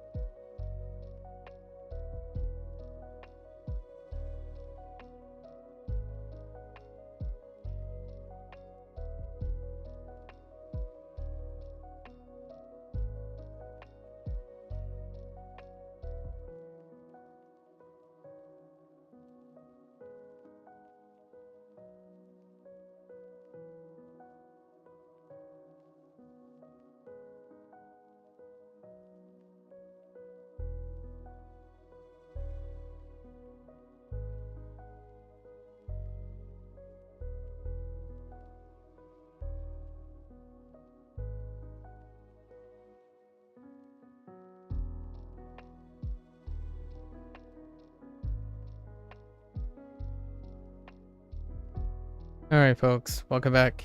It is day 182, Duolingo Japanese. Once again, Maku desu. Konnichiwa. Minasan yokoso. So, we concluded Unit 41. So, one last run for Unit 40. And then we're looking forward to new vocabulary. It's always exciting every third day. So let's do it the other order, right? Let's do Unit 40 first. Unit 40. Okay. What was Unit 40? Oh, right.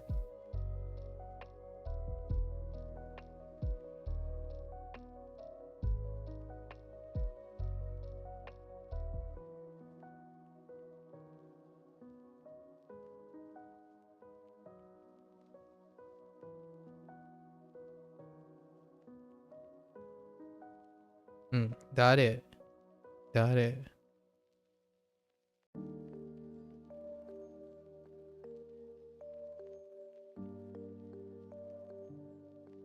Chichi.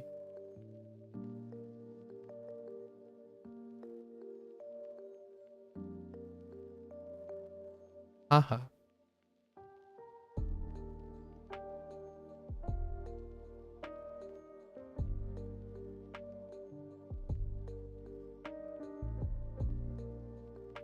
Ani.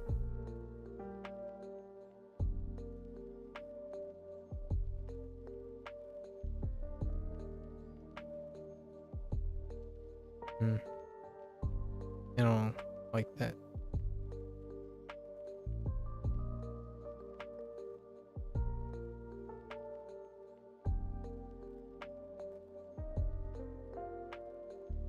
Ane.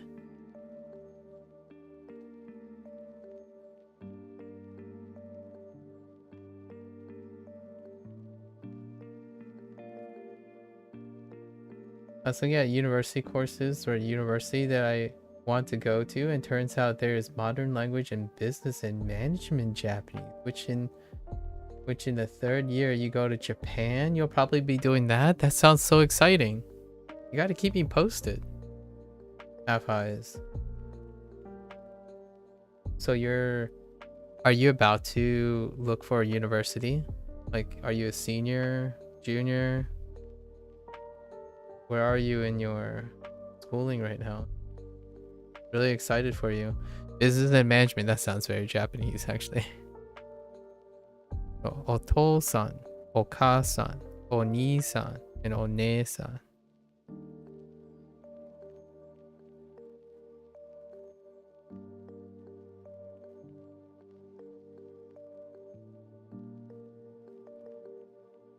Ototo and kyodai.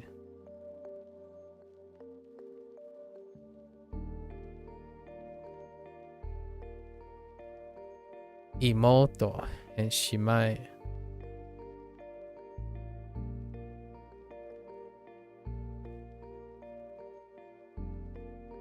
Oh, my hand just like wobbled.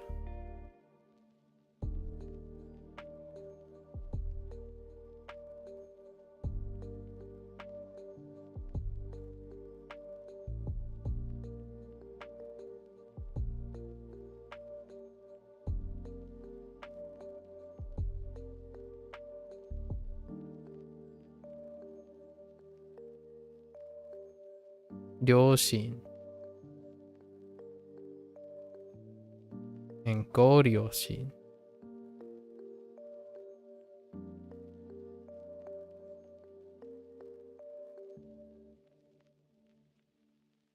Odomo. Oops. No, you're about to look for university. It's just I'm ambitious about the future. Yeah. So, how far out are you looking at universities? Are you still in high school?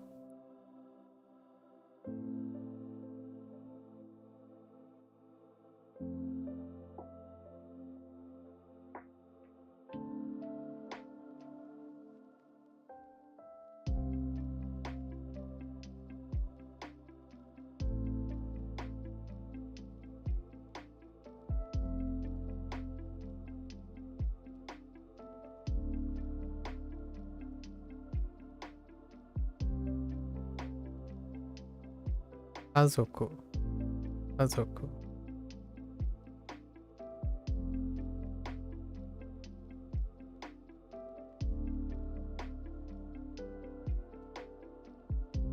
あなた。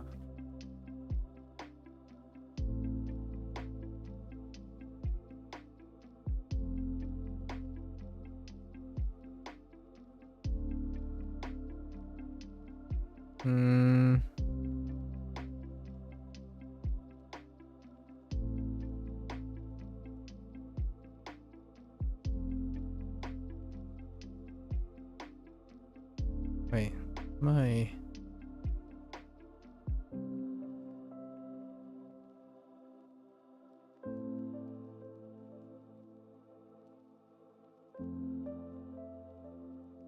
Yeah.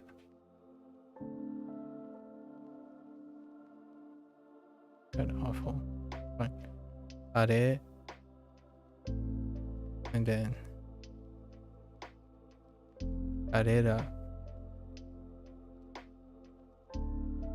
And 彼女.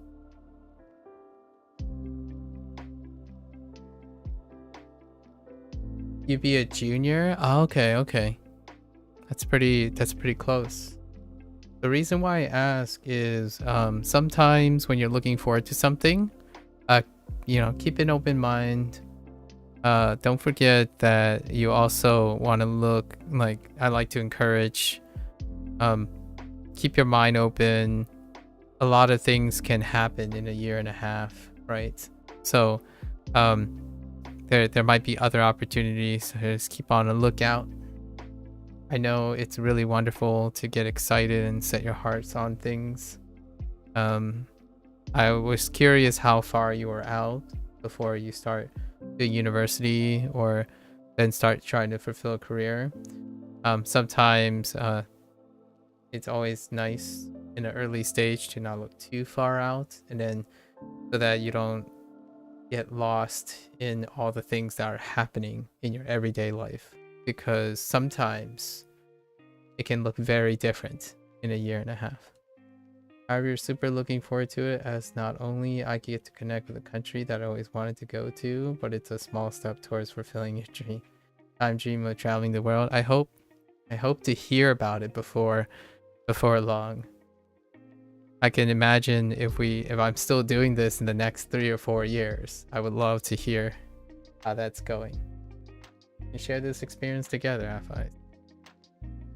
Or I could vicariously share the experience with you. Who knows? I might even see it. There might be a chance we might even meet in Japan. Well, thank you. I'll try to keep this going as long as I can. There's always a chance that I end up going back to working a job or something like that. So maybe a little less. Ohayo. Blair, how are you doing today? Did you sleep already? Are you preparing dinner? It's dinner time, isn't it? What's for dinner? Okay. I have been doing this, I have been doing this for over 6 years now. So another 5 doesn't seem too bad. I want to stream long enough to see people's lives change in front of me. I would love to be there. I've seen quite a lot of people's lives change, actually. I've known, since I started Twitch, this thing, I've known 2 little silly goobers for the last 5 years. And some things changed, some things haven't. Some of them are starting new chapters in their lives. It's about time. The other goober is really making strides. So I like hearing about people. Lazy day, ordered pizza? What kind of pizza? Don't tell me. Cheese. I decided to be horribly ambitious and water 2 garden plants at peak sun today. Oh. Was it hot today? Is today a hot day for you? Are you going with the ye olde cheese pizza? Because I remember you ordered pizza before. Pepperoni. Ooh. Nice. It's a little treat. Yeah, yeah. I honestly think Aphis, that's watching people grow up. You're living. I don't want to sound too hype, but the part of the life that you're living, Aphis, used to be. Now I'm not sure if it's the case anymore because I'm no longer that young anymore. To meet students like that, you're living a part like young adulthood, like around when you're becoming of age. That's a period that is filled with life, lots of transitions, lots of crazy things happen, like crazy for better or for worse. And it's like, I know I sound like someone's parents or something, but kids grow up really fast during that period. When you get to like my age, maybe even Blair's age, things kind of move a lot slower. At least I think. I don't know if Blair can agree with me. We slow down.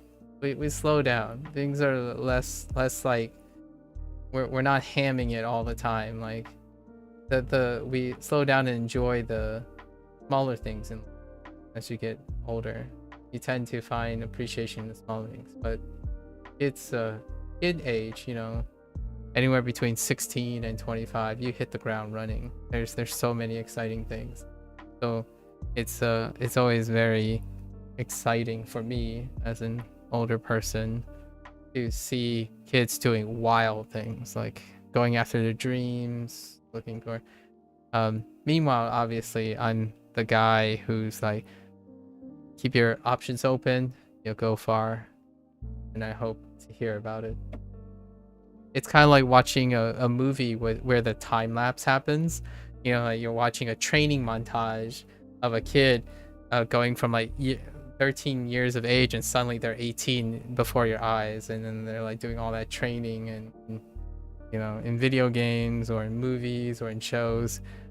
That's kind of how I imagine the fast lane when it comes to shining youth. Your weather app is saying it was 95 today. Oof. You're hopefully starting a new chapter in college in the UK. You can change schools at the junior year. Oh, okay. A lot has happened to you in secondary school. A lot of good, but a lot of bad things. I don't want to remember. However, I'm looking forward to finding new share interests with. Well, it's great that you found a solution and you're doing better. I hope you're doing better. It's a shame that there are bad things that you want to forget and don't want to remember. That's unfortunate that you have to experience that. One thing I can say about bad experiences, the mix of good and bad experiences, is that perhaps one day when you have so many good experiences and powerful experiences, you can look back on those bad things and find meaning and reason for those things happening to make you the person you are today. I've had lots of bad things back in the day. Eventually, taking control over them and mitigating them, or even making them into a good thing or a useful thing, can prevent any future power over you of those bad things. Like, I talk about discrimination and racism all the time. That's part of my past. And nowadays, they no longer harm me. They're not bad things I don't remember. They're potentially bad things or useful things to share with other people. It's a time. It was an older time. That kind of thing. Not today, obviously, not today. But I hope that one day when you feel really, really good, things are working, you can ultimately just, repurpose those things. The reason why I highlight that is largely because forgetting a part of your life can be not, it's often just a lose-lose situation. So if you can make those bad things into good things or useful things after the fact, that brings value to those things, then a part of your life isn't just a negative sentiment, right? Maybe someone will ask you about yesterday, for example, you were here, I think. We were talking about high schools, right? High school experiences. And all I can tell you is that my high school experience was filled with discrimination, depression, and a lot of social issues. But that doesn't necessarily mean they're bad things in it, right? They're technically bad things in its context, but I'm using it for great purpose. So in the future, when you're feeling really great, I would love to see you, or maybe encourage you to just to make your life be more meaningful all around, as opposed to trying to forget something that has happened. That's like taking control of trauma. It sounds like avoiding something like that. It was probably fairly traumatic for the time being. Thanks for sharing, though. I hope things are going better nowadays. Yeah. UK, huh? Chapter. Yeah, college is definitely a new chapter. I hope that the honeymoon when you get to college will last for a lifetime. I really love college. College was definitely a new chapter in my life as well. Really in the mood to draw today. Lots of Wanikani to review and need to finish 3 lessons on Duo for new unit. I see. You're I feel like you might be doing more than I am. I feel like you're juggling even more than I am. Jeez, Blair. Way to overshadow me. I should be like consuming a pepperoni pizza while one-handing a Wanikani and Duolingo right now.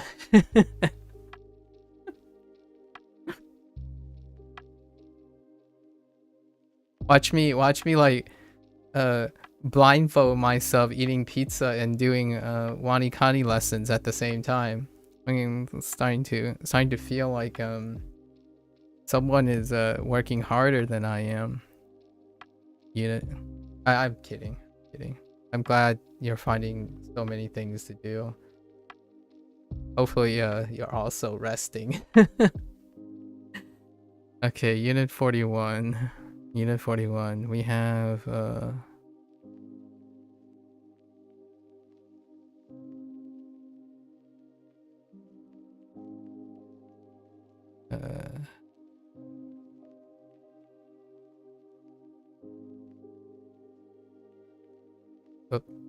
I totally missed my stroke there. So yeah, Shokudo.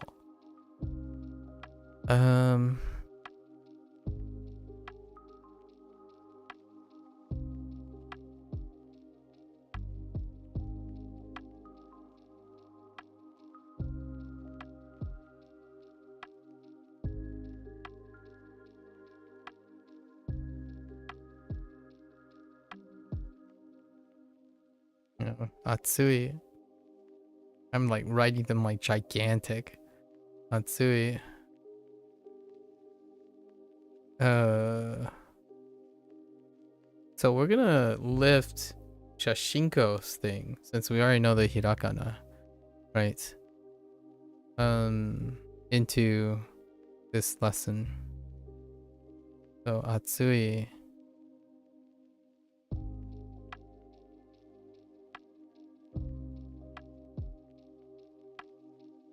This is actually part of the lesson.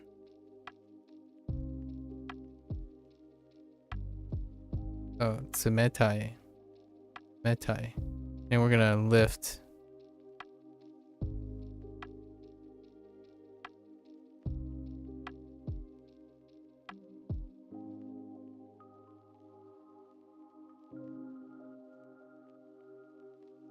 It could be better.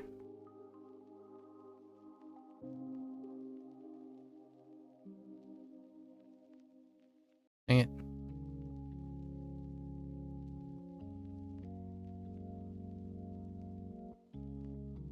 So we have Oishi. Oishi.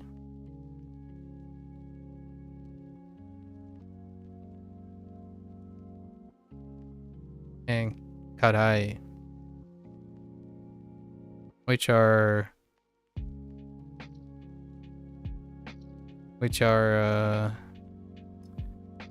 written in hiragana in os duo in os. Okay, and then we have, which this is not in Shashingo, but because of XD and others.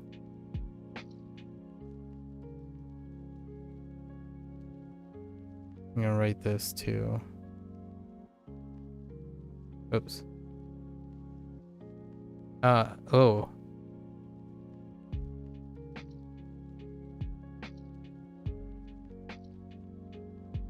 Dang it.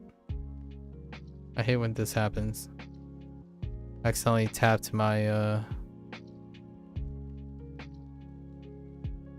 where'd it go?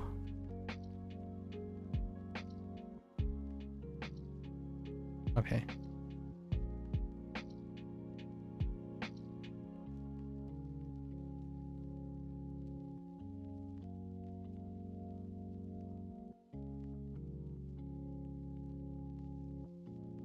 Ugh.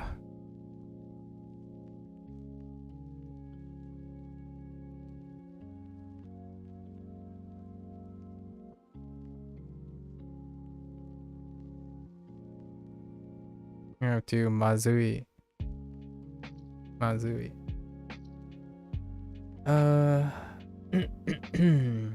You have had quite a lot of trauma from the past. I've made many mistakes and have had various different opinions thought of you. Quite frankly, you hate your past. I'm sorry to hear. Worst 5 years of your life. Well, I hope here's to the future 5. Though the future keeps me happy and alive, I'm glad to hear that you have an outlook given all your past traumas. Learning is something that has kept a sparkle in your eyes. I'm glad to hear that. That's kind of adorable. I have like a mental image of a character I would draw with that type of sparkle. And most of the time, put a smile to your face and your girlfriend. Oh, well, hello there. I have, like yourself in the past, been depressed and had anxiety. Focusing on things that make me happen has really helped you. I'm glad to make me happy has really helped. I'm glad to hear that. Well, here's to the next 5 years. Half eyes. If there's anything that someone can definitely do from an adult perspective, I am most definitely willing to listen. If you hit any of those roadblocks. No. That's very candid of you. Half eyes. I appreciate it. Also cleaned a previous page of your notes from a month ago. Felt like I just learned that stuff last week. Solid, Blair. Solid. One day we're all just gonna be shooting Japanese back and forth.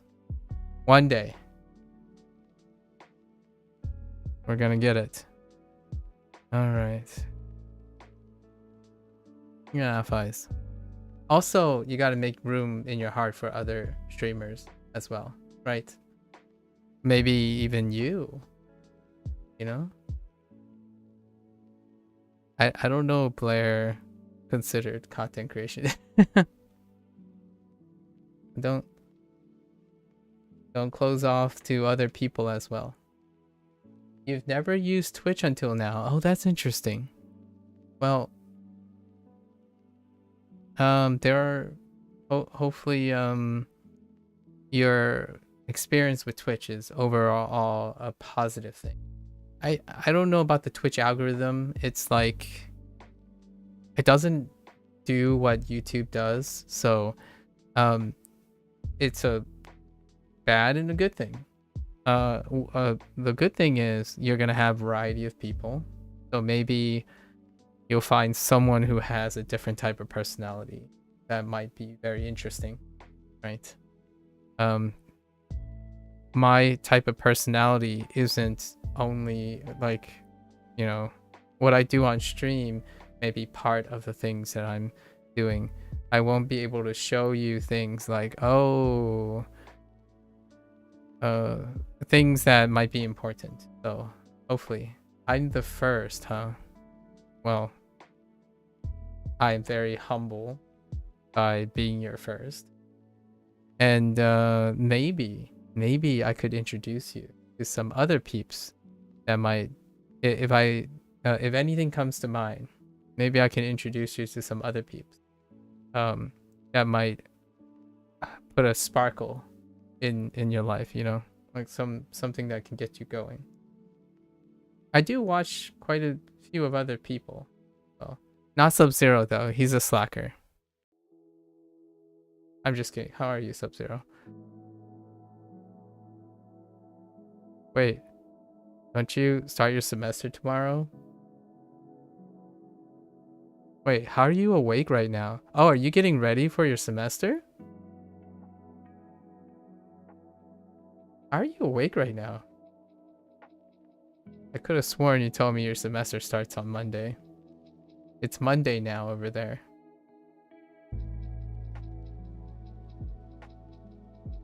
I was just about to start my gym membership. What do you mean slack? Okay. Class will start in 5 hours? Okay. Alright. Is this orientation week still? Or like are you actually starting or is this like going over syllabus and whatnot and doing introductions? Your sleep schedule has kind of been bad, just woke up. Oh, that's perfectly fine. You'll make it through, right? It's not like you have classes throughout the entire day, right? Yeah. Good luck to you. Exiles Exiles is gonna go to university soon.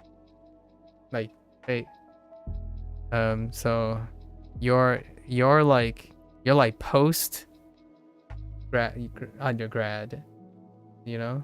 Energy drinks are your friend, provided you don't have a predisposed heart condition. I still remember popping energy drinks. Ooh, long days. Okay, let's see. You already drink too much of them. University in 2 years. You got a lot of peeps here who have some education. Look at y'all being all educational and stuff. I know, right? There's so many university students that I've met so far. Lately. It wasn't even like early on. It was just recent. Pretty much everyone is going to university. I think that's gonna warp my perspective because I already know statistically that most people don't actually go to university. Weirdly enough, like what I mean by that is the people that I meet online tend to be not that. This is very different. I feel like language learning is like a self-selection. Language interest tends to be a great self-selection for people interested in academia for a long term. Yeah, we have an up-and-coming scholar, Sub-Zero. So basically, no pressure though. If you are a bad influence to him, I'm going to find you and I'm gonna virtual slap you. I'm just kidding. You're a potential role model.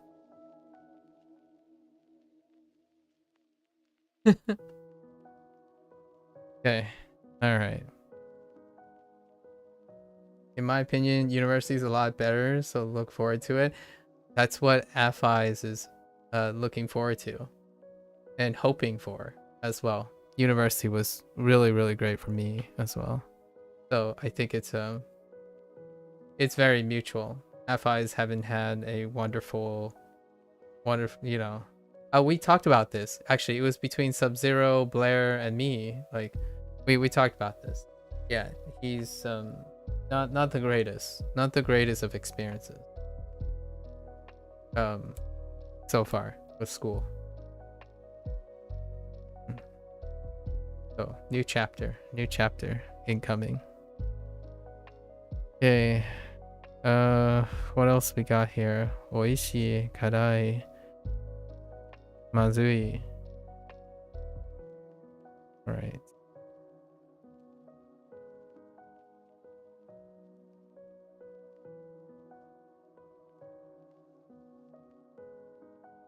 Akai.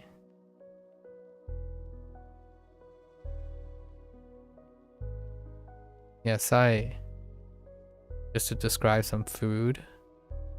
We have oishi. Yeah, we're good. Let's write some food down. Some food kanji. And call it a day for unit 41. We have plenty of time to mess around with this unit. We got 3 more days.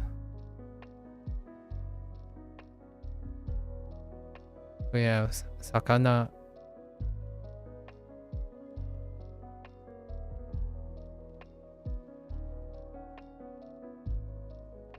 Tamago. Tamago.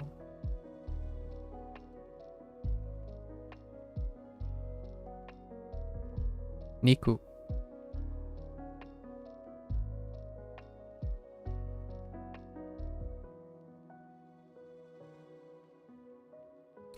Oh, I know why I got mixed up with gua and oh, it's because of Japanese. Oh.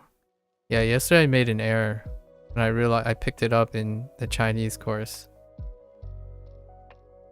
And didn't realize that for a while. I don't know how far back it goes, but we'll correct it today.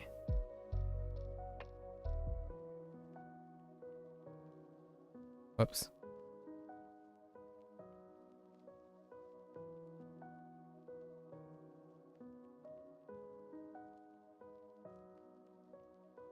Yeah. Yasai. Yasai.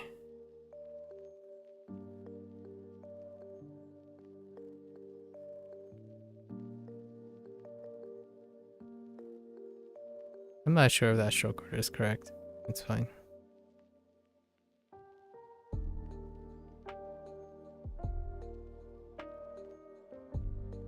Okay.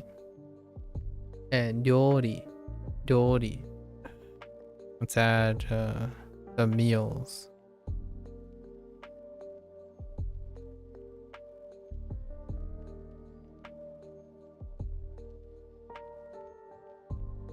So, Gohan. Gohan.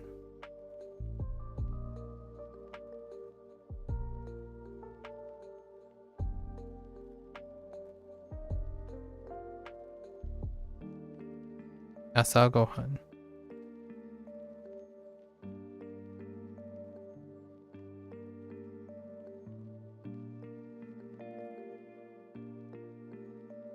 Hiru Gohan.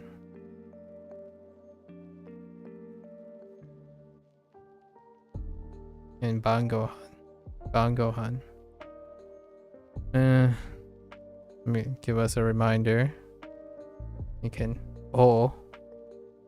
for whatever reason they want it really to be part of Ohiru Gohan. Is there any other kanji food? Well, yeah. Really? Mizu?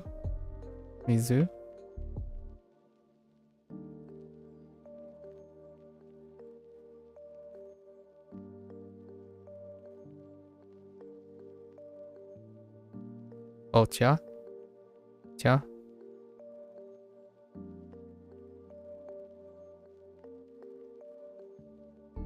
That's good enough. Alright, let's go into our new chapter. Exciting times. College, you're doing psychology, economics, and business A levels. Don't know what A levels are equivalent to in America. Yeah. Oh, advanced placement? Oh, okay. AP courses? Yeah. According to... Yeah, AP. Fair enough. Yeah. Mm-hmm. Getting started. Getting extra a start on your university credits. All right, talk about your schedule. Do we have... No, we have no grammar blip. Actually, how far are we to the story? I talked about this earlier. About story. No, it's like 70 something, isn't it? Yeah, it's a long time. Oh, here it is. 76. Where am I now? 76. Holy heck. Okay. 76 from here is, including this one, 35. 35 times 3 is 3 months and 15 days. So 3.5 months from that. Alright. We got plenty of time. Okay. I study with my friends on Sunday. Okay. 日曜日。日曜日は、ooh. Friends. 友達. So we have 友達と勉強します。So we have 勉強 and 友達. Fair enough. I work from Tuesday to Saturday. Oh, we have kara and made. Weaving in back our like grammar stuff. Got some grammar stuff coming in. 火曜日から土曜日まで work. So 仕事 maybe? No, that's something new. 来ます? That's not 仕事します. That's something else. 火曜日から土曜日まで働きます。働きます。火曜日から土曜日まで働きます。働きます is what I heard. So we'll check on that later. So work. They're not using 仕事 and suru anymore. So we got a new character there as well. What did you do yesterday? So, and we have a new vocabulary word as well as part of the kanji introduction. What did you do yesterday? 昨日は何をしましたか? 昨日は I worked. I worked yesterday. Interesting. That's different too. Oh, is this 仕事でした? 昨日は仕事でした。Okay, so they're introducing both. 仕事する is right there. So they've replaced 仕事 as well. And then they also introduced the predicate to work. Makes sense. Duo does that all the time, right? You have like introducing similar things related by meaning, but they look very different. So that's 仕事でした. The suru gave it away that it's work. Let's see. What will you do tomorrow? Okay. 明日は何をしますか? 明日は友達とパーティーをします. Okay, there's nothing. Oh well, I guess 友達 shows up again. So let's go in. There's a lot of new characters. What the heck? 来ます。 Okay, 来ます is a return. Like it's a returning one. So 来ます。来ます。来ません。来ません or okay. 留学来ます。This is there it is. 働 okay. 働きません. So I did still working on my hearing. So 働 is what I heard. 働きません。働きません。働住んで and 1分。 1分 Oops. 誰が来ますか? Sorry, I had a little bit of needed to burp a little. It's a wee bit. 誰が来ますか? Okay.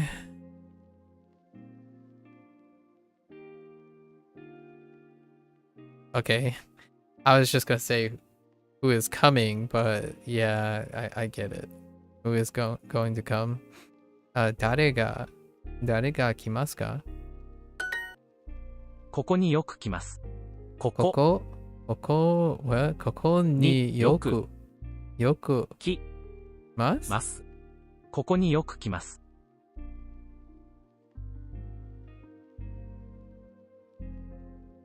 Oh, it's the other yoku. Or no, I come here often. Maybe I come here often. ここによく来ます。ここによく来ます。I come here often. Okay. 彼はいつ来ますか？ There's 晴れ pronouns. 晴れはいつ来ますか? Well, they or he. Oh, he. Right. Pronouns. Yes, pronouns.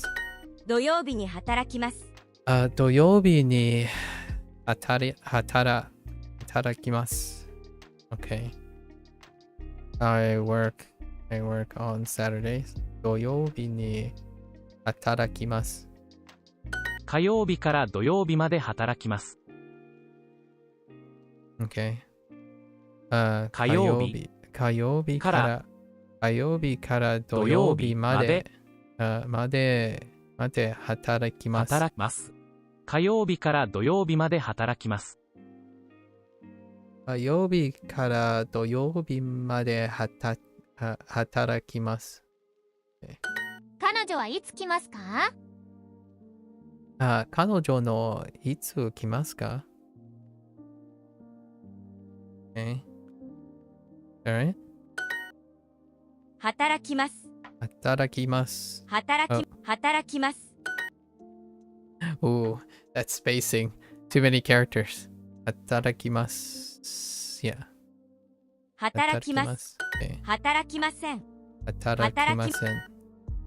Okay. 4つ。電話します。す。働きません。ん。来ます。OK。今週末。彼らは何時間働きますか？これらは何時間働きますか? Okay. 彼らはOkay. 何時間?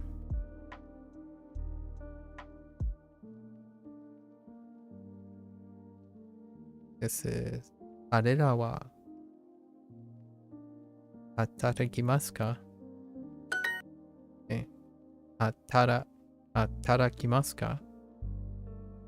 And work on Saturdays. 土曜日に働きます。働きます。When does she work? いつ いつ I guess, 彼女はいつ働きますか? 働きますか?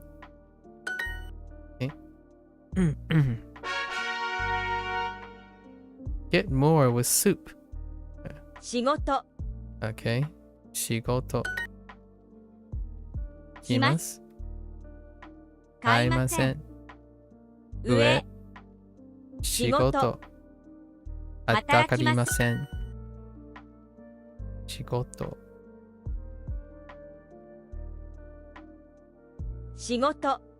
Oh my gosh. Some of these are... Ooh, I just had that radical. Wait, why does that radical look so familiar? Oh, it's in Koji. It's in Koji. So the other read on that radical is G. Oh, construction. So like... okay. 仕事仕事 Okay. 買いません買いません。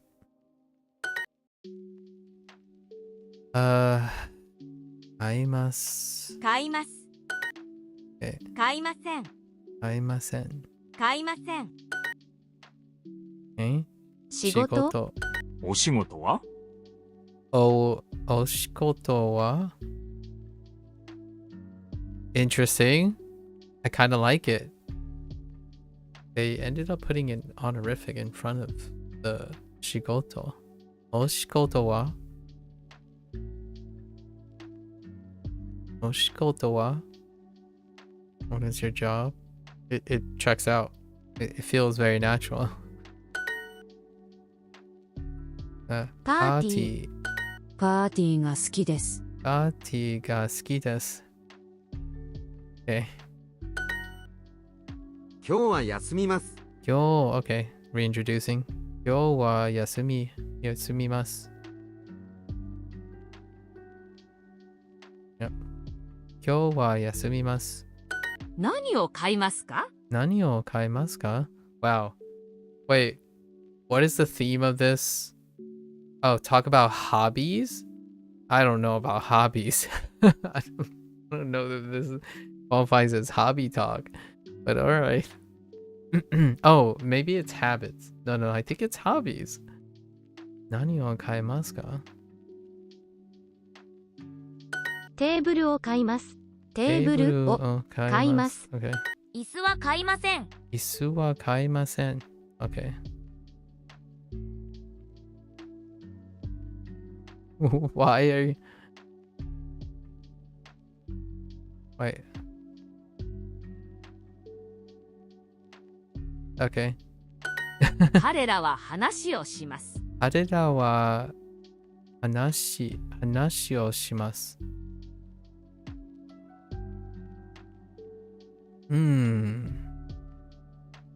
彼らは話をします。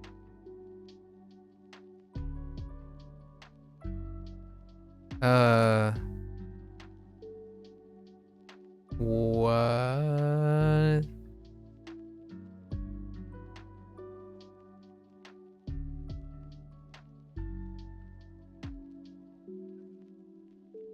I guess. Fair enough. That is certainly one way to say it. Okay.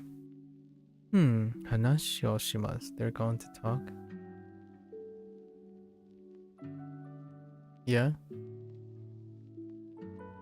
Yeah. 彼らは話をします. I'm staying home today. 今日うちにいます。今日うちにいます。今日 or maybe 今日は oh, 家 okay, fine. 家 Okay, fine. に Yeah, that's the location. 家にいいま。ますす。Today they wanted to mark the subject marker for today. So sure, I mean the topic marker for 今日は. So 今日は家にいます. Okay.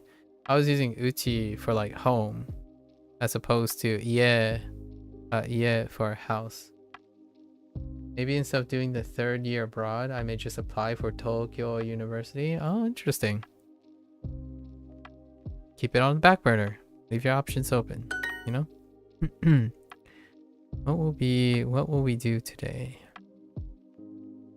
今日は何をしますか? ね? 今日は今日は何をしますか? Yes.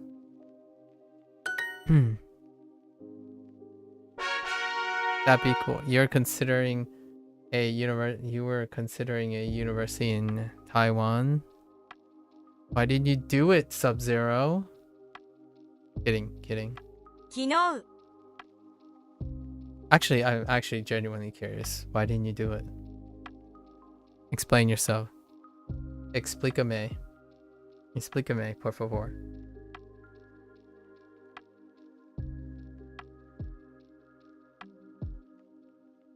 Kino. Okay. Kino. 昨日 Kino. 買いません。働きません。勉強。来ます。 Expensive? Oh, so you had to pay. Okay, that's fair enough. Okay, that's understandable. I thought like, you know, if college is free, they reciprocate or something, if you know what I mean. Like, for example, when I studied abroad, it was still paying that college, not paying like they facilitated the exchange, so I was still paying for the college that I was going to, and that still implies that my scholarships and stuff applies. So like in a way, I thought maybe perhaps your university who is doing the abroad, who's offering the abroad, would cover that. They extend the loan and they give you a bit more leverage, but the end loan ends up being a lot bigger. Oh, okay. That's understandable, I suppose. Taiwan though.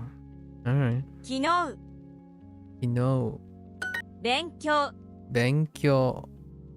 Look at that character. Like, why did you make Benkyo like that? Oh. Yeah, it's another... Okay. I don't often see this, like, extended foot thing off of a different character. 買いません Kaimasen. You know. 仕事 Shigoto. 勉強 Benkyo. 働きません Hatarakimasen. So, you know what's really fantastic about going over old vocabulary? I can finally hear the old vocabulary from a new lens now. Because back in the day, I was just willy-nilly. But now I can go back and hear these again, along with new vocabulary. But like shigoto, kino, kino. And then I have like this a lot more flexibility now when I'm saying these words again. It's kind of nice. 勉強 Benkyo. 勉強英語を話します。 Eigo. Eigo o hanashimasu. Okay. Eigo o hanashimasu. Rock. 彼とは話しません。 Kare to hanashimasen. What? Ne? Kare to 彼 to hanashi. hanashimasen is what I heard. ません。彼とは話しません。彼とは話しません。 Oh, hanashimasen. 彼とは話しません。 Oh, kare to wa. Oh, do wa. Okay. 彼とは話しません。 That's a grammar point, actually. 彼とは話しません。 Kare to wa. It's like a wa with marking the topic with a double predicate. Yeah. So that's not very common yet, but now we know a lot of the double predicates. 彼とは話しません。日本語は話しますか Nihongo wa hanashimasu ka? Okay. 本を買いました。 Ono o kaimashita.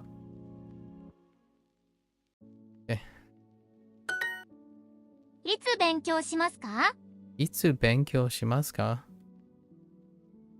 And the kind of the nice thing is you don't ever have to you don't like most of the time, unless it's a new vocabulary, you don't have to look at how to say the kanji anymore because you should know these vocabulary words already.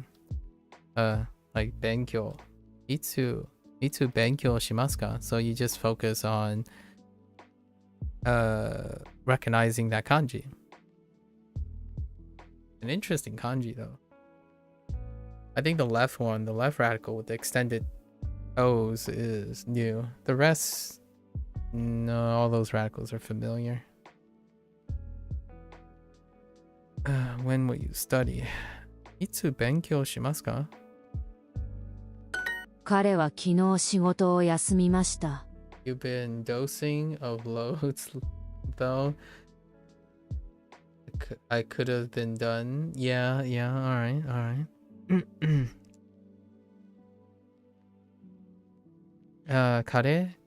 Kare wa kino. Wait, why are you saying that? Why are you highlighting that?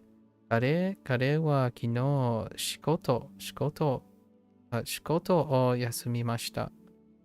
Oh, okay, sure.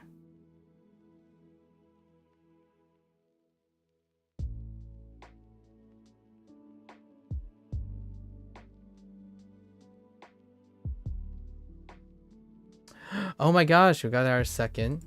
We got our second bot today. That's 2. I'm raising the ranks of bot sniping. That's 2. At home diva, huh? You've been dozing off loads. I actually cannot tell. Oh, no worries. I might have said, did I say dosing or did I say dozing? I got you. I got you. Hare wa. Yeah. Hare wa kino shikoto o yasumimashita. 昨日は仕事でした。昨日は仕事でした。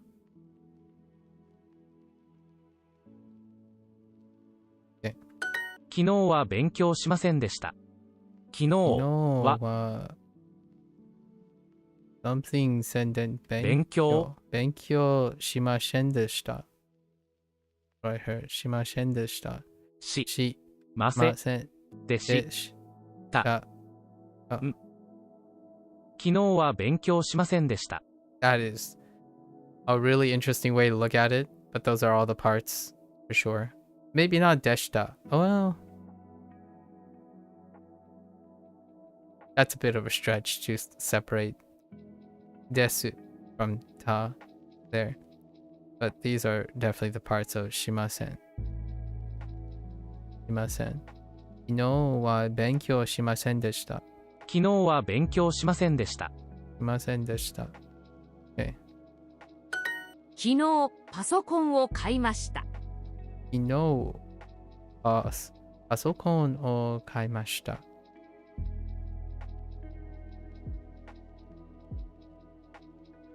Oh, they went from PC now. They're going for PC.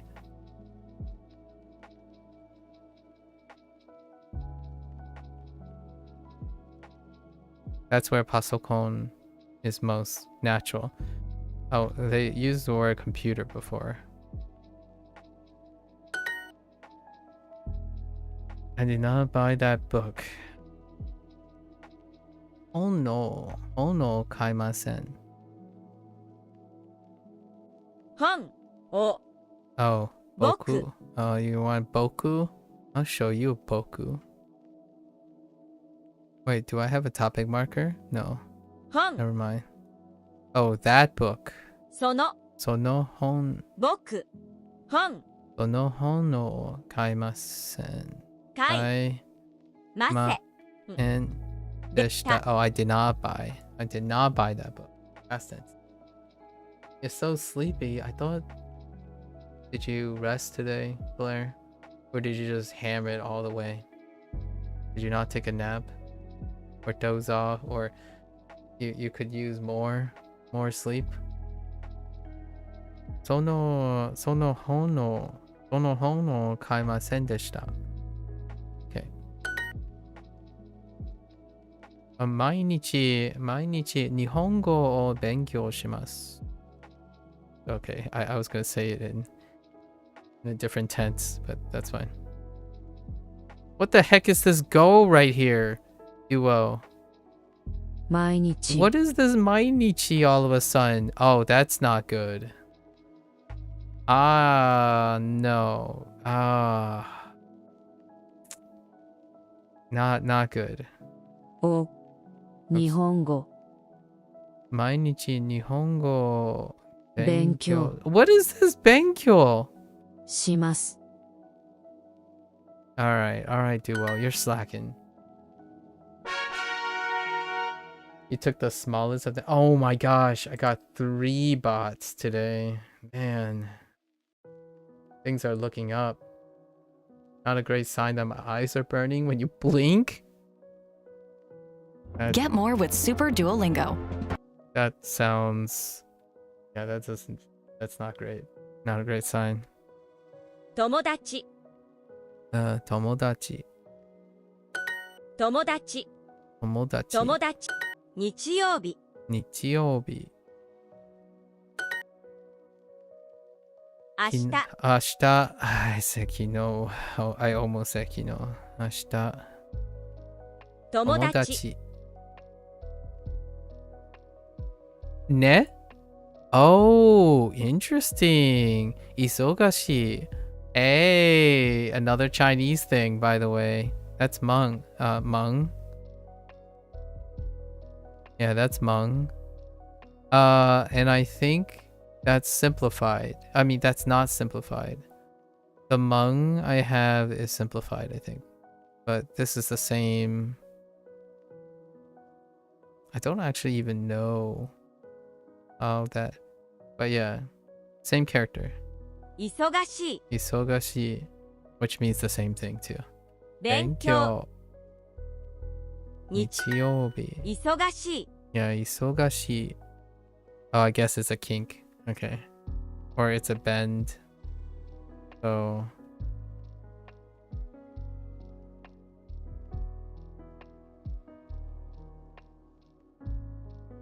Isogashi.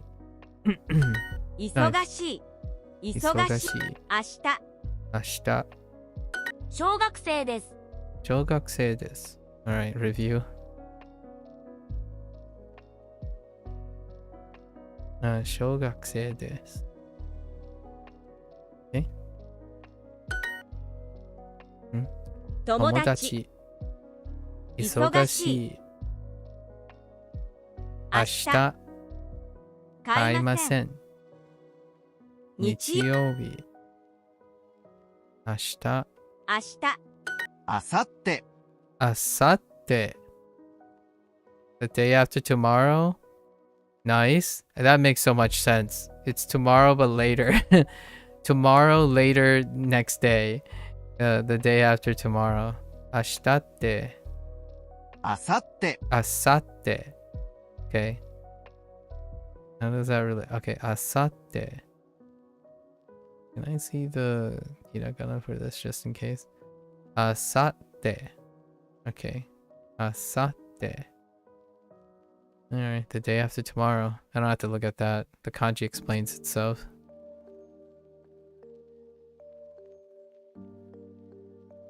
Three bots. We're moving up in... I know, right? Man, why did I imagine Mako being an elementary school student just now? What the... With those little propeller hats? I'll show you a propeller hat. Let me show you. I have one right... Actually, I don't have one. But you... Mark my words. One of these days, I'm going to be wearing a propeller hat and you're... Just don't know. I need like a comfortable propeller hat though. あさって Asate. あさって勉強します。 Asate. あさって勉強します。あさっては何をしますか？ Asate wa nani o shimasu ka? If you'd pulled out a propeller hat all prepared, I'd be dead in my seat. I actually did have something like that before. Like I used to have like a few prop ideas and I used to keep props on the side and waiting the long play for someone to say like, dude, it's not like you know, or something. I'm like, well, okay, there's a little bit of a mischievous thing. I was going to lead people. I was going to practice leading people in a conversation and then like setting them up. I'm like, boy, howdy. Speaking of, and then pull it out. But I haven't done that in a long while. It's been a long while. I know some people do that as a parlor trick. He starts spinning the propeller every time he gets stuck onto a nervous tick, like a fidget spinner. Spin the propeller like a fidget spinner. That'd be pretty funny. あさっては何をしますか?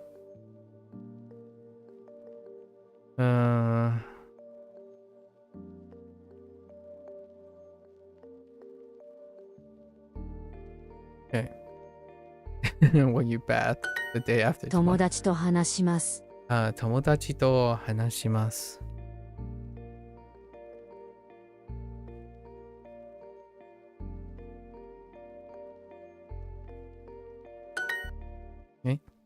友達と。友達。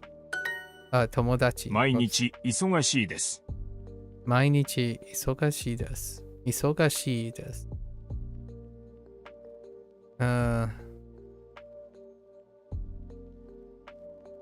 Oof. I wouldn't want to say that. I hope people don't say that all the time. I'm busy every day.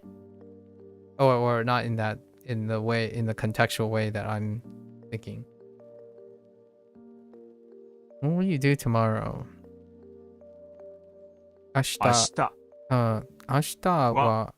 は何をしますか？何をしますか？明日、明日、I don't know. I guess we're just going with 明日、学校行きます。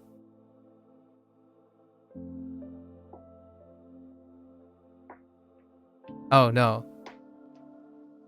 Oh, no ni. So, I guess we can say 明日、学校へ行きます。明日、学校へ行きます。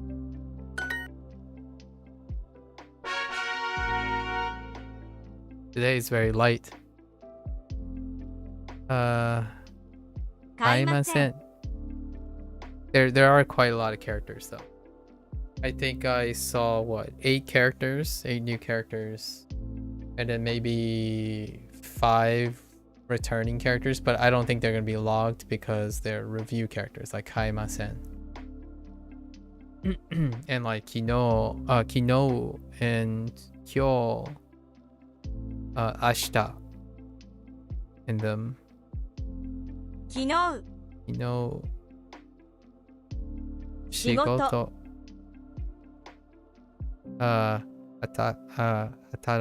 働きません勉強友達彼とは話しません。彼とは話しません。話しません。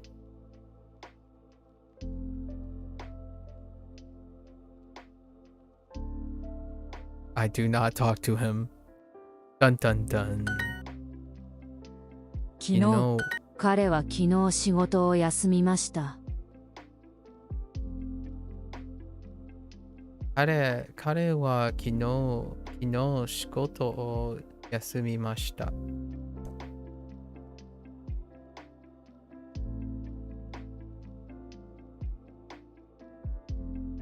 昨日パーティー。今日は休みですか？ Oh, yes, 休みですか?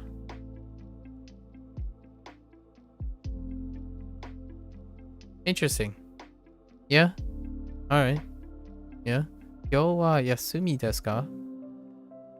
I can see that. 今日は勉強しません。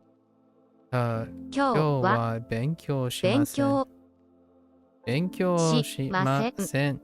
今日は勉強しません。For shame. You didn't study today. For shame. You will not study today. スマホでゲームします。スマホでゲームします。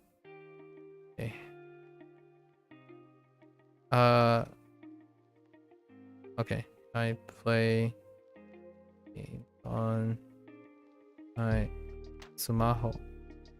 彼女とは話しません。彼女と話しません。Wait. 彼女と話しません。Where's 彼女と話しません。ます。彼女とは話しません。彼女とは話しません。Anashimasen. Okay. 今日は家にいます。 Yo wa ie ni imasu. 今日 Yo は wa 家 ie に ni ie ni imasu. います。 Okay. 誰が来ますか？ Dare ga wait. Dare ga imasu ka? Oh. Yeah, that's fine. 誰 Dare Ga. ga imasu ka? Wait, kimasu ka? 誰が来ますか？ Oh, kimasu ka? 来ますか？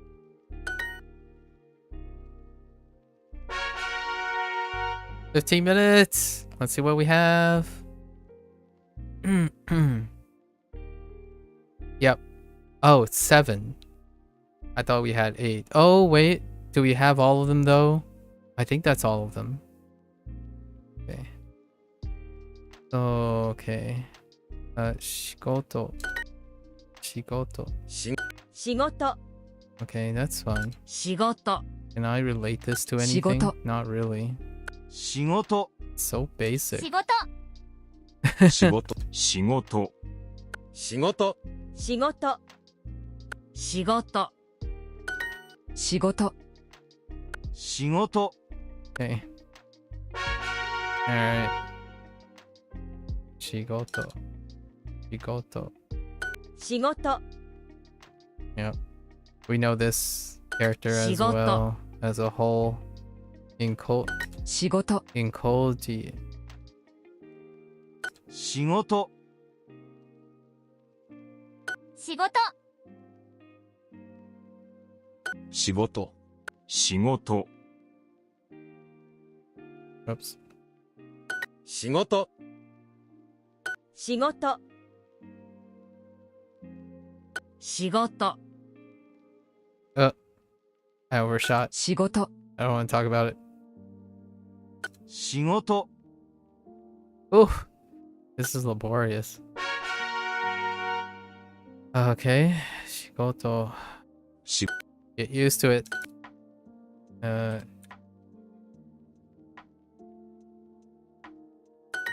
仕事仕事仕事仕事仕事仕事仕事仕事 Okay.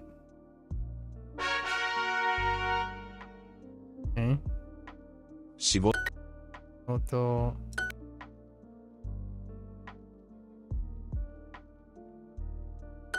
仕事仕事仕事仕事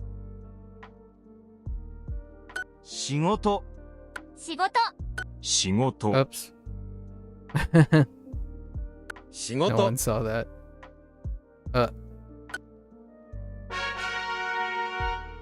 Okay. Tomodachi. No, Benkyo. Benkyo. 勉強 Look at that. Whoops. 勉強 勉 Okay. 強勉強勉強勉強勉強勉強勉強勉強 Kind of weird that Sub-Zero's here Benkyo. getting ready for class while I'm here almost getting ready to end my Benkyo. day. Such a weirdo. 勉強 Oh, did I say that out 勉 loud? 強 My bad.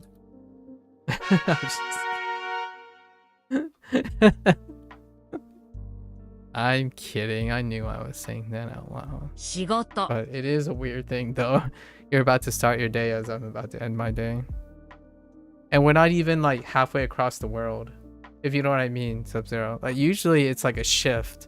Like, we don't usually see each other too much, but in this case, you're kind of really, really early. Usually I would be like getting off the moment you're getting up. I would be like sleeping the way you're getting up at this point.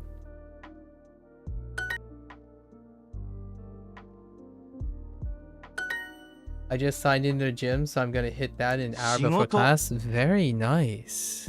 I didn't Shigoto. realize. Wait, 仕事 dang, 仕事 your gym facility Shigoto. opens. Is it like open Shigoto. 24/7 or 仕 something? 事仕事仕事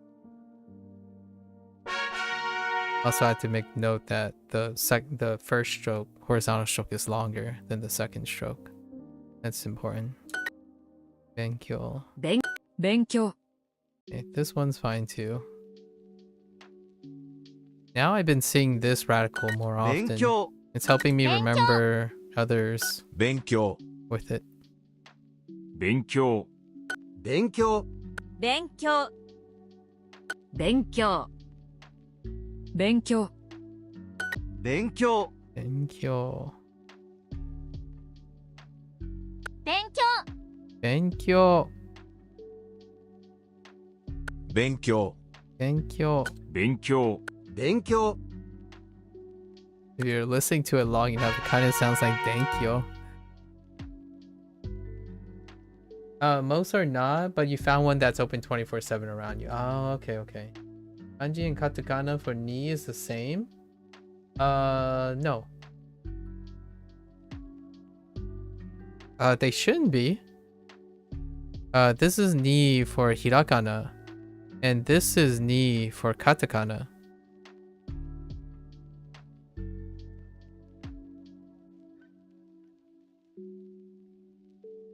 Oh, yeah. Oh, okay, sorry. You answered your own question. My bad. I tried to avoid the typical... Oh, the kanji and... Oh, the kanji and the... Oh, that's what you mean. I try to avoid the typical student gym because they're so filled. I'd rather walk an extra 10 minutes to go to an empty low-key gym. Are you a little shy? That's adorable. I'm just 仕 kidding. 事 I understand.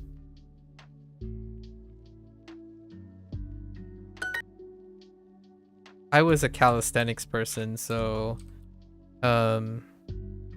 仕事 I didn't really like use the gym equipment, more so the gym space, if you know what I mean. So I need like a matted room 仕事 or an indoor 仕事 track or something, so I'm not a weightlifter like 仕事 Mr. Butch over there. 仕事仕事 Yeah, I needed like a matted room to like 仕事 kick and like bounce around, and then largely bars in a jungle gym or something. 勉強 Thank you.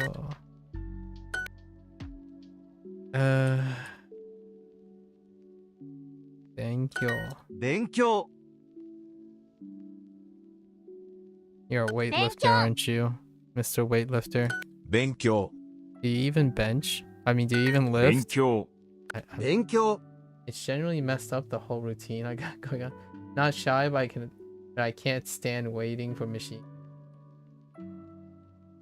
You're so spoiled. 勉強勉強 Flaunting your privilege. 勉強勉 You 強 know what I can think of?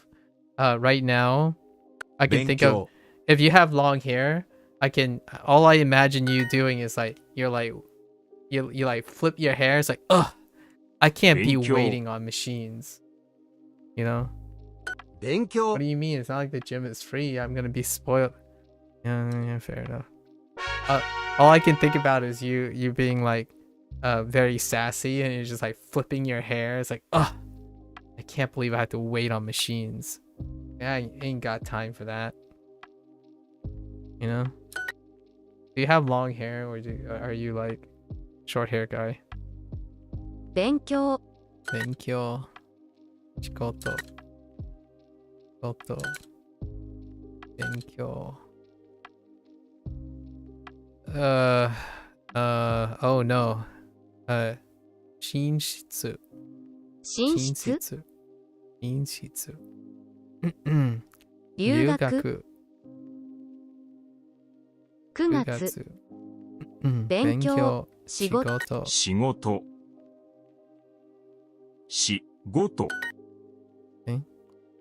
勉強仕事仕事仕事仕事仕事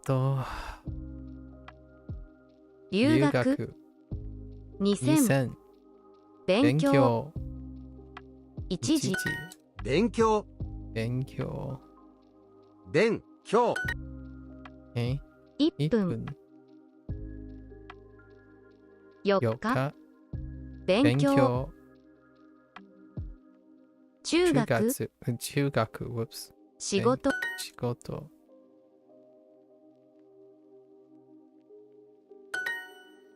Nah, you just cut it. I do pretty short, especially on the sides. Oh, okay, fair enough. So you don't have like a Fabio headlocks thing. Don't forget handsome.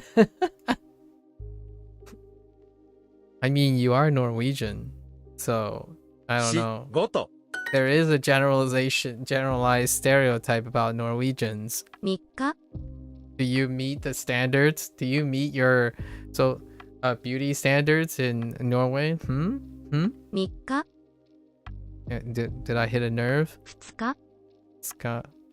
勉強勉強中学中学仕事仕事 I don't know. I think not the unrealistic ones. I guess. I certainly don't meet any beauty standards. I'm not sure if Chinese people really have all that high of a beauty standard. Most of the time, the stereotype is age. It's usually age and Get more- complexion, but not necessarily 晩ご飯 like beauty standards. 勉強 Like, you know, pop culture kind of things. We're not saying if it's true or not, just pop culture stuff, right? 勉強 Thank you. 晩ご飯晩ご飯晩ご飯勉強 Thank you.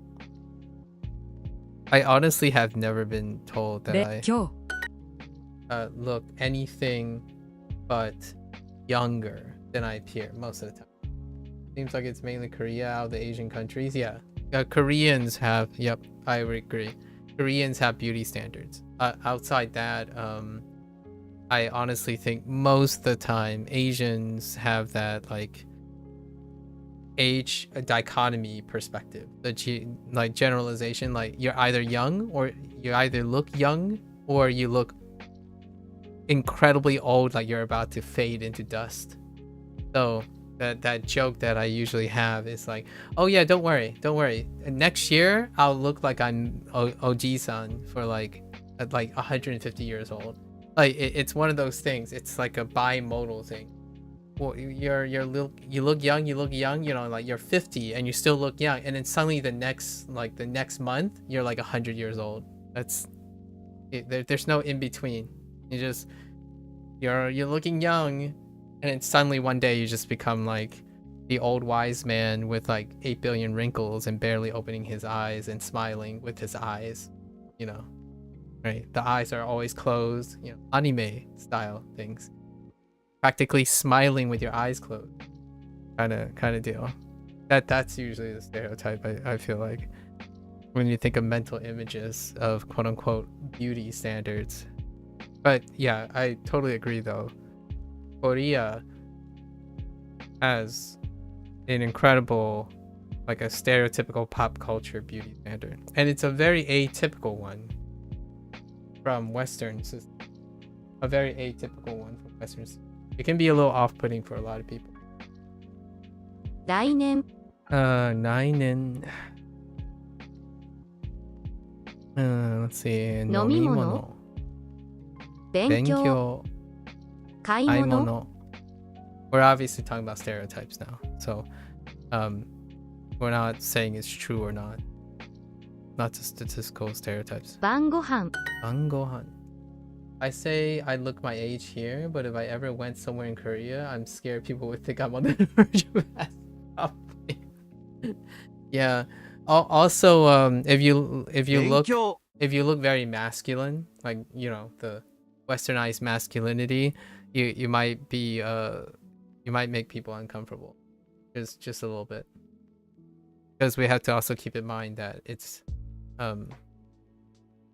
there's a very, the beauty standard also comes towards like much towards like the two get really close, right? So in a way, it's kind of interesting to say that female and male's image of beauty comes together a lot closer in Korea society, at least in my opinion. Stereotypically, like in pop culture, stereotypically, they're a lot closer in distance. So you don't have like extraordinary differences, as in like the man is like 160-pound of lean muscle with a beard and like chest hair coming out of their, like v-neck or something, versus like females who are hyper beautified with like curves, and it's closer together. I think the distance between the genders are a lot closer together in that way too. You look pretty young though, in a good way, as you've already heard. I don't think I'll age gracefully. What do you mean you don't? I think Norwegians age gracefully, right? Isn't that a thing too? But my dad has aged pretty good, so there's hope. I feel like Nordic has that stereotype of aging pretty gracefully, right? I do look so my family, like my mother has a complexion that makes people look like we have baby face. So I don't know if you see that too or not, but there's a stereotype. Rounder faces and like puffier faces tend to appear younger. So like I don't look like my father, who have like, if I had like a sharper complexion, stronger chin, or like more sculpted, like sunken in, maybe like some, but my face is very round, so it kind of looks like a baby face a lot of times. So rounded faces tend to appear more like a baby. Babies have puffy cheeks, and I've always gotten that kind of comment most of the time. Things like that make you younger. I don't think so. It's mainly that we're tall, blonde, blue eyes. Yeah, fair enough. A lot of people crash pretty hard in mid-20s to early 30s by balding and getting wrinkles. I haven't noticed the wrinkling thing. Interesting. Yeah, obviously we're generalizing now, recognizing the realities of things. Don't worry, at any day I'll become 100 looking. Until then though, I'm basically locked in my 20s. That's like the running joke. Until the day I turn 100, I'll be 20 something for the foreseeable future.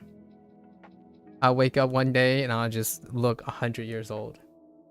And then I'll get a cane and I will like wear a robe, grow out my Fu Manchu, and then we'll be good to go.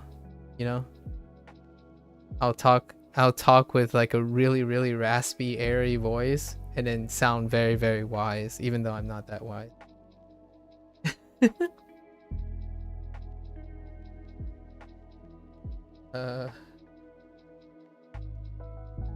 Dang, I say you got pretty lucky with your genes for beauty standards in the UK. Yeah, UK is interesting too, if you're like multi-generational in the UK. It's so interesting. Hey, at least you'd be pretty good in Japanese and Chinese by then. You'll be that old wise guy who's bilingual. Perhaps by then. Bangohan. Bangohan. Honestly though, I always like the idea of having a beard. My genes do not support it. My father has this mustache, so I inherited this mustache from my father. So it's always growing out, so I like trim it.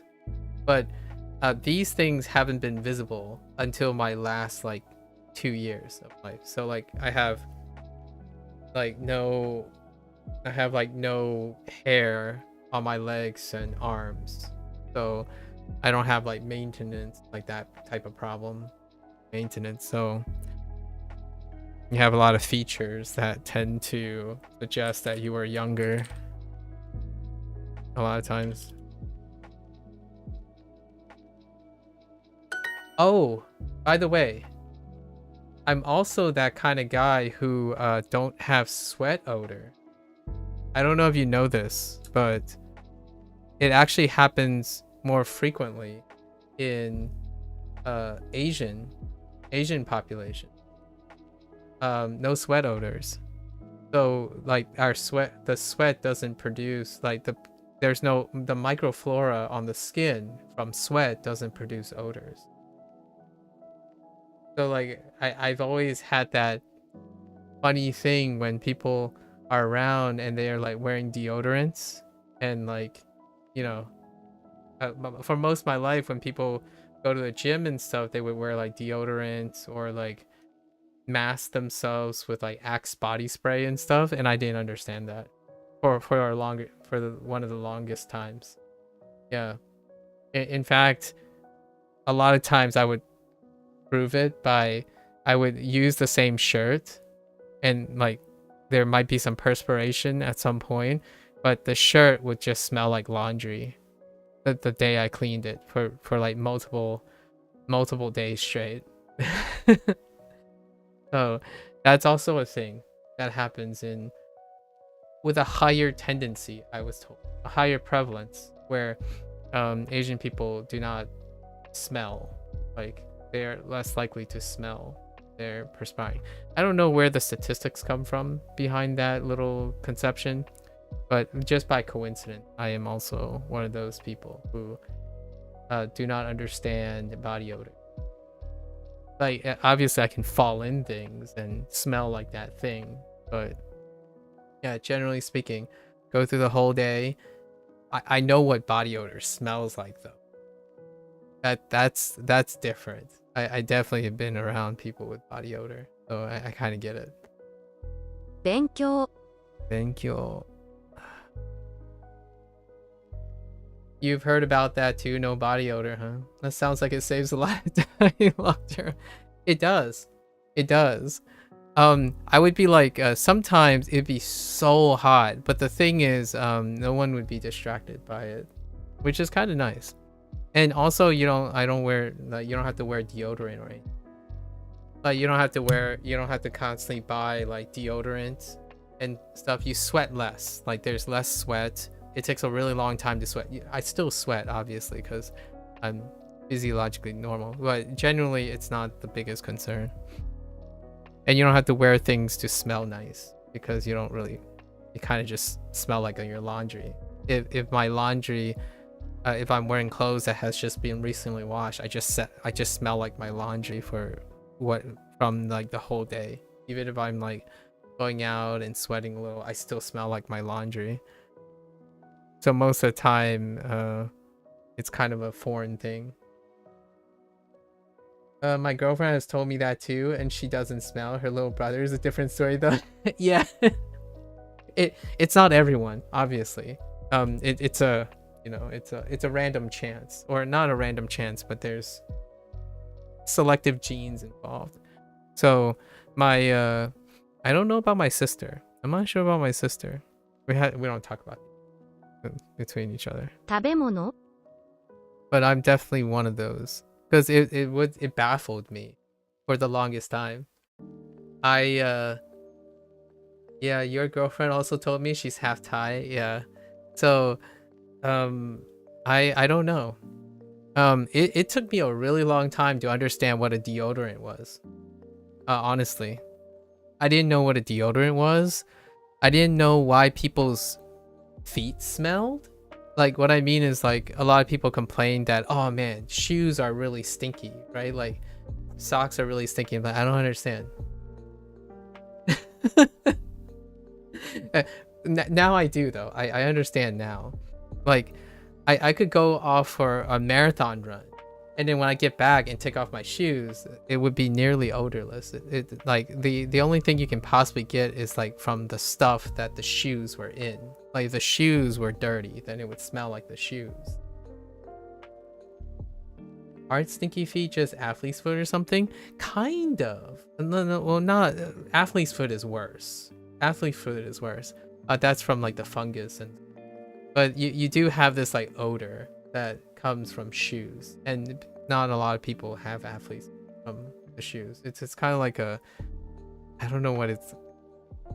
Sub-Zero, you know what I mean? Like a wet sock smell. It's not the most pleasant. It's one of the things like people think about when they're in the locker room, or like just wet sock smell. Yeah, it's kind of gross. It's probably one of the more unpleasant 食べ物 smells. Yeah. Sorry to gross anybody out. My bad. 食べ物 Meanwhile, like Blair's over there, like I'm still eating my pizza. I'm just kidding. I think Blair has consumed her pizza now. I think armpit smell can be worse. Yeah, true. True. Working at a convention, I've seen some people who I've smelled some people who raise their arms up. All of a sudden, it's like, ooh. I really can't relate to it. But I can see how inconvenient it would. It would definitely be very inconvenient. So that's something I take for granted. 会社 Aisha. 晩ご飯昼ご晩ご飯 I haven't talked about this in a long while. Because like no one lives with me. So it hasn't been a while since I didn't go work out in a gym. This type of stuff always comes up when you're talking about the gym. Like when you're going to fitness and do stuff. It comes up all the time. Like, oh, what do you do? I'm like, what do you mean what I do? I just walk out of the gym and go to work. I am in fact done with your pizza. Wishing I had eye drops. Oh, you don't have eye drops nearby? Oof. There like a place you can visit for an eye drops quickly? After an inter-regional volleyball game I had, my friend took off his shoe and I could smell it 2 seats away. Oh my gosh. Yeah, smelling feet from 2 feet, like smelling feet in a closed-off room, that's pretty bad. Yeah. I remember as a kid, before I started wearing deodorant, that I was sitting in class and thinking, man, this dude next to me smells like crap. Later found out it was you. Oh my gosh. Sub-Zero. Oh no. I couldn't relate. That is pretty funny though. Man. Wow.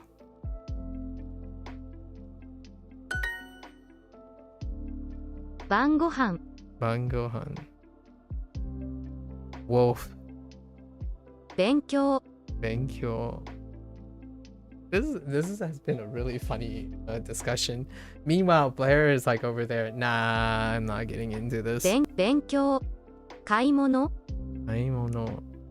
食べ物 Tabemono. 高校 Oko. Whoops. Uh, 勉強 Benkyo. For the record, guys, I want to make this clear. Just because there aren't any odor doesn't mean there isn't a heightened hygiene requirement among Asians. I think there's a higher, like a cultural tendency to have heightened hygiene in Asian cultures. So it doesn't stop you from like over showering and over like super hyper, like nearly hypochondriac levels of hygiene when it comes to like social standards. Like, you know, those, if we're still talking about stereotypes, right? Usually Asian cultures have a heightened hygiene requirement. If you're in the privileged class, as in like, if you have the resources, they tend to be very heightened for hygiene requirements, especially like Japanese culture. I have some upstairs in my apartment, but it's hot outside. I wouldn't say I'm sensitive to smells, but like ammonia is an immediate red flag for it. Yeah, ammonia. Ooh. Yeah. Cat pee on clothing piles before. Yeah, that'll do it. What about fish, Claire? Sometimes ammonia can really build on like fatal fish. My sister gags when she encounters that type of smell. Like old fish tends to do that too, like fish runoff in like garbage bags and stuff. Ooh, that stuff is tough. Ammonia. 勉強 Benkyo. Oh, we gotta move on. So I'm gonna switch. 勉強 Switch. 勉強 Switch gears. We gotta switch gears now.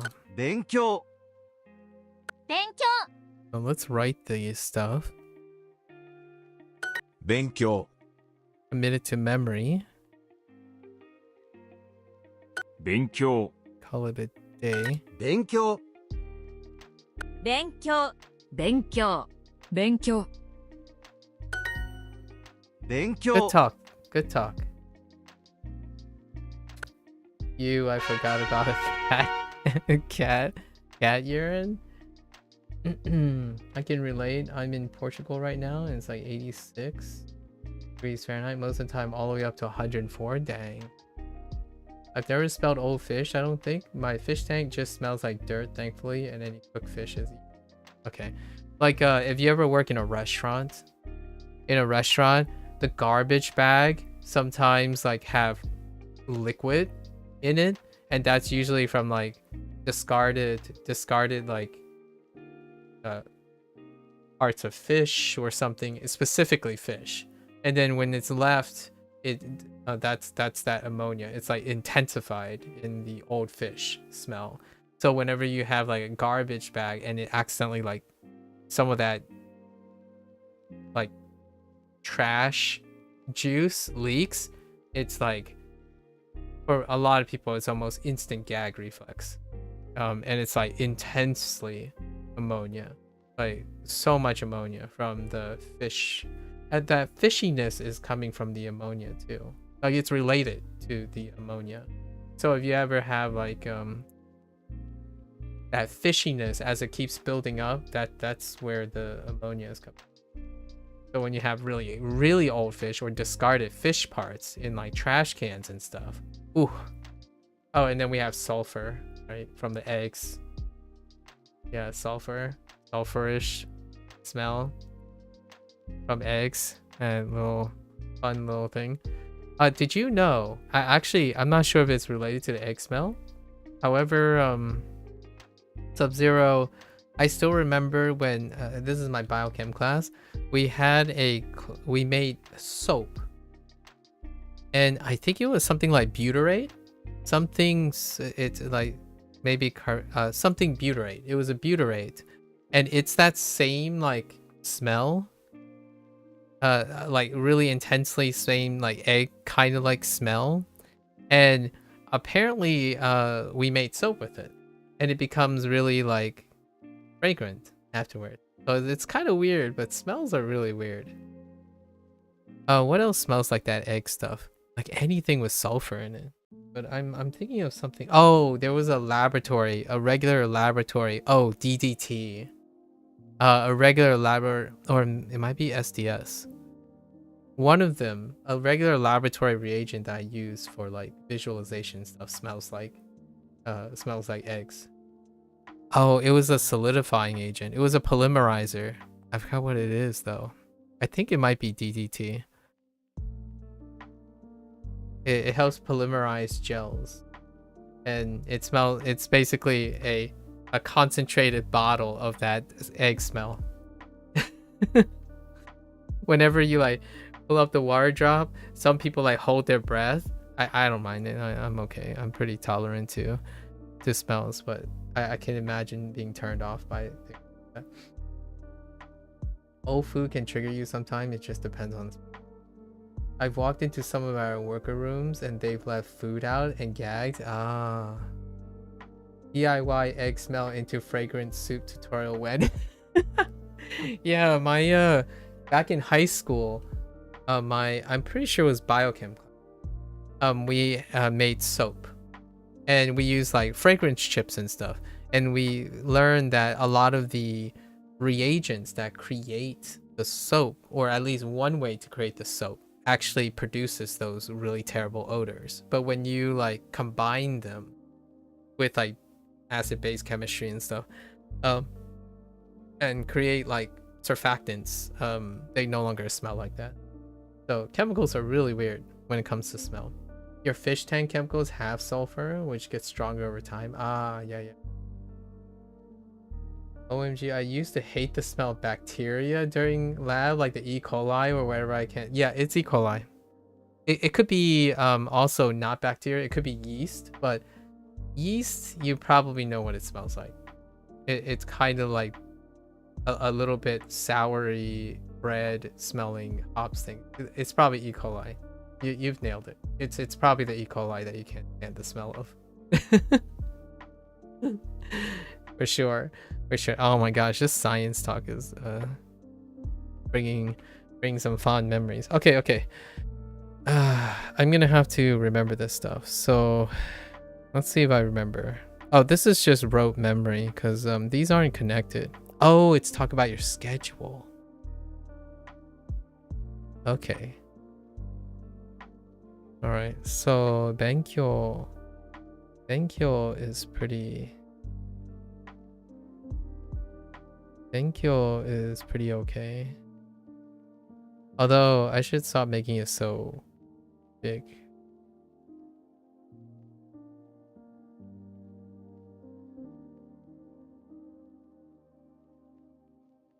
Right, Benkyo.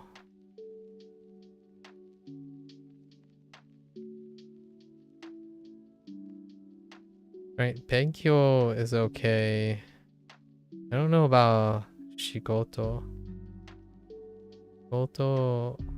No, Shigoto is okay too because of Koji. That just looks like a blob at this point. Tomodachi. Oh, I didn't get to Tomodachi. Let's look at Tomodachi.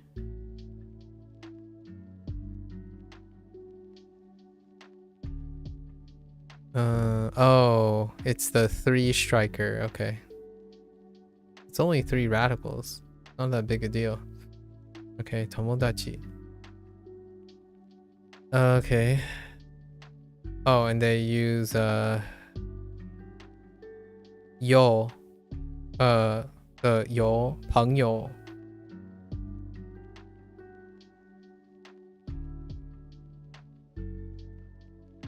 So they still use 朋友. Part of 朋友. So it's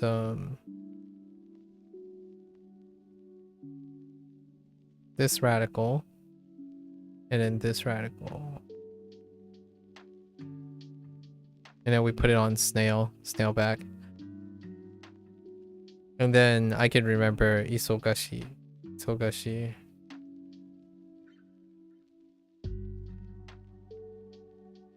Although I do want to check the stroke order.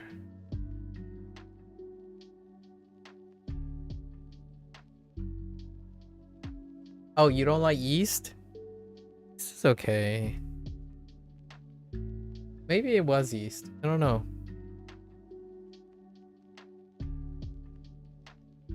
It's either yeast or E. coli. I could have sworn it was midnight just a second ago. How is it 3:28? Ooh. You should get some sleep. Oh, FIs if you're tired. You did say you were in UK. That tracks. Okay. All right. And then what is this for? What the heck? Why is the he here? Oh, yeah. I forgot about Asakte. Asatte? What happened to my... Okay, Asakte. So, okay. So, just like the previous unit, I think we're gonna do like things with schedule. So, we'll remind ourselves to practice things like,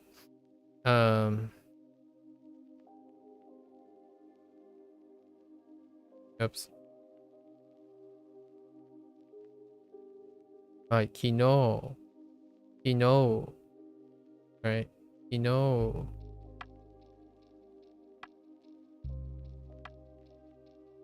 Right? Ashita.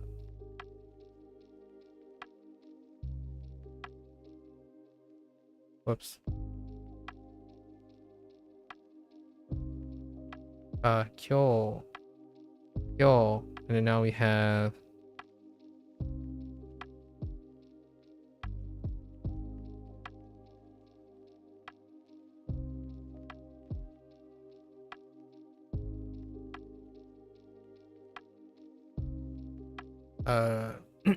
Asakte. Asakte. Right? This is, are these a, yes. Asakte. Okay. I think they threw in like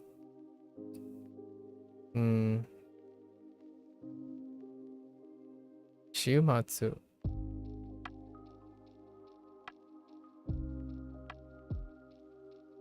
Oh no. I'm actually not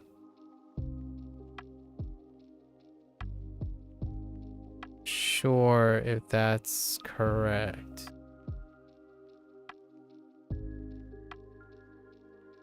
It might be the top stroke is longer. It's probably the top stroke. That doesn't look right.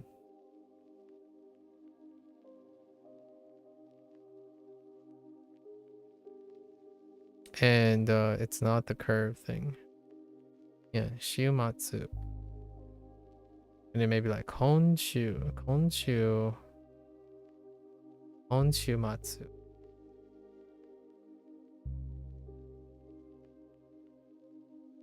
Good time to practice our days.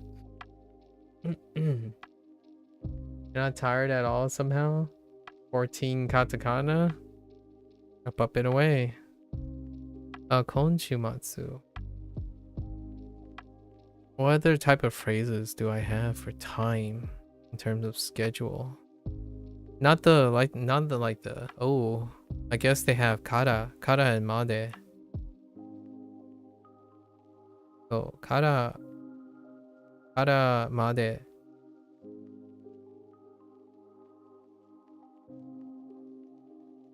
Right. Kara and made.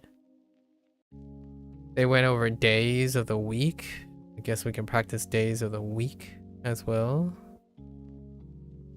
Right.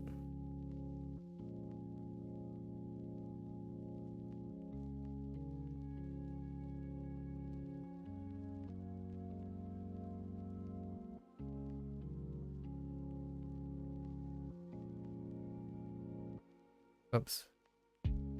I don't have enough space. Getsuyobi. Getsuyobi. Right. Kayobi.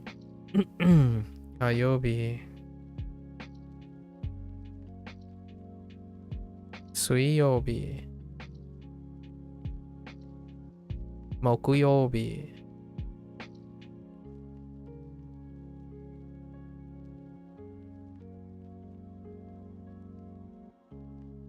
Kinyobi. Doyobi. Is that visible? Yes. Doyobi. And Nichiyobi. So all the days of the week. I think that's pretty good. It's a pretty good review of all the different like days.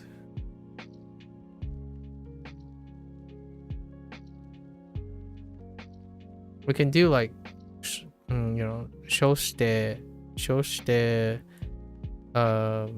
demo, mazu.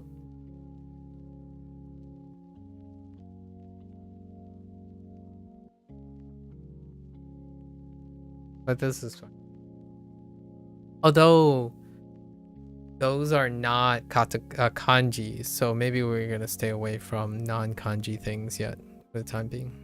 Kara and made are grammar things, so they are typically in hirakana. So okay, so let's practice. Okay, let's add this on. So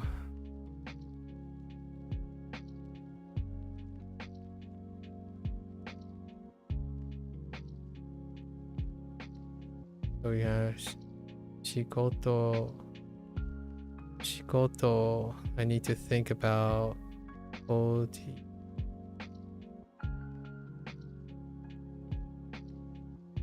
Okay, related to koji. And then benkyo.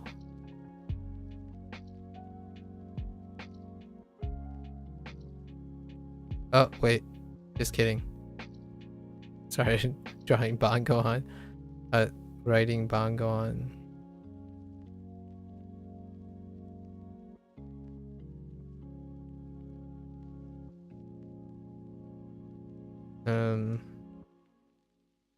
Right? Yeah. Right? Yes.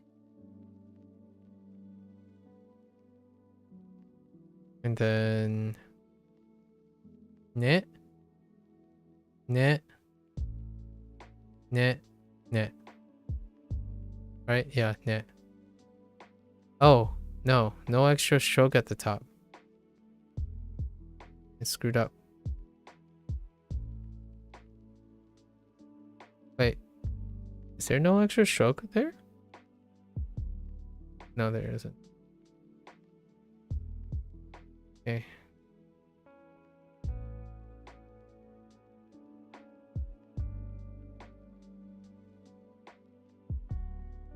Oh, benkyo. Shikoto, benkyo. Those are kind of nice to group up on things that you would schedule to do, right? And then we just throw in tomodachi. I don't know how I feel about that. And why did they reverse it? Wait, is it actually in that order? It is. Huh.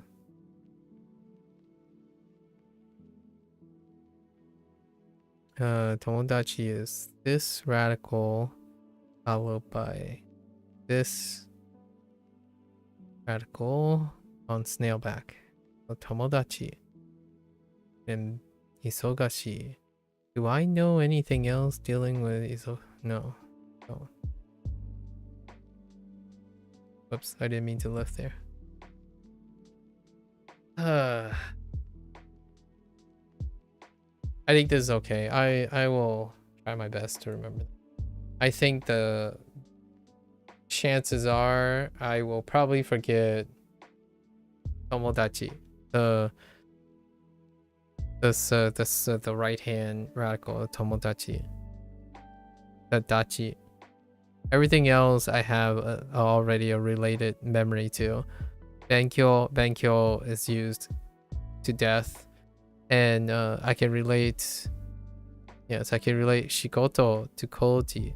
The left side is pretty nondescript, pretty easy to pick up. And then isogashi. Actually, I guess I should really add isogashi. It's probably a shi, right? Yeah, isogashi.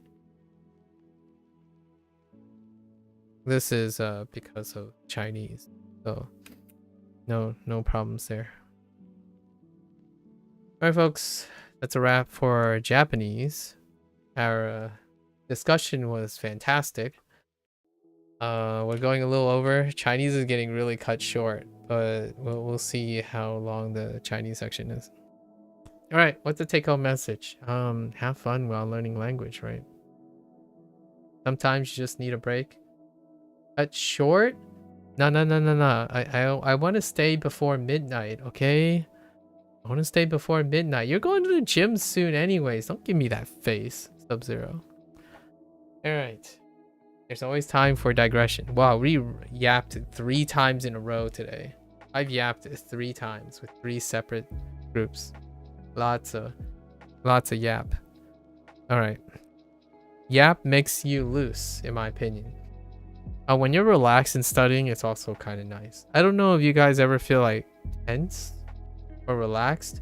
I feel like when one is relaxed, in my opinion, studying kind of... Okay, it's a double edge. Some people might be too... Fair enough. So for me, I think things kind of settle in quite a lot when I'm not like too heavy. Okay. So that's a wrap for Japanese today, 182. If you're gonna watch this later, arigatou gozaimasu.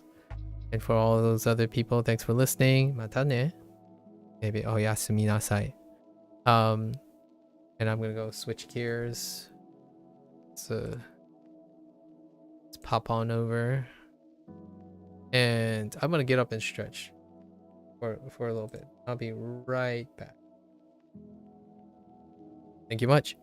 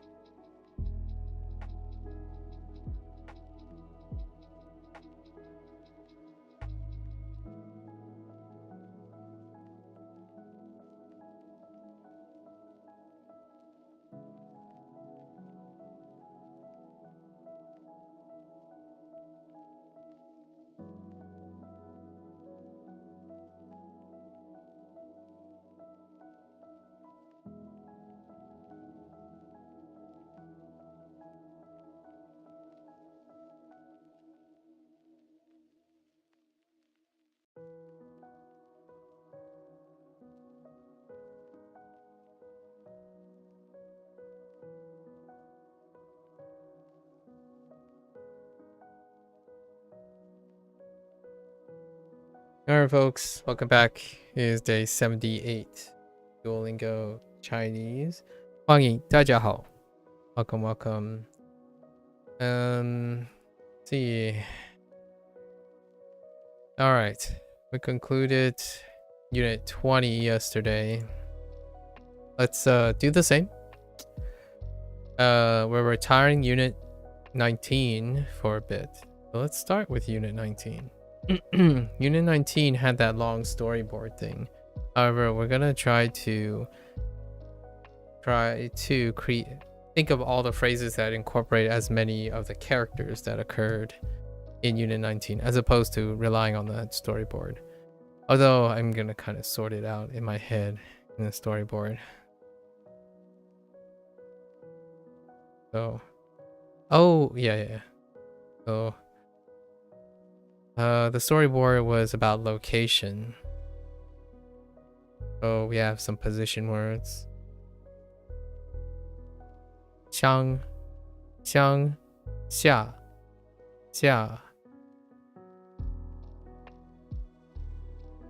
why why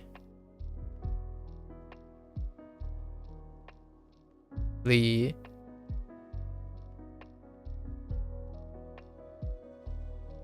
and our predicates, our verbs.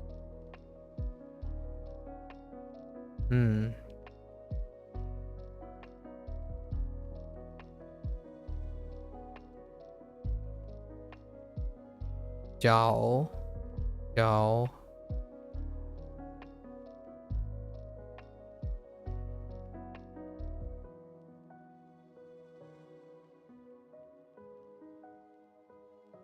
看见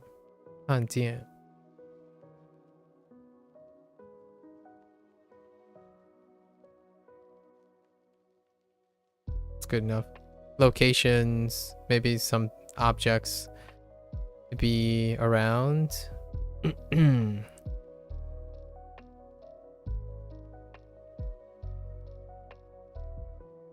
Ugh.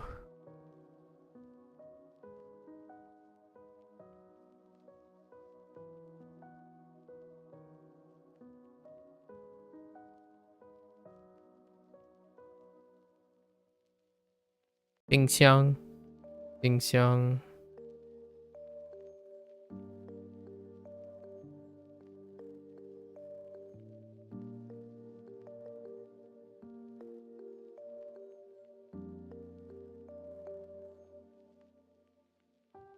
Zhuozi.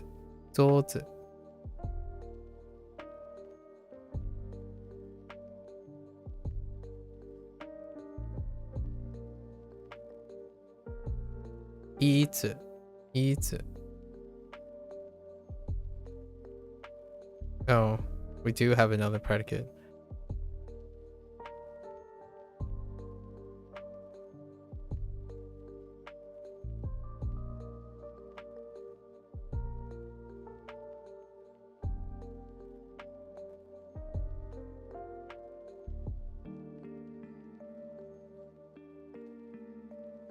Ding Wei. And another predicate.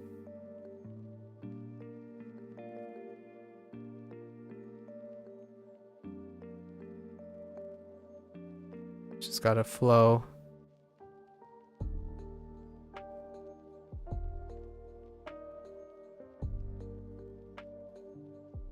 Jing Jin. Jing Jin. Jing Jin. Jing Jin.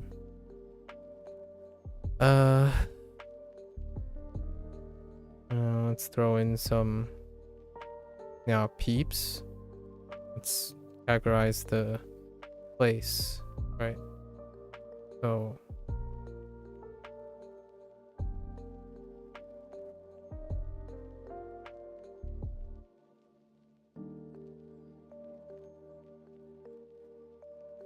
dang it. Keep missing distance. Okay.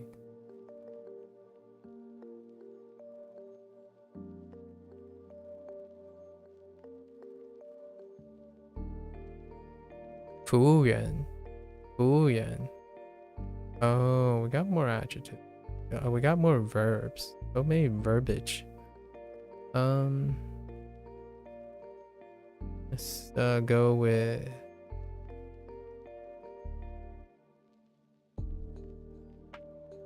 Xiang Dian Chai. Right. Xiang Dian Chai.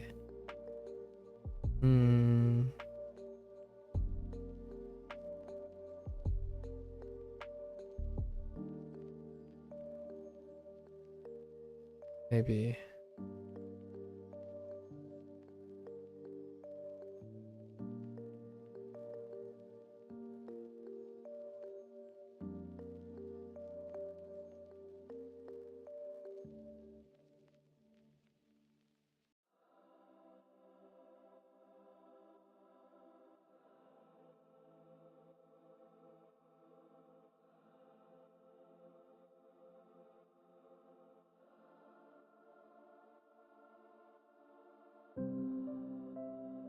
有英文菜单吗? Or 菜单? I was trying to. Dan is what I'm looking for.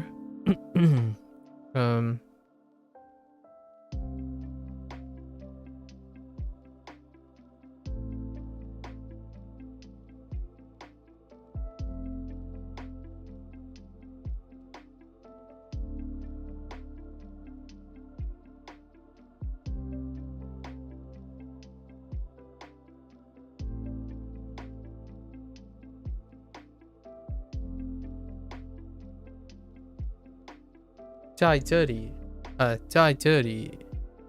yeah, 在这里等一下 please wait here for a moment, right? 在这里等一下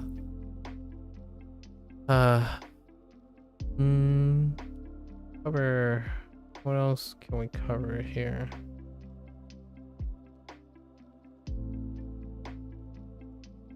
Oh,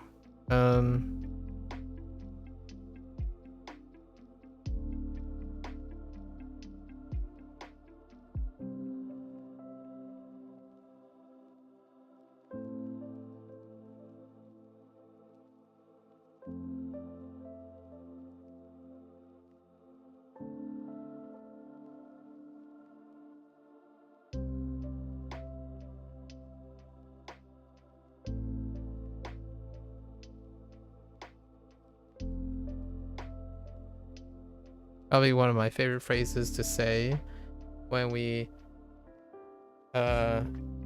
when I'm out about back in the day, because I love treating my friends to food.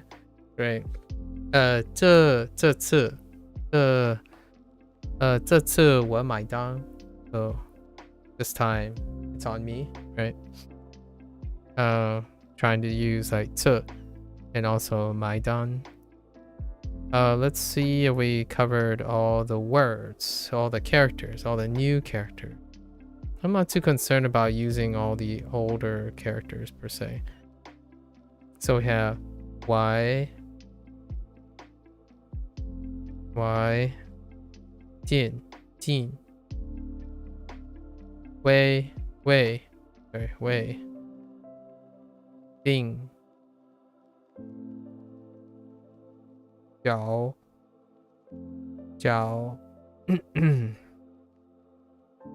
桌 椅 箱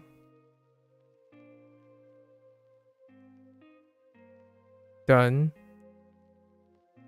done. Those are our 10. So let's do unit 20. Unit 20 was supermarket, or like at a market. So we'll just do our usual semi-storyboarding.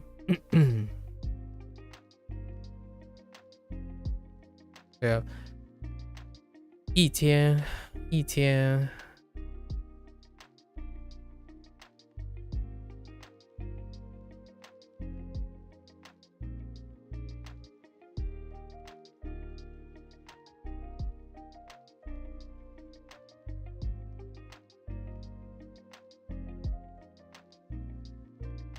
超市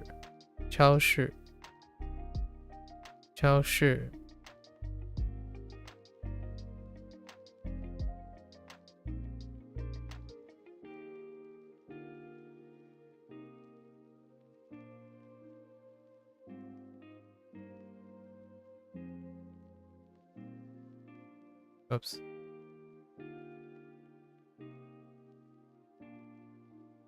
Bang.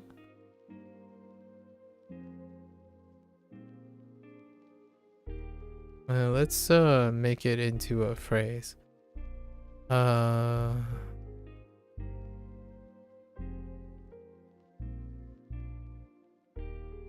帮我点 Help me order. 帮我点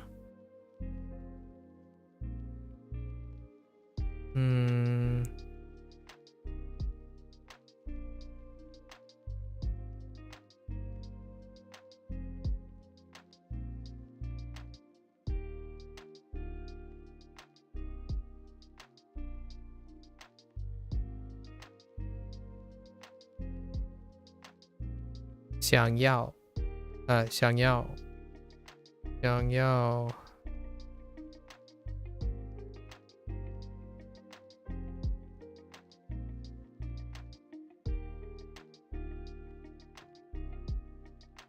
给 like 给我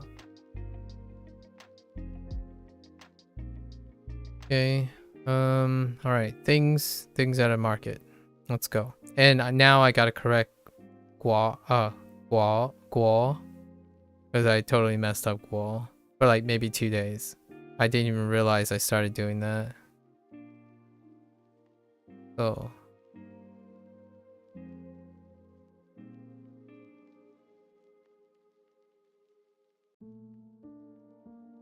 Shei guo.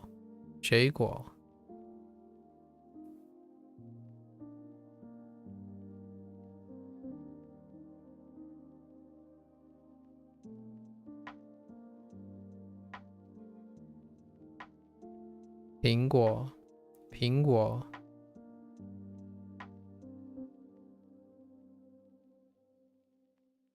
米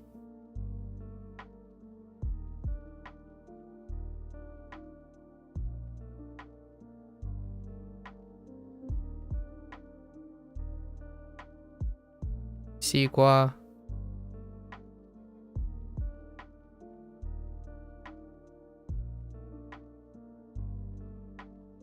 东西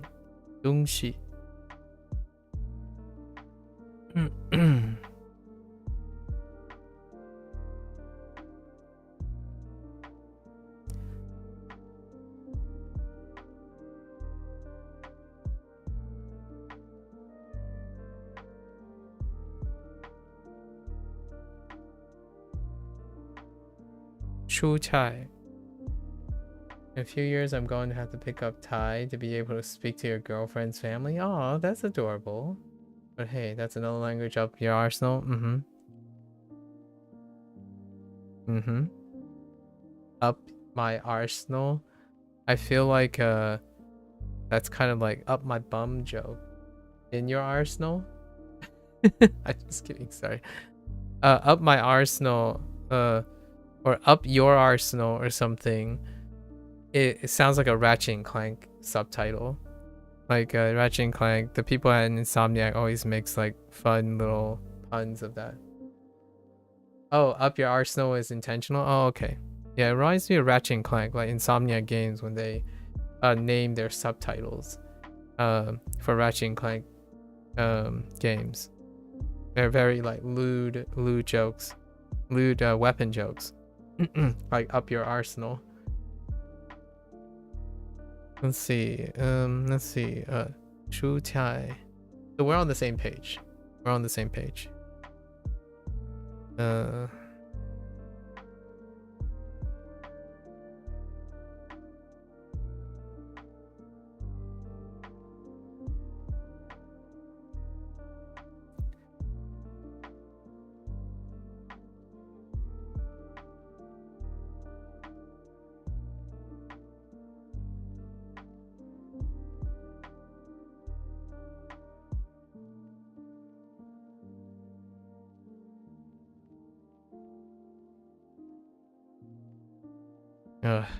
Jidan.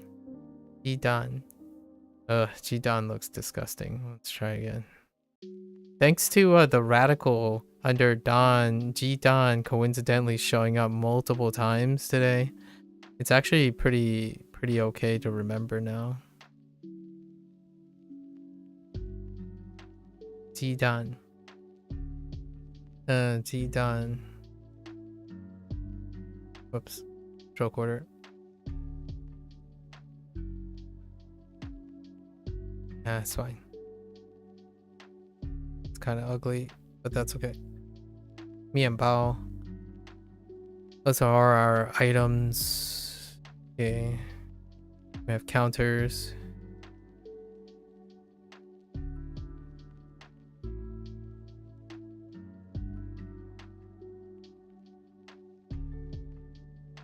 一些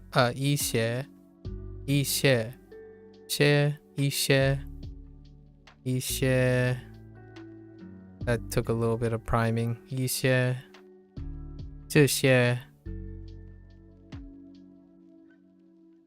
那些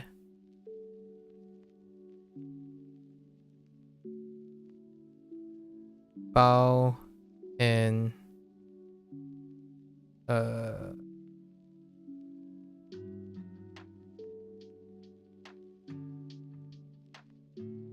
and die. Bow and die.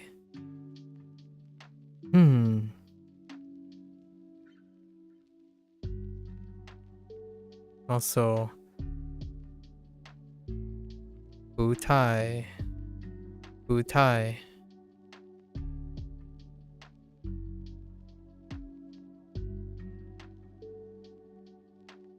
And 新鲜. Oh, that came out pretty well. 鲜 not so much. I stuttered a little, but 鲜 新鲜 鲜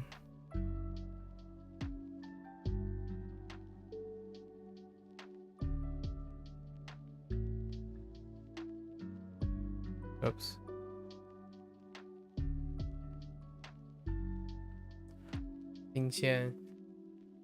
And I think that's it. So unit 20, we still have plenty of time to emphasize unit 20, and we're retiring unit 19. So all right. Let's look at our guidebook. Talk about hobbies. Oh, hobbies was on the Chinese side of things. Schedule was on the Japanese side of things. It looks like our leaderboard got reset. Okay. Let's see. What are your hobbies? 你的你的爱好 Really? 爱好 That's hobby? 你的爱好是什么？你的爱好是什么？爱好 Interesting. We are getting so many characters now that we can read a lot of the new vocabulary as well, because Chinese is more consistent with reads. The tones you have to fill out, so that's the difference, right? So 你的爱好 it's not how 你的爱好是什么？你的爱好是什么？ Yeah, 你的爱好是什么？ My hobby is photography. Can I read this? Nope. Those are new characters. We got 2 new characters. 你的爱好是 question or shin? No. No. Sorry, I'm using Fujianese right now to see if I can guess it. No, I don't. 我的爱好是拍照。Oh, 拍照. Oh, that's not in my lexicon. 拍照. 我的爱好是拍照。拍照. Traveling is my new hobby. Why does that look different? So it's a different type of traveling. Yeah, it's a different type of traveling. Oh no, it's not. The left character looks... No, yeah, the left character looks familiar. I don't know about the second character. And then 是我的新爱好 New hobby. 旅游是我的新爱好。旅游 Okay, 旅 is still the same. Like 旅行 旅行 This is connected with something else now. 旅游是我的新爱好。旅游是我的新爱好 Okay, sure. Why why do you study Chinese? I have no idea what that character is. Something 什么学习中文。你为什么学习中文？为什么？你为 Okay, yeah. 你为什么学习中文？Yeah. 你为什么学习中文？ Oh, that's what it looks like. Okay. I'm learning Chinese because I need to go to China. Fair enough. 我学习中文 I know how to say because, right?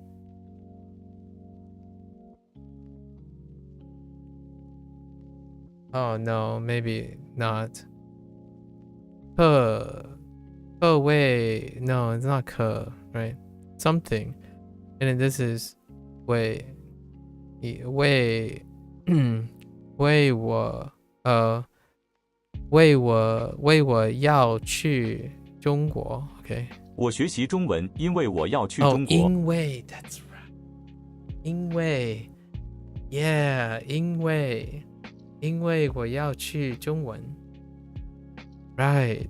我学习中文中国 Sorry. 我学习中文因为我要去中国 Do you love listening to Spanish music? Wait, how do you say Spain? Nope. The internal game of do I know how to say this word? Yes. It's always like that. 我要听西 No, I don't know these characters. I'm gonna say it's gonna sound like Spain. So Spain, maybe Spain, something. And then 英语吗？你爱听西班牙音乐吗？西班牙。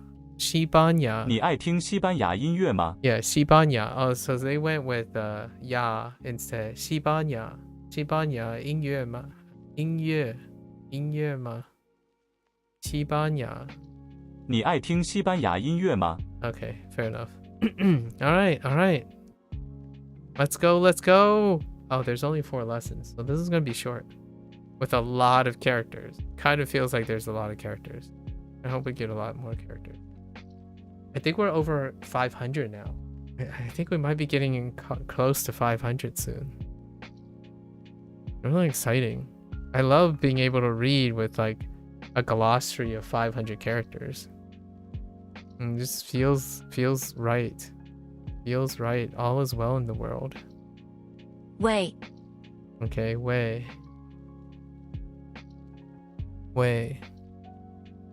It's a nice looking character.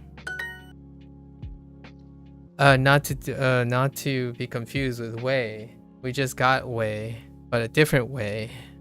So not this way. Or not, that's the wrong way, sorry. Not this way.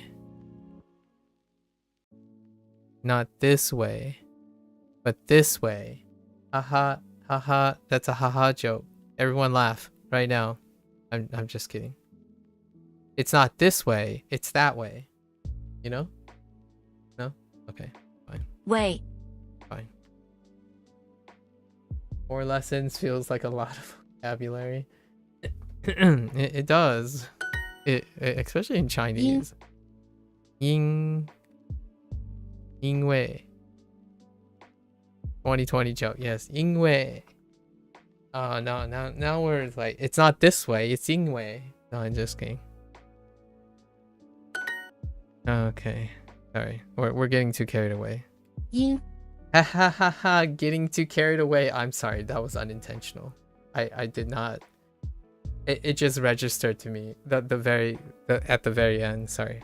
All right, I'm done. I've gotten everything out of the way. I promise. That was the last one. No more. I promise. Or for today. Does laughing count if I breathe harder out of my nose than usual? I'll take that. I'll take that, Blair. I'll take that. See? See, okay. I've never seen it separate. I wonder if they're using it separately. Probably not, just to introduce 学习 again. 给 位 习 书 and 音 为什么？为什么 why 为什么 classic 为什么为什么？你会说中文吗？你会oh, this is a repeat, so that's fine. 你会说中文吗？ Can you speak Chinese? 他喜欢学习英语。他喜欢学习英语。She enjoys learning English. For a moment there, I double took. I said, wait a minute, but we're learning Chinese. And I was like looking for Chinese. I'm like, wait. 这个太贵，所以我不买。 Oh, 所以 oh wait, we need pinyin. I want to make sure. That's my first 所以 This is my first this initial. This is the very first soul. 所以我不买。所以 yeah. So yeah, 所以我不买。Neat! I'm so excited. Okay. 这个太贵，所以我不买。 Yeah. 所以我不买。这个太贵。这个太贵，所以我不买。These are like very familiar ones for me, so it's not too bad. This is too expensive. This is too expensive. Anything that deals with like purchasing, wanting to buy something or wanting to be cheaper or haggling I've listened to my parents time and time again, so these are very familiar phrases. This is too expensive. This is too expensive, so I'm not going to buy it. I'm not buying it. Fair enough. 所以我学习中文，因为我要去中国。There's that phrase in the guide. 我学习中文，因为我要去中国。Right. I guess I'm going to. No. I'm just gonna. I think I am learning Chinese. Where's because at? Because I oh no.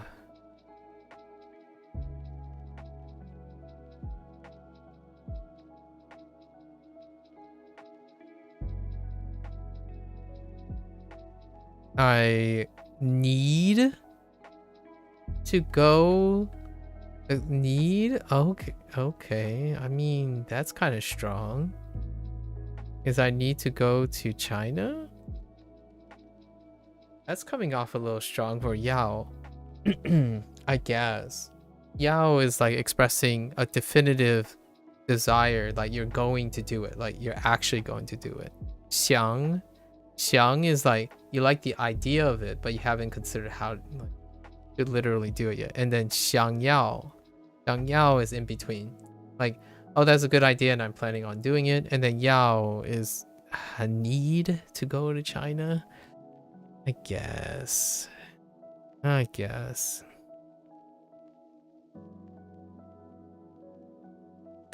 你的朋友去哪儿？你的朋友去哪儿？你的朋友去哪儿？去哪儿？ Where did your friend go?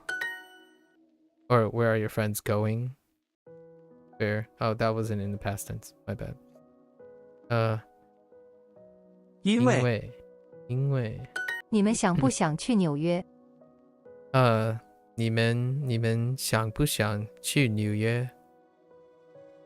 你们想不想去纽约？去纽约。纽约。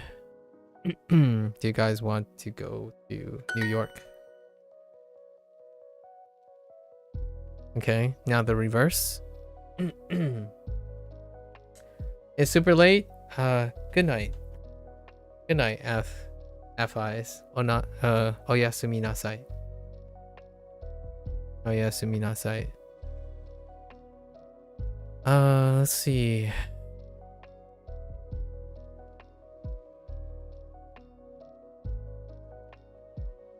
What? 就是这个太贵了。太贵。I just randomly put la in it. 这个太贵。所以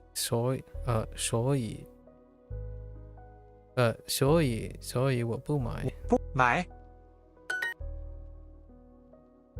I have a habit of putting la at the end of things, like 太贵了。这个太贵了。所以我不买。I am learning Chinese because I need to. Oh, okay.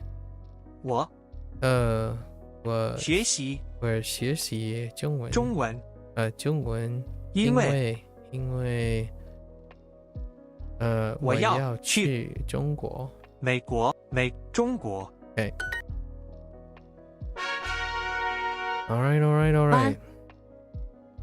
Ban. Oh yeah, this is Ban. Yeah, right.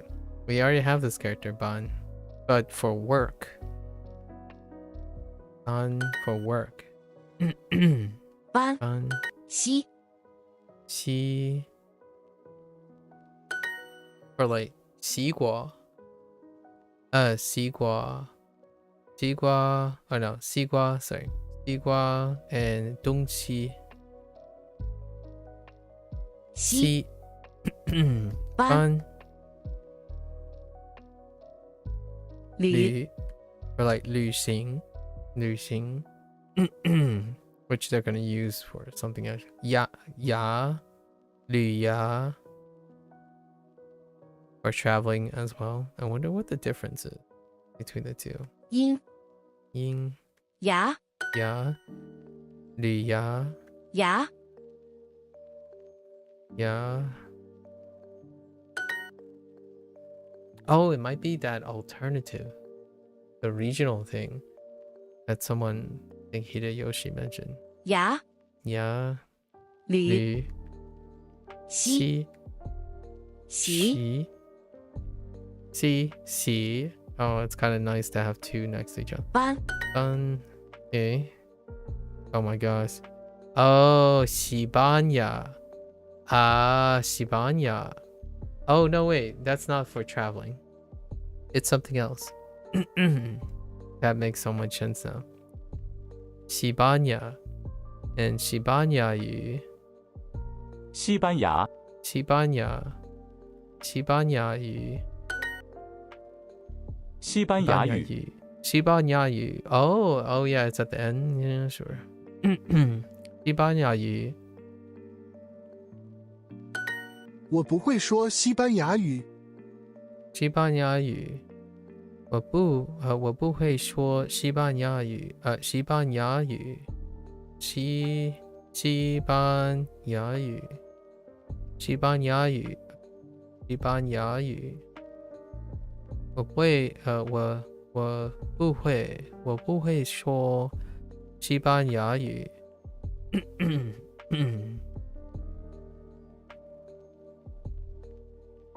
Can't speak Spanish. 你的爱好是什么？ It's kind of funny that they pick Spanish because that's gonna be our third language.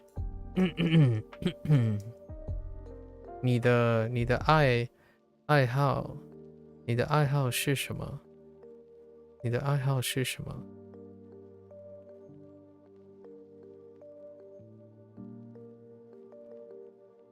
你的爱好是什么？爱好我想去西班牙旅游。我想去西班牙旅游。哦，游。Okay.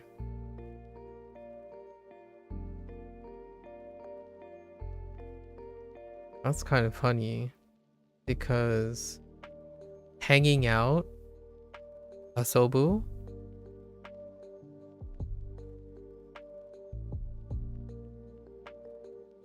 or like to play or to hang out, uses the same radical, only with a snail. Yeah, so this is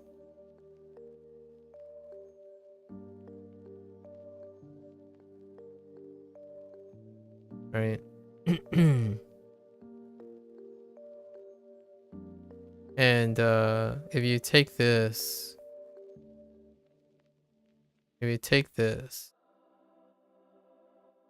and put a snail on it, this is asobu, which is to play or like to hang out.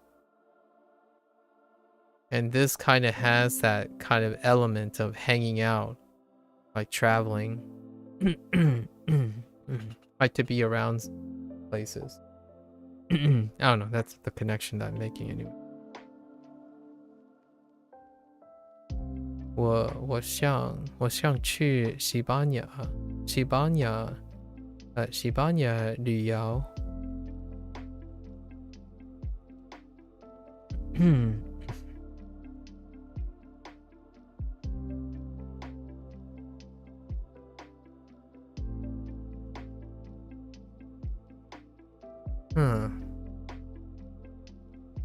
It's kind of flipped.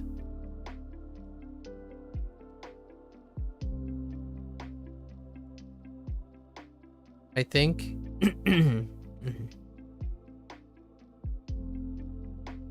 So this is a little confusing. I want to travel to Spain, but this is like after the location. Yes, that might be a grammar point.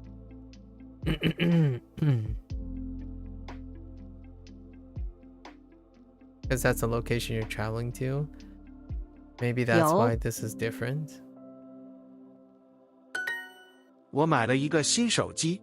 It's not the concept of traveling, which is maybe that's why Lu Xing was introduced, and then that, but it does have traveling underneath too. So maybe that's like the active form of traveling.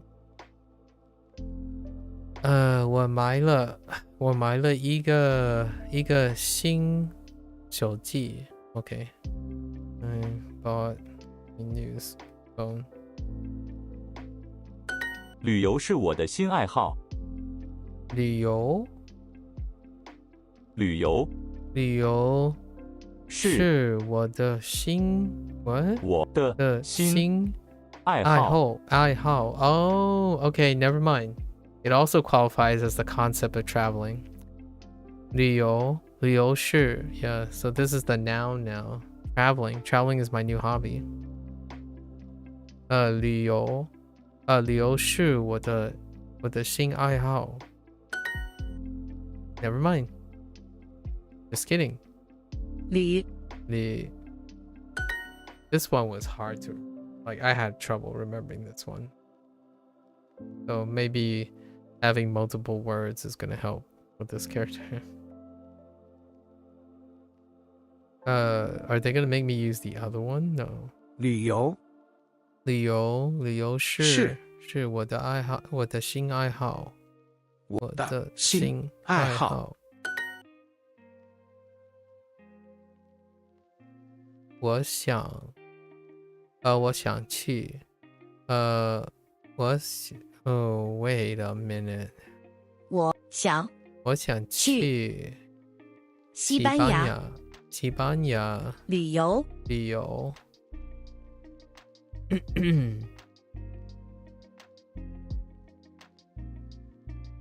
This kind of feels redundant.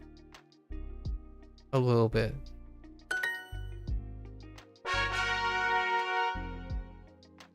It's kind of weirdly redundant. Song. Not that song, but this song. Interesting. What does this song mean? What is this? I don't remember what this is.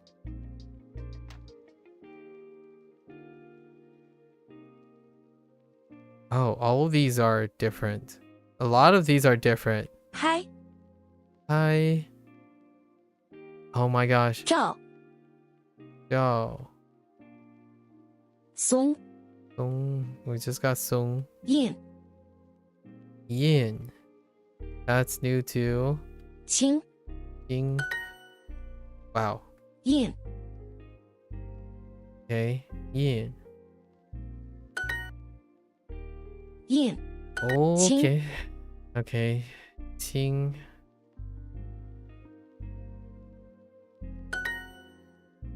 But you know what this reminds me of? I wonder if it has any relationship with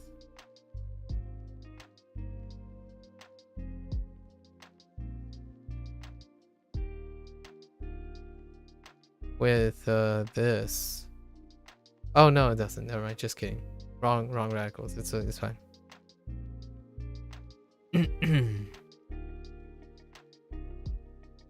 Qing. Oh, Qing. Hi.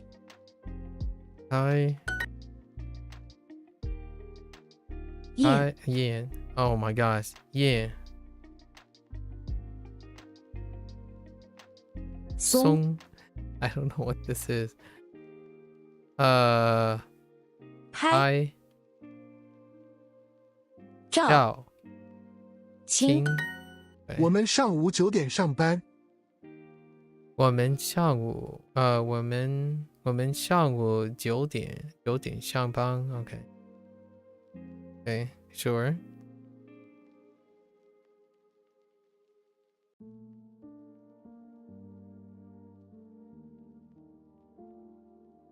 Eh, 9点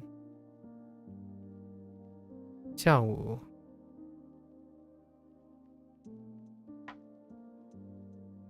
No, I forgot the O in o'clock. 照 Okay, 叫. What are we looking at? Oh. 叫香. That's actually a new character, but I can remember it. It's basically 香 xiang without the bottom.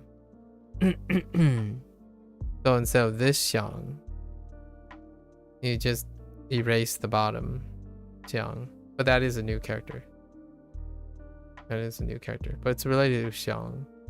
So that's fine. So 照相机 fair enough. 照相机照相机你的照相机在房间里。你的照相机在房间里 Okay. Integrating position from 2 units ago. Okay. The camera is in the room. Which room? 房间里。他是印度人。他是印度人。Oh my, Indu. Oh no. I see another character that's not being highlighted. So we have to remember this character separately. Indu. Kinda looks like this.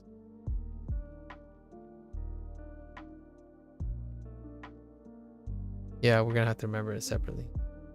Yingdu Ren. Maybe they'll include it. I don't think they will. 他是印度人。It's the same in Fujonese. All of Fujonese is like people say the same. Indu, it's less subtle. It's like a little bit more blunted. But Indu 9 instead of Induren, Indu 9, Indu 9. Ihi Indu 9. 他是印度人。我的家在印度。我的家在家。Oh, interesting. 印度。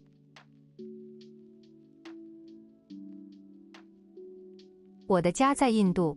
Oh, 我的家在印度。I'm like, what is going on? That doesn't make any sense. 印度。我的家在印度。Okay. 我的爱好是拍照。拍照。Oh, right. For photography. I do not know photography. 拍照. Okay. And they added 照. Okay. 照相机 because the same 照 is in 拍照. Alright, fair enough. 我的爱好是拍照. That's so topical for a Chinese course to introduce photography. I mean, they did it in Japanese. Shashin,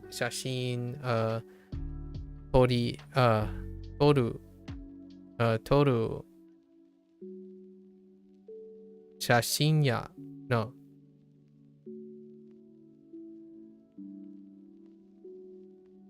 Oh, actually, I don't remember anymore.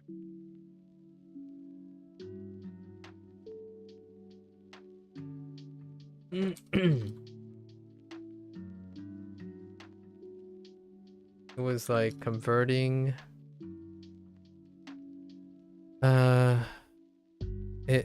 I'm pretty sure it's like shashin, and then satsue.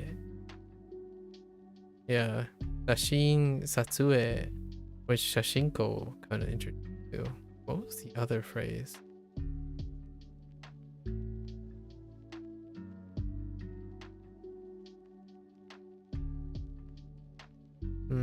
I don't remember. I feel like it was like yeah,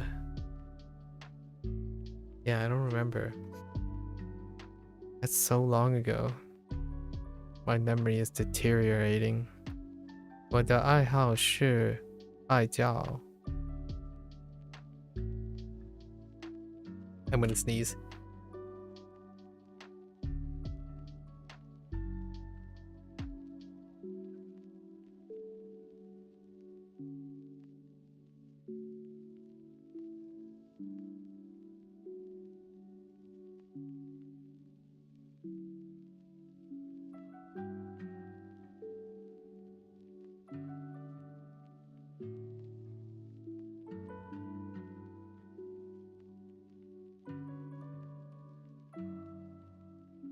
Okay. 我的爱好是爱教。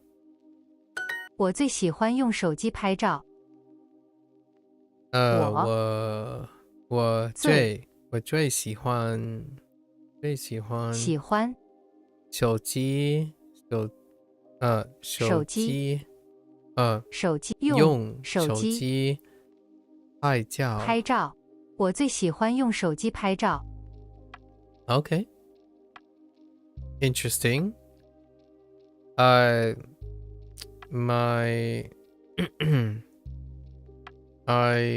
like using my phone to take pictures the most. I like taking pictures with the phone, yeah, the most. I want to travel and relax a bit. Oh. Oh. 轻松.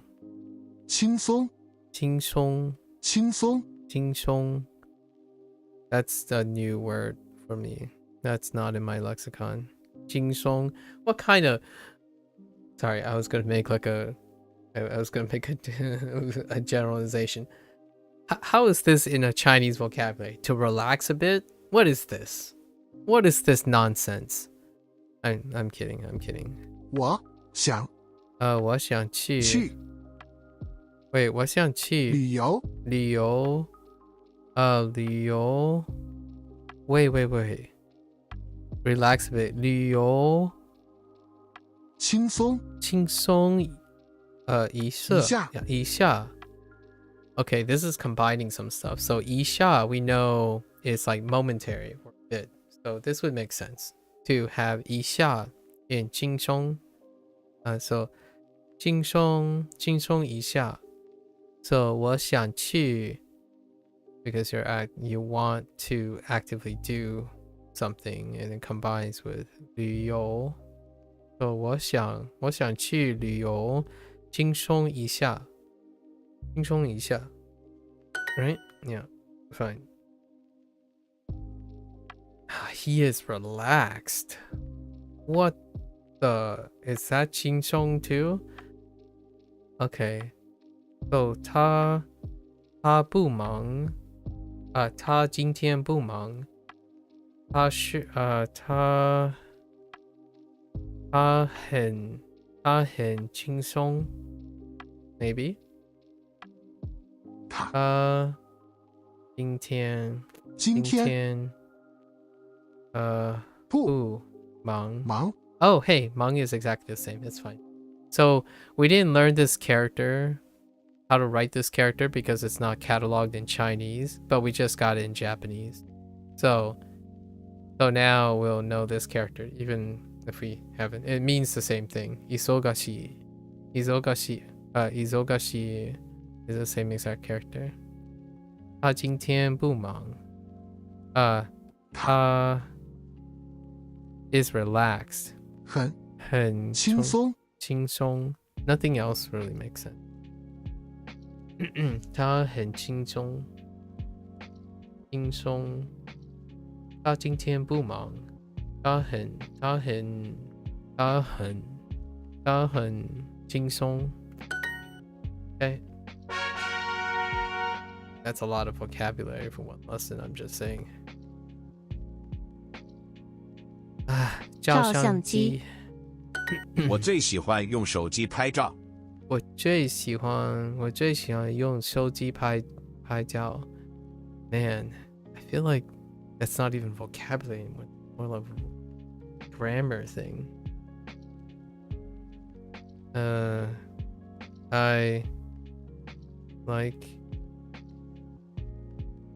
taking pictures with the phone. I was gonna say my phone. With the phone the most. Okay. 西班牙语。西班牙语。我用电脑学习中文。我用电脑学习中文。Okay.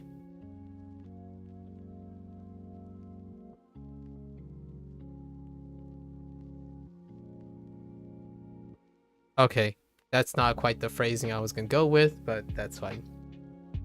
I was gonna say I like using the computer to learn Chinese as opposed to I learn Chinese using a computer, but I guess that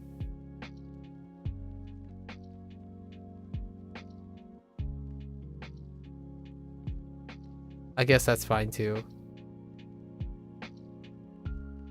It is the means of studying. So 我用 okay, using computer, I suppose.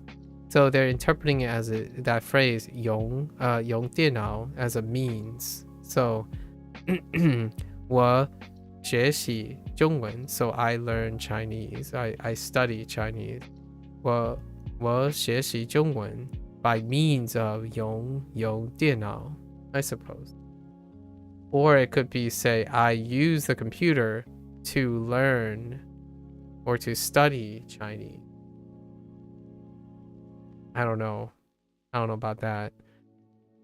They might do it again and then show that it's either or. I mean, there's only one possibility here, so you can't say I using a computer learn Chinese, right? So it's fine. 我用电脑学习中文。Okay. 为什么？为什么？这个太贵，所以我不买。这个太贵，所以我不买。我不买。我不会。Okay. 这个太贵。所以我不买。我不买。我不买。I keep saying fat. I 不。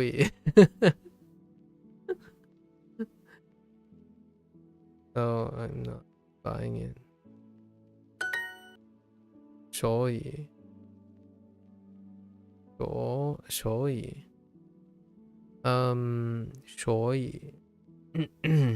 因为明年3月我们会去印度旅游。明天3月我们会去印度旅游。Okay. We will travel to India. We will travel to India in March. 明年 next year. March of next year. Okay, fair enough. 明天3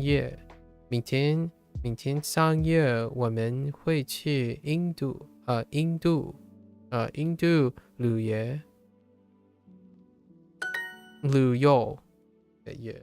游。我学习中文，因为我要去中国。I didn't. 我学习中文，因为我要去中国。Okay. 我我学习学习中文。中文，因为因为因为我要要去中国。中国，旅游是我的新爱好。旅游是我的新爱好。因为我喜欢认识新朋友，所以我想旅游。Man, I was thinking I how is nowhere close to Shumi. Sorry, that was my thought as I was distracting myself. 因为我喜欢认识新朋友，所以我想旅游。Oh, interesting. 因为我想新朋友。新朋友。我喜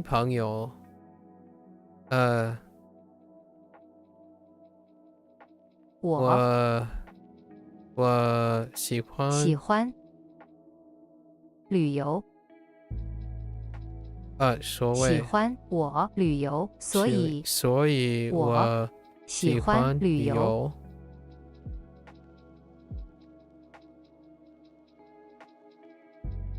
因为我喜欢认识新朋友，所以我想旅游。认识 I see. 因为我喜欢认识新朋友，所以我想旅游。Okay. 因为我喜欢认识新朋友，所以我想旅游。喜欢 想 That makes more sense. 因为 so that now they're using like because as a starter as opposed to second. Instead of say 我想旅游，因为我喜欢认识新朋友，所以 okay because 所以 okay 因为 oh that's interesting. So 因为我喜欢认识新朋友，所以我想旅游。But you're still doing 所以because I want to meet new friends or make new friends, so to speak. I like to make new friends. I like to meet new friends or make new friends. So I want to travel, right? I would like to travel. 因为我喜欢认识新朋友，所以我想旅游。因为我喜欢认识新朋友，所以我想旅游。Oh, and then they even phrased it that way. I want to go traveling because I like making new friends. Like I would have just flipped this. 我太忙了，我只想轻松一下。我太忙了。我想轻松。我太忙了，我只想轻松一下。轻松一下。That's kind of neat. And now I feel like I've heard this phrase before. 轻松。轻松。Okay. 我太忙了。Or maybe not. Oh. 我太忙。我太忙了。我太忙了。我想轻松一下。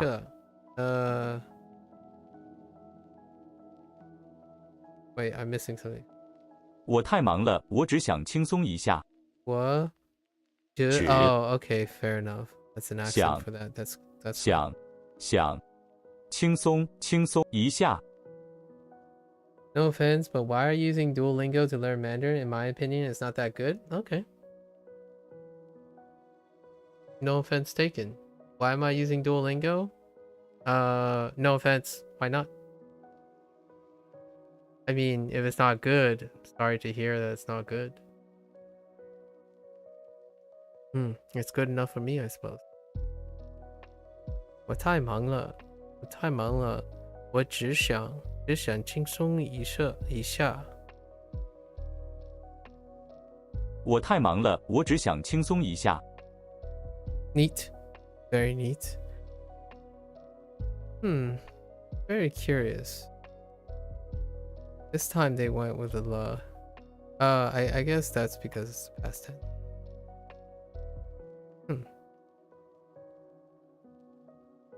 Just threw in a 直.我太忙了，我只想轻松一下。 Okay.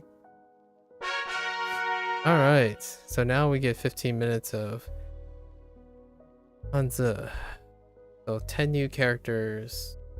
10 new characters. Oh, they covered most of it. Oh, they even included Xiang. Okay. Xiang. All right, cool. So I don't need to take note of that one. 因为 Okay, sweet. So 因为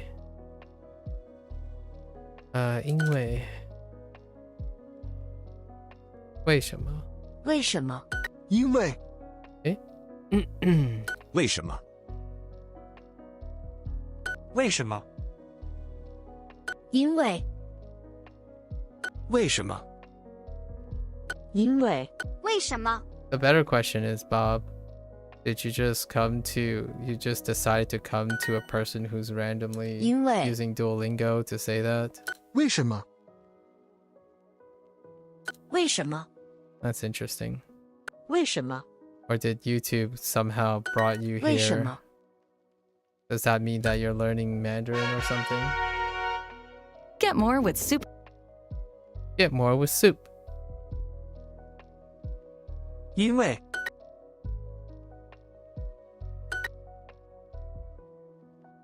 为什么？因为为什么？因为为什么？ Must be 因为 interesting 因 to 为 find 因为 that it's 因 worth 为 that time. 为什么？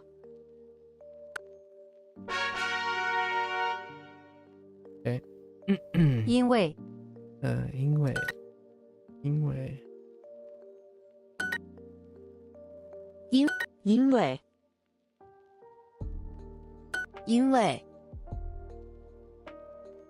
因为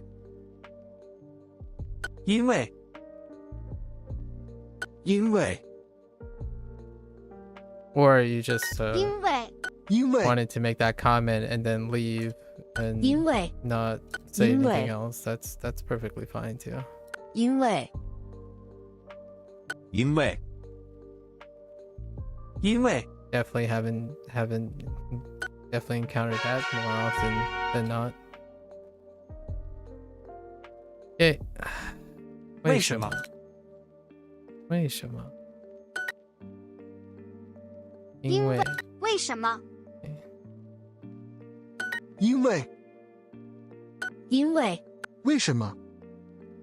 因为因为因为因为因为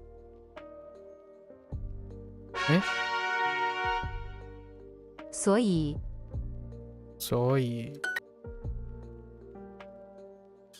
所以所以所以所以 Huh. They use this 所以 character instead? Man. Although 所以 now I know where show comes from. 所以 Show in basho. 所以所以所以所以所以所以所以所以所以所以 so okay. Get more with Get more with soup. 因为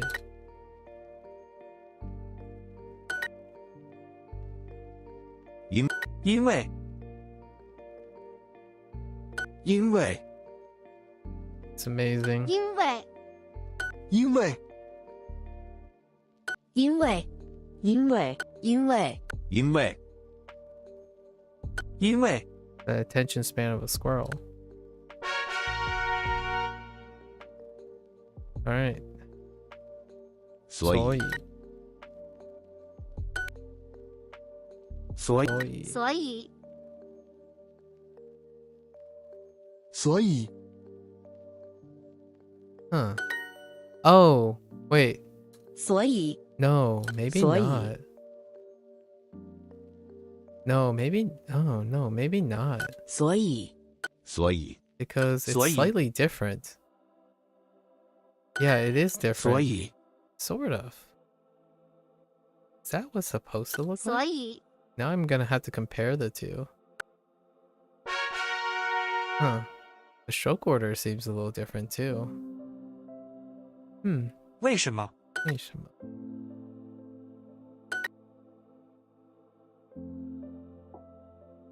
为因为因为为什么？因为因为因为为什么？为什么？为什么？ Get more with Super Du. Get more with soup. 因因为因为因为 I don't think I've seen this 因为因为 in either kanji or 因为因为因为 in any 因为 way yet. 因为 Didn't encounter this yet. Okay. 所以所以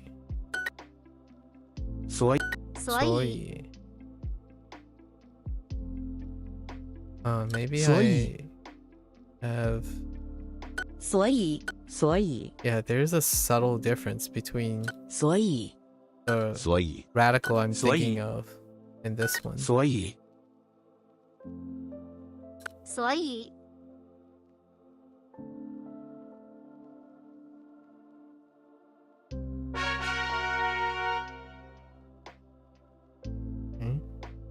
因为因为因为因为因为因为因为因为因为因为因为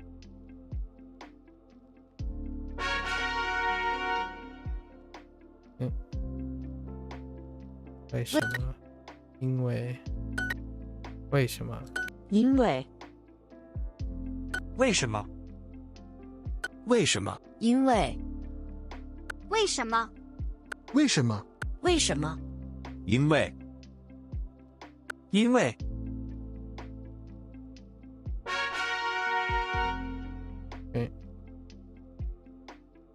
所以所以所以所以说所以我所以所以所以所以所以所以所以 Alright.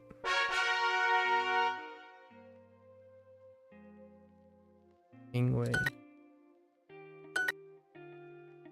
因为因为因为因为因为因为因为因为 Oh, I have something to say. 因为 I have a closing remark regarding conversationalism. I actually read an article about this recently. Maybe if I can find it. 所以 Such a telltale sign. 所以 I'll talk about it in a bit. 所以所以所以 The lack of rapport by 所以 saying no offense. 所以所以所以 Clearly someone hasn't been in a 所以 professional field.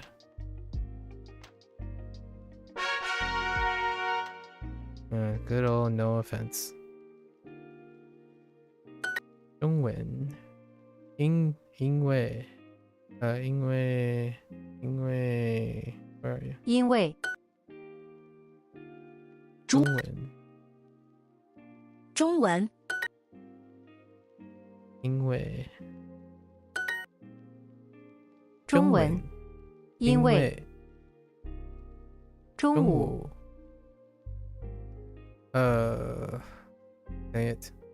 所以所以学校 Oh, I was gonna say 学校。学校。中文。中文。中文。因为。中文。中文。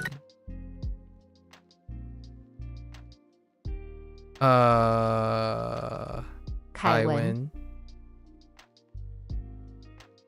中文。韩文。对吗？因为。因为。因为。因为。因为。请问。中文。英文。放学。中国国文。放学。放学。谁的？谁的？因为。因为。中文。中文。学校。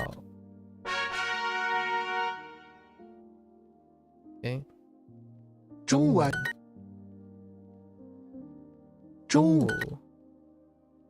中文。OK。中国。英文。中午。中文。午饭。中午。中午。中文。文。中文。中文。中午。午。中午。凯文。中学生。中国。中文。对。中文。英文。中文。英文。中文。英国。美国。中国。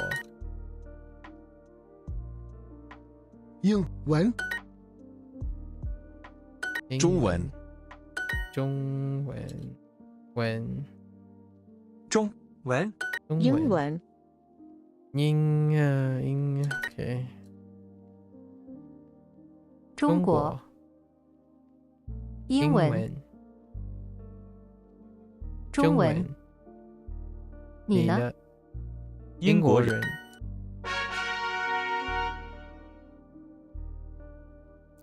我叫 Interesting 凯文。凯文。我叫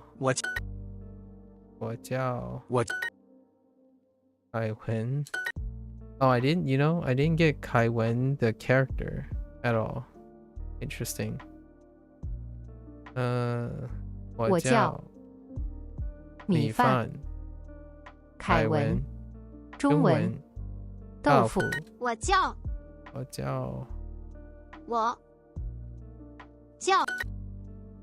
凯文。我叫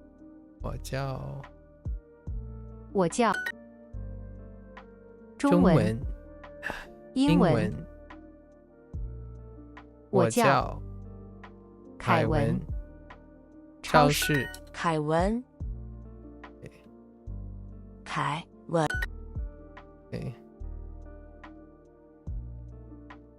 老公。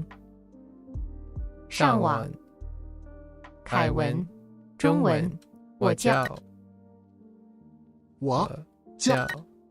老师。凯文。零食。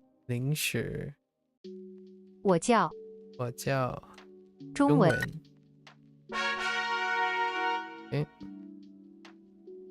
英文。韩文。英文。韩文。豆腐。英文。唱歌。中文。韩文。英文。英文。英。文韩文韩文韩文英文英国饭馆韩文老师韩文凯文韩文韩文亚洲吃饭中文凯文凯文韩文韩文韩文凯文文韩文你的跑步凯文中文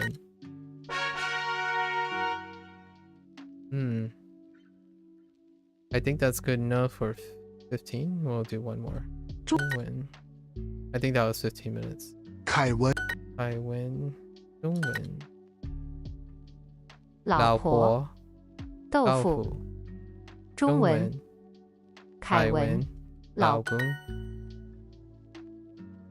Hello there, Timmy. Hello, konnichiwa. Hello.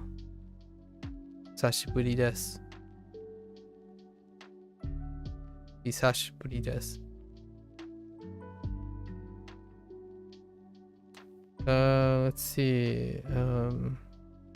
凯文凯文中文文中文中国英国上网凯文中文 In my dreams today, Chinese appeared. Oh. In what way? Very random, huh? In what way? Give me some details. I'll keep doing this for a little bit, actually. 中文 While you fill me in. 英文 I'm at the end of my session, so we're just bootstrapping today's vocabulary and characters. 中文英国人英文凯文中午 Actually, I do need to review the characters themselves. So probably after this, I'll review that. 英文英文中文中文英文中国英语书 Okay. 中文中学生英文 Alright, so let's go over these. I might not have hit them yet, but figure it out myself. Two boys appear suddenly, and one of them was a combination of younger me and an anime character. Okay. Yeah, I was gonna make a commentary on... Hang on. I was gonna make a commentary on someone's commentary who doesn't even have the monochrome of respect to make a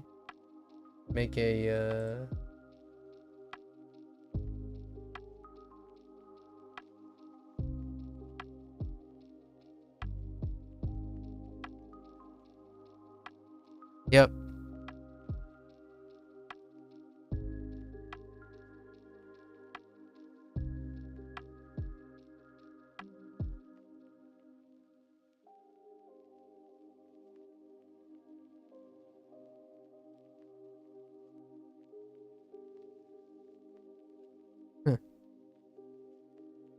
Yep.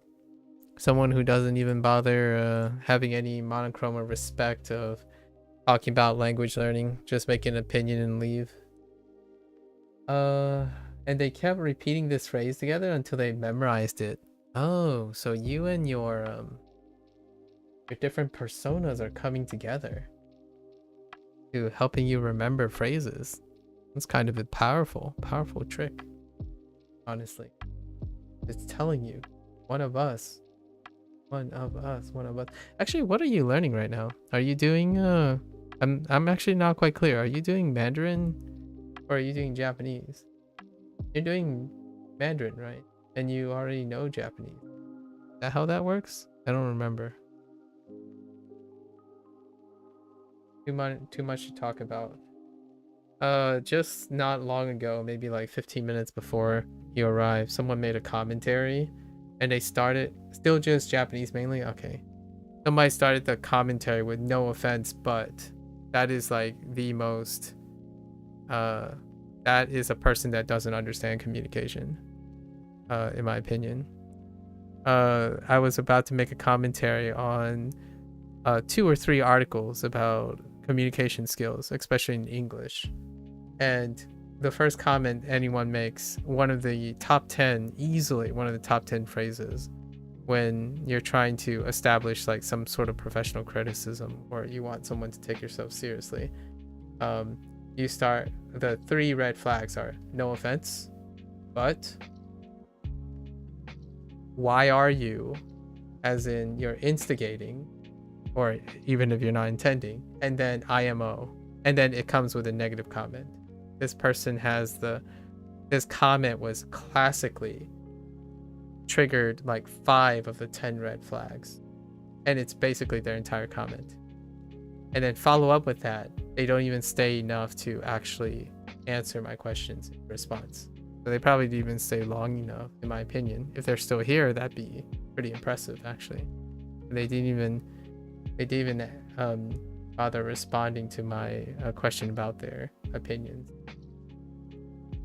I think there's a level of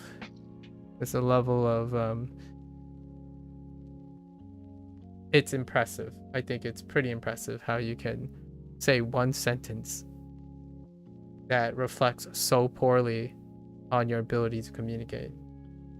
So much for language learning, I suppose.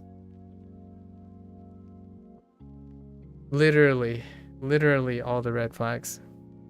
I would actually, we one of these days I might go over like communication stuff. Maybe we can do like a fun exercise in communication. That's kind of something that I might be able to be instructional about. Not learning language, obviously, because in my opinion, no offense, but Chinese and Japanese probably have the same grammar, and anyone who disagrees is just ignorant. That's pretty much how that works. And don't forget the subtext. I'm only here to make a comment and not stay for the response. Or I'm asking a question, but I'm not here to listen to the answer. Or participate in any form of discussion with them. I actually quite literally talked about this earlier in the day, about how the digital age had made this behavior acceptable. It is the decline of interpersonal skills. You say something and you never bother staying around to actually hear feedback. So like you can feel like you know things if everything you do and everything you interpret is based on yourself. Like what I mean is, if you watch someone's content and you form an opinion about it, that is not with the response or feedback of the person. So if you keep doing that, that's kind of what makes an internet expert an expert with no experience. So you go around and saying, oh, that's not good in my opinion. It's like, what is your opinion? Did you actually talk to people? Did you actually have experience with talking to people? No, you don't even stay long enough to understand how it's not good and it's good or good enough because you live in your own bubble. It is the most flattering but normalized form of self-aggrandizement. Like, I'm willing to hear that person's in my IMO comment. I want to know because I can address those things. What is it not good at? And then I can probably explain what I'm doing to continue using Duolingo while making up for all its shortcomings. I can name a lot of shortcomings. I wanted to know if this person's understanding of what is shortcomings in Duolingo, and I can add more to it. I didn't actually say that Duolingo is good, but for whatever reason, this person found their way. And I even asked them, my question was, how did you come about this channel, right? I'm sorry if YouTube algorithm suggested it as a learning thing, but there's got to be a reason for you to randomly say, I don't think Duolingo is great, so now I'm going to drop into this place and feel like I'm going to make a, respectfully so, a doofus and demonstrate how incompetent I am by stating something, and now you'll be forever marked in my memory, and what I'm saying now to this day will remain in that video, and I will be referring to this video forever. And yes, I did check that guy's channel. It's kind of humorous because he does have videos on that channel. He might even be in ABC, I don't even know. Maybe he might actually even be Chinese. I mean, I happen to be in ABC, so it would have been fine if we had a discussion about it. He could even teach me Chinese if he thinks he knows Chinese. I'm all up to it. But no, it's just that one comment, wherever marked at 11:46 p.m. after 78 days. Not to be too harsh here, but even a village idiot can convince themselves to be a genius if they just narrow their frame of reference that they're a genius. Yeah, it is pretty harsh, but it may be worth mentioning. Maybe in a more subtle way to me. That is kind of my framework. It's an echo chamber. And I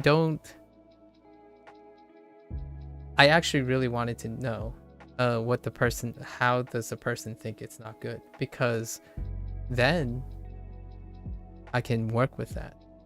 But no, it's not. It's just a lonely comment with no follow-up, no interest in actually growing from making a comment, like the tons of other responses. Anyways, that's my thought, right? How are you doing, by the way, Timmy? I'm gonna review and try to get these characters sorted out in a storyboard. I have to work out a storyboard for this. There's a foundation for dialogue. Yeah, exactly. I love to entertain it. I would love to entertain it. You're doing well enough? You're doing well enough? Well, that's fair enough. Acceptable. Can you tell me a memorable thing since the last time we spoke? Maybe some vicarious event that you're comfortable in sharing. I would love to be enamored by something that may have happened. It's been a while, maybe I'm gonna say 3 weeks. What have I done in 3 weeks? Oh, recently I had the opportunity to play Elemental Exiles. One of indie dev contacted me, and I've been playing it for a week before its launch. The launch is tomorrow. The launch is on the 20th of August. So that was kind of fun. It's a roguelike deck builder. Quite fun. Should I seriously try to take up Chinese? Wait. Are you asking me rhetorically, or are you asking yourself? I think you probably know the answer yourself, right? I don't remember how deep you are in your Japanese. You're probably super deep in your Japanese. I love it. I absolutely love it. Like today, I was worried that there were certain characters that it's not recorded on the Japanese side of things, and I would be losing it, but it comes up in the Japanese in the Chinese side of things, and some of the things that I might have forgotten in the Chinese side of things came up in the Japanese side of things. It's so much fun making the connection between language. If that stuff interests you, I think it's a lot of fun. Every time you learn new vocabulary, you're like, wait a minute. Wait. Hold. What was today's? Today was probably this character. And I'm still curious about it. I need to confirm. Because this reminds me of, Shou. Shou. And this is, Shou. Shou. What's another one? Where is it? This one. I had trouble remembering this radical. This radical in asobu, or like my Shashingo session, but this radical is in this.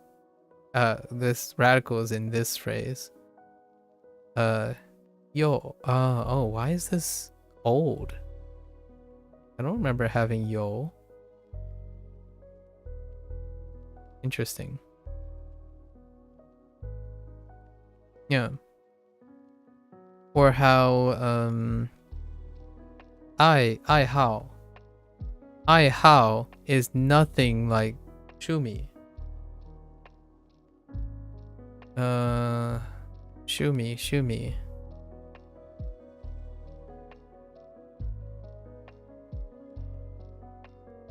Hold.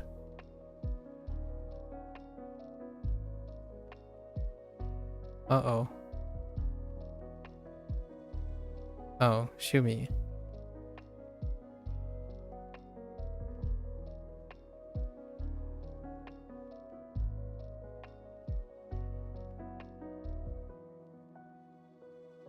Like, Shumi...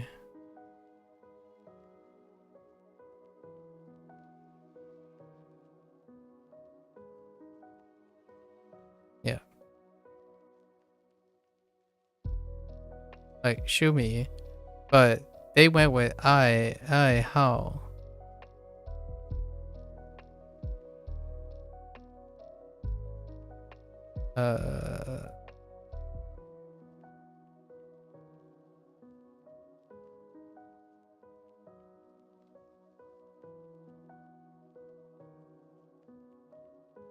Maybe there is a phrase that relates these two, but... Funnily, yesterday you saw a package and I tried so hard to find the Japanese word, then I realized it was Chinese because no katakana or hiragana whatsoever. Yeah, that is one of the telltale signs. Occasionally there are like complete... The only time you would find complete kanji, which may be exchanged for Chinese, is when you find like newspaper articles, like really large announcement, like government announcement notice and stuff, like notifications. You would probably find void of all hiragana or katakana. But other than that, outside of that kind of formal context, yeah, the dead giveaway is the lack of hiragana, the lack of kana in general. It was a package from Japan, but a Chinese company shipped it. Oh. However, this realization came after a long time working with a Japanese online dictionary. It's like the universe is telling you that you should leverage your Japanese to learn Chinese. You know? No bias whatsoever. I mean, if you end up taking up Chinese, I would love to hear your experience, because I want to surround myself with people who are interested in either or both. It's kind of a lot of fun, and it's very stimulating to have that perspective. Obviously, someone said this earlier, like phonological awareness is in my favor when it comes to Chinese as opposed to Japanese, but maybe it might be fun. I do expose myself to Chinese a fair bit. Yeah. So if you're already doing it as part of your lifestyle, that would be a great incentive. And I'm always exposed every single day. Chinese is exposure. So now that exposure becomes more meaningful, right? Language learning, when you already have automatic exposure, breathes more life into it. You look up kanji in Wiktionary. Oh, interesting. Wiktionary. Is that how it's said? Wiktionary. Oh, okay. And see Korean and Chinese readings. Oh, I see. I see. That's an interesting approach. Hang on. Hobbies. How can I remember these things? So we have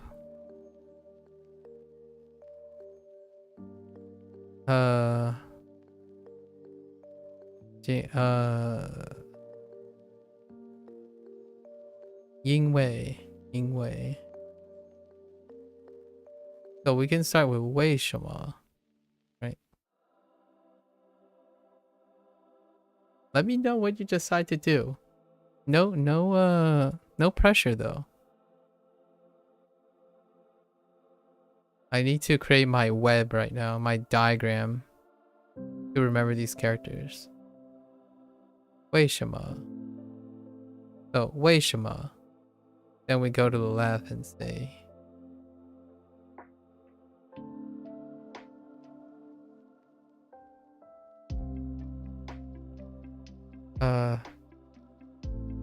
因为.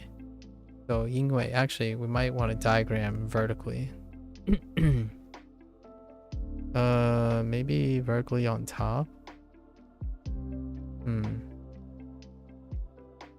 This is my usual, like, my favorite part about learning contextless, or like with minimum context. I get to mess around and find my own way. So we have 为什么, but we can do 因为. So 因为为什么?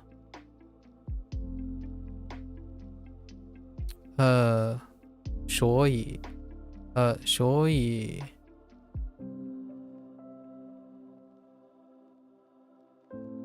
So we have 所以.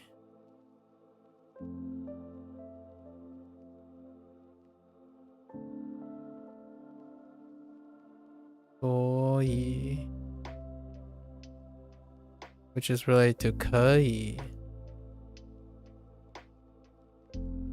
You personally prefer traditional to simplified? That's perfectly alright. I don't play favorites. Maybe one day I'll do traditional. It's whatever is available. So my response typically is why not both? But I can definitely understand it from someone who may have limited time and resources. You gotta choose your favorites.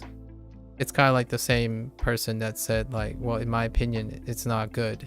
And I'm like, well, that means you suggest that something is better. Like, that's fair.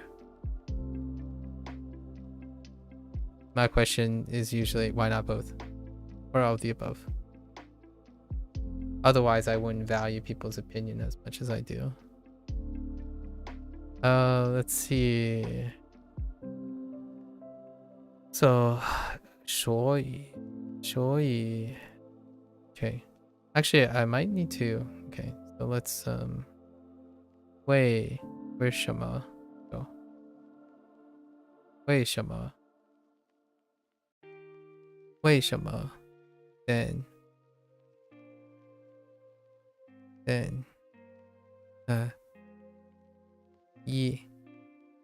因为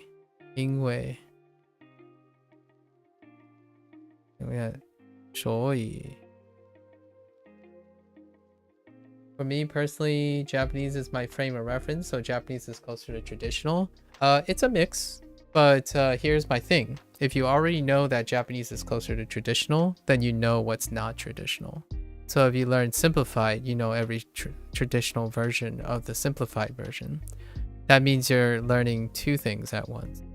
And that's what I've been doing.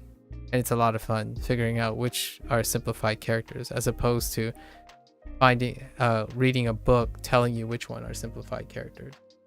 Two birds with one stone. Different frame of mind.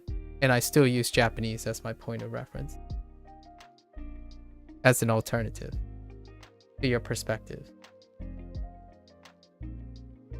It's actually a point of conversation most of the time. Like, hey, look. Like for example, when this came up. Yeah. Because, you know, we know this.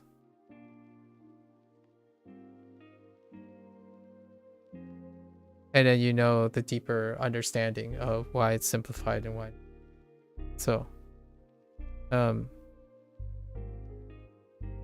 if you want to know more, then that's perfectly fine. If you want to know less, know that you know less. Okay. Let's see. What was this?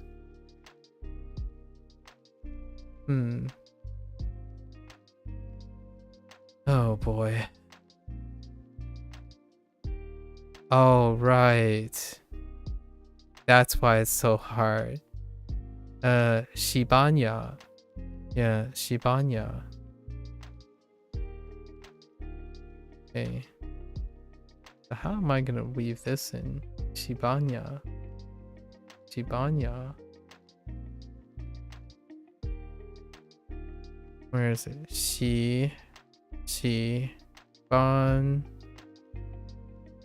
Shibanya. We're gonna throw this over here for a sec. There's no place of placing you.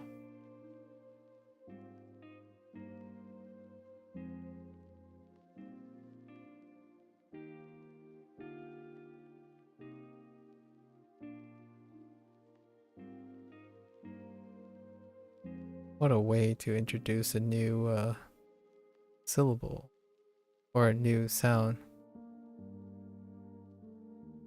Is that the Karen? Yeah. Alright. Fair enough.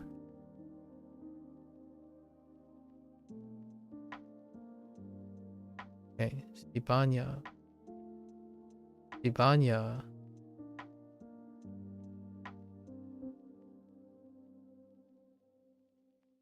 Dang. I really don't have good recollection of this. Oh, it's because of... Oh, there's a missing character.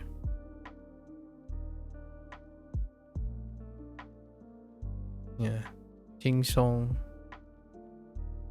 Jingshong, let's see. I don't think Jing is here.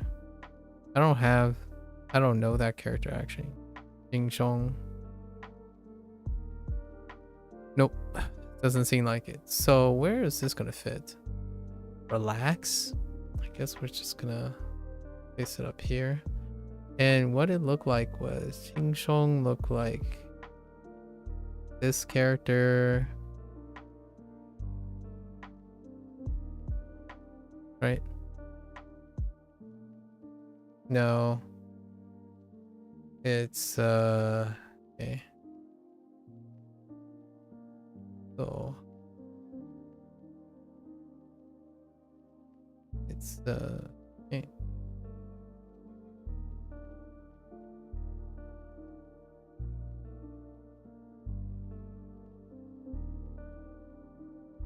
Kind of looks like that. The left side's a little fat, even though, whoops, they wanted to squeeze. Yeah, they wanted to squeeze the left side. The left side is squashed. One additional factor making Chinese make sense if I leap for it is a certain neophilia I've long had.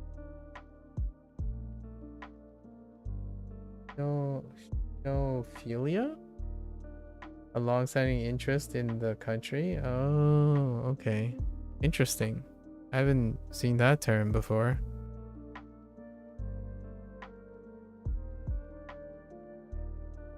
Fancy.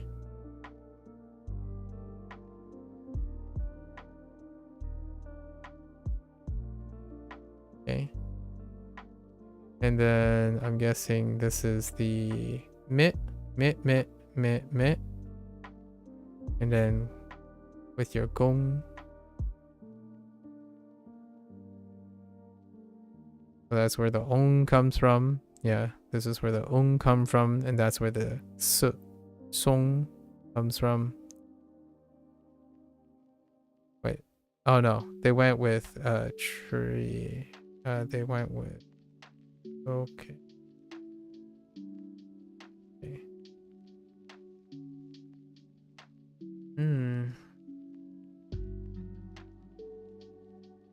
This is gonna be tough.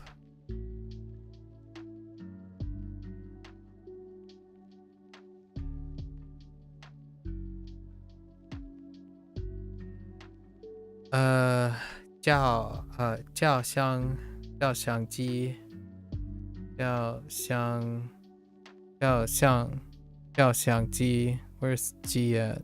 Is C listed here? It is. 照相机, which is even more. That's gonna be tough. Oh, it's Pi. Oh, Pi is still here. Pi is still. I've had.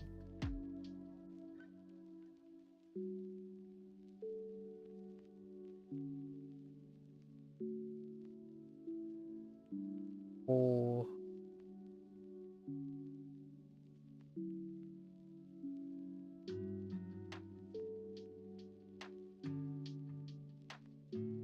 What is that? What is that? Without the tone, can I make it out without the tone? Some sort of language? I don't know. Are you referring to some sort of language? I don't know those characters. Oh, it's a flower. Some sort of flower. Or maybe? I have no idea. That doesn't help. I don't actually know those characters. Although it's really pretty. All the top 3 radicals are. Nope. I don't know any of those characters. Nope.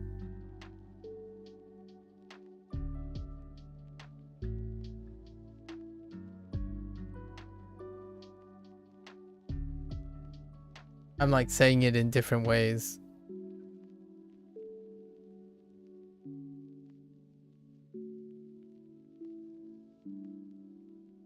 Nope. No idea what it is. No idea what it is. Okay. Where do I put this? Place this camera? I guess we're gonna place this with hobbies.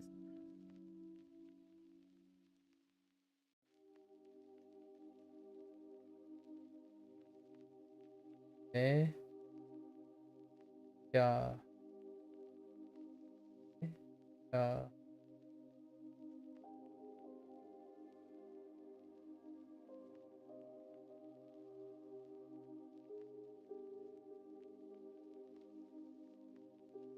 Nope. That stuff says. But maybe something dealing with China. Your name, your Chinese name or something. I don't know. Something in China. A name. A famous something in China. A famous thing in China.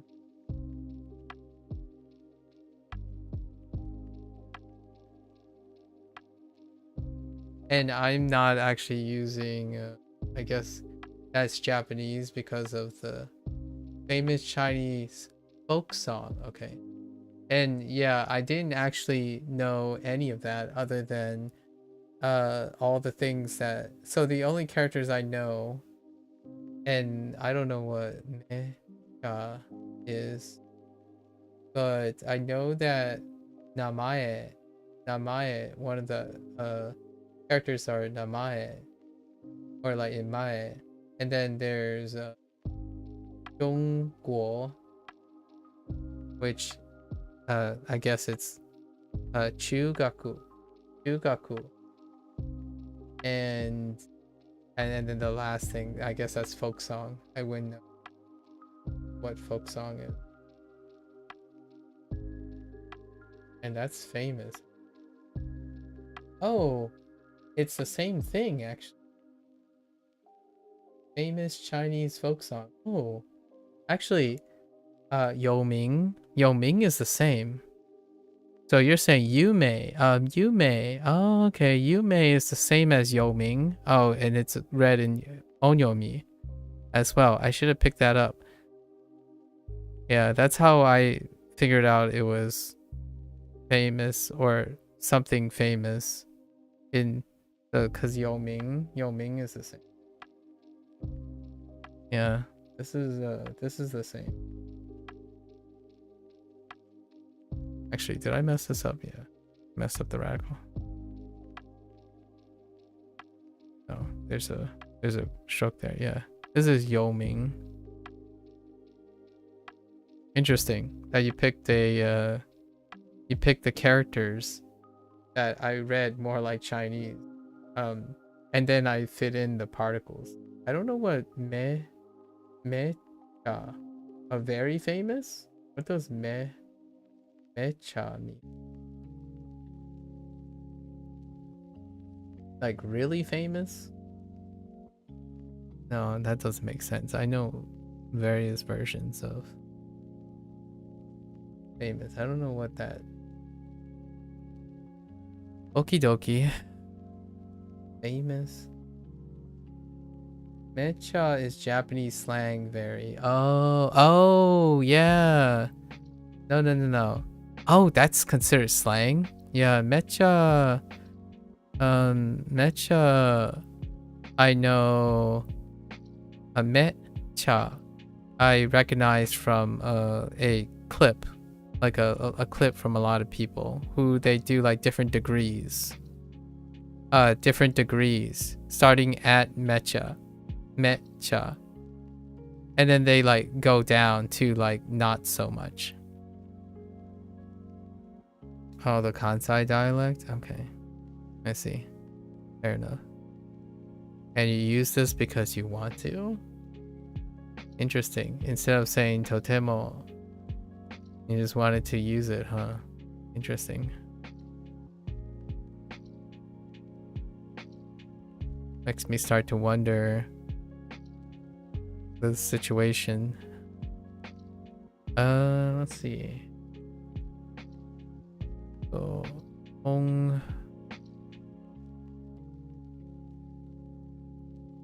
you just, I'm not sure if you properly consider it slang. You just speak it naturally. Oh, okay. I see.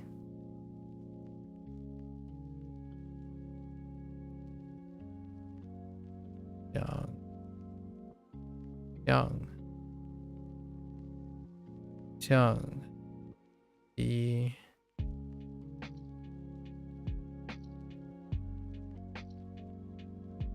Okay.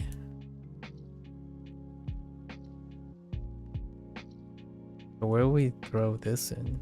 Probably with traveling. Where's traveling at?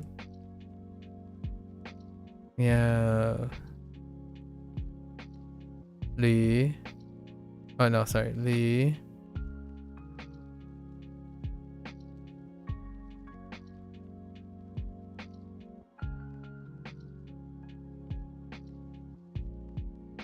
Yeah. I don't remember having this though. Leo. Leo. So we're gonna lump these guys in.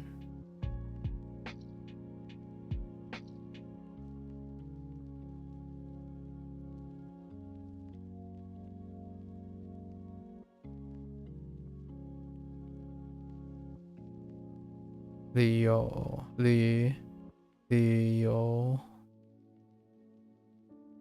Wait a minute. I just realized. Oh, no. Never mind. Just kidding. I was gonna say they share one radical in common. So, 旅游. We're thinking about.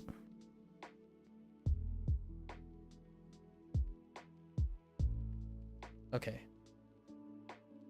So we're thinking about 照相机. Also thinking about 旅游. 旅游. 旅游. 旅游.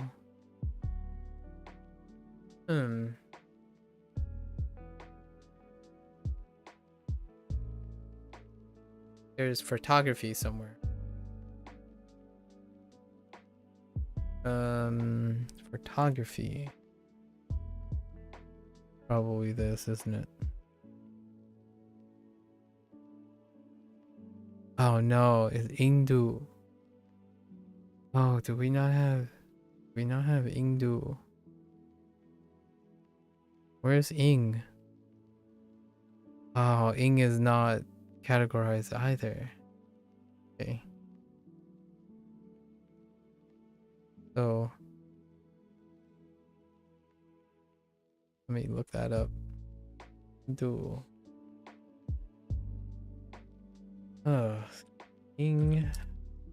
Hindu. Hindu.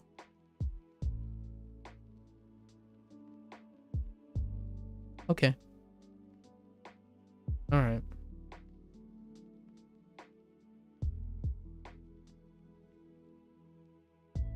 Where do we place Hindu?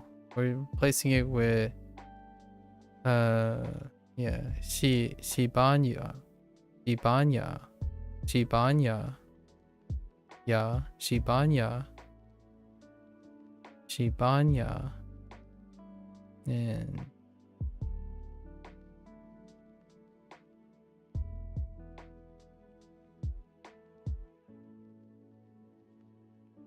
Hindu.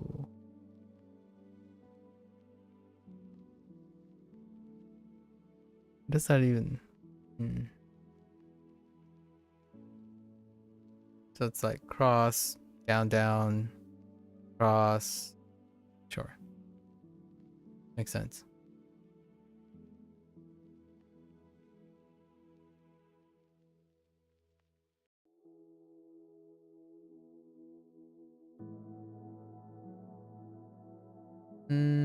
What do you probably what the part of Chinese would have this learning curve for you?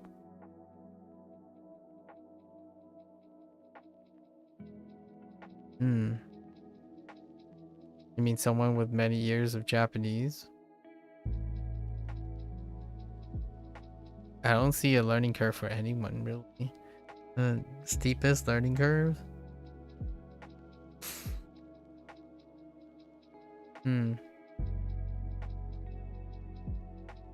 Not really.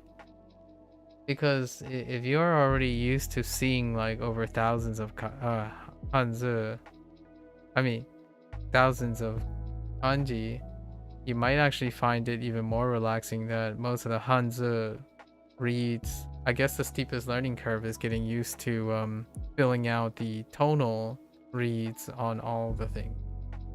So like what I mean by that is instead of having onyomi and kunyomi as your concerns for reads, right? On reads in your characters, right? Like your kanji characters. You'll find it probably refreshing that the actual like syllable per se, the actual sound largely stays the same. Most of the time they largely stay the same. Now the difference then is that their tones could shift. So what I mean is like the same character when arranged in a different place, that's probably the thing you'll end up developing a feeling for in the long run. Like for example, when Boo, you've never really been scared of kanji. I didn't really say anything about being scared or anything. You're asking me what is my steepest learning, what's your potential steepest learning curve. I don't think it has anything to do with being scared of kanji or not. Your steepest learning curve is probably the idea of I'm comparing it with onyomi and kunyomi. Instead of having to consider onyomi and kunyomi, you're considering tone shifts. Like I said earlier, I don't think there is a steep, like I can't experience or project anything I don't experience very often. So you're switching between tone shifts as opposed to onyomi and kunyomi.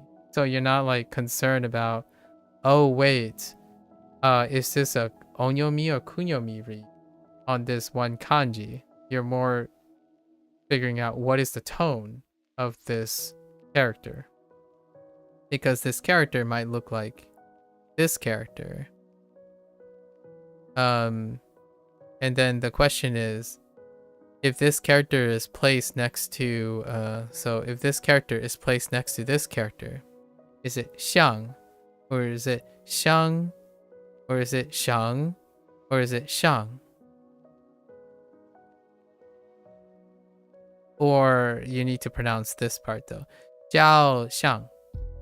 So is it jiao xiang, or jiao shang, jiao shang, or jiao shang?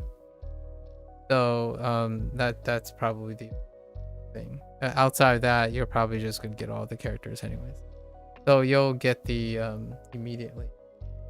Being an English speaker learning Japanese for a long time probably is a pretty good start. Yeah, I think you're already good, in my opinion. And you already listen to Chinese things. You're probably already phonologically aware of all of the things. And actually learning Japanese makes one hear all the pitchiness of English, at least in my opinion. Learning Japanese really helps one appreciate the pitchiness of English. And because of the pitchiness, right, you're when you get into a lobby and you're hearing like bro, bruh, bro, bro. If you hear all those things, then honestly, you're just gonna feel right at home with tonal language. If I had to guess something, that's probably my guess, since everything else is pretty much covered. I don't even think that's a long learning curve, honestly. When you learn the first language, like a second language, it vastly decreases the third language acquisition. So you can say all parts of this are self-reinforcing. It is. It really is.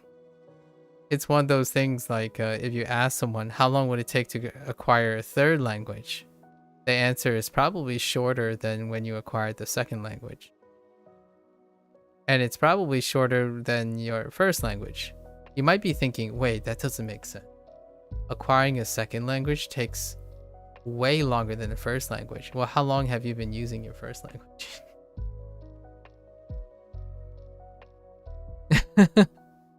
If you know what I mean. Like, I know a lot of people always talk about like, oh yeah, but when you're a kid, you're a blank slate and you like acquire your language and stuff. It's like, do you know how much trial and error you do in a matter of years as a kid when you're learning a language? Imagine doing that as an adult. Arguably, that is a misconception. As an adult, you don't have time and stimuli to do it that way anymore. You have other considerations, other interference. I think the critical thing is what those languages are.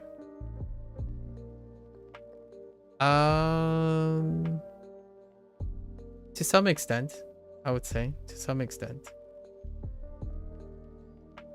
I disagree to some extent as well. I agree to some extent. So yes and no. It may influence what those languages are. What those languages are may influence it. I'm referring from the learning perspective. So like how well you understand how you learn a language. That is that generates most of the bulk of the learning curve, in my opinion. So you were asking me about learning curve, not like the semantics, like the semantics of the languages.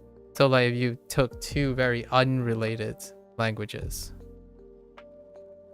your learning curve to acquisition is probably still arguably, debatably, more dependent on your learning strategy, how well you're learning, how well you're learning, your approaches to learning.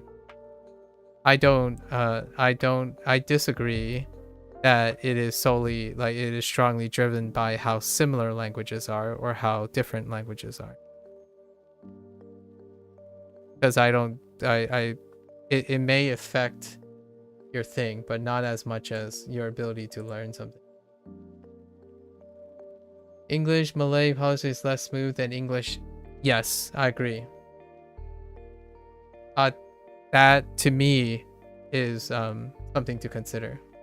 I disagree that it is the most important factor. If I had to, my 2 cents is, if you learned how to acquire a second language, it greatly reduces your learning curve on acquiring your third language. Irrelevant, independent of how similar the third language is to the second or how different, because you learn based on differences and similarities. So if you're aware that the second language, I don't think that either. To me, the single most important thing is enthusiasm. That supersedes everything we're talking about. So you're not making a point that, like, I agree with you. It supersedes these two things. We're talking about, now I'm talking about your point about differences and similarities. Some people only learn based on similarities because their proficiency is that way. They are practiced in that way. Some people believe that similarities create ease. Many believe that differentiating things create less confusion. The question is both. The answer is both. How my approach to learning per se is to focus on the similarities, but and both. You can develop memories based on differences, juxtaposition, like antonyms, and you can learn the same relationship, very similar memory techniques with synonyms. It depends on the person.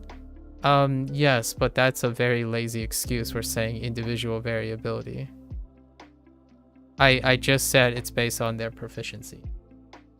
So before we go into it depends, pardon my directness, when you end up saying it depends on individual variability, then we have nothing to discuss, because then we can say it always depends on the person. That is not fundamentally something worth discussing. In this case, we're talking about the capacity of any one person being able to use and leverage these for memory tool. It doesn't depend on the person for their ability and potential to use differences and similarities for memory aid. The person can choose if they want to use those things. So yes, it does depend on the person if they choose to do that. Is a person incapable of doing something that depends on difference and similarity? I don't necessarily think that's true. So it's not dependent on a person. I immediately feel like I've spoken beyond my capacity. No. We had to address this. This is very important, in my opinion. Do you feel that similarities are what makes you learn something more easily, or do you feel like differences? Because I'm really out of the arc on this one. Like I don't empathize with people very, very easily. Like some people say if they're different, it's easier to remember.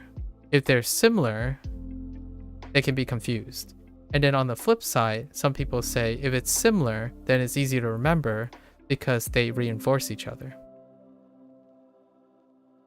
Now they'll go into like degrees of similarity, which is like if something is subtly different, then it's not good. If they're extraordinarily different, then it's useful. I genuinely do not see how I can empathize with that. If you know your nuances of your Japanese, you will eventually appreciate the nuances of Japanese within a language. You just ignore the scariness of differences. I find similarities neat. Oh, okay. Interesting. I get that kind of checks out with the idea of your comment regarding traditional Chinese and Japanese, right? And honestly, if that's what you know about yourself, because I'm taking into consideration individual variability, then I think if you do traditional Chinese, you would have even a slower, a lower learning curve. Like it's probably even negligible when it comes to learning the characters. It's by coincidence for me. Obviously, I haven't considered this in retrospect, but since Duolingo uses simplified Chinese, right? If Duolingo uses simplified Chinese, I quite enjoy this because they are both different and similar at the same time. So whenever a character is simplified, it helps me remember it. Because I know how they're similar, and then I know how they're different. So there's two ways. I either notice the differences to help me remember them, or I notice the similarities to help me remember the elements. Like there are two things to remember, or more things to notice, so to speak. And I found that my comments and stuff with other people felt the same way. If you want to notice, you don't necessarily have to, obviously. You can spend all your time noticing all the similarities and still achieve like probably the same efficiency. I don't know. I've never really compared myself. You can't be two different people at once, if you know what I mean. Like I can't compare myself to myself, where on the one occasion I focus on only the similarities, and then on the other occasion I focus only on the differences. It's very hard to compartmentalize that stuff. I notice the similarities and differences at the same time, or like in the same instance of the stuff. Ironically, my preference for traditional might make Duolingo simplified better for me personally, since it's best to know both. If you can, yeah. I mean, that is ironic, isn't it? I don't know. I'm not culturally competent enough to know how pervasive simplified Chinese is in usage compared to traditional. I am under the impression that simplified Chinese is the vehicle, right? It's the standard, or is the pushed standard, versus traditional. So traditional is more something that you might have diminished return over time. However, it can enrich your understanding of Chinese language, right? And it can also enrich your Japanese as well, because Japanese and traditional Chinese and Japanese. So when you said in the end it's about enthusiasm, right? Or I call it motivation most of the time, enthusiasm or motivation. I honestly think that while Duolingo, perhaps from a pragmatic standpoint, would be ironically useful, if we're both in agreement that motivation is the currency, I feel you'll gain much more motivation if you start with traditional, and then make your adjustments to simplified if you want it.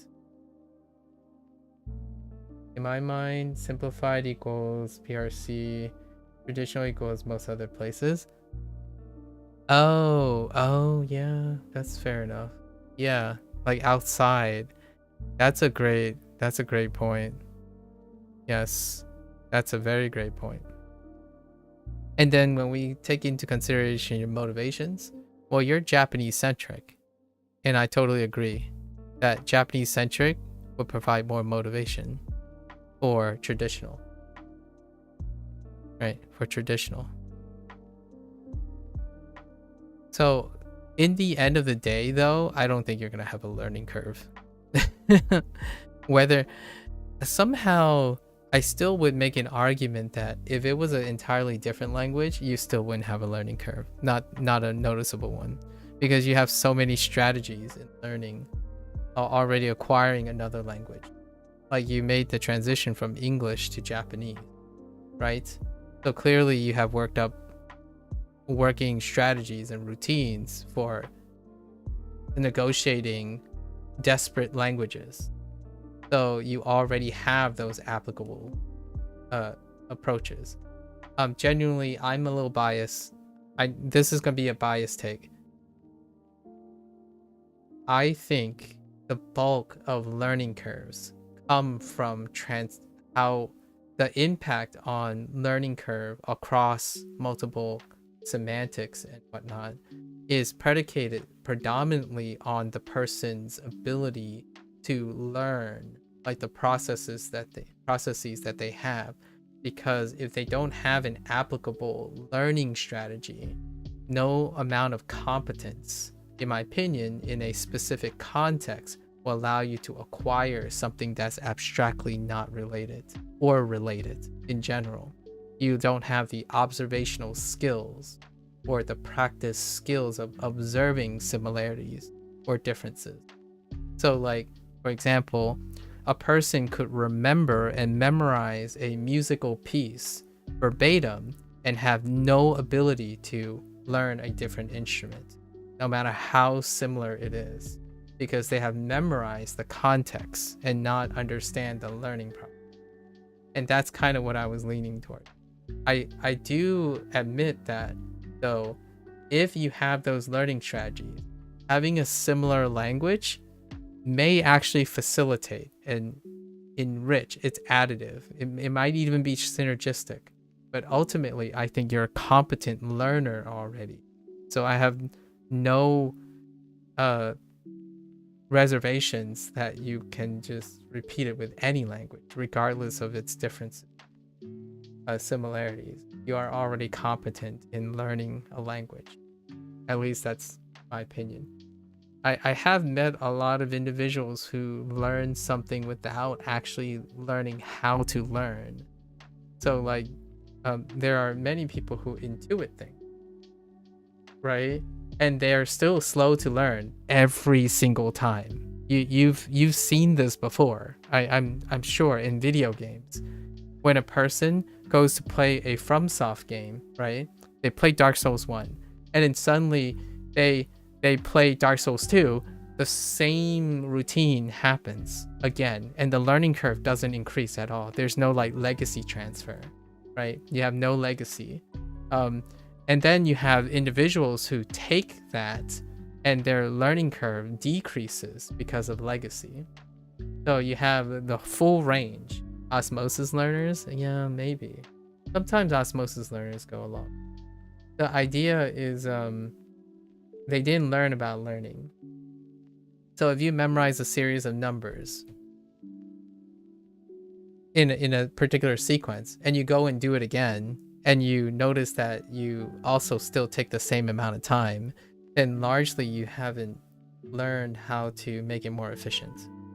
And I think learning Japanese, especially from English, requires at least some development of competence in understanding both disparate things and similar things, right? Because you also went through a period of translational things, and all those things will inevitably lower any form of learning curve in your next language.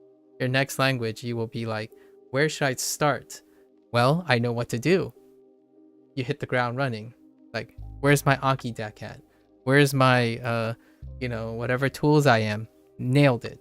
And I think to that, it cuts down more than the negligible, like in comparison, that impact is far greater.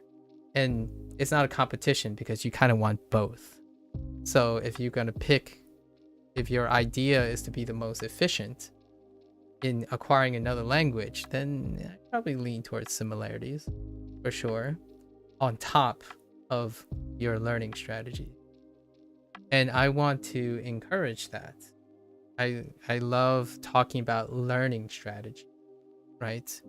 I love to talk about learning strategies because I think people are in my opinion, find language learning daunting, not necessarily because of how difficult the language is, but how they go about approaching learning the language. That the methodology is daunting. I think a lot of times the perceived difficulty of a language is being the unknown. Like, where do I start? How do I do it? How do I stay consistent? And then they kind of project it onto, oh, this language is very different, that's why I can't understand it. I honestly don't feel that's probably true. But learning Chinese further improve your Japanese, I don't know. I can't tell you anything about that since I haven't done either. If I had to think about it, certainly my Japanese has improved from learning Chinese. But since you already learned all the characters, and hello station, I forgot. Yeah, good evening. Has it been almost 12 hours? Oh my gosh. Yeah. I need to complete my session here. So here's the thing, right? We're comparing it to 0, right? Does learning Chinese do anything to your Japanese? The answer is yes. And is it favorable? The answer, in my opinion, is yes, tentatively, because I've learned that I can read a lot of things that I didn't think I could read, even before it happened. I have more characters in Hanzi than I have in kanji because of the way Duolingo is structured. So anytime a character interacts with each other, as in it doesn't have to mean the same thing. If they're shared, these are two separate instances in which I can associate them. So if I knew that something is a flip, then I know it's a flip. What's a good example of that? I guess classically I would use something like this character to express a whole host of things. So this, right, because of this character, it unifies this character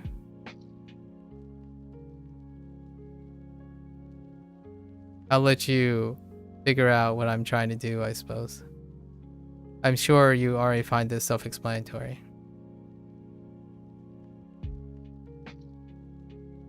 It unifies these characters. Your mind thinks cow? Oh, that's this one. That's this character. That's probably making you think of cow. This is the character. This is Wu or Gogo and Gozen, and this is Sha Wu and Xia Wu. Their relationship is connected by this one character, so it's reinforced by this character. And this is the cow thing, Niu Nai or Gyu Niu. So Gyu Niu is related to Niu Nai, and you can relate those two because of this one character. So you know the Chinese Niu Nai.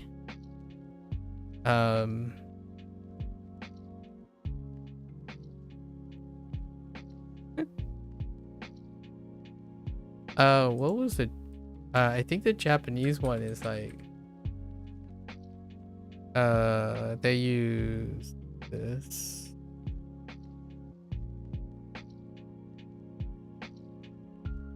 right? I think they use that for yes. And then the Chinese one, Nyonai, is before it.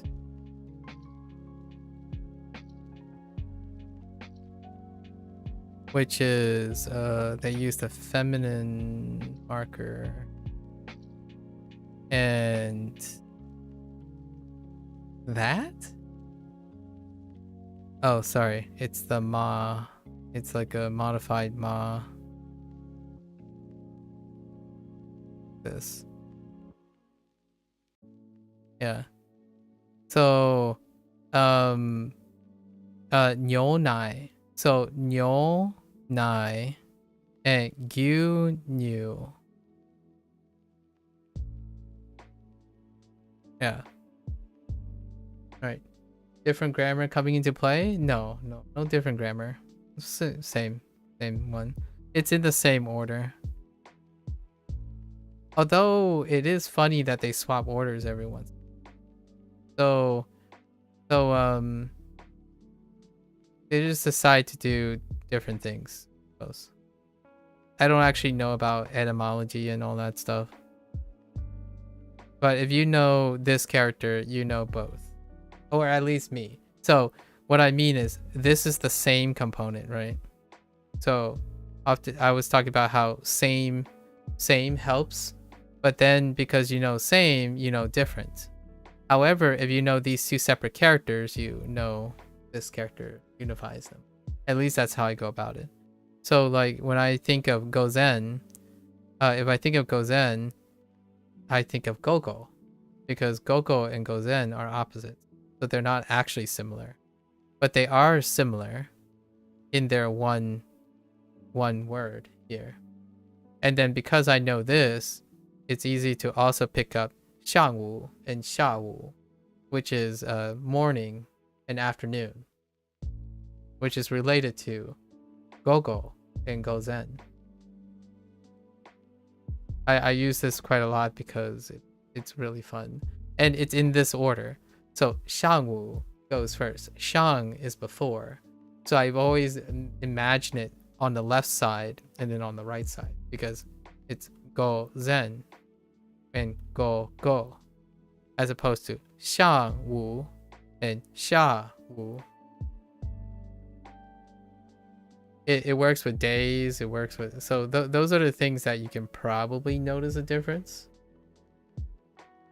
So the answer is yes, if you're comparing it to 0. As in, if you didn't know any Chinese whatsoever, then yeah, then nothing happens. But if you did know some Chinese, then yeah, it could aid in impacting your memory of your Japanese. And it has for me, personally. Anecdotally, I can tell you it has. Acquiring kanji is a lot shorter, and largely because I can compare and contrast all the time. Yeah, like ren.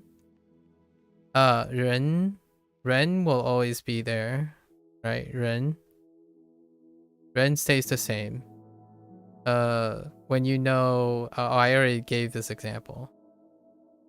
So you,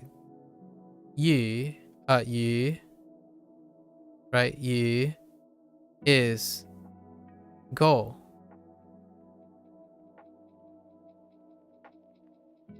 Even if it's simplified, it's still very obvious that it's go. And if you wanted to learn, if you wanted the traditional thing, you just write this. You just write this. So if you're going outside of, I guess, the People's Republic of China, if you know all your simplified radicals, you convert them. Like you'll read both no matter what. Like when I see this, I see go as well. So I know that this is the radical. And I didn't study anything about like which one is what at all, really. I feel like as it is now, I can read some Chinese while being practically conversationally capable. I agree. I absolutely agree. I think that should be the feeling you have as a very competent Japanese language learner. I think it's really rewarding. So if there's anything that really it instead of focusing on learning curves, like let's just say you have no learning curve. I don't think you're gonna have a learning curve. Like something that would substantially impact you in any way. I think even with my novice understanding, less than 6 months of Japanese, my experience with Chinese is so much intertwined with Japanese that is very hard for me to separate them, in a sense that feeling like I can do Japanese alone again or Chinese alone, because there's so much motivation that comes from when we were talking about enthusiasm, right? There's so much more enthusiasm that comes from this. Is it the same as learning like French and English or French and Spanish or something? I know English and Spanish are not like related in the sense of semantics, but it's related like culturally, very related culturally and all that stuff, because I live in the United States, right? That I think when I go back to learning Spanish, I will take all the things I learned between Chinese and Japanese and use it and apply it to English and Spanish. I don't seek like any more enrichment. I think I'm gonna stop at Spanish. However, the things I learn will probably decrease the learning curve that I'll have again from Spanish and English, even though they might be far more separated than, say, French and Portuguese. Yeah, exactly. Or Portuguese and Spanish, for example. The nice thing about learning language is that doing it honestly makes you more proficient. Fellow Romance language that evolved. Yeah, exactly. Anyways, I appreciate that you're sticking along with this. I like talking about this kind of stuff all the time. I think this stuff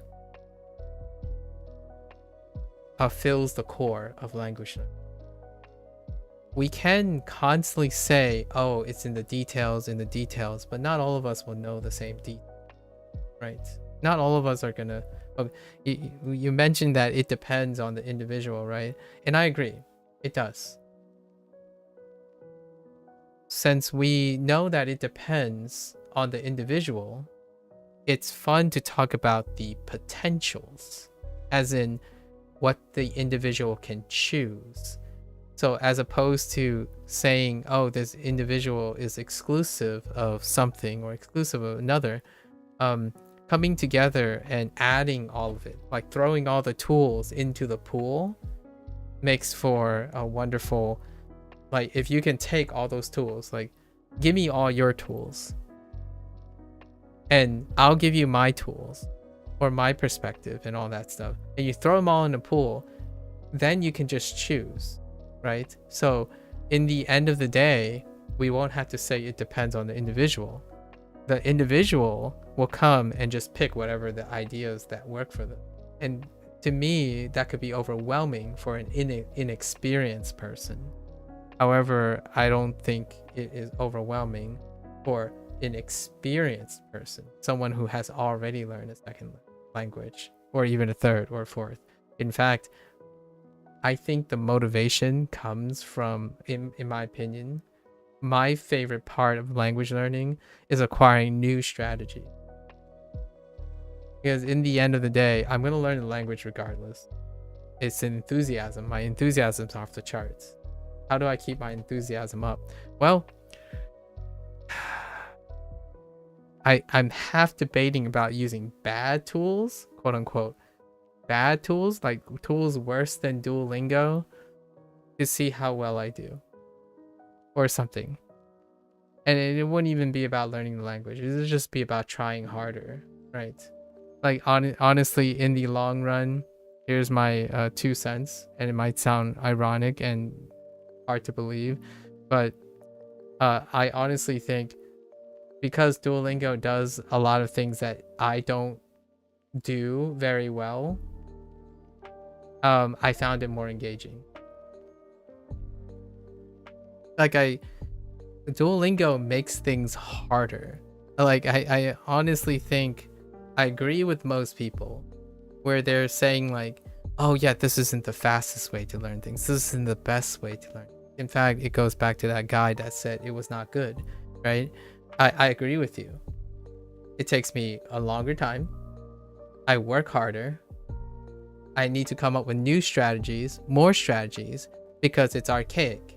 It's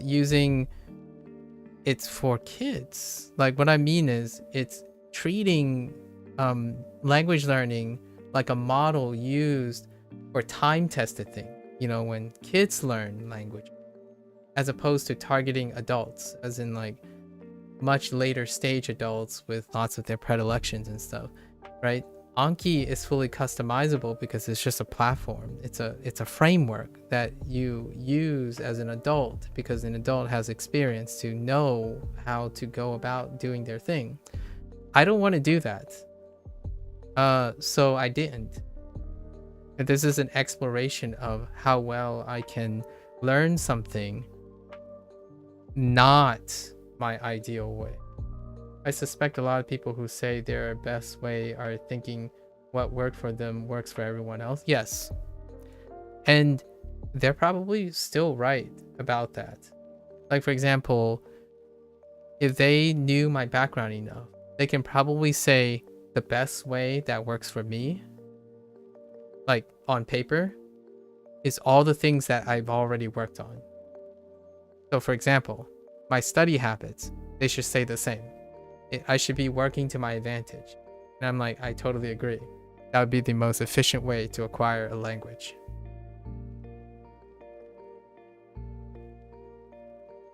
You already mentioned enthusiasm.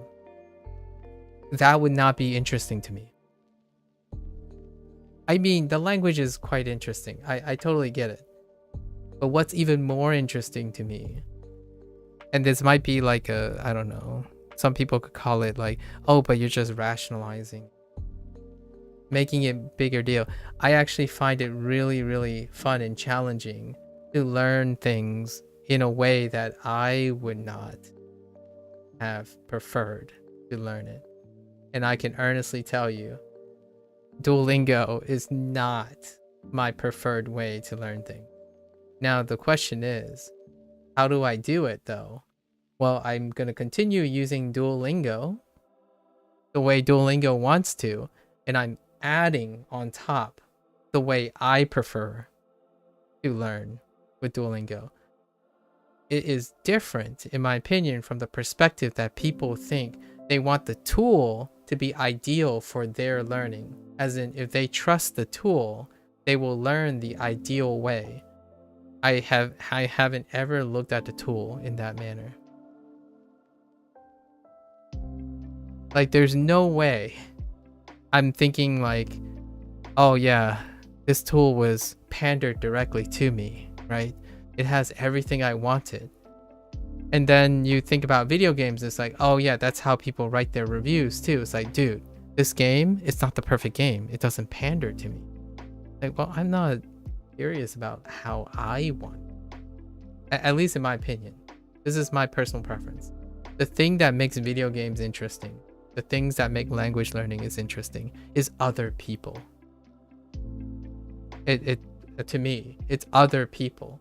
I'm learning Japanese because I want to learn about other people, another language, another developer, another approach to language learning. If I had to learn a language ideally to myself, yeah, I'll still get it done, but I don't think it's as interesting. It's kind of like playing a video game nowadays, and the only type of video game that is most popular is choose your own way of success video games. How difficult do you think that is in video games? I mean, still, people continue to make it harder for themselves deliberately, but I'm not for the idea of experiencing what I want. Like, oh yeah, this game, yeah, it would be easy if it's exactly what if it caters to me. Like, yeah, for sure. Is it interesting to me? It really isn't. I don't want to be pandered to. So if people think like, but language learning is already hard enough, why would you make it harder on yourself? It's like, let's just say it's more interesting. I use Duolingo while trying to sound natural when talking with other Japanese online. Oh, interesting. Use Duolingo while trying to sound natural when talking with other Japanese people online. With Japanese people online. Interesting. I'm gonna get a lot of fire for most of these things.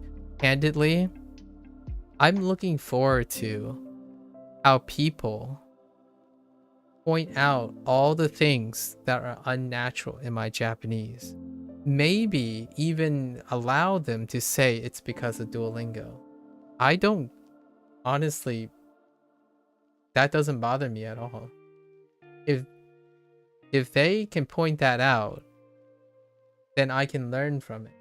It's part of the experience.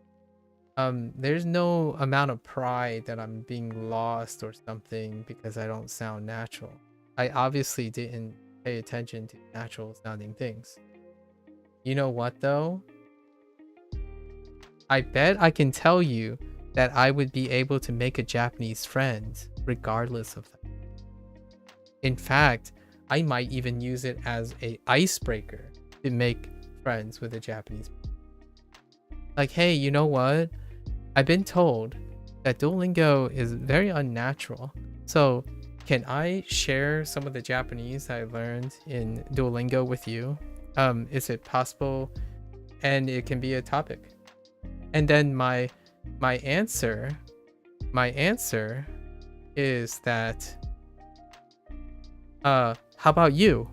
Have you used Duolingo to learn English? Because I would love to hear your English. It would come as a double standard though, because I don't think even if you sound unnatural in English, I think it's perfectly sufficient. But the idea is then we are exchanging cultures as well, because most people don't have a defined way of sounding natural in English, in my opinion. Being from internet, an internet culture that has everyone thinking their English is the right English. The goal isn't being heard by being corrected anyway. Yeah. Yes, because you're a learner. And welcome back, Sub-Zero. When is your class? You have like 2 hours left, right, Sub-Zero? How was the gym visit? The best Japanese teacher you will find are your Japanese friends. Yes. People who make you feel comfortable. You gotta go in 5 minutes or in 5 hours. Oh, so you're just gonna go now. All right, good luck. Gym was nice though, small. Yeah, 5 minutes. Good luck, good luck. Good luck with your first day in semester. Anyways. Timmy, I think we're of the same mentality. For sure, Timmy. Learning is not embarrassing, in my opinion, but I feel like lots of people are not. I'm gonna say this kind of harshly a little bit. I don't think a lot of people are cut out to be learners again. And what I mean by that is, I think they prefer to have a life where when you're older, like if you're experienced, like 30 or plus, or have long experience, it's a big hassle and an emotional burden to be learning things again, in my opinion, like psychologically. So they do anything possible to make that feeling not happen, as in like the feeling of incompetence, the feeling of being out of your element, the feeling of some person coming up to you and saying you're wrong, that kind of thing. earnestly, then you're not cut out, perhaps not cut out to be a learner. Or alternatively, here's the big alternative. I don't think I ever really sound confident when I'm streaming, because as an adult now, or as someone old and very experienced, I don't think anyone thinks that I'm competent, because I genuinely prefer to be in a state of incompetence. So most of the time when I'm streaming, I'm learning something. I'm not just practicing something that I know really well, because ultimately, to me, that doesn't normalize the learning experience. Of course, language learning spaces self-select for people who aren't of this thinking. Yes, agreed. Especially the Japanese language. I honestly, like, I might get a little flame for this, but it do feel like it is a little bit reflexive. It's ironic. It's not ironic.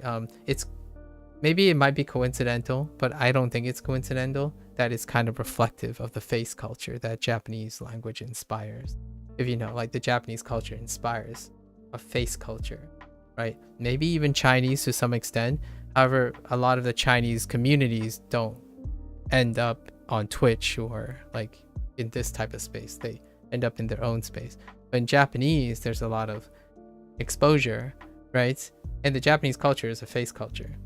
So any public demonstration of incompetence is coincidentally, or maybe actually not coincidence, that it would self-select for a group of people who resonate with a culture that feel that being competent at all times and not making mistakes is a social norm.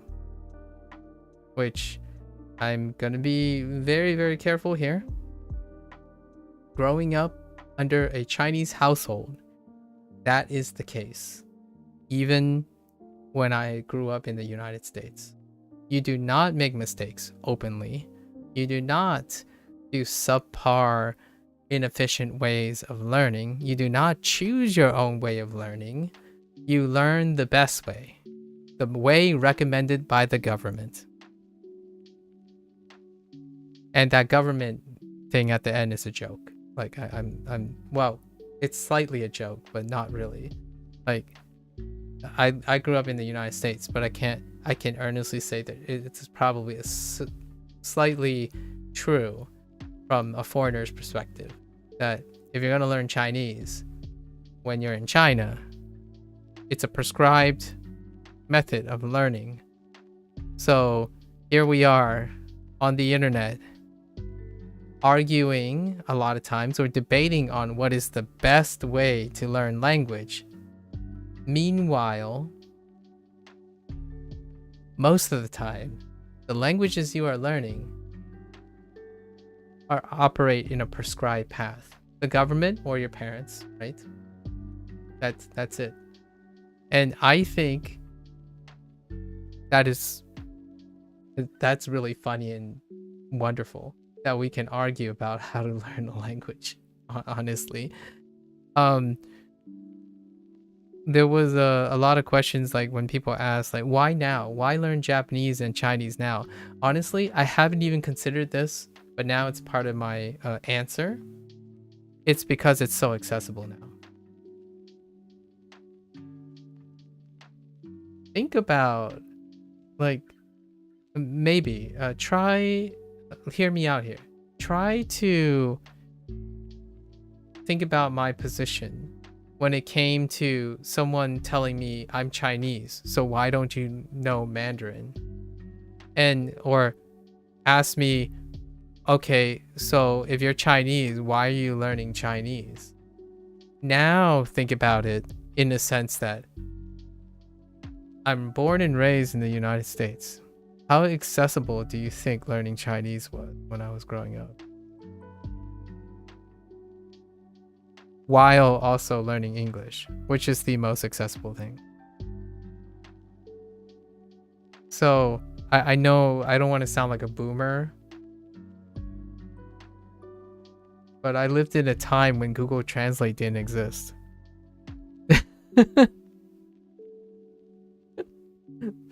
I lived in a time when no one. Okay, technically someone did. I could count it on one hand how many people spoke Chinese around me when I was growing up. And then I can count the exact number of people who spoke Fujianese in my generation around me. And the answer is one.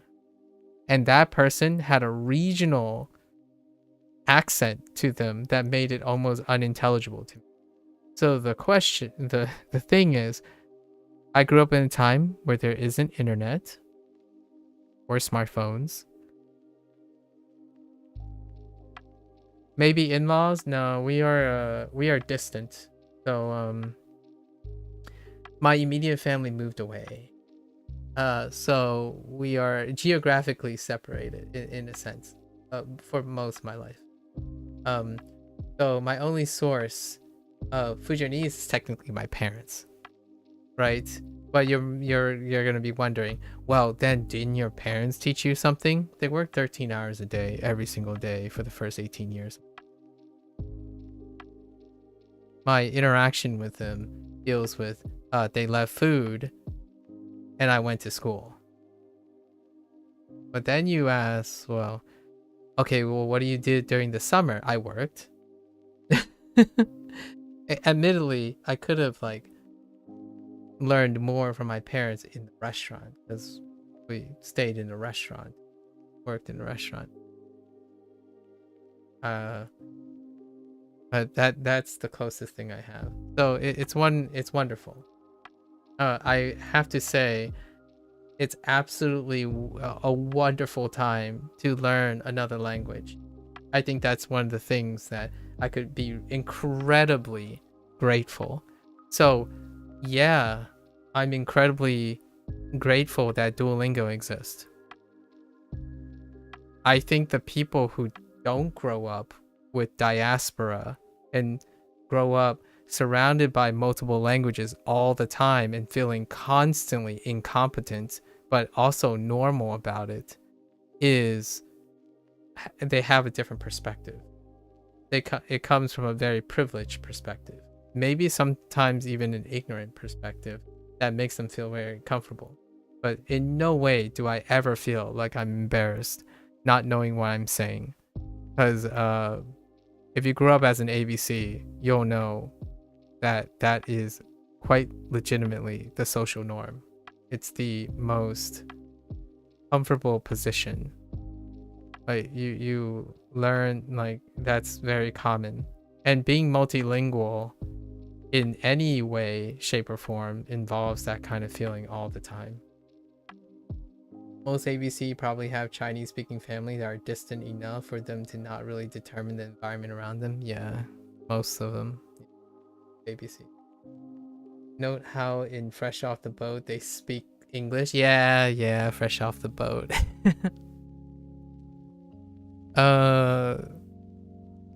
Also, by the way, I don't know about Fresh Off the Boat's take on it. When early on my parents said that as Chinese people would pragmatically, is that I should be practicing English at all time, like all the time, to be successful in the United States. Pragmatically speaking, you must execute English.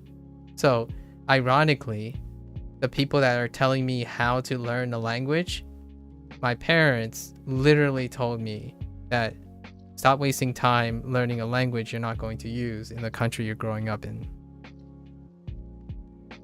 If there's any person that understands, in my opinion, a lifetime of being prescribed what is very important to me is growing up in an Asian household. And the part of me that makes me more likely to agree with everyone else and to listen to them and consider different methods and whatnot is actually the American side. It's the inclusive side. Otherwise, honestly, if I'm learning Mandarin the first question would be like, I'm Chinese and you're not. That kind of thing, which is very, very myopic. The majority of my family tree doesn't speak English as a first language. Oh, interesting. I didn't realize that. You come from another immigrant background with another ethnic background, so I can relate to that. Oh. Are you second gen in any way? I'm guessing you're second gen in a lot of ways. I am second gen as well. My parents exclusively speak a language that I'm not proficient in. At least in my opinion, I'm not proficient enough in. I feel like I can't talk politics or anything. You're second gen? Yeah. So that's kind of cool. You know, it's not a coincidence that we're having this long discussion about learning a second language in a very reasonable way, because our backgrounds kind of affect our perspective on how to approach and tolerate how to acquire a second language, if you know what I mean. Like, being second generation means also that you'll have to spend probably a substantial amount of your life being exposed to the idea that you might not be able to speak the way you want to speak because of the other language. Like, I spent most of my life listening to Mandarin and Fujianese and Cantonese, and learning Mandarin for the first time now, like here, it's the most exhilarating thing I've ever had. Even more so, sorry Japanese, but even more so than being exposed to Japanese since I was 5. Like, I honestly think I actually had more exposure to Japanese content than I had Chinese content, and yet